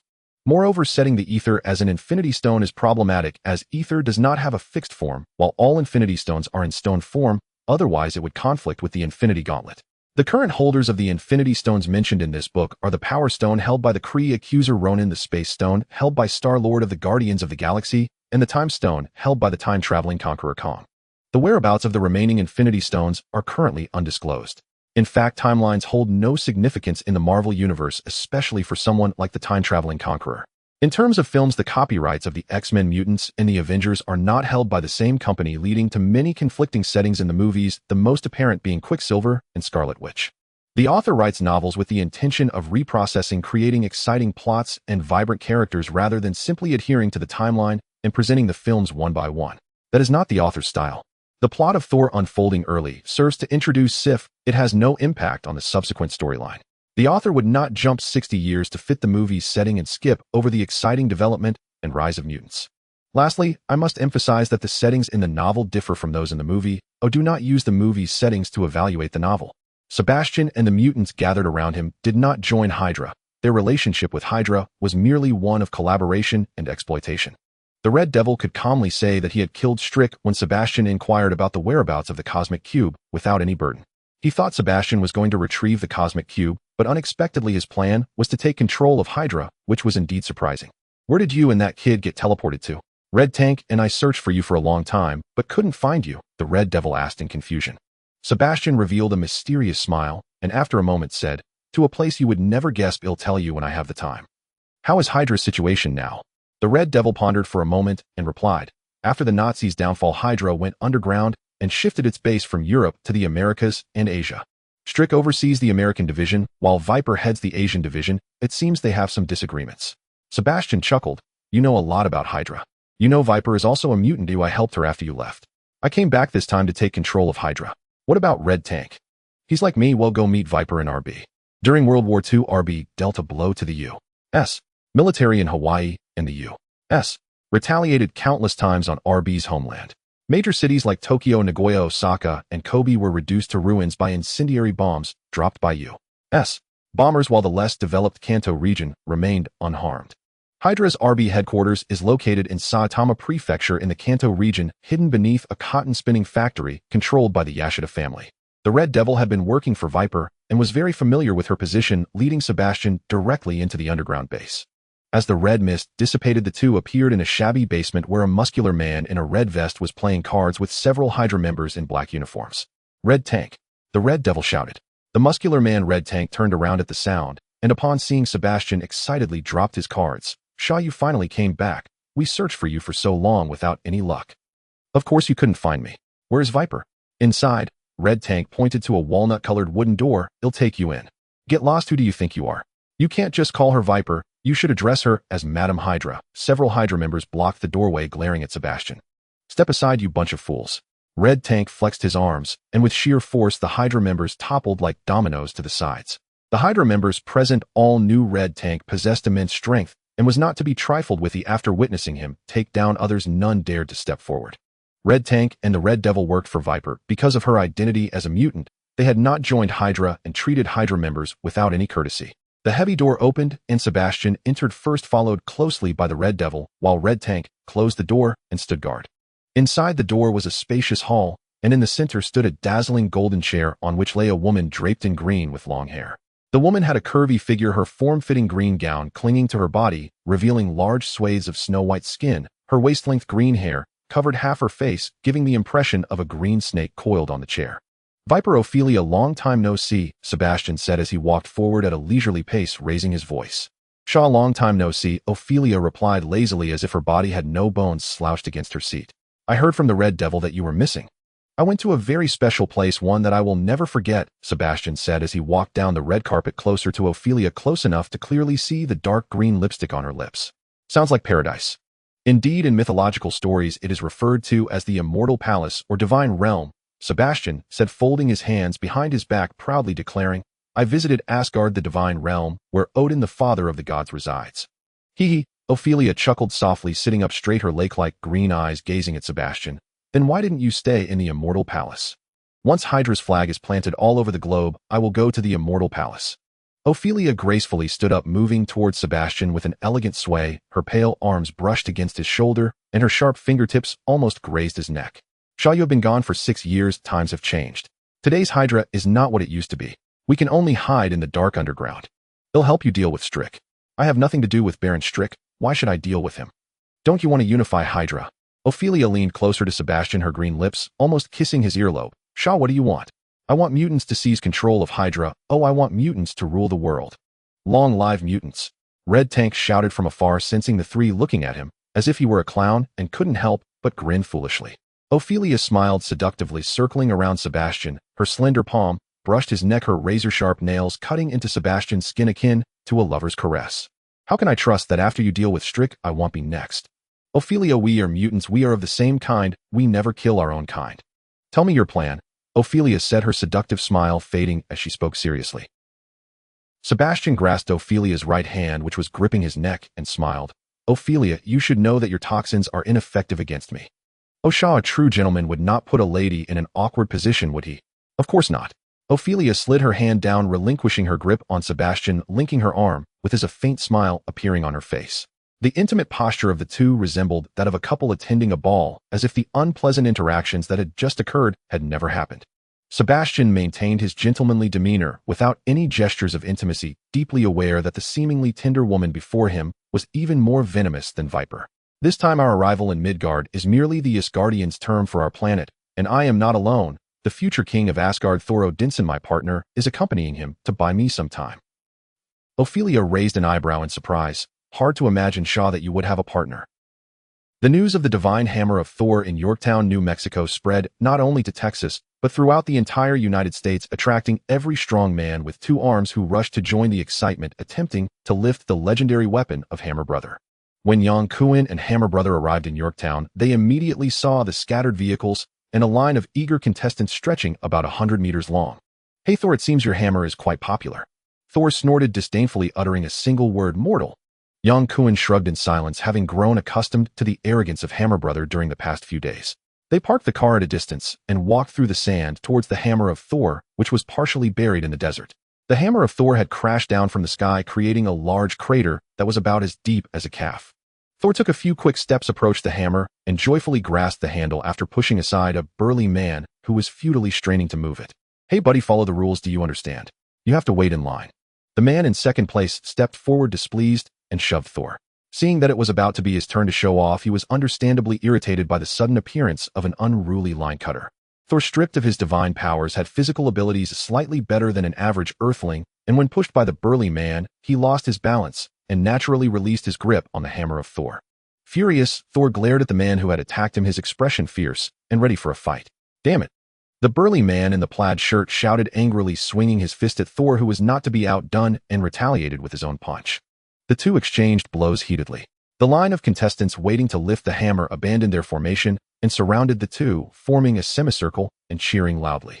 These onlookers had come from all over the United States to attempt to lift the hammer, and seeing a fight break out, they certainly would not miss the opportunity to join the excitement. Yang Kun had jumped into the pit with Thor, and every move he made was within sight. As Hammer Brother clashed fists with the crowd, Yang Kun refrained from intervening, allowing Hammer Brother to face a bit of hardship to correct his arrogant tendencies. After finally dealing with the entangled, burly man, Thor, panting and wiping the blood from his nose, approached his hammer once more, this time with no one stepping forward to challenge him. Hammer Brother confidently grasped the massive hammer, displaying a smirk that was half mocking, half triumphant, and then playfully winked at Yang Kun a short distance behind. Yang Kun opened his palm in an inviting gesture. Hammer Brother withdrew his gaze, assumed a stance, and pulled with all his might. The hammer did not budge. He tried again, but still it remained unmoved. This was unscientific. Hammer Brother was left dumbfounded. The onlookers began to boo, shouting for Hammer Brother to step aside. If he couldn't lift the hammer, he should quickly leave and not block those waiting behind. Hammer Brother, feeling humiliated, gripped the handle tightly and shouted as he exerted all his strength, only to end up falling to the ground with a thud. Ha! The crowd erupted in laughter. Yang Kun then stepped forward to help Thor up, who stared blankly at the hammer of Thor as if he had lost his soul. Let's go. This is impossible. This can't be happening. Thor muttered to himself, clearly still reeling from the setback. Returning to the pickup truck, Thor finally regained his senses and attempted to jump out to lift the hammer again, but Yang Kun stopped him, explaining that trying once was enough. If he couldn't lift it, he wouldn't be able to do so after a few more attempts. Thor, how were you banished to Earth? Yang Kun asked, having only heard a rough outline from Sif back in Asgard, unaware of the specifics.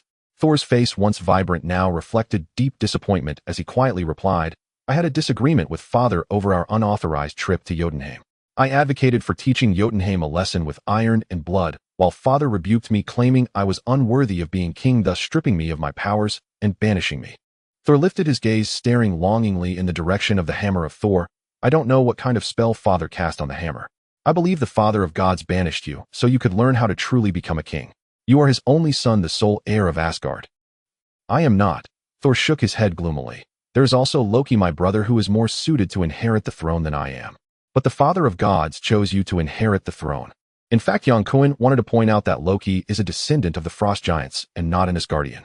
However, he had no evidence to support his view, and even if he said it, Thor might not believe him. In any case, the truth would eventually be revealed. Regardless of what Loki did to Hammer Brother, Yang Kun would ensure Thor's safety. Yang Kun was always a man of his word. Since he had made a pact with Sif to protect Thor, he would do so with all his might. I let Father down. Thor looked up at the sky. Perhaps Father is watching over me from above.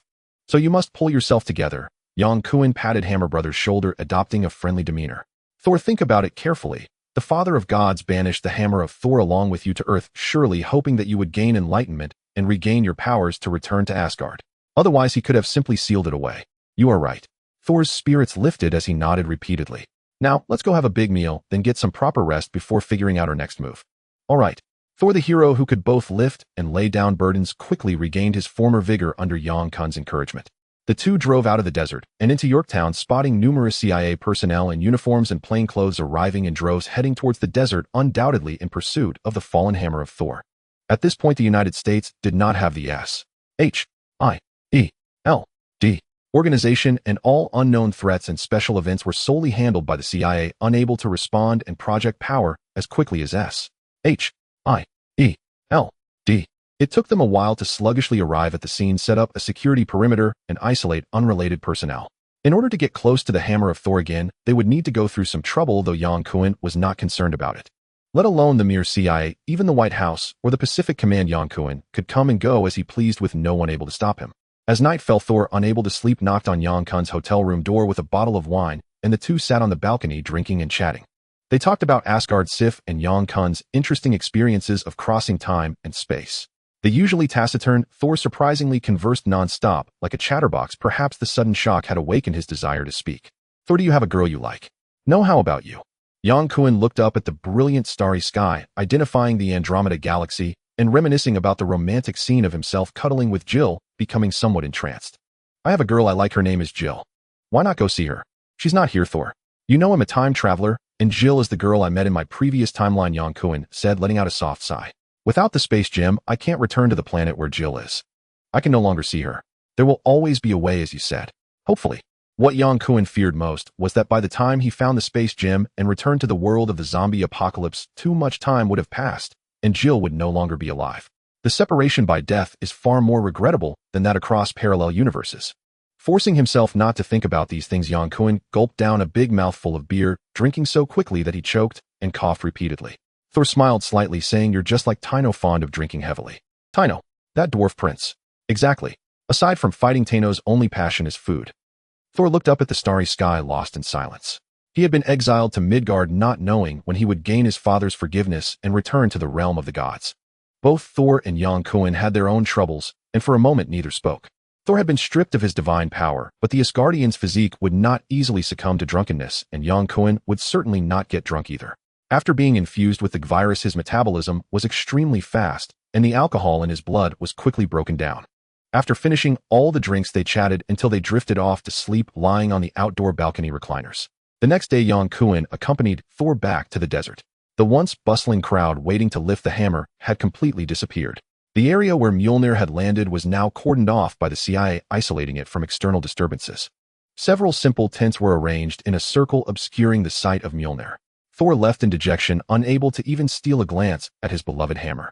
Surprisingly, the Thunder God, who typically acted on impulse, did not charge at the CIA's blockade immediately. Yang Kun found it quite unexpected, having even prepared to help Thor out if necessary.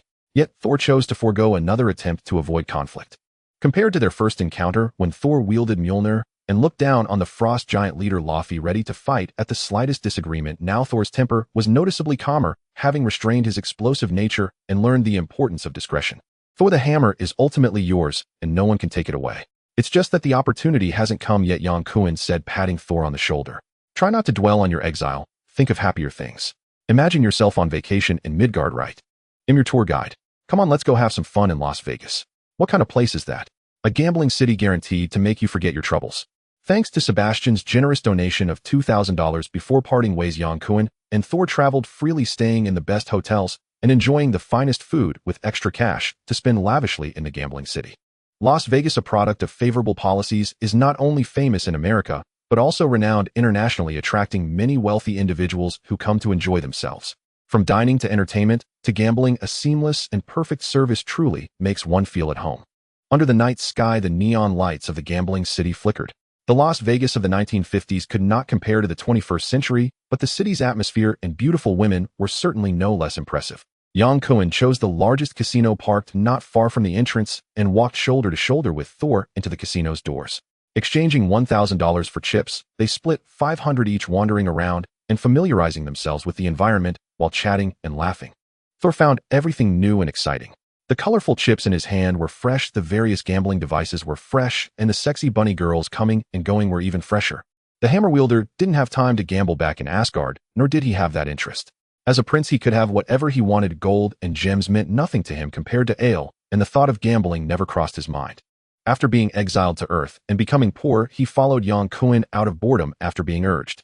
Yang Kun explained the rules of the gambling devices to Thor one by one, making Thor's eyes light up with excitement. Let's play cards blackjack. As Yang Kun said this, he found an available table and sat down with Thor following closely behind, like a loyal bodyguard, standing to Yang Kun's right. At this table were only two players. To Yang Kun's left sat a portly bald man, a cigar in his mouth, and a blue sapphire ring on his right hand, the epitome of a movie villain. To his right sat a tall, middle-aged man, wearing glasses, behaving in a very gentlemanly manner. Yang Kun turned to Thor and explained the rules of blackjack, and Thor nodded repeatedly in understanding. Just as the beautiful dealer was about to deal the cards, a middle-aged man in a black tuxedo suddenly interrupted, sitting down right next to Yang Kun and gesturing to the dealer, saying, "We can start now." He seemed to take command of the dealer as if it were his home court. Yang Kun glanced at the man beside him, who looked quite ordinary with meticulously styled slicked-back hair and two distinctive little mustaches, his eyes sparkling with energy. After a quick glance, Yang Kun couldn't help but look again, feeling that the man in front of him seemed somewhat familiar, but for a moment he couldn't recall why. The man nodded courteously to Yang Kun, smiling, his gaze focused on the cards on the table. Yang Kun received a total of 19 and estimated the dealer's hand, deciding to stop drawing cards. The man beside him received 2 8s and eagerly split them. GD. The man, having reached 21, happily snapped his fingers. As soon as the man spoke, Yang Kun's mind suddenly lit up, and he finally remembered who the person sitting beside him was. This guy was Howard Stark, who flew the transport plane for them during World War II, the father of Iron Man, Tony Stark. No wonder he looked familiar. Stark. The man collected his chips, turned to look at Yang Kun, pulling a cigar from his pocket. "Sorry, who are you?" Yang Kun replied, "I'm Yang Kun. We met in Germany when you flew our planes." "In Germany?" "Oh, it's you," Howard Stark exclaimed, slapping his forehead with a delighted smile. "I remember now, you were a member of the Howling Commandos working alongside Captain America." Yang Kun smiled, saying, "That's right. I didn't expect to see you here." Howard Stark shook hands with Yang Kun, saying, "I heard from Carter that you went missing for many years. Have you been here all this time?" "I just arrived in America." "Who is the Carter you mentioned?" "Peggy Carter, Steve's girlfriend." "Don't you know her?" "I've heard Steve mention her before." Yang Kun had never met Steve's girlfriend, but he was quite familiar with the name Peggy Carter. If Steve knew you were in America, he would be very happy. Yang Kun was slightly stunned, asking, "You mean Steve is in America?"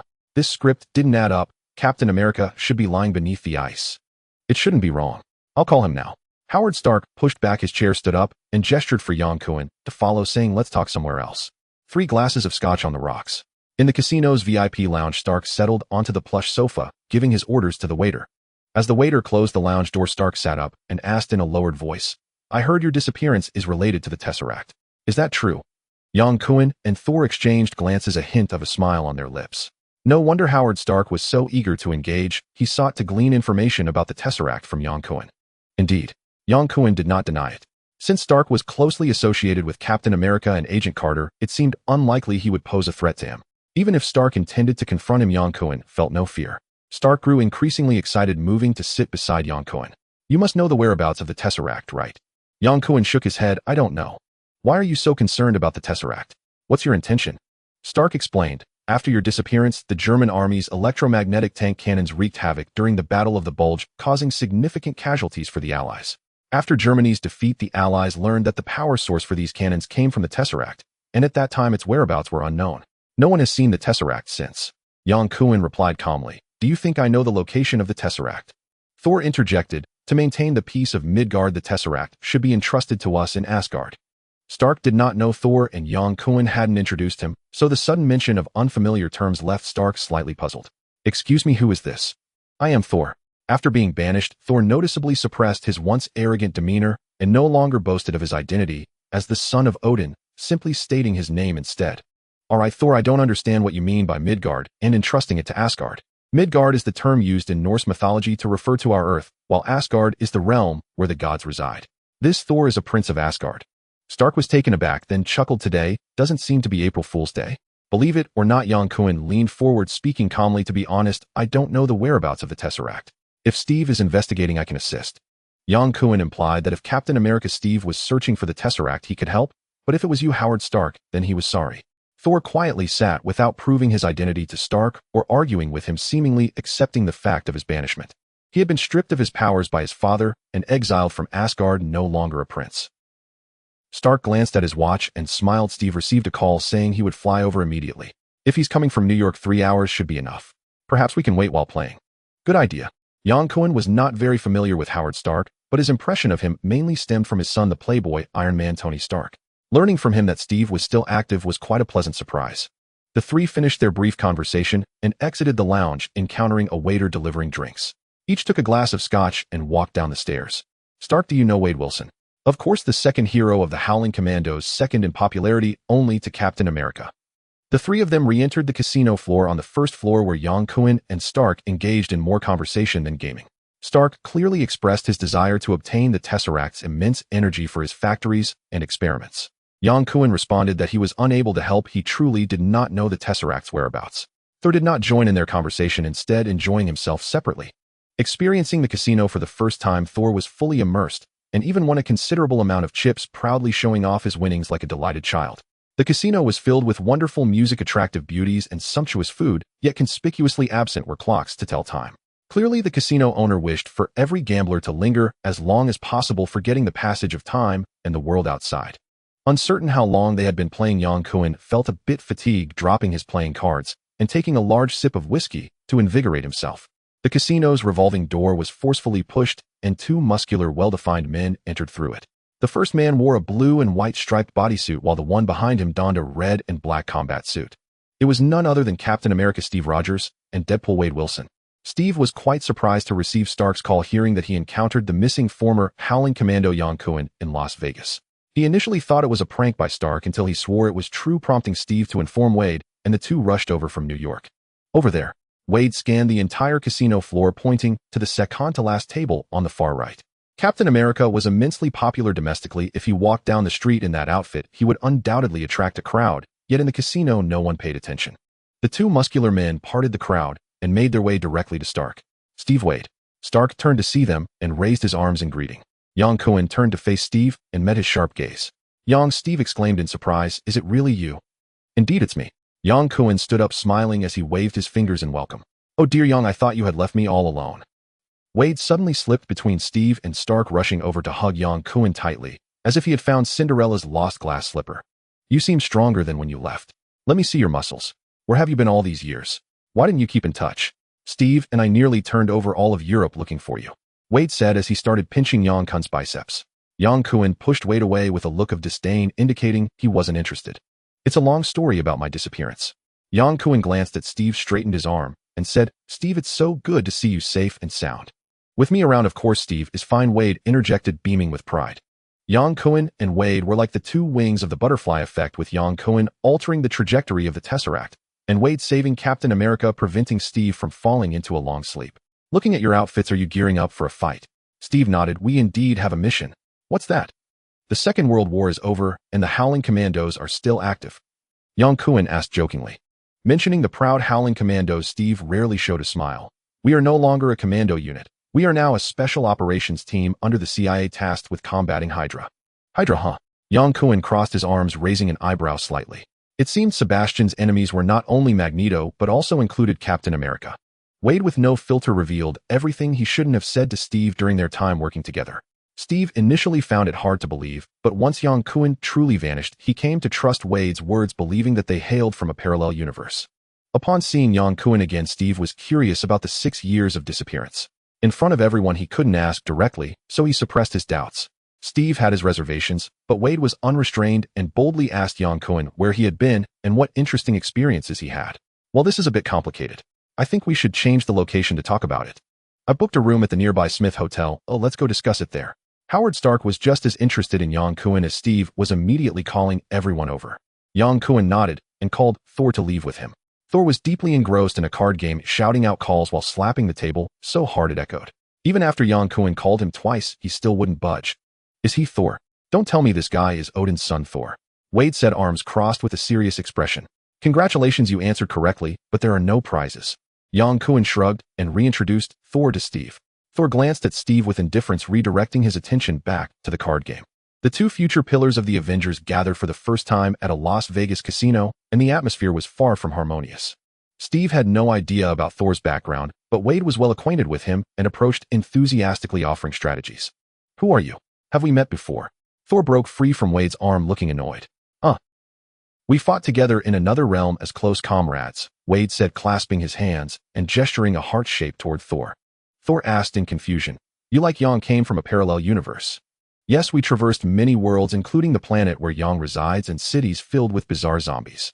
Yang even had a secret crush on a girl from that world. Oh, poor kid, he can never go back and see the hot Jill again. You mean Jill? Thor interjected unexpectedly, clearly remembering that Yang Kun had mentioned a girl named Jill to him. It seemed this guy Wade wasn't just boasting. Damn it, why bring that up?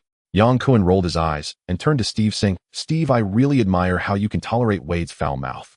In fact, sometimes I find it hard to endure as well. Yang Kun laughed and gave Steve a thumbs up saying, Captain, I appreciate your honesty. You call me Captain, is that an indication you want to rejoin the team? Steve smiled. Work for the CIA? Yang Kun shook his head repeatedly, waving his finger. No, I'm not interested. I truly hope we can continue fighting side by side. Yang Kun said leisurely, everything is possible. Amidst the noise, Thor ultimately lost his game, angrily slamming his fist on the table. Fortunately, he had been stripped of his powers, otherwise his punch would have blown the entire casino to bits. The five of them exited the casino and headed to the nearby Smith Hotel. Once inside the room, Stark instructed the waiter to bring drinks and food, hung a do not disturb sign, and locked the door. All right, now no one can interrupt us. Steve raised his glass and took a big gulp, initiating the conversation. Young, we all want to know where you were for those 6 years. Even if you don't ask, I will tell you. In fact, I've already shared some things with Stark, but he didn't believe me. Stark shrugged. I'm starting to believe now. Yang Kun raised his glass and clinked it with Thor's, gathering his thoughts. It all started when we raided the arms factory. I boarded a jet and Red Skull was on that plane. Yang Kun recounted how he killed Red Skull, seized the Tesseract, battled alongside for mutants, including Sebastian, triggering the Tesseract to open a portal, and was inexplicably transported to the cold realm of Jotunheim, continuing until he and Thor arrived on Earth, one after the other. That's how it happened. I accepted a commission to help Thor return to Asgard. Wade raised his glass to toast Yang Kun. Howard Stark frowned and asked, So the Tesseract is very likely still in Hydra's hands. Steve, have you heard any news about the Tesseract in your long battle against Hydra? No, Steve shook his head. The information we received indicated that Hydra is focused on replicating the super soldier program and has never ceased developing the super serum. Yang, did that mutant Sebastian invite you to join Hydra? Yang Kun shook his head. I never considered it. On the contrary, I hope you seriously consider joining Hydra, Steve said earnestly. Once Steve spoke, everyone present understood, and their expressions towards Yang Kun varied. Steve and Stark were the most eager, while Thor looked disdainful. He always believed in fighting honorably and looked down on such schemes. Wade pulled down his hood to reveal his lips as he drank, a faint smile visible on his face. To the king of mercenaries, being a spy seemed thrilling. Had his identity not been exposed long ago, he would have strived for a spy position. Damn, Steve Rogers, you're being unfair. You want me, Yang Kun, to go undercover in Hydra and play the role of a spy.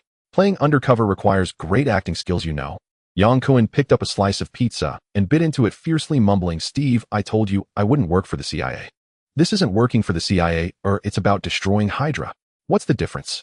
Yang Kun lowered his head, avoiding Steve's gaze and continuing to eat his pizza. The difference is being compensated or not, Wade interjected. Honestly, this job sounds exciting. I would want to do it even without pay. Then you go take off your precious pajamas and join Hydra with glory. Thor exclaimed loudly. Yang is right. To deal with enemies, one must defeat them openly on the battlefield. Using tricks from behind is a sign of incompetence.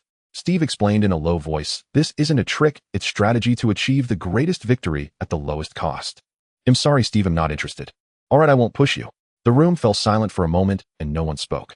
After a while, Yang Kun broke the silence. Guys, can someone tell me how Logan is doing? Yang Kun merely asked, casually breaking the oppressive atmosphere.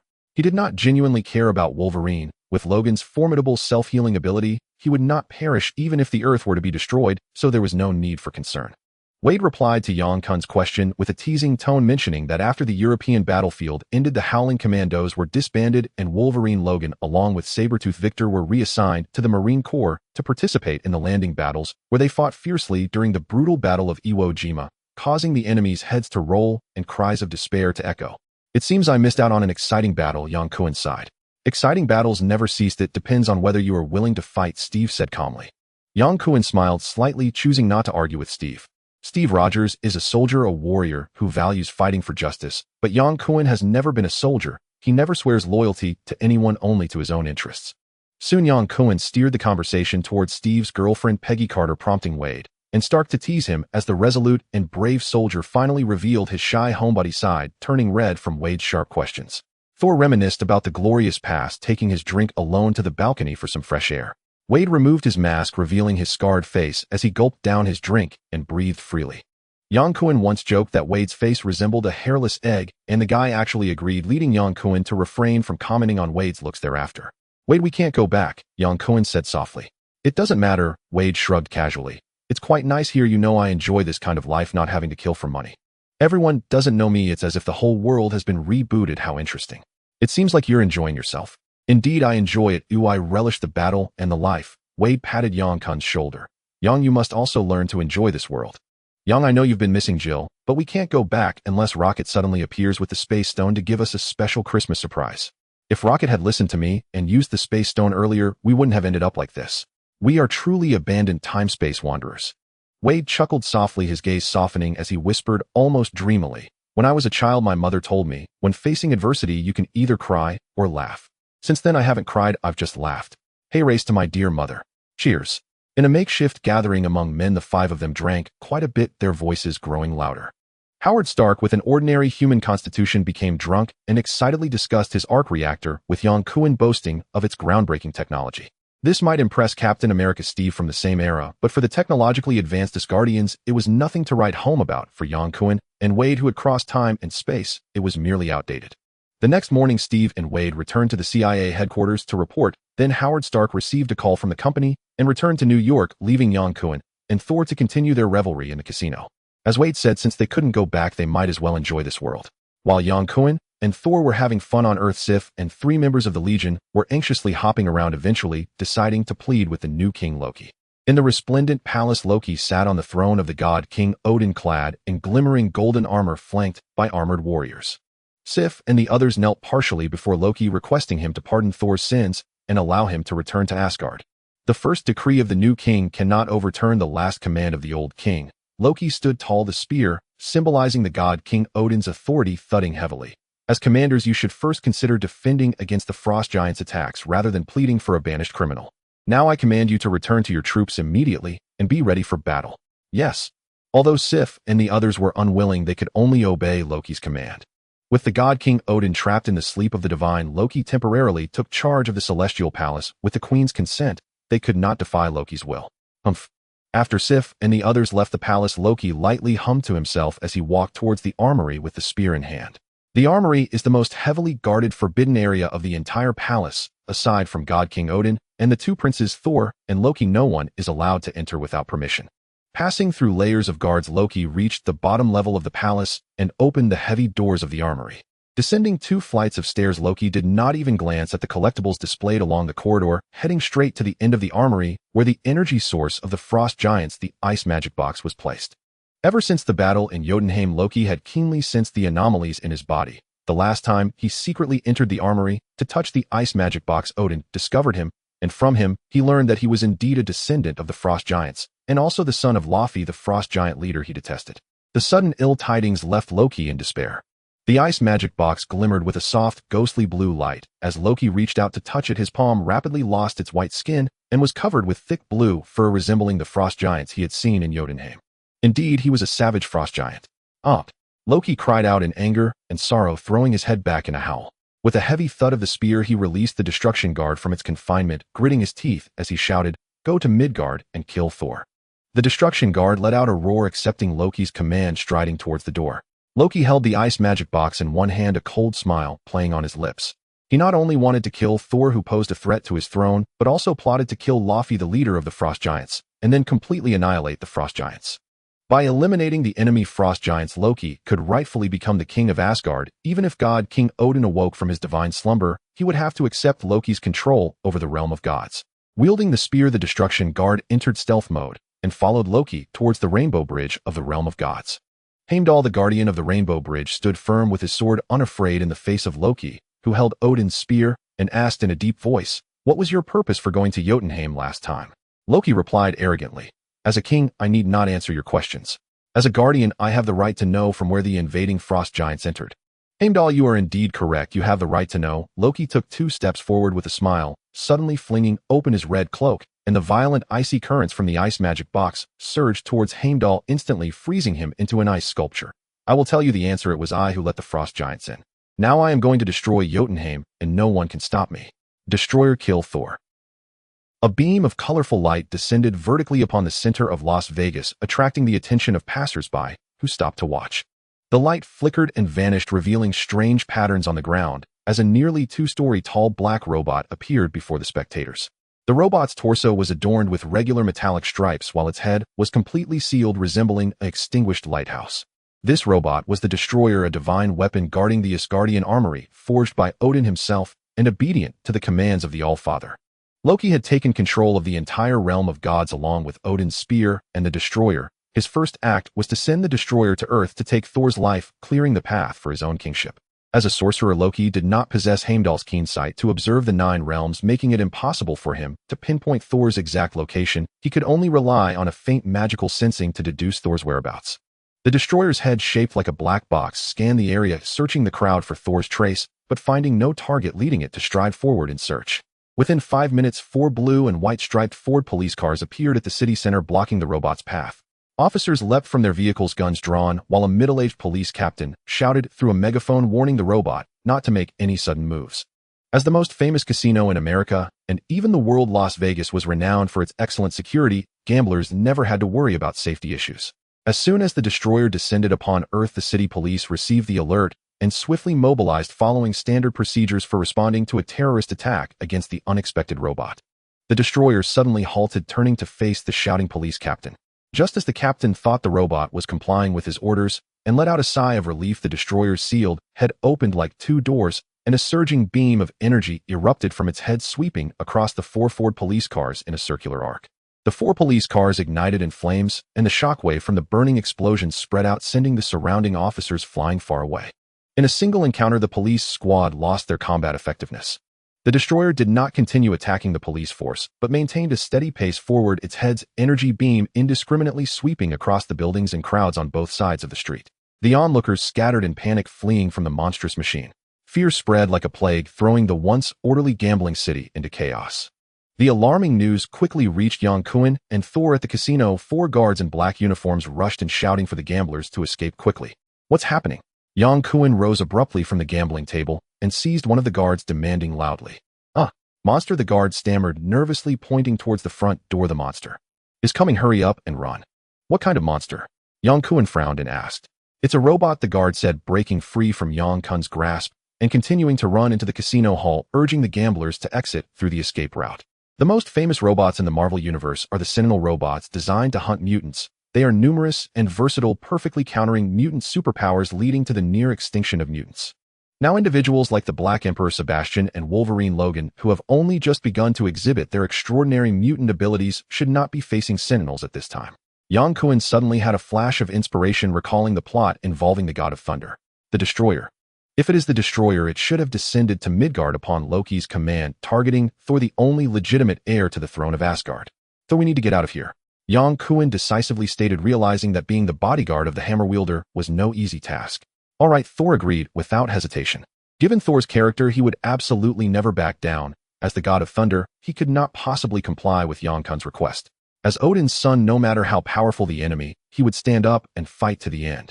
However, having completely lost his divine powers and the power of his hammer, Thor was no longer the God of Thunder, but merely an ordinary man, gradually adapting to the lifestyle and survival mode of an ordinary person. Leaving through the back door of the casino, they caught a distant sight of a black iron robot wreaking havoc like Godzilla. Yang Kun grabbed a car and sped away with Thor, knowing that being targeted by the Destroyer would not end well. The Ford pickup truck sped along the interstate highway, quickly escaping Las Vegas, fleeing the robot that was causing panic. If Yang Kun were alone, he certainly would not flee before a fight, always wanting to test the Destroyer's strengths. If he couldn't win, he would escape. As Thor's bodyguard, Yang Kun had to prioritize Thor's safety above all else. Preserving Thor's life was more important than anything else. They sped away and finally shook off the Destroyer.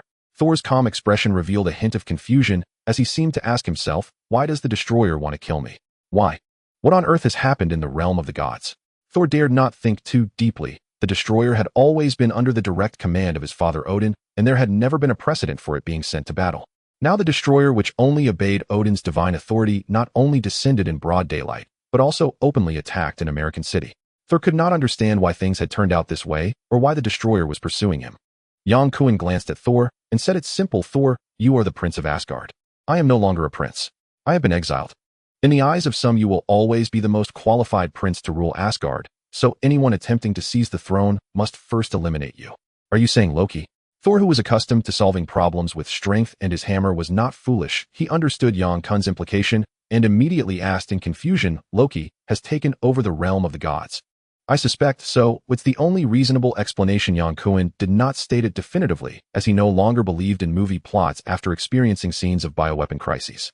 "Thor, think about it. Stripping you of your powers is already a severe punishment, and the All-Father Odin would absolutely not send the destroyer to kill you, right?" "That's right." Thor nodded repeatedly. "Aside from the King Odin, how many people in all of Asgard can command the destroyer?" Yang Kun's every word, whether explicit or implicit, pointed towards Loki. The destroyer was closing in on him, leaving Thor no choice but to believe. "We need to go back," Thor said with a furrowed brow. "What?" Yang Kun shouted. "The destroyer wants to kill you, and you're going back to die. You are just an ordinary person now, not the god of thunder. I cannot let innocents be harmed because of me. Since Loki wants to kill me, Thor will not flee." Yang Kun's expression changed. Thor was partially right. Evasion would not solve the problem. With Earth's current technological level, it would be difficult to defeat the destroyer, and even a nuclear bomb might not be effective. To deal with the destroyer, Thor must awaken his god of thunder powers. At this point, all they could do was take a gamble. With a sharp turn, Yang Kun drove back to Las Vegas. "Thor, does the destroyer have any weaknesses?" "None. The destroyer is made of the divine realm's exclusive metal URU, which is indestructible and can absorb almost all forms of energy, making it impossible for mortals to defeat." Yang Kun rolled his eyes. "Come on, Thor, you can boast about Asgard, but do you have to include how mortals can't compare? I represent all the people of Midgard and looking down on you." As Yang Kun and Thor returned, Las Vegas was engulfed in flames, the destroyer's raging energy beams indiscriminately sweeping through, causing the panicked crowd to scatter like ants. "We need to draw it away," Thor said to Yang Kun, nimbly climbing out of the car window, standing on the back of the pickup truck, and shouting to the heavens, "Brother, your target is me. Do not involve the innocent." Thor shouted into the distance, not knowing if Loki far away in Asgard could hear him. The only thing Yang Kun was certain of was that the destroyer definitely heard him. The massive black iron body charged towards their pickup truck like a beast, a brilliant beam of light extending from the ground. "Shit, jump out of the car!" Yang Kun yelled, kicking open the car door and jumping out. Thor, standing in the back of the pickup truck, followed suit, rolling 4 or 5 times before stabilizing himself. The speeding pickup was pierced by the light beam shot by the destroyer, slicing it neatly in half. The destroyer clumsily turned its head, and the deadly light beam shot towards Yang Kun and Thor once more. With Thor right behind him, if he dodged, Thor would surely perish. There was no way to evade, so he shouted and extended his palm to block the destroyer's energy beam. The scorching energy beam came at him like a fireball, but it did not pierce Yang Kun's palm. Instead, he absorbed it. Thanks to the 4th stage evolution of the G-virus, he possessed the same ability to absorb energy as the Black Emperor Sebastian. After the cellular baptism from the cosmic cube, his bonus energy absorption limit had greatly increased, far exceeding Sebastian. While the destroyer's energy beam was indeed powerful, it was not more intense than that from the cosmic cube, and Yang Kun could still withstand it. Boom, boom, boom. The destroyer advanced step by step, each footfall echoing like thunder. The energy flowing into him from his palm surged like a flood, and Yang Kun shouted, extending his left palm to unleash an energy attack on the destroyer. Using its own energy against the destroyer, he retaliated with the energy he had absorbed. The black metal exterior of the destroyer remained unscathed, and the beam of light Yang Kun fired was rapidly absorbed by its metallic surface, leaving no trace of his attack. Yang Kun and the destroyer fell into a cycle of energy absorption and counterattacks, the only difference being that the destroyer had the initiative, continually closing in on Yang Kun. "Thor, get out of the way!" Yang Kun shouted, maximizing his speed, instantly reaching 2 Mach in supersonic speed, sidestepping the destroyer's energy beam. In the next moment, Yang Kun drew his dual energy blades and charged towards the destroyer. Thor's assertion that the destroyer had no weaknesses was not entirely accurate. The destroyer's weakness was that it was a controlled robot with both attack speed and reaction time far inferior to that of an experienced warrior. Moving at super high speed, Yang Kun easily outpaced the destroyer's targeting system, causing each energy shot to miss by a wide margin. Leaping onto the high-rise buildings on either side, Yang Kun launched a surprise attack from behind the destroyer, leaping high and plunging his energy blade into the gap between the destroyer's metal components. The flames igniting from the destroyer's head instantly extinguished, and its massive body ceased all movement. "Damn!" Yang Kun exhaled softly. This battle was not easy. If not for his fast movement speed, he would have been shot to pieces by the destroyer's energy beams. Before Yang Kun could regain his composure, the destroyer's steel body reactivated its head and arms, twisting a full 180 degrees, delivering a powerful punch that sent Yang Kun flying. Yang Kun flew out like a meteor, shattering the glass windows of a building, crashing heavily against a wall, leaving a deep crater like a cannonball. Cough, cough. Even the previously foolproof decapitation tactic failed. Yang Kun found himself helpless against the destroyer, which was crafted from divine realm metal, rendering him unable to penetrate its defenses. Ignoring Yang Kun, the destroyer strode towards Thor, its head igniting, with dazzling flames firmly locking onto Thor. Thor looked up at the sky, calling out loudly, "Brother, no matter what wrong I have done to you, I am truly sorry. But these people are innocent. Taking their lives would accomplish nothing. Take my life instead." The flames on the destroyer's head extinguished, and the black metal closed over its face, lowering its head to scrutinize Thor. Thor spread his arms wide, a serene expression, as if accepting death. Boom. The destroyer swung its fist, landing a heavy blow to Thor's cheek, sending him flying several meters before crashing to the ground. "It's over, brother. I hope you become a king admired by all," Thor murmured as he lay on the ground. The destroyer ceased its attacks and turned to leave. "Damn." Yang Kun stood at the window of the building, dumbfounded. According to the script, shouldn't Thor have made a dramatic comeback instead of preparing his last words? In 3 jumps, Yang Kun reached Thor's side, bent down, and shouted, "Thor, please, you are a god, the god of thunder from Asgard. How could you just fall like this? Stand up like a warrior." Thor kept his eyes tightly closed, completely unresponsive. Yang Kun sighed helplessly. Far away in New Mexico, Thor's hammer suddenly surged with energy, astonishing the CIA observers as it soared into the sky at light speed, heading towards Las Vegas, towards Thor. With a thunderous roar, the hammer of the god of thunder thundered through the air, the sharp whistle making Yang Kun's eardrums ache. As the soul-bound artifact, the mighty hammer, landed in his hand, the sky immediately lit up with lightning, a storm erupted, and Thor, clad in shimmering silver armor, was reborn in full glory, majestic as a divine weapon descending from the heavens. Never had Yang Kun seen Thor so formidable, even in Jotunheim. The raging storm howled, making it nearly impossible for Yang Kun to open his eyes as he relied on super speed to escape the eye of the storm. Now it was Thor battling the destroyer, and as a mere mortal from Midgard, Yang Kun could only sit back and watch the spectacle. To avoid collateral damage, Thor brought the battlefield into the air. The energy beams fired by the destroyer were shattered by Thor's hammer, and with a mighty swing, Thor delivered a crushing blow directly to the destroyer's head, knocking it out. Damn, this is the rhythm of having an artifact in hand and dominating the world. I wonder what quality Sif's armor will achieve. Yang Kun gazed up at the sky at a 45-degree angle, feelings of envy and jealousy welling up inside him. The destroyer was struck down by Thor, falling from midair, yet despite losing its combat ability, its physical structure remained undamaged, showcasing the terrifying defensive power of the divine realm's metal. Thor slowly descended, wielding the Mjolnir to gather the lightning and storm, his calm expression devoid of any joy from victory. "I must hurry to the connection point of the Rainbow Bridge. Asgard is likely already under Loki's control. I will go with you. Sif owes me a set of flying armor, and I might as well pick it up from the Celestial Palace." Thor's expression turned to one of surprise. "You bet with Sif. You seem to have become addicted to gambling lately." Yang Kun chuckled, shaking his head. "I'm merely accepting Sif's commission to ensure your safety in Midgard, with the condition being a set of flying armor." Thor nodded. "Yang, you indeed need a set of flying armor. You deserve the armor of our divine realm. I thought, how could you not be pretentious? When will you change this arrogant habit?" As the battle concluded, the scattered crowd gradually quieted. A few brave men cautiously approached the fallen destroyer, while others brought cameras to take pictures, capturing not only the metallic robot, but also Yang Kun and Thor. Riding Thor's wind-assisted hammer, they arrived at the center of the city where the destroyer had landed. Thor called out to the sky, "Heimdall, open the Rainbow Bridge." After calling 3 times without response, Thor anxiously paced back and forth. Perhaps Heimdall has also been controlled by Loki. Thor paused in surprise. That is possible. Is there any other way to return to Asgard? No, Thor shook his head. The Rainbow Bridge is the only passage into the divine realm. Yang Kun sighed. Then we have no choice but to wait. Meanwhile, at the entrance of Asgard, 6 towering frost giants stealthily infiltrated through the time-space rift marked by Loki. Seeing the divine realm's guardian Heimdall frozen, the intruders abandoned their invisibility and boldly walked past him. Heimdall's yellow eyes flashed with a hint of color as cracks began to form in the ice, encasing his body, growing larger until the ice shattered completely and Heimdall broke free. Having been frozen for too long, Heimdall had expended a great deal of energy to resist the icy assault. Barely breaking free from the ice, he was powerless to act as he watched the 6 frost giants invade the divine realm. Regaining consciousness and hearing Thor's calls, Heimdall smiled, gasping for breath as he returned to the control panel, using his last bit of strength to insert the sword handle and activate the rainbow bridge. Yang Kun and Thor stood at the connection point of the rainbow bridge as a beam of seven-colored light suddenly descended from the sky, enveloping them. Thor exclaimed in delight, "The rainbow bridge has been activated. It seems the situation isn't too dire after all."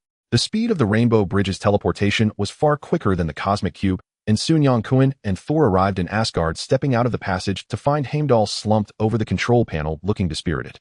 Thor hurriedly approached and helped Heimdall up. "What happened to the palace? Loki has betrayed the divine realm, 6 frost giants have infiltrated, and I could not stop them. Yang, please take care of Heimdall for me." Thor quickly tossed this line and rushed off, wielding his hammer towards the palace. The conflict between Thor and Loki was an internal matter of Asgard, or rather a family issue of the divine realm, making it inappropriate for outsiders to intervene, so Thor had instructed him to stay behind, which was for the best. Yang Kun's purpose for coming here was not to assist Thor, as the restored Thor did not require Yang Kun's help. Yang Kun supported the weak Heimdall to sit down and asked, "Were you attacked by Loki?" Heimdall nodded. "How did the frost giants enter Asgard?" "Through the time-space rift, Loki informed them, and Laufey has also come." Using the frost giant's precious ice magic box as bait, he lured the frost giant leader Laufey to act personally, and then struck when Laufey attempted to assassinate King Odin, killing Laufey in the process. Then in the name of revenge, he could destroy Jotunheim and exterminate all the frost giants.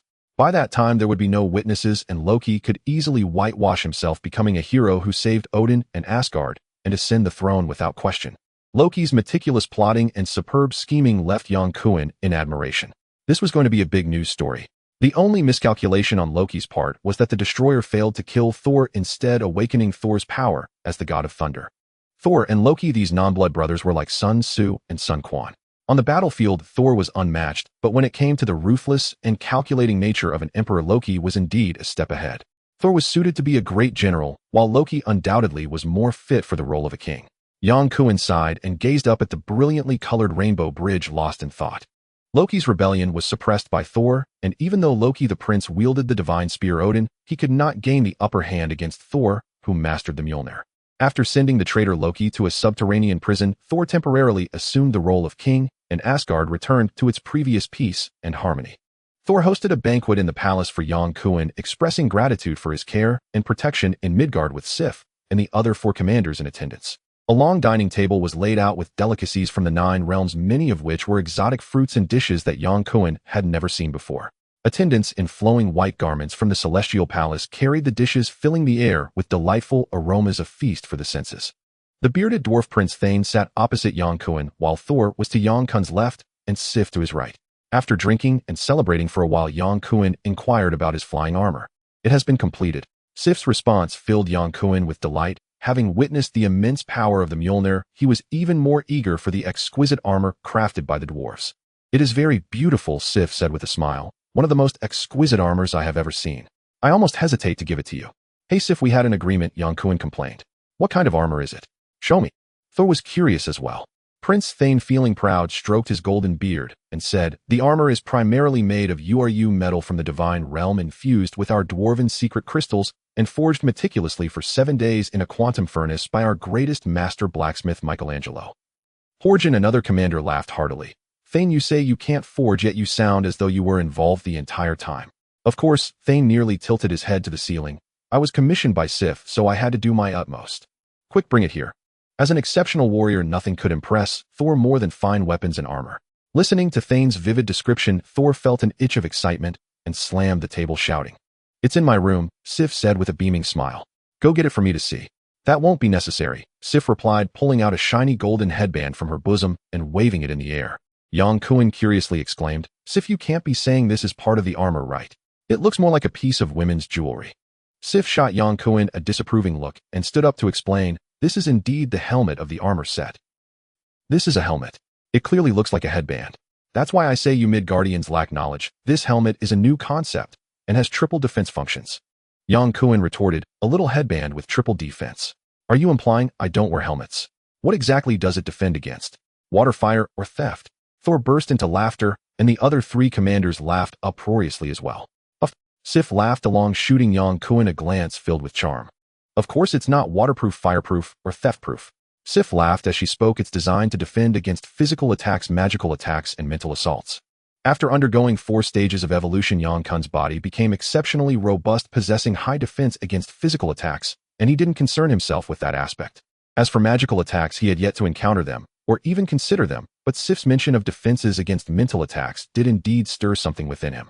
The last time he faced off against the trio of mutants led by Sebastian, Yang Kun had suffered from the Red Devil's mental shock, which was merely a low-tier mental attack. In the future, facing off against mutants like the White Queen, Professor X, and Jean Grey, a set of armor that could defend against mental attacks would be indispensable, otherwise he would end up like Magneto, without a helmet, being beaten by Professor X. Yang Kun originally intended to have a flight armor similar to Iron Man's, equipped with high-thrust propulsion to enhance his combat abilities, but he didn't expect the Asgardians to add many features he hadn't even considered, which truly delighted him. How do you use it? A suit of armor can't possibly consist of just this little headband, right? It's very simple, let me demonstrate. Sif lifted the golden headband and placed it on her forehead with faint red characters shimmering on it resembling Latin script. Yang Kun couldn't recognize the characters and assumed they were Asgardian or Dwarven. Sif pointed at the golden headband and said the helmet will connect to the user's neurons, achieving a level of compatibility that allows the armor to resonate with the user's intentions. Yang Kun chuckled, saying it feels less like armor and more like an intelligent robotic exosuit. Thor impatiently called out, Sif, let us see the full set of armor. All right, Sif nodded with a smile, suddenly exclaiming Michelangelo. Yang Kun was taken aback. Do I really need to chant a spell to use this armor? As soon as Yang Kun finished speaking, a whooshing sound came from behind him. Before he could turn around, several armor components glowing with golden light circled around him and headed straight for Sif. Click, click, click, clank, clank. In the blink of an eye, the armor components assembled themselves, forming a complete suit that shone dazzlingly on Sif. Wow, so dazzling, a golden holy armor. At first glance, the shiny golden armor indeed resembled a golden holy garment, especially with the red phoenix tail patterns symmetrically placed on either side of the chest, instantly elevating the armor's aesthetic and artistic quality. What's the purpose of these red patterns? These are magical runes. Yang Kun exclaimed joyfully, magical runes. Can they summon lightning? Sif waved her hand, saying this armor is primarily designed for magical defense. The offensive magical runes you mentioned will be inscribed on the weapons. Alright then. Defensive magic is also quite good. Yang Kun's initial request was for a fusion of the antimatter thruster given to him by Rocket Raccoon and the Kree reconnaissance energy armor, but he didn't expect Sif and the dwarven blacksmith to provide him with so many delightful surprises. Not to mention the functions Sif described. Just the dazzling golden appearance and the inscribed runes were enough to overshadow Tony Stark's Iron Man suits by leaps and bounds. Hogan and Fandral also stood up to observe Sif's new armor, and along with Yang Kun and Thor, the 4 men circled around Sif, taking in the sight.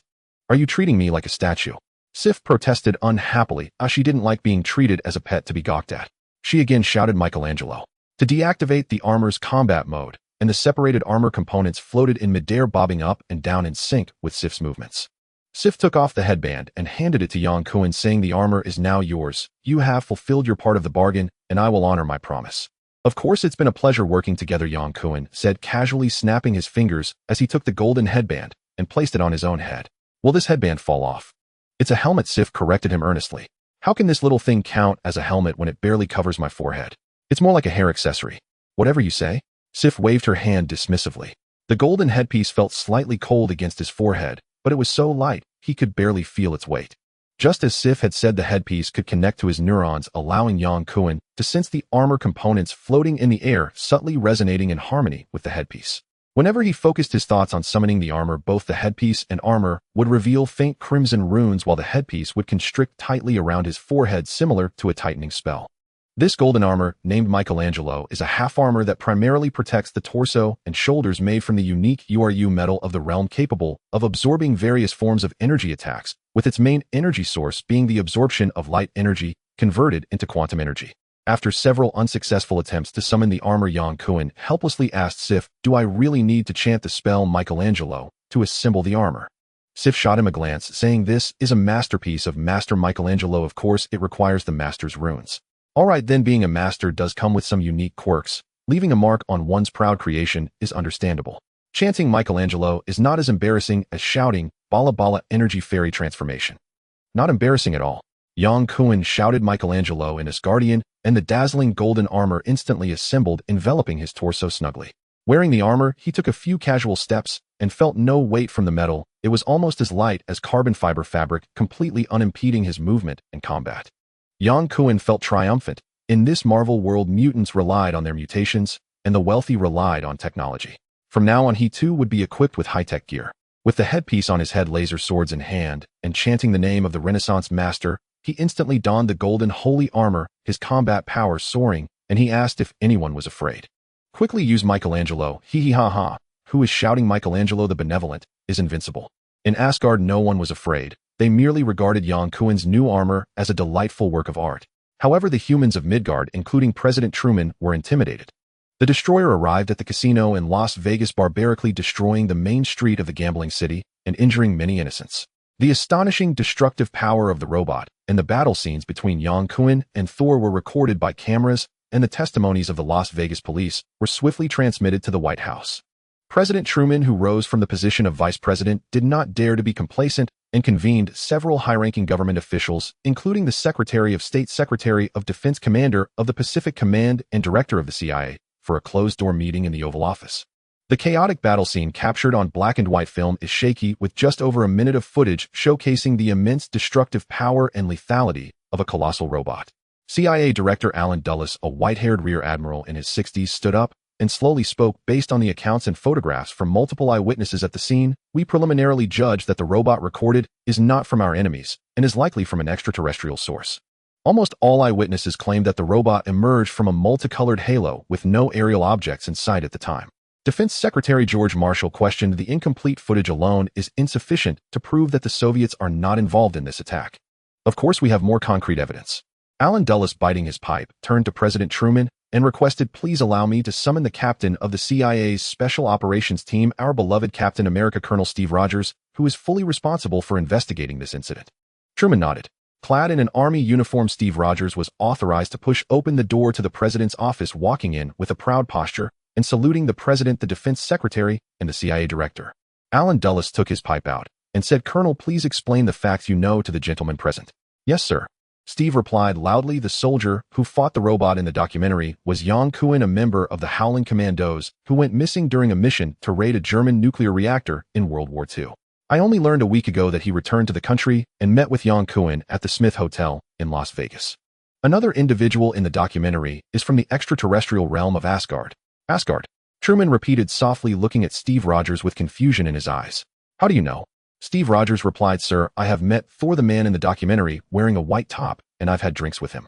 You mean aliens exist on our planet and even drink with you? Truman asked with a furrowed brow. Yes, sir.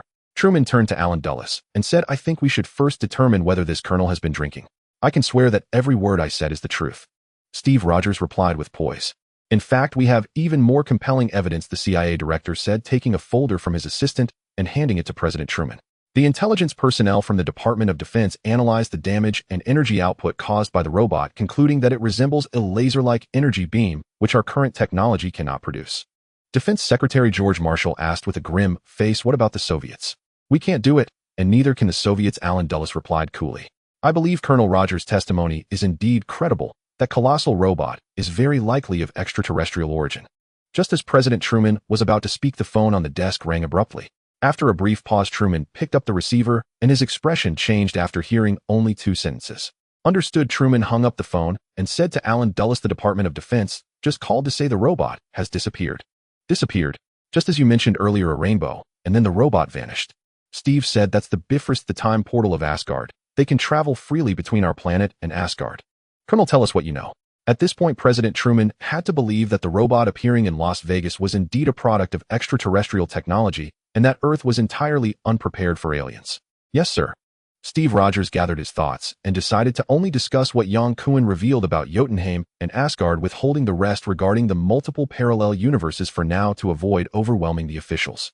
After listening to Captain America's account, President Truman sighed. I didn't expect that while we are just embarking on lunar exploration, aliens have long been coming and going freely on our planet. Defense Secretary George Marshall stepped forward and said, I believe it is necessary to establish an organization specifically to address the threat of extraterrestrials and supervise aliens operating on Earth. Truman looked at Alan Dulles, who immediately expressed support, and the attending American officials unanimously voiced their support for the Defense Secretary's proposal. After the closed-door meeting concluded, Truman kept CIA Director Alan Dulles and Colonel Rogers behind to inquire about the details of the extraterrestrial realm of Asgard. Steve Rogers spoke candidly and detailed everything Yang Kun had revealed to him to the president. Colonel, according to your account, the sergeant named Yang Kun went missing in World War II and ended up in Asgard, recently returning to our planet. He can communicate and connect with the aliens. Yes, sir. How advanced do you estimate alien technology to be compared to ours? Steve Rogers shook his head, saying, I cannot assess, as I have not witnessed Asgardian technology firsthand. Truman nodded slowly. Colonel, I hereby appoint you as the director of the Homeland Strategic Defense Agency, fully responsible for handling alien affairs, and you will report directly to me. Even if we cannot acquire alien technology, we must ensure that the Soviets do not obtain it. Steve Rogers stood at attention and saluted. I, sir. The U.S. government's unusual emphasis on extraterrestrials stems not only from the vast technological civilization of aliens surpassing Earth, but also from a deeper fear of the Soviets across the ocean acquiring alien technology. If a massive empire is armed with advanced extraterrestrial technology, it would spell disaster for NATO as a whole. From President Truman down, there was significant importance attached to establishing the Homeland Strategic Defense Agency to counter alien civilizations. They were committed to providing Steve Rogers with the personnel and funds necessary to quickly establish and improve the organization. Captain America Steve Rogers was known for his decisive actions and promptly summoned his former Howling Commandos comrades. He pulled key members Wolverine Logan and Sabretooth Victor from the U.S. forces stationed in Japan, brought in his girlfriend Peggy Carter from the CIA as his deputy, and invited his longtime friend Howard Stark to serve as an advisor, quickly laying the framework for the Homeland Strategic Defense Agency. The only crucial individual remaining, the one who understood Asgard the best, Yang Kun, was nowhere to be found. This guy hasn't gone back to Asgard again, has he? Captain America gazed up at the starry sky with an inexplicable sigh. Asgard is not an ordinary planet, but a city floating in the cosmos, resembling two stacked tops when viewed from outer space, with Odin's palace sitting atop the uppermost top. The entire city is resplendent with gold and grandeur, exuding an aura of majesty, with all buildings constructed from the divine realm's exclusive URU metal, which absorbs light energy to ensure a steady power supply. What amazed Yang Kun the most was the library of Asgard, vast as the universe, making one feel as small as an ant within its walls. The people of Asgard have a lifespan of 5,000 years, providing them ample time to learn, imagine, and create, which could indeed qualify them as deities compared to humans. Having spent 3 days in Asgard, Yang Kun gained a new understanding of this floating celestial palace. As he prepared to leave, Thor felt a tinge of reluctance. Had it not been for Odin falling into slumber without anyone to oversee matters, Thor would have wished to accompany Yang Kun back to Midgard for relaxation. As an ordinary person in Midgard, this experience would be etched in the memory of the Prince of the Divine Realm for a long time. Not only did Yang Kun successfully acquire a set of super armor during this trip, but he also unexpectedly received a pass to Asgard, personally promised by Thor, welcoming him to the Divine Realm at any time. Waving goodbye to Thor and his companions, Yang Kun strode into the Rainbow Bridge passage. Moments later, as the light of the Rainbow Bridge faded, the turbulent clouds in the sky returned to normal, and Yang Kun descended onto an empty lot on the outskirts of Queens, New York. With the mission of protecting Thor completed, Yang Kun finally had time to focus on his own matters. As Wade said, when facing adversity, one can either cry or laugh. Since returning to the world of Biohazard is impossible, and he cannot go back to his own universe, Yang Kun had no choice but to stay and laugh proudly in this realm. He had turned down Steve's invitation that day. Not wanting to work for the CIA was merely an excuse. In fact, he didn't want to work for anyone at all. Before his traverse, he was a freelancer who desired freedom. Sebastian's invitation did indeed stir Yang Kun's interest. Although he did not align with Hydra's ideology, it did not hinder him from utilizing Hydra's resources and foundation to achieve his goal of becoming someone extraordinary. Now what Yang Kun needed to do was to sit tight and wait for Sebastian to come calling, eventually assuming the role of CEO of Hydra, marrying a wealthy heiress, and reaching the pinnacle of life. Otherwise, it would be a disservice to his glorious golden armor. With this thought in mind, Yang Kun couldn't help but feel ecstatic as Michelangelo roared to life and shot skyward, instantly accelerating to Mach 5. Oh ho! Yang Kun shouted excitedly. In Asgard, he was a guest and felt embarrassed to fly freely in their territory. Now back on Earth, he could finally soar unhindered. With Earth's current technological level, the maximum speed of a jet aircraft is only about Mach 3.5, while Michelangelo's speed could far surpass all flying vehicles on Earth. After evolving to the 4th stage, Yang Kun broke through the sound barrier, achieving an astonishing Mach 2 supersonic speed. His eyes, skin, and body adapted through evolutionary changes, allowing him to handle the supersonic flight at Mach 5 with ease. The only sensation he felt was the extreme cold. The higher he flew, the thinner the air, and the colder it became. Once the novelty of flying wore off, Yang Kun abandoned the supersonic cruise and hovered in the sky, gazing down at the world's most bustling city. The brightly lit metropolis sparkled like countless fireflies on a black cloth in the dark night. "Hey, director, he has appeared. Whoever he has shown up." In the basement of a building on 5th Avenue east side of Manhattan, Deadpool Wade's shout echoed. This was the newly established headquarters of S.H.I.E.L.D., formed by Steve Rogers, who upgraded from Captain America to director. Steve personally went to Las Vegas to investigate the incident of the destroyer attacking Thor, boldly speculating that the destroyer originated from Asgard based on witness statements. After Yang Kun and Thor defeated the robot, they returned to the divine realm. Hence, he ordered his subordinates to remain on duty 24 hours a day, monitoring any happenings regarding the Rainbow Bridge, and to inform him immediately if there was any news. Sure enough, Steve's arrangements bore fruit. Yang Kun was transported through the Rainbow Bridge to Queens, New York, and within less than 10 minutes S.H.I.E.L.D. personnel detected unusual energy fluctuations, easily tracking the opening and disappearance of the Rainbow Bridge in conjunction with the meteorological changes at that time. Steve, dressed in plain clothes, approached and asked, "Where is he?" Wade pointed at the monitor and said, "Queens. Let's go there immediately."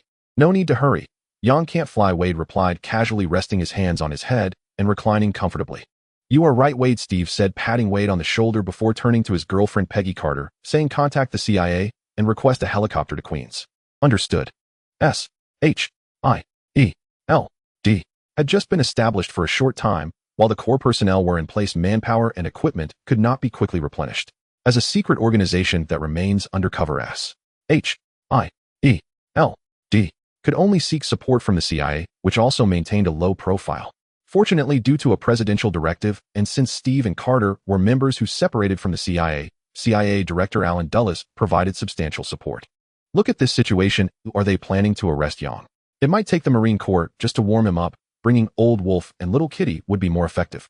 Of course, it's not an arrest. It's to ensure that Yang does not slip out of our sight. You know how important he is to us. No one understands Asgard better than he does. Dear Director, you can't keep your eyes solely on Asgard.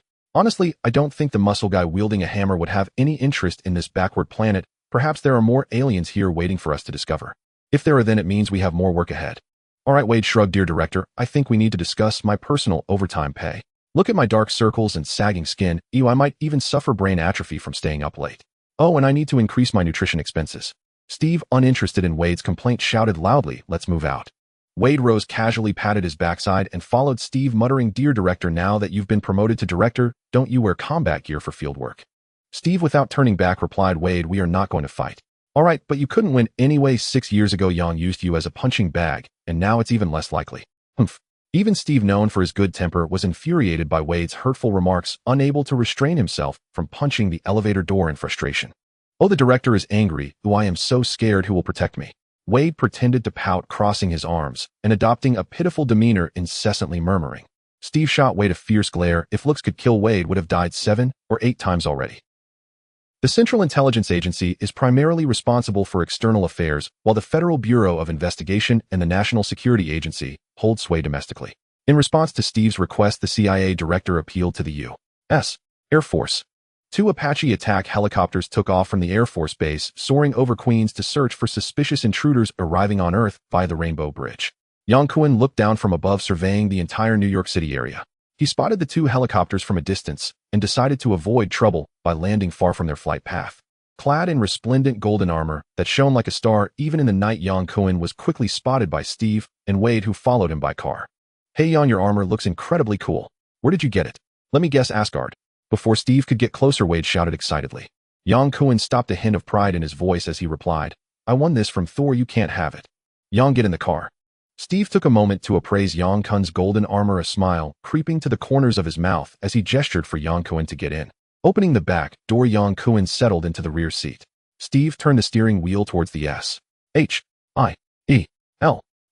headquarters on 5th Avenue in Manhattan. Looking in the rearview mirror, Steve asked, "Yang, were the robots that attacked you and Thor from Asgard?" "That's right. The destroyer is a product of Asgard's advanced technology. If Thor hadn't regained his powers, we would have been helpless against that steel monster." "Does Thor have plans to come back to Earth?" Yang Kun shook his head and replied, "Not for the time being. Thor has taken up the king's scepter. He is now the king of Asgard." "Yang, do you know if there are other Asgardians on Earth?" Steve asked next. "I'm not sure. There hasn't discussed these matters with me, but I assume there are. With the convenience of the Rainbow Bridge, it's too easy for Asgardians to come to Midgard. They can come and go as they please, and no one can stop them. Now we need to monitor these aliens. Wade turned to Yang Kun and said, "Oh really?" Yang Kun raised an eyebrow. Has the CIA begun to interfere with extraterrestrials? Not the CIA, but the Department of Strategic Homeland Intervention Enforcement and Logistics Division. OSHIELD. Exactly, let me formally introduce you. Wade pointed to Steve. This is Colonel Steve Rogers, our director at SHIELD. Yang Kun chuckled, surprised by the butterfly effect Wade had caused, which not only prevented Captain America from resting forever in the Arctic ice, but also altered the very trajectory of SHIELD's establishment. Who knows how much more Captain America's life path will be changed in the future. In the future, Captain America will become Director America. Yang Kun laughed, while Wade joined in with exaggerated laughter, clutching his stomach and swaying back and forth. Steve shook his head in resignation. Yang, I need your help, Steve said, looking into the rearview mirror at Yang Kun. Yang Kun avoided Steve's penetrating gaze, turning his eyes to the window. Steve, you know, I don't want to work for the government. We are not working for the government, we are doing it for the peace of Earth. Yang Kun interrupted Steve, saying, Steve, if this came from someone else I would scoff, but coming from you, I will consider it. All right, Steve simply stated without pressing further. He hadn't spent much time with Yang Kun, but understood that Yang Kun was a strong-minded person, and it would be futile to argue. The Ford car stopped at the corner of 5th Avenue, and the three of them got out, following Steve into the SHIELD headquarters building. They took the elevator down to the basement, and after passing through 2 rooms, Steve pushed open a heavy iron door. Welcome to SHIELD. Both Captain America and Deadpool are muscular men standing close to 190 centimeters tall. Yang Kun could only see the back of their heads until they moved aside, allowing him a glimpse of the SHIELD headquarters. Of course, it couldn't compare to the high-tech scenes in the movies. After all, this was the 1950s, and even the computers were outdated small-screen antiques that made loud clack-clack noises while operating. 5 female soldiers in military green shirts and short skirts sat at old computers, diligently working. One of the soldiers stood up when she saw Yang Kun, and the others enter, walking over with a smile. Peggy Carter, currently serving as the deputy director of SHIELD. Steve introduced, raising his hand. It turned out she was the legendary Agent Carter, and Yang Kun couldn't help but steal a few more glances. With her vintage wave hairstyle and striking red lipstick, she looked quite strong with slightly high cheekbones. In Yang Kun's eyes, she could easily score a 75. Miss Carter, I often hear Steve and Stark mention you. It's a pleasure to finally meet you today. Carter smiled, glanced at Steve, and elegantly extended her palm. I've also heard Steve and Wade mention you quite a bit. Yang Kun timely took Carter's hand, slightly shaking it in greeting. I hear Steve says you know a lot about Asgard. Indeed, she exuded the aura of a strong woman. As expected of Agent Carter, just 2 sentences into their meeting, the topic had shifted to work. Yang Kun couldn't help but glance at Steve, feeling an inexplicable sympathy. God knows what it's like to date a workaholic girlfriend. Perhaps the only benefit is that Steve can also be a workaholic without being criticized by his girlfriend. Carter asked Yang Kun some questions about Asgard, and he answered fluently and in detail. He had already made up his mind to refuse Steve's invitation, so he could only help Steve and his SHIELD team as much as he could. Do you think aliens pose a threat to us? Carter inquired. Threat? I don't think so. At least not Asgardians. On the contrary, they have been helping us. What about other aliens? Well, the Jotun might harbor malice toward Earth, but with the Asgardians suppressing them, they don't pose a real threat to Earth. As for other aliens, I don't know them well enough to provide any advice. Steve said you are the most needed person at SHIELD. And it seems he was right, Carter said with a smile. Yang, welcome to SHIELD. Yang Kun shook his head. Miss Carter, I think you misunderstood. I haven't agreed to join SHIELD. Perhaps I could serve as an advisor in a personal capacity. Carter looked at Steve with surprise, as she had assumed that Steve brought Yang Kun into SHIELD headquarters to persuade him to join, but he had been rejected face to face. Steve said solemnly, that's a pity. I'm sorry, Steve. I can't accept your invitation. All right, I respect your choice, Yang. SHIELD will always welcome you should you ever wish to join us. Yang Kun rubbed his chin and smiled. Thank you, Steve. To be honest, there is something I would like your help with. Go ahead. I'm trying to find someone, Ms. Emma Frost. Wade mimicked Yang Kun, rubbing his chin and tilting his head while chuckling. The White Queen. Yang, have you forgotten about Jill from Resident Evil? I can't believe you. Yang Kun dared to bet that Wade could use the joke about Gil for 1,000 years, yet he could not refute it. He was well aware of the matters between himself and Gil. Yang Kun's intention in seeking White Queen Emma was to leverage her telepathic abilities to control Hydra. After acquiring the Michelangelo armor that could defend against mental attacks, Emma posed no threat to him, allowing him to team up with her without fear of being countered. For the team White Queen, Emma's mind reading and psychic connection abilities were extremely useful. In the Marvel Universe, fighting alone is unreliable. Even superheroes require teamwork. For instance, Magneto gathered a motley crew to form the Brotherhood of Mutants to oppose humanity, while Professor X established the X-Men to thwart Magneto's schemes. S.H.I.E.L.D. also boasts a powerful hero team known as the Avengers. Even the Black Emperor Sebastian has two loyal subordinates, Red Devil and Red Tank, and in the future, he will join the Hellfire Club to gain even greater power. Yang Kun equally needed strong allies, compared to the wealthy and handsome Professor X, with his firm convictions, and Jean Grey, who could not control her powers. White Queen Emma was undoubtedly the most suitable choice. Yang Kun casually mentioned something that was originally ordinary, but Wade twisted it in a lewd manner, as if he were flirting, leaving Yang Kun feeling frustrated and unable to explain. He could not reveal to Steve and Carter the true purpose of seeking White Queen Emma. Otherwise, even if Steve had no ulterior motives, Carter's shrewdness would surely lead her to seek Emma for the newly formed S.H.I.E.L.D. That would be a futile endeavor. White Queen Emma was very important to Yang Kun. Wade, say whatever you want. Yang Kun feigned helplessness and shrugged. Steve, fed up with Wade's taunts and mockery, empathized with Yang Kun's awkwardness and took the initiative to help him out, saying, "Yang, do you have any news about the Tesseract?" Yang Kun shook his head, saying, "Not at the moment, but if I hear anything I'll let you know." Thor once mentioned that the Tesseract is not safe on Earth and suggested bringing it back to Asgard for safekeeping. Stark hopes to obtain the Tesseract as an energy source for his research and experiments. Yang Kun frowned and replied, "Steve, I understand the Tesseract. Its primary function is as a two-way time-space portal. If aliens use the Tesseract to open a gateway, given Earth's current technology, there will only be a path to destruction." "I agree with Yang's viewpoint," Peggy Carter interjected. "We cannot endanger the public due to Stark's personal desires." Steve nodded. "We need to invest more energy into the Tesseract. The center established by S.H.I.E.L.D. is responsible for monitoring aliens on Earth with the political mission of acquiring alien technology. If the United States cannot obtain it, then the Soviets must not be allowed to either. The Tesseract is an alien technological product, and it is also a clue that Captain America has been tracking. Starting with the Tesseract as S.H.I.E.L.D.'s first significant project is more than fitting.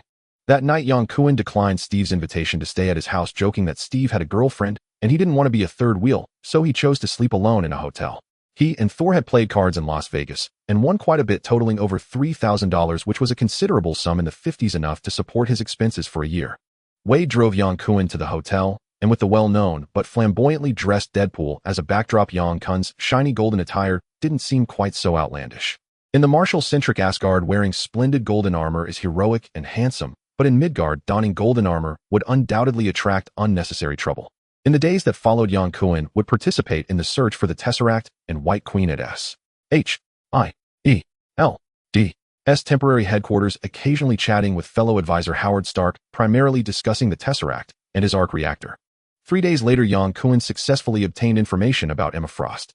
This was primarily due to the efficiency of American intelligence agencies, and also thanks to the unique surname Frost, which saved a lot of time in screening, quickly zeroing in on the target. A high school student. Am I mistaken? Yang Kun was somewhat surprised upon receiving the information. The White Queen, he remembered, was the alluring blonde from the movies, and he didn't expect Emma to be a high school student. Wade stared at Yang Kun, arms crossed, saying, "Your expression seems a bit disappointed. High school students can develop well, and maybe our White Queen has already developed into a voluptuous beauty, right?" Yang Kun retorted impatiently, "That's not what I meant. I'm worried she hasn't awakened yet." Wade shrugged. "Then it's even more reason to keep her close for education, isn't it?" At the mention of education, the mouthy prince burst into extreme laughter. Fortunately, they weren't in Carter's office, otherwise they would definitely have been warned.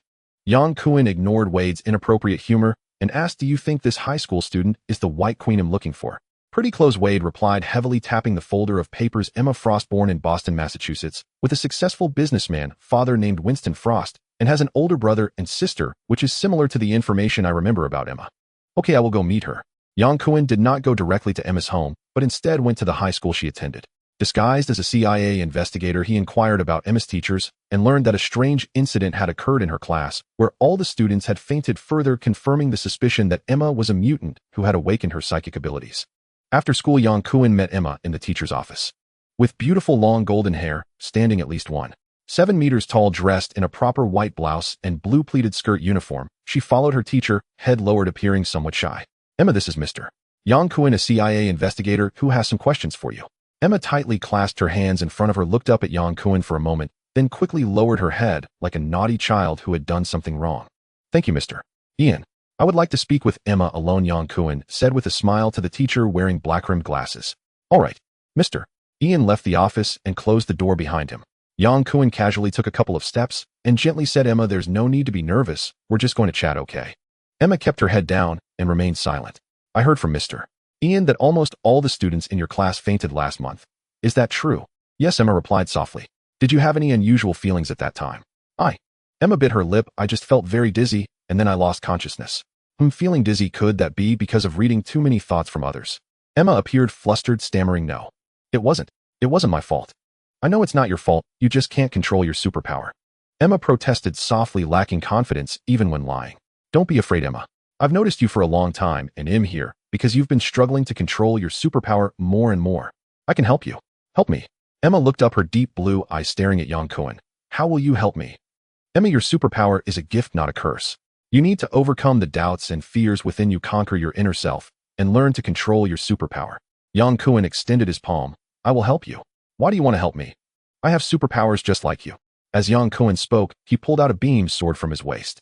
With a flick of his wrist, a red laser appeared before them, startling Emma, who took several steps back. Emma, I mean no harm. I just want to show you my superpower. Yang Kun, having undergone multiple stages of evolution, possessed several superpowers in the eyes of ordinary people, such as self-healing, steel skin, supersonic movement, and energy beam projection. Among them, the most visually impactful and easiest to demonstrate was undoubtedly his self-healing ability. The laser sword cut through the surface skin of his palm, revealing fresh blood and white bones. Emma screamed again, covering her eyes, unable to look further. As soon as the laser sword left Yang Kun's palm, returned to its original state, as if he had never been injured. Do you see it clearly? Yang Kun raised his left hand and waved it in front of Emma's eyes. My superpower is rapid self-healing. Emma could hardly believe her eyes. Unable to contain her astonishment and joy, she grabbed Yang Kun's hand and inspected it closely. There are really no scars. Yang Kun smiled as he put away the beam sword. Emma, you should believe that I am here to help you now. Emma looked up at Yang Kun, her gaze gradually becoming unfocused as her mind stretched out, trying to enter the brain of this unfamiliar man to discern whether he was speaking the truth.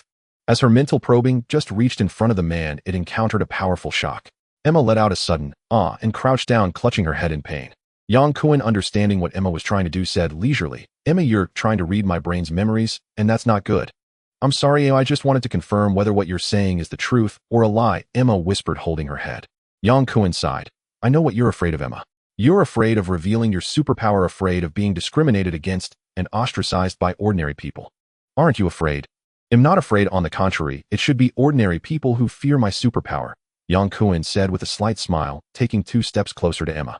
Emma, did you know that in Texas I once knocked down a cowboy who was pointing a double-barreled shotgun at me with one punch?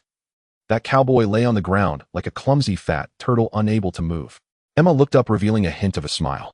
This was the first time Emma smiled since they met, marking a good start. Emma, we possess powers that surpass ordinary people, and it is they who should fear us. Emma nodded heavily. She didn't know the concept of mutants and regarded Yang Kun as someone like herself willing to draw closer to him as a kindred spirit. Mutants can easily fall into a sense of superiority, especially those with powerful abilities. Their superiority complex can be overwhelming. Magneto and Sebastian are the most typical examples. Yang Kun was not a mutant, he was a genuine evolved human without the exaggerated arrogance and superiority that arose from being ostracized as a mutant. He treated ordinary people equally. The encouragement Yang Kun offered Emma was merely a conversational strategy and did not reflect his true thoughts. To have Emma listen to him, he first needed to earn her trust. His words were merely a way to bridge the gap between them. Are you really a CIA investigator? Emma mustered the courage to ask. I serve in a highly confidential team, and I cannot disclose details until you decide to join. Are you inviting me to join, eh? Emma asked, uncertainly pointing to her chest, as if she had heard a ridiculous joke on April Fool's Day. Of course I'm here to invite you. Emma, I need your exceptional abilities. No, I can't do it. Emma instinctively looked down. I'm just a high school student, and my grades are not good. Yang Kun chuckled and shook his head. It seemed that he couldn't change this future White Queen's inferiority complex anytime soon. Emma, do you have time tonight? Let me treat you to dinner. Emma looked surprised. You are inviting me. Of course I sincerely invite you. But.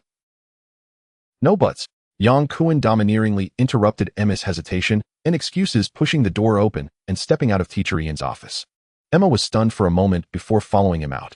On the streets of New York, Yang Kun certainly couldn't fly casually in public. He wasn't Spider-Man swinging around in a red onesie. Driving in an orderly manner, Yang Kun took Emma to an Italian restaurant. Emma came from a wealthy family and behaved much more comfortably in a high-end restaurant than at school.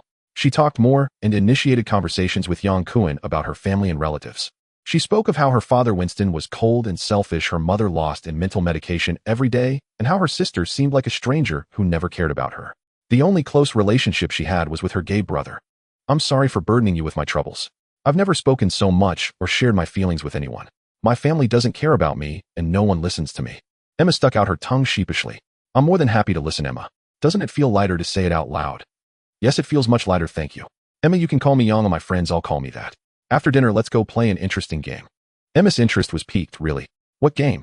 Yang Kun smiled mysteriously. "It's a secret." The more mysterious Yang Kun became, the more curious Emma felt. She couldn't focus on enjoying the sumptuous dinner and nearly urged Yang Kun to fulfill his promise. After finishing dinner, Yang Kun drove Emma around Fifth Avenue for 2 laps before choosing a secluded street to park. Emma looked around. There wasn't a single passerby, and she couldn't help but feel nervous. Her hands clasped her legs, shifting restlessly. Yang Kun observed everything with a smile. "Emma, do you like stargazing?" "Sometimes." "Get out of the car." Emma hesitated for a moment, but decided to follow Yang Kun's words and got out of the car. Yang Kun walked around the car and reached out to take Emma's hand. Her fair face flushed instantly, her heart racing like a startled deer, as if all the blood in her body was boiling. She had been mocked by her classmates at school, had no close friends, and no boys had ever approached her. Yang Kun was the first boy to hold her hand. He should be a man, a mature and elegant man. The man before her was entirely different from the immature boys at school, with clear and bright black eyes shining with wisdom and a smile that was utterly captivating. "Hold on tight, we're going to fly." "Can you really fly, eh?" Emma asked excitedly, instinctively wrapping her arms around Yang Kun's waist tightly. 5, 4, 3, 2, 1 ignition. Originally, it was merely a matter of thought, but Yang Kun dramatically simulated the rocket launch sequence, eliciting a broad smile from Emma. "Take off." With Yang Kun's shout, the two soared into the air, truly flying. Emma exclaimed in surprise, looking down at the ground receding beneath them, the parked Ford car, shrinking smaller and smaller like a blue ant. "So you really can fly?" With her gaze returned to Yang Kun, Emma looked up at him, her smile radiant as a flower. "Because I am Superman." Carrying Emma, Yang Kun did not break the sound barrier, but maintained a steady ascent, tightly holding the girl in his arms to ensure she wouldn't fall. Thus they were able to converse easily. "How high can you fly?" Emma glanced down at the tiny Apple City, curious. "I haven't tested it yet. The last time I nearly flew out of the atmosphere, it got too cold to bear." "Is it cold up there?" "Yes." "Emma, hold on tight. I'm going to start accelerating." Emma clung to Yang Kun's body, her arms tightening around him, turning her face to hide in his chest to avoid the direct impact of the airflow, her heart racing. Never before had she experienced such an exhilarating feeling, her heart pounding as if it would leap from her chest. This was completely different from flying in a plane, stimulating and wild. It was incredibly fun. As their speed gradually increased, Emma's golden hair flowed in the wind, resembling a celestial maiden's colorful attire, stunningly beautiful. "If it gets unbearable, just tap my back." Yang Kun leaned close to Emma's ear and shouted loudly, and Emma nodded vigorously. They ascended continuously, climbing higher and faster. Emma's breathing became rapid, feeling as if she were about to suffocate, her body pressed like a sandwich, her skin icy cold. She simply couldn't hold on any longer.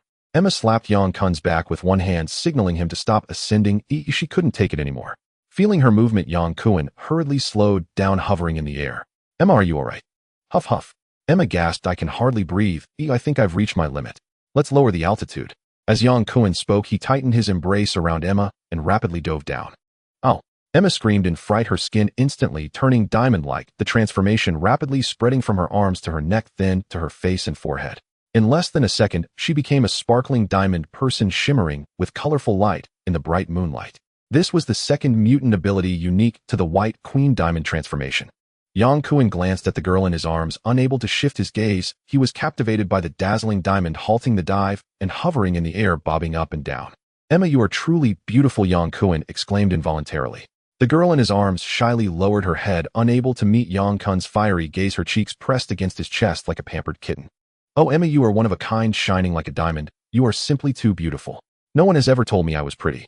Emma whispered, biting her lip as if talking to herself. "Emma, you can loosen your arms and see your hands." Emma hesitated. "Can I really let go?" "Of course I'll hold you. Hold me tight." "No problem." Emma revealed a contented smile, slowly loosening her arms, gently raising them over Yang Kun's head, and was startled to see that her hands had turned into colorful crystals, exclaiming in surprise. What is happening? How did I become like this? Is my face the same as my hands? Emma cried, anxiously pouting as if about to cry. Yang Kun smiled and nodded. That's right, your whole body is shining like a diamond, very beautiful. Emma, you now resemble a human-shaped diamond. I don't want to be a diamond. Ooh, I don't want to turn into a diamond. Ooh, I hate diamonds. Listen to me, Emma, this is your second ability, the diamond state. There's no need to panic, just get used to it gradually. Emma looked doubtful. How do you know? Well, I've seen many superpowered individuals. Don't forget, I am also a superpowered person with multiple abilities. Really? Emma's attention was diverted by Yang Kun's words. Self-healing and flying. What other abilities do you have? For example, like this. As Yang Kun spoke, he quickly released his right hand, shooting an energy beam to the right. The bright, scorching energy beam shone brilliantly against the dark night sky, streaking across like a shooting star. Oh, what was that? I call it gamma ray wave. It's a type of energy beam. Emma withdrew her gaze, asking, how do I turn back into myself? That's you, Emma the Radiant, you very charming and very beautiful. But I can't walk around with a glass face on the street. People will know I'm a monster. Yang Kun laughed. Emma, I need to correct two of your misconceptions. First, it's not a glass face, but a diamond state. You are beautiful like a diamond, you know. Emma made a soft sound, then asked, what's the second? Second, you are not a monster. You are a superpowered person, just like me. We are extraordinary people, no need to feel inferior or afraid. I will protect you. Emma crossed her arms, hugging Yang Kun's neck, her demeanor intimate like playful lovers, her crystalline diamond eyes sparkling like stars. You say you will protect me? Yang Kun nodded firmly. Yes, Emma, I will protect you. I need you. Before he could finish his sentence, Emma kissed him, sealing the words with a kiss. Yang Kun was rendered speechless, unable to say a word. At the moment their lips touched, the icy diamond-like crystals in the girl's mouth vanished. Her soft, warm lips kissed Yang Kun's like a dragonfly, touching water, gradually, covering his lips clumsily and passionately, seeking a sweet kiss. Yang Kun was somewhat dumbfounded. Oh, what was happening? She kissed him without warning. Are American girls so passionate? Jill was like this, and so was Emma. The heated kiss ignited a surge of hormones in their bodies, with dopamine taking over Yang Kun's brain. He embraced the girl in his arms, kissing her fervently. Emma initiated the kiss, but her actions were awkward and inexperienced, clearly lacking kissing technique. Yang Kun turned the passive situation into an active one, guiding the girl to savor a spicy French kiss, leaving Emma breathless and her face flushed. Their lips finally parted. Yang Kun looked at the soft, fragrant girl in his arms with a grin, softly asking, is this your first time? Emma quietly murmured a soft her face growing even redder, lowering her head, feeling embarrassed. It seems you have a lot of homework to do. What should I learn? Learn the true KISS, learn how to strengthen your psychic abilities. Yang Kun said with a smile. I already learned it, Emma murmured as she looked up. No, you are still far from it, whether it's kiss or superpowers. Emma playfully punched Yang Kun's back and asked, why can't I detect your thoughts? Do you also have psychic abilities? If I had psychic abilities, I wouldn't need to seek your help. Yang Kun chuckled, tapping the headgear on his forehead. This accessory helps me defend against mental attacks, so you cannot probe into my thoughts. I did say it was strange that you were wearing this headgear, turns out it is. Emma curiously reached out to touch the golden headgear on Yang Kun's forehead, and in a moment of distraction, she lost her grip with both hands, her body suddenly plummeting, causing her to scream in fright. Fortunately, Yang Kun's left arm was around Emma's waist, and with a firm grip, he caught her from behind. Emma was quite frightened, and her body instantly transformed into diamond form. Yang Kun lowered his altitude, holding Emma's waist, observing the diamond transformed. Emma, haven't you experienced the transformation into diamond form before? No, Emma shook her head. I only had psychic abilities before. It seems it's still my accomplishment. It appears that every time you get nervous, you switch to diamond form. I don't know. Yang Kun turned around, while holding Emma, flying downward at a moderate speed to facilitate their conversation. Emma, how long have you awakened your psychic abilities? About 1.5 years. I remember the first time I felt someone else's thoughts was during math class. I heard the inner voices of my classmates, and then the voices got increasingly louder, drilling into my head, causing me a terrible headache. You need training, Emma, to distinguish the thoughts and memories of a specific individual from a group of people. Emma hesitantly asked, isn't it unethical to invade someone else's thoughts? Is it a? Yang Kun laughed dismissively. When we first met, you tried to invade my brain and didn't say it was unethical. I was trying to determine whether you were telling me the truth, Emma said, feeling frustrated. What about now? Now, Emma suddenly laughed like a child, wrapping her arms around Yang Kun's neck and kissing him again. Her warm lips touched Yang Kun's lips as she smiled, saying, now I believe you are not lying to me. Emma, are you willing to help me? I am willing. Emma did not ask what Yang Kun needed her to do. She readily agreed, wanting to trust the man before her. I like you, Emma said softly as she kissed the man's lips. The first kiss was a sweet impulse while the second kiss was tender and lingering, a passionate kiss that savored the sweetness. It felt as if there were a flame burning within her, melting her entire being. Emma kissed Yang Kun, repeatedly reluctant to part from his intoxicating lips. At least one thing Wade did not get wrong: American high school girls develop very maturely. Emma was not only tall, but also had a fiery figure, her soft body pressed against Yang Kun, a charming touch that truly made one's blood race. Emma, we need to start training now, Yang Kun said with great effort as he pushed Emma away, speaking earnestly. If he continued to kiss crazily, Yang Kun couldn't guarantee he would be able to resist any longer. Thinking of a high school girl he had just met for the first time, it seemed wild, even if this high school girl was a charming white queen. Emma looked dazed. Training what? Of course, training your psychic abilities, invading others' thoughts and memories, and also training mental control to achieve a connection of thoughts among multiple people. Looking at Emma's scattered gaze, it was evident that she had long since thrown the idea of training out the window. It's often said that women in love have negative IQ, and Yang Kun found himself believing this statement. Will enhancing psychic energy help you? Yang Kun nodded yes. Then teach me. Yang Kun's training method was quite simple. He encouraged Emma to enter other people's minds and read their thoughts, which essentially boiled down to practice makes perfect. Emma had awakened her abilities before, but she had not trained intentionally. She only occasionally peeked into the thoughts of classmates or family members when she was curious or read the answers in their minds during exams. These were just small tricks, and she had never seriously expanded her awakened talents. The two landed on the rooftop of a newspaper building where Emma swung her legs, sitting on the railing, reading the thoughts of every passerby on the road. I can clearly read everyone's thoughts. The man in blue jeans and a black tank top is worrying about his bills and rent, and the woman in pink is thinking about how she should lose weight. Emma pointed at the crowd on the street, continuously sharing the secrets she had gleaned with Yang Kun. It's so easy, like adjusting a radio to the right frequency. Yang Kun smiled and praised her. Emma, you have incredible potential. Receiving Yang Kun's compliment, Emma felt delighted and eagerly asked, what's next? What will we train? Training to control people's will and actions. Is that really okay? Emma asked uncertainly, not opposing Yang Kun's plan. Emma, we are unique. We must make good use of our gifted abilities. I need your help. I understand. The first day's training ended with Yang Kun carrying Emma back to her home. Before parting, Emma requested Yang Kun's hotel number and set a time for their next training meeting before happily stepping through the door of her villa. The first encounter between the two was a novel experience for both Emma and Yang Kun, one that would leave a lasting impression. Back at the hotel, Yang Kun took off the black casual suit over his golden armor, exhaling a sigh of relief. Yang Kun was not Captain America with a big letter A on his forehead, nor was he the flamboyant and nonconformist Deadpool. They were now beloved World War II heroes in America, and their style was unique. If he wore a shiny golden armor, it wouldn't be unique, but rather troublesome, compelling him to keep a low profile and hide his golden armor when out in public.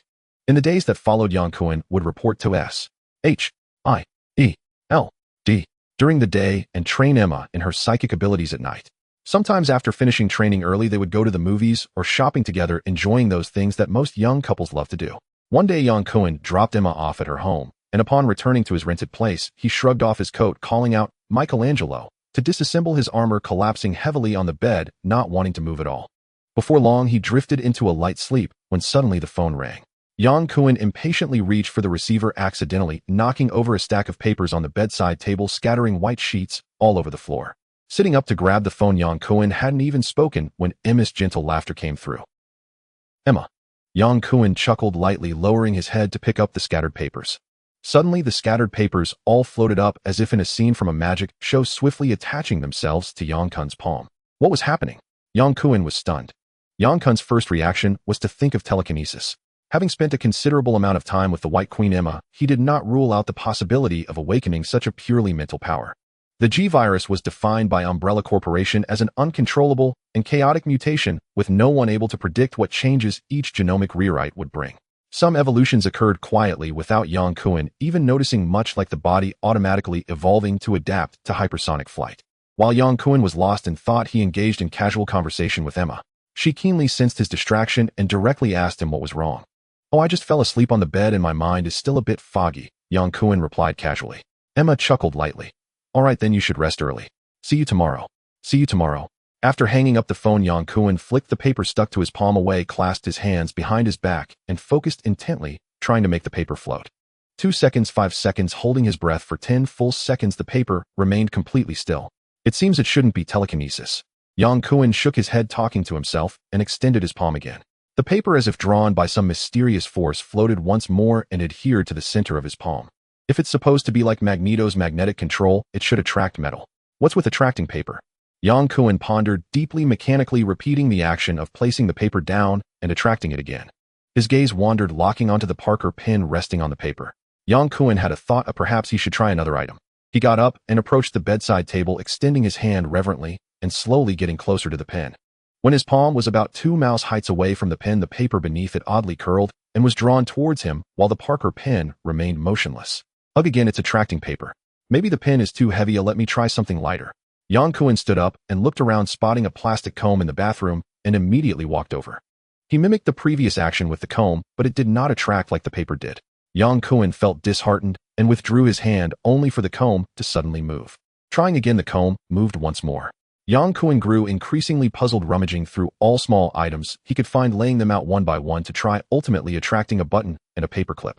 Paper, button, and paperclip. These three materials are not the same. A thought flashed through Yang Kun's mind: universal gravitation. In the model of general relativity, gravity is described as the distortion of spacetime. In quantum fields, it is depicted as being composed of particles called bosons which fly between material particles to transmit force. On the Earth where Yang Kun resided, the scientific community had already observed neutrinos, confirmed gravitational waves, and begun exploring dark matter in space. However, the hypothetical gravity particles that would convey universal gravitation had yet to be discovered, a conundrum that troubled the theory of grand unification. Through the space-time portal opened by the cosmic cube, Yang Kun and Sebastian were decomposed into particle states and transmitted at the speed of light to Jotunheim, during which they experienced violent collisions with cosmic particles. After absorbing gamma rays from the universe, Yang Kun and Sebastian unleashed formidable combat power during their battle against the frost giants. It is highly likely that during the nearly light-speed cosmic transmission, he merged with gravity particles from the universe. The more Yang Kun thought about it, the more plausible it seemed.